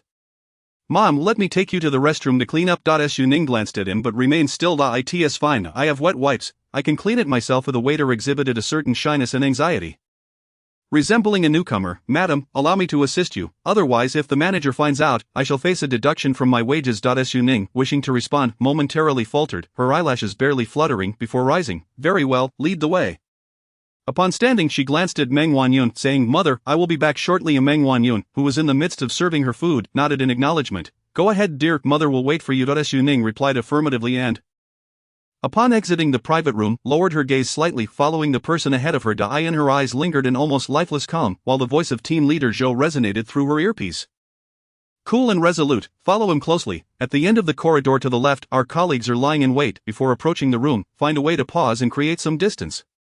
We've arranged for colleagues to protect you." Team leader Zhou hesitated momentarily, "but do remain vigilant." They had sufficiently positioned personnel and preemptively dispersed the crowd, yet Su Ning was the closest to Songbin. Given Songbin's cautious nature, he was merely a step away from her. A mere reach could lead him to take her hostage. Team leader Zhou was reluctant to gamble with Su Ning's safety. Yet this was the closest opportunity to apprehend Songbin. Should they miss this chance, it would be akin to fishing in the vast ocean for a needle. The judicial system is not omnipotent. When someone is determined to hide, they can indeed do so, especially considering the resources expended in such operations. Thus, this was their singular opportunity. Maintaining an expression of calm, Su Ning continued to follow the waiter's pace. She recognized this establishment, having previously assisted Lu Qishu in organizing a banquet here. Each floor was equipped with several restrooms to facilitate guest convenience, and the restroom closest to their private room was merely a few meters away. Yet, curiously, the waiter led her towards the farthest, abandoned restroom. The adjacent room, facing the restroom, had been repurposed into a storage area by the manager. Considering the dining atmosphere, it was evidently a convenient place for both Songbin and team leader Zhou. Previously, everyone had been misled. Lu Qishu received a call from a senior, and team leader Zhou learned that Yuan Yi was aiding someone in leaving the country. They all presumed that Yuan Yi had orchestrated for Songbin to target Lu Qishu in France. The two were bitter enemies. Regardless of who faltered and caused harm or death, Yuan Yi could easily extricate himself, especially since executing a plan abroad was indeed a prime opportunity. Transnational operations require time. Regardless of Lu Qishu's fate, once the news returned home, embellished as it would undoubtedly incite turmoil within the Mingzhu group. Taking advantage of misfortune to seize a life, Yuan Yi had meticulously plotted a series of measures. Just waiting for Lu Qishu to leave the country, this was the conjecture shared by all, including team leader Zhou, who had even arranged for personnel to pose as passengers flying with Lu Qishu to France. However, unbeknownst to them, Songbin's target had always been Su Ning. Did Songbin harbor hatred for Lu Qishu? Certainly, but what fueled his rage further was that while he languished abroad like a stray dog, Lu Qishu enjoyed a life of comfort and happiness. Why should it be so? Nothing is more heart-wrenching than the destruction of a person's hopes and happiness. He intended to make Lu Qishu wish for death. Even Yuan Yi was unaware of his intentions, believing he had already left the country to prepare for the assassination of Lu Qishu, ready to reap the benefits of the conflict. Yet, such opportunism rarely exists. Songbin was not a mere pawn to be manipulated. Casually snatching a thug from the streets, handing over a plane ticket and identification, and claiming a trip to France, they would eagerly comply. Especially once he suggested that the thug feigned being an escapee from his wife's plans. A group would unwittingly dance to his tune. Meanwhile, he would pursue his own agenda. Both men, though harboring distinct thoughts, possessed formidable psychological resilience, walking forward with ease until they approached the restroom at the corridor's end. Su Ning hesitated, prepared to voice her excuse. The waiter turned, revealing his previously concealed eyes, glinting like a venomous snake, entwining around her like a parasite. "What is the matter, madam?" His voice was chilling, as if emerging from the depths of hell. "Is there anything I can assist you with?" Chapter 97, The Law Enacted. Doctor, the emergency room is invariably the busiest department within a hospital, having been allocated an entire building, bustling with individuals anxiously awaiting assistance. A shift had just concluded, and a new wave of medical staff entered the fray. A resident had barely placed 2 large apples on the table when a cacophony of urgent calls erupted outside, indicating that tonight would be a sleepless one. Su Ning was wheeled into the resuscitation room on a gurney. The patient was unconscious, with blood oxygen at 85, a heart rate of 60, and blood pressure at 87/68, indicating weak vital signs. An hour prior, Songbin had not anticipated that his meticulously crafted plan would be prematurely unveiled.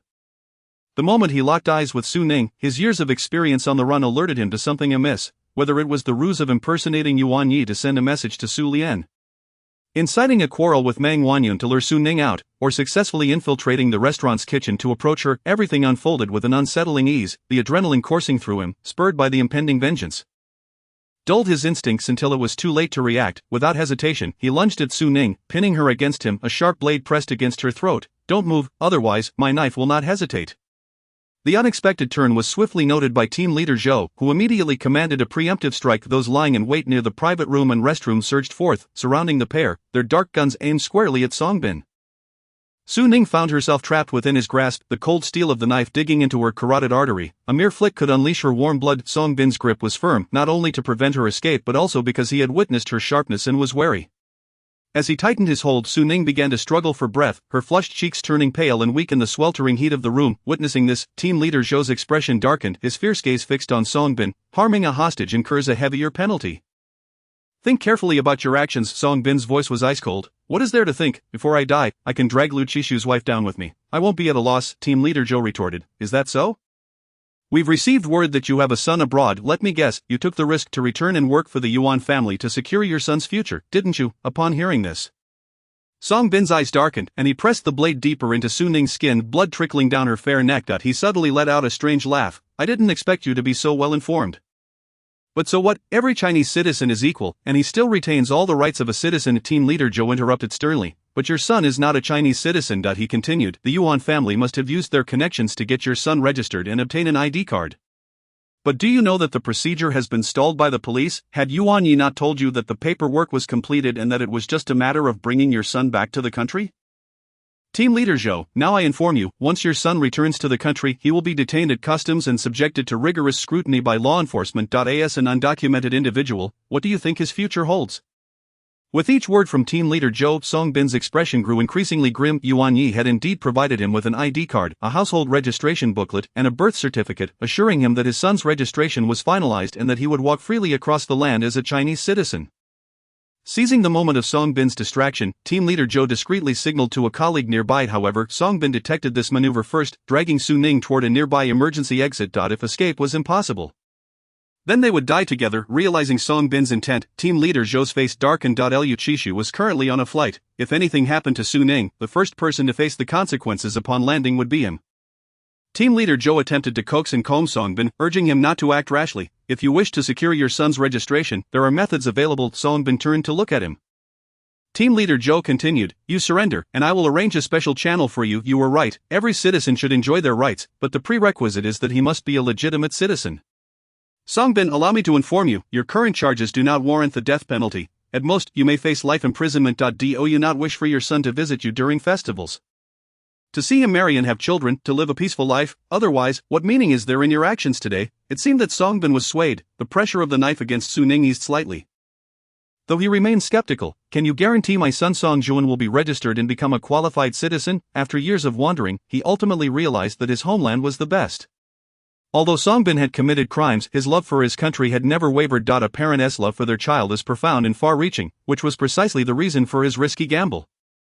Seeing a glimmer of hope, team leader Zhou affirmed, "Yes, as long as you..." Before he could finish, he realized he had fallen into a trap. Songbin used Su Ning as a shield, positioning himself out of sight of the sniper, rendering them unable to target him. He watched, with a predatory grin, as beads of sweat trickled down the forehead of the police chief before him. "So my son is named Song Juan? I was unaware. It appears, officer, that your words cannot be trusted. By extracting information from team leader Zhou, Songbin confirmed that Yuan Yi had indeed secured the registration, and that this officer was merely deceiving him.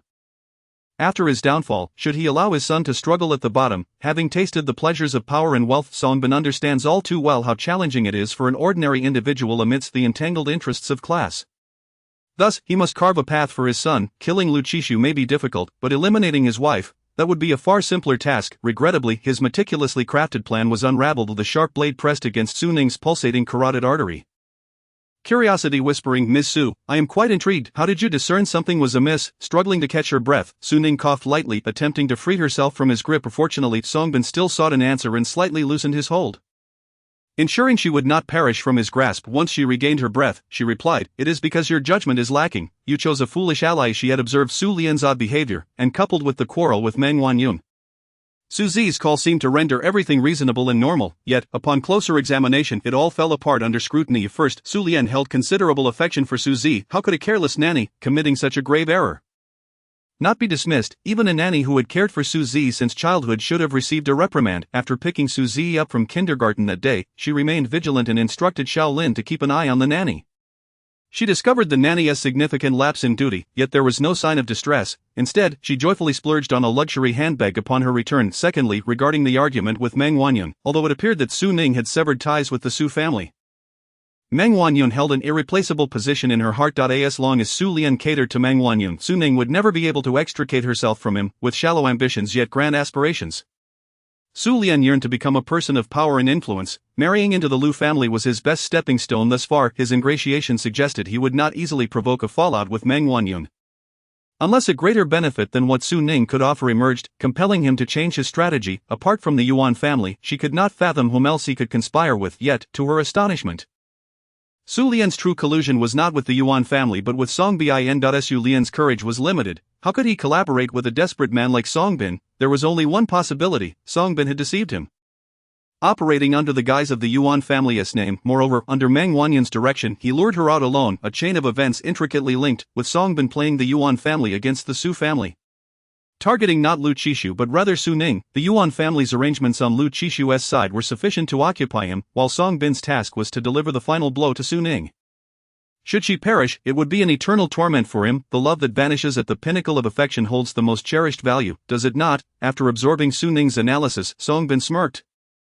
Lu Qishu is indeed fortunate to have married such an astute wife, yet, I wonder how he will feel upon returning to find only your cold corpse. Songbin mused. Will he weep bitterly, be consumed by sorrow, or perhaps follow in a tragic fate? The mere thought of such a scene excited him, eliciting a grotesque laugh from his throat. I truly wish to witness that. You will not see it, Su Ning retorted coldly. He will only see your lifeless body. And so what? Songbin sneered, the blade inching closer. It suffices to have your company on the Naiha bridge. Trembling with exhilaration, he pressed the knife into her artery, warm blood spraying across him, the most exalted tribute this world could offer. Suddenly, a gunshot rang out. The knife slipped from Songbin's grasp as Su Ning's conversation had diverted his attention. Team leader Zhou's discreetly positioned personnel maneuvered into Songbin's blind spot, aiming at his arm while ensuring Su Ning remained unharmed. This required absolute precision, yet the criminal investigation team was replete with sharpshooters. A glance between Zhou and Su Ning confirmed their plan. Songbin was cunning and cautious. Conventional methods of dealing with ordinary kidnappers would not suffice against him. They could only resort to this perilous approach. Beyond trusting his colleagues' capabilities, it demanded an excess of courage and audacity. Every second of confrontation placed everyone perilously on a tightrope. A single moment of distraction or misstep could lead to a catastrophic fall. Especially with Su Ning's life hanging in the balance, the heightened tension left Zhou drenched in cold sweat. With the primary threat neutralized, Su Ning was left to endure Songbin's uncontrollable, distorted cries of agony. Seizing the moment, she grasped the hand offered by the police personnel, but it was too late. Having roamed abroad for years, Songbin, accustomed to survival under malevolent forces, possessed a resilience to pain beyond that of ordinary individuals. The acute pain shattered his strained composure, unleashing immense willpower as he seized Su Ning with his uninjured hand. His mask fell away in the chaos, revealing a face so contorted it was unrecognizable as human. Behind him loomed the staircase, and as he pulled her backward, his voice erupted in a frenzied, hoarse roar, akin to a primal beast's final farewell before extinction. If we are to die, let it be together. The rhythmic thuds of their bodies colliding echoed through the empty stairwell. Songbin's resolve to drag Su Ning down with him intensified, relentlessly forcing her head and body to collide with the steps. Su Ning's final recollection was of everyone rushing toward her. Car, where is the car? Help, quickly help, call for assistance. By the time Lu's mother and father arrived at the hospital, Su Ning was already on a ventilator and monitors. Surrounded by medical staff who efficiently commenced resuscitation efforts. Given the circumstances, the emergency director, unable to leave, signaled a nurse who stepped out to explain the situation. The patient is currently in a state of mild coma. With vital signs steadily improving, initial examinations reveal multiple bruises and soft tissue damage, with the potential for several fractures. A definitive diagnosis requires further testing. We will do everything possible, please rest assured. Lu's mother nearly fainted at the news. And Lu's father quickly steadied her. How could this happen? Wasn't she fine when she left? Tears welled in Lu's mother's eyes. She had sent her daughter off with joy, having prepared a nourishing soup at home. Lu Qishu had mentioned Su Ning sometimes experienced sleep disturbances and would sleepwalk, so the doctor had recommended some dietary adjustments. The carefully prepared soup had yet to be consumed, and now the vibrant young woman lay connected to various tubes sustaining her life. Unable to bear the sight, Lu's mother turned away, tears streaming down her face. Lu's father's stern expression softened with unshed tears as he caught sight of team leader Zhou in plainclothes nearby. And an inkling of understanding dawned upon him, though disbelief lingered. He approached Zhou, his voice low and filled with anger. What on earth happened? No matter how clever and perceptive Su Ning was, it took time to connect the events in such a tightly interwoven series. Initially, she had thought Su Lian was concocting some scheme against Mingzhu Group. It was only when Lu's mother invited her to dinner that everything fell into place in her mind. That moment. Team leader Zhou was preparing to board an international flight to France to monitor activities there. Just before boarding, he received Su Ning's call. A shocking suspicion passed through him, and without hesitation, he made the decision to abandon the paperwork and hurriedly informed the staff before racing back to the police station to initiate a deployment. Su Ning had done her utmost to delay her journey, allowing him ample time to prepare. As it turned out, Su Ning's instincts were correct, and his decision was justified, albeit at a heavy cost. Su Ning now lay unconscious in the emergency room. In a fit of rage, Lu's father exclaimed, "Such a significant matter, why did you act without consulting us?" Team leader Zhou bore the brunt of the responsibility. His head bowed, voice hoarse. "I apologize." Seeing Lu's father fuming, Lu's mother stepped forward to restrain him, apologizing to Zhou. "I'm sorry, team leader. He was just anxious to see Ning injured." The responsibility did not rest solely on team leader Zhou. Had Su Ning not consented, he would have prioritized her safety above all else. Lu's father understood this and silently stepped aside, gazing through the glass at the figure lying within. An oppressive silence enveloped the area. With everyone shrouded in sorrow and Ning, the mournful cry shattered the stillness, and upon seeing team leader Zhou at the emergency room entrance, Meng Wanyun clung to him like a lifeline, her eyes blurred with tears. "How is Ning? She is still being resuscitated," Zhou replied. As the words left his lips, Meng Wanyun crumpled to the ground, her spirit as if severed from its tether, only to be caught by Lu's mother just in time. Having likely deduced her identity, she clutched Zhou's shirt tightly. "I just heard your people say that Su Lian deliberately orchestrated for me to lure Ning out. Is that true? With Song been apprehended?" Police personnel had immediately gone to the Su family to bring Su Lian back for questioning, which Meng Wanyun had overheard. Zhou met her pained gaze, momentarily speechless. In that instant, Meng Wanyun comprehended everything. She had indirectly caused all of this. She had harmed her daughter. She was the one who should be lying there, overwhelmed by the magnitude of the revelation. Meng Wanyan's eyes became hollow and numb. Suddenly she rose, aimlessly drifting in a direction unknown. Chapter 98. Into hell. The winter night was as hollow as a void, and looking up it felt as though enveloped by an abyss, leaving one adrift. The northern winter differed from the southern. The southern snow could be soaked in, immersing one fully within it. In the north, once the snow fell, it bore no difference from a torrential downpour, the wind piercingly cold. Everyone's attention was fixated on Su Ning's rescue. No one noticed where Meng Wanyun had gone. Passers-by rushed by, and Meng Wanyun, clad in a thin knit sweater, wandered down the street, indifferent to the peculiar stares of those around her. A kind-hearted individual, mistaking her for a forlorn and helpless soul, extended an extra coat towards her, only to be met with indifference as Meng Wanyun brusquely shoved past, trampling over the coat while continuing her aimless stride. "Crazy," muttered the well-meaning person, bitterness lacing their words. The term crazy seemed to strike a nerve within Meng Wanyun, prompting her to erupt into an unhinged laugh. "Yes, I am mad. It should be me." This elicited wary glances from those around her, who promptly chose to avoid her presence, just as bystanders contemplated alerting the authorities to apprehend this seemingly deranged woman before she posed a societal threat. Meng Wanyun suddenly acted, walking calmly to the roadside, hailing a taxi with a smile that belied her earlier demeanor, greeting the driver with cheerful politeness. "Hello, please take me to Hushan Bu. I am in a bit of a hurry. So if you could drive quickly, I will tip you generously." Noting her scant attire, the driver's initial scrutinizing gaze softened upon encountering her amiable smile, and swayed by the allure of a potential tip. He adjusted the air conditioning to a warmer setting. "Of course, please make yourself comfortable." The taxi sped along, reaching Hushan Bu half an hour later. True to her word, Meng Wanyun rewarded the driver with a tip exceeding his day's earnings. Leaving him grinning broadly as he offered a wish for her well-being. "Wishing you good health and all the best," Meng Wanyun responded with a sudden smile. "Certainly, thank you." The criminal investigation team arrived shortly after Meng Wanyun. Finding Su Lian desperately resisting, his voice, tinged with frustration, echoed throughout the villa. "On what grounds can you arrest me without evidence?" Hushan North Yard, a villa enclave, displayed stark class divisions, with Su's residence being the smallest and most despised of all. Originally intended as a promotional gift by the developers, a mere token to curry favor, whether for a cat or a dog, however, Su Lian viewed it as his calling card, eager to flaunt it publicly. Upon witnessing the criminal team present their search warrant and comb through his villa, he felt his anger reach a boiling point. "You are trespassing. I have the right to sue you." Leading the charge was Xiao Zhou, who had just arrived from Su Ning, his failed mission rendering him less than amicable. "Citizens are obliged to cooperate with investigations," he retorted coldly. "Besides, you are currently a suspect." It is a mercy I haven't cuffed you. Su Lianan's eyes widened in disbelief. Suspect? How have I become a suspect? Xiaozhou dismissed him with a glance, unimpressed by someone willing to endanger his own daughter. Have you forgotten your collusion with Songbin to commit murder so soon? He gestured towards his phone, revealing a chat history with Songbin, albeit noted under the alias Young Master Yuan. The evidence was irrefutable. Su Lianan was incredulous, exclaiming, "That's impossible, I was only in contact with Yuan Yi."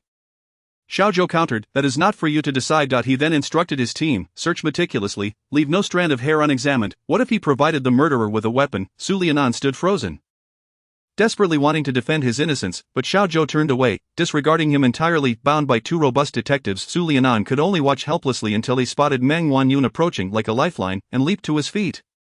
Only to be forcibly restrained again, he called out to Meng Wanyun, "Wanyun, tell him I am innocent, I have done nothing wrong. I know I was wrong to argue with you these past few days, but you know my daily activities, you must help me prove my innocence." Noticing Meng Wanyun's somewhat disheveled appearance, Xiaozhou guessed she had just returned from the hospital, and though sympathetic, he knew the protocol must be followed.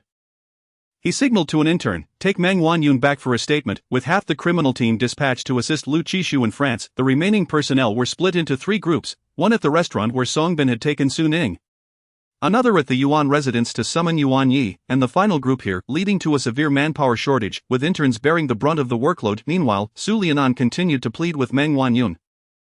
"Wanyun, you must help me prove my innocence. I am wronged. Zi cannot be without a father." After much coaxing, Meng Wanyun finally responded, walking towards Su Lianan with a smile, "How could I possibly not help you?"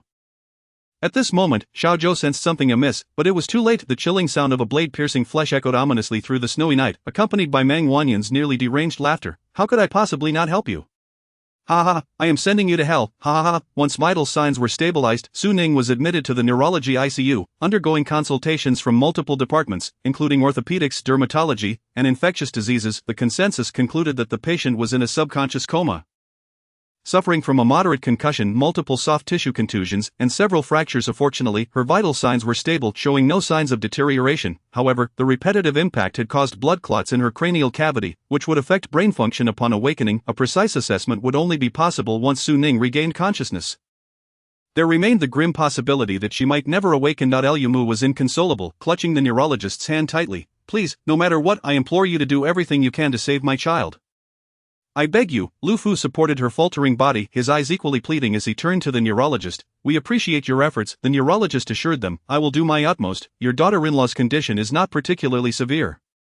The likelihood of her becoming a vegetable is low. During this time, please visit her frequently and talk to her. The patient's will to live is crucial." Lu Fu and Lu Mu nodded repeatedly, deciding to stay at the hospital overnight to ensure they were present whenever the doctors needed to consult. They endured through the night, as Su Ning was cared for in the ICU, leaving them to anxiously await outside. At dawn, Zheng Ma arrived from their home with hot soup and breakfast. "Sir, madam, you should return home to rest. We cannot let our health deteriorate. We need to conserve our strength to care for Ning Ning." Lu Fu served a bowl of warm soup to Lu Mu. Though the inpatient ward had air conditioning and was not overly cold, a night without rest required recovery. The steam from the chicken soup filled the air, mingling with a faint medicinal aroma, causing Lu Mu's eyes to well up once more as she hoarsely inquired, "Is Chi Su on today's flight?" Zheng Ma replied, "Yes, but he likely won't arrive until evening. Having flown there just yesterday, returning today meant he wouldn't be back until the afternoon or evening." Zheng Ma continued to urge them, "You should rest a bit and come back this afternoon for the visit. Spend more time with Ning Ning." They were the last line of support for Ning Ning and could not afford to falter. Lu Fu gently pressed Lu Mu's shoulder, signaling her to comply. "Let us wait until the doctor has completed the rounds before we head home." The round's findings mirrored those of the previous night, with Su Ning's condition stable but still unresponsive. After observing through the glass, Lu Mu followed Lu Fu back home. Visiting hours in the ICU were set for 4:30 in the afternoon, and during this time, Zheng Ma remained vigilantly outside. By 4 o'clock, a large number of family members had already queued at the entrance, eager to visit. Lu Fu and Lu Mu were among them. Meanwhile, at a certain international airport, the family's driver, Uncle Wu, awaited at the arrivals area, where a flight from France had landed an hour early. Soon, a tall figure in a black coat appeared, exuding an air of elegance and poise, yet his narrow eyes resembled the chilling night sky of winter. Evoking an instinctive retreat, Uncle Wu approached, noticing that Lu Qishu seemed disinclined to engage in conversation, silently following behind. Lu Qishu, dismissing his usual composure, strode purposefully, leaving Uncle Wu trailing far behind, unable to keep up. Uncle Wu quickened his pace. Upon exiting the airport, Lu Qishu made a beeline for the driver's seat of the car, prompting Uncle Wu to hurriedly intercept him, concern evident in his tone. "Qishu, Yuri still injured, Yuan Yi could not wait. Lu Qishu had barely exited the plane when he fell into an ambush. Yuan Yi was resolute in his intent to see Lu Qishu perish abroad. Emboldened by the foreign setting leading a group to resort to violence in broad daylight, fortunately Team Zhou and Secretary Yang were prepared, and with the local police's assistance, they swiftly subdued the assailants. Yuan Yi was adept at offense.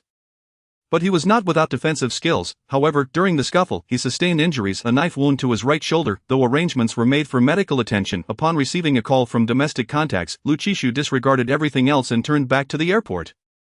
Booking the next available flight home, his injury was merely treated superficially by the flight crew. Now, with Uncle Wu blocking his way, his demeanor grew even colder, devoid of emotion as he glared at Uncle Wu. After a 10-hour flight and continuous travel, Lu Qishu's eyes were bloodshot. When he finally spoke, his voice was hoarse, the tension in his body nearing a breaking point. Uncle Wu, step aside given his state.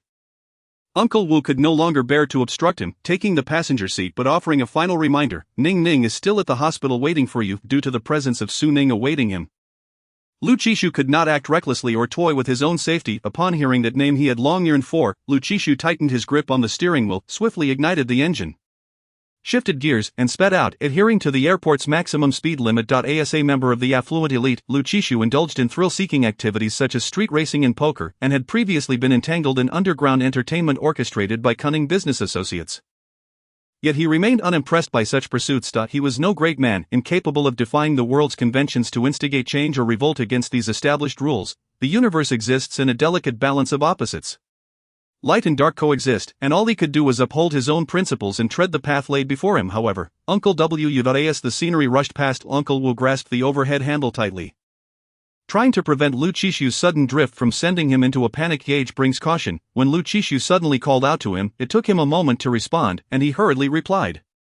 Oh, Lu Qishu inquired, is Su Lian in detention? Uncle Wu replied, not yet. Meng Wanyan's stab was not deep, and it was intercepted in time. Su Lian is not in serious condition and is currently hospitalized. He will be transferred to detention once his condition stabilizes. Lu Qishu instructed, have someone keep an eye on him. Uncle Wu paused momentarily before affirming, understood, I will arrange it. He had previously served as Lu's father's driver and had assisted him with some underhanded dealings. After Lu Qishu took over Mingzhu Group, Uncle Wu gradually stepped back, but now, returning to his former role, he felt an inexplicable thrill akin to the creaking of old bones. Those who dared to target the young mistress would soon find their fortunes reversed. He sped towards the hospital, compressing a 2-hour journey into a mere hour. Upon arriving at the ICU entrance at 5 o'clock, he found visiting hours had just concluded, and the nurses were ushering family members out. Alright, visiting hours are over. Family members, please exit, and do not disturb the patient's rest. After repeated urgings, Lu's parents reluctantly left. Once assured there were no family members remaining, the nurse pressed a button, and the heavy door began to close slowly. Suddenly, a bloodstained hand appeared at the edge of the doorframe. Lu Qishu had sustained an injury in France that he had not yet attended to. Startled, the nurse quickly pressed the emergency stop button, her tone sharp. Are you trying to lose your hand?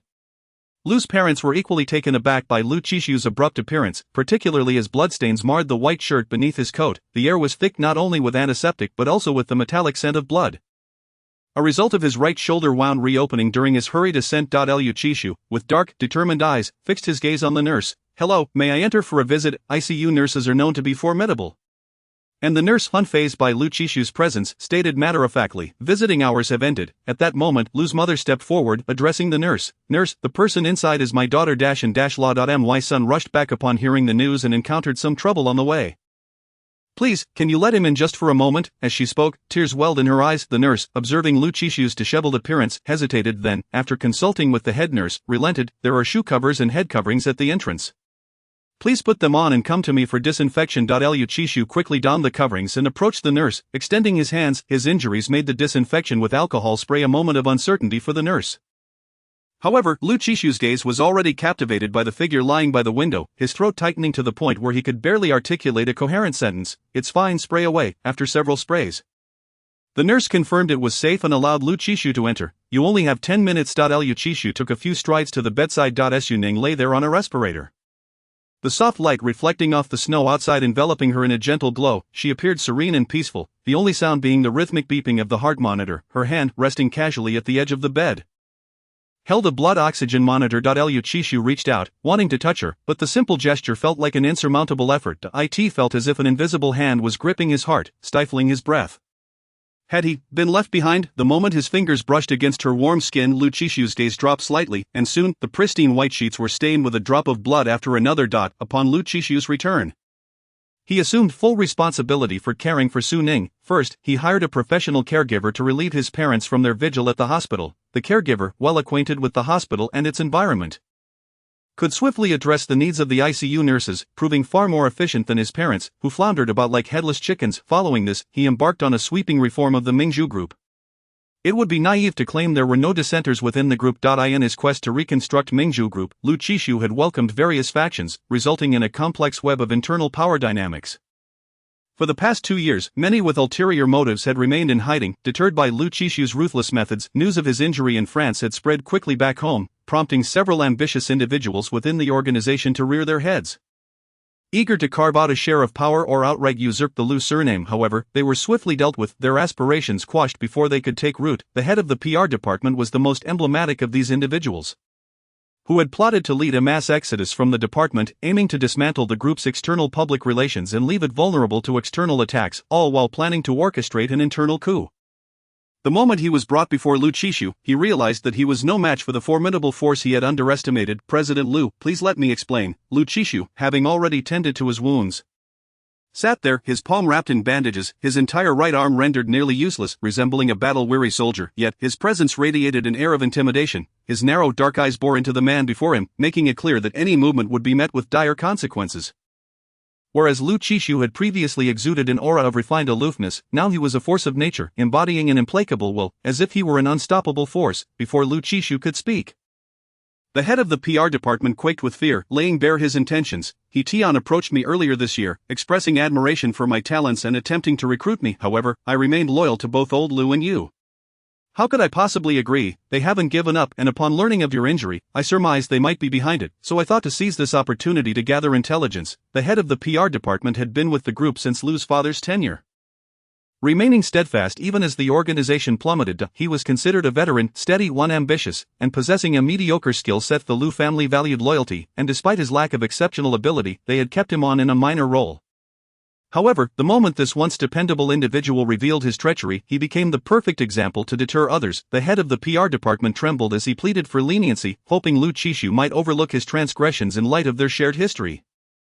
The next moment, Lu Chishu's voice, calm yet devoid of emotion, cut through the air. Is the head of the PR department suffering from low blood sugar? Assistant Li had been walking a tightrope over the past few days, terrified of making even the slightest mistake, fearing he would be the next casualty. Upon seeing Lu Chishu cast a glance in the direction of the head of the PR department, he quickly approached. Director, you haven't had breakfast yet, have you? Neither have I. Let's go downstairs and grab something to eat. The head of the PR department opened his mouth to protest that he had already eaten, that he was diabetic and could not indulge. Yet, in this moment, whether he ate or not was clearly no longer his decision to make. With several veterans already dealt with, the other eager individuals within the group dared not move an inch. Acutely aware that Lu Chishu would emerge from this ordeal even stronger than before. To confront him head-on, they would first need to assess their own worthiness. Thus, they fell silent, while internal matters were being resolved. Numerous external issues loomed as well. The pursuit of criminal charges against Su Lian and the lawsuit involving Yuan Yi were entrusted to Gu Yanghe's firm. Meng Wanyun had been arrested for intentional injury, but Lu Chishu arranged for a psychological evaluation, which revealed she suffered from mild schizophrenia, occasionally experiencing hallucinations that Su Ning was still by her side. After some pharmaceutical intervention, her condition was deemed stable. However, Su Ning's condition was far less optimistic. Though her vital signs were stable, there were no signs of awakening. The head of neurology subtly indicated that if she did not awaken soon, she might never do so. Lu Chishu had concealed his emotions well upon returning, revealing nothing to outsiders, yet everyone knew the toll this took on him. His very demeanor had shifted, as if a once mighty tree had been uprooted overnight, leaving only a hollow shell behind. At 4:30 in the afternoon, Lu Chishu visited the hospital, first seeing his parents before he entered the ICU. The situation remained unchanged. As Lu Chishu engaged in conversation with Su Ning, he meticulously massaged her legs and joints. Prolonged immobility can lead to muscle atrophy, a fact he was keenly aware of. Although this task typically fell to caregivers, Lu Chishu had taken the initiative to learn the necessary techniques. Opting to personally attend to Su Ning's needs, his hands-on approach left the caregiver feeling somewhat embarrassed. She had never encountered such a considerate employer. Over the past few days, Lu Chishu's attentive care for Su Ning had not gone unnoticed. And she sincerely hoped for the awakening of the individual in the hospital bed. On the 5th day of Su Ning's coma, after the director's rounds, it was recommended that she be transferred from the ICU to a general ward. As her vital signs had stabilized and she no longer required the assistance of a ventilator, this transition to a private room would also facilitate family visits, a fortunate development. By day, Lu Qishu was occupied with matters concerning the group. Yet he devoted his afternoons and evenings to remain by Su Ning's side. The upscale ward was equipped with a caregiver's bed, allowing Lu Qishu to rest at the hospital overnight, with his mother present during the day and Lu Qishu at night. The caregiver felt increasingly uneasy about receiving payment for her services. On the 6th day of Su Ning's coma, the caregiver approached Lu Qishu to tender her resignation, stating that she would only accept payment for 5 days of work. Despite having been hired for a month, Lu Qishu had set up a small desk beside the hospital bed to conduct his work, after providing Su Ning with massages, personal hygiene care, and changing her clothes. He dedicated himself to his professional responsibilities. At the time the caregiver arrived, he was engaged in discussions with Secretary Yang regarding matters in France. The assailants had been apprehended on the spot. Providing the most compelling evidence and witnesses, tracing the leads could ultimately lead to Yuan Yi. Yuan Yi had not even contemplated erasing his tracks, having mistakenly believed he was safe after Lu Qishu had not pursued inquiries when he contacted local gangsters about witnesses to a patent case. This miscalculation fostered a false sense of security, as he thought that simply changing his number and using intermediaries would shield him. Unbeknownst to him, that was precisely Lu Qishu's intention. The prey is most vulnerable when it lets down its guard. Consequently, Yuan Yi resorted to his usual methods, making it easy for the police to apprehend him without effort, pulling him directly from his bed to the interrogation room. Secretary Yang remarked, "The reason the investment firm you established with your senior went bankrupt was due to Yuan Yi's interference."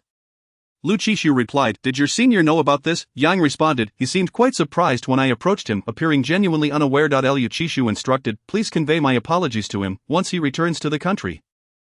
"Let us arrange a gathering," Yang affirmed. "Understood." Lu Qishu added, "Once the matters there are settled, please return. I appreciate your assistance." I in the domestic sphere, Yuan Yi and Songbin held significant sway, while Secretary Yang's responsibilities involved coordinating with the French police.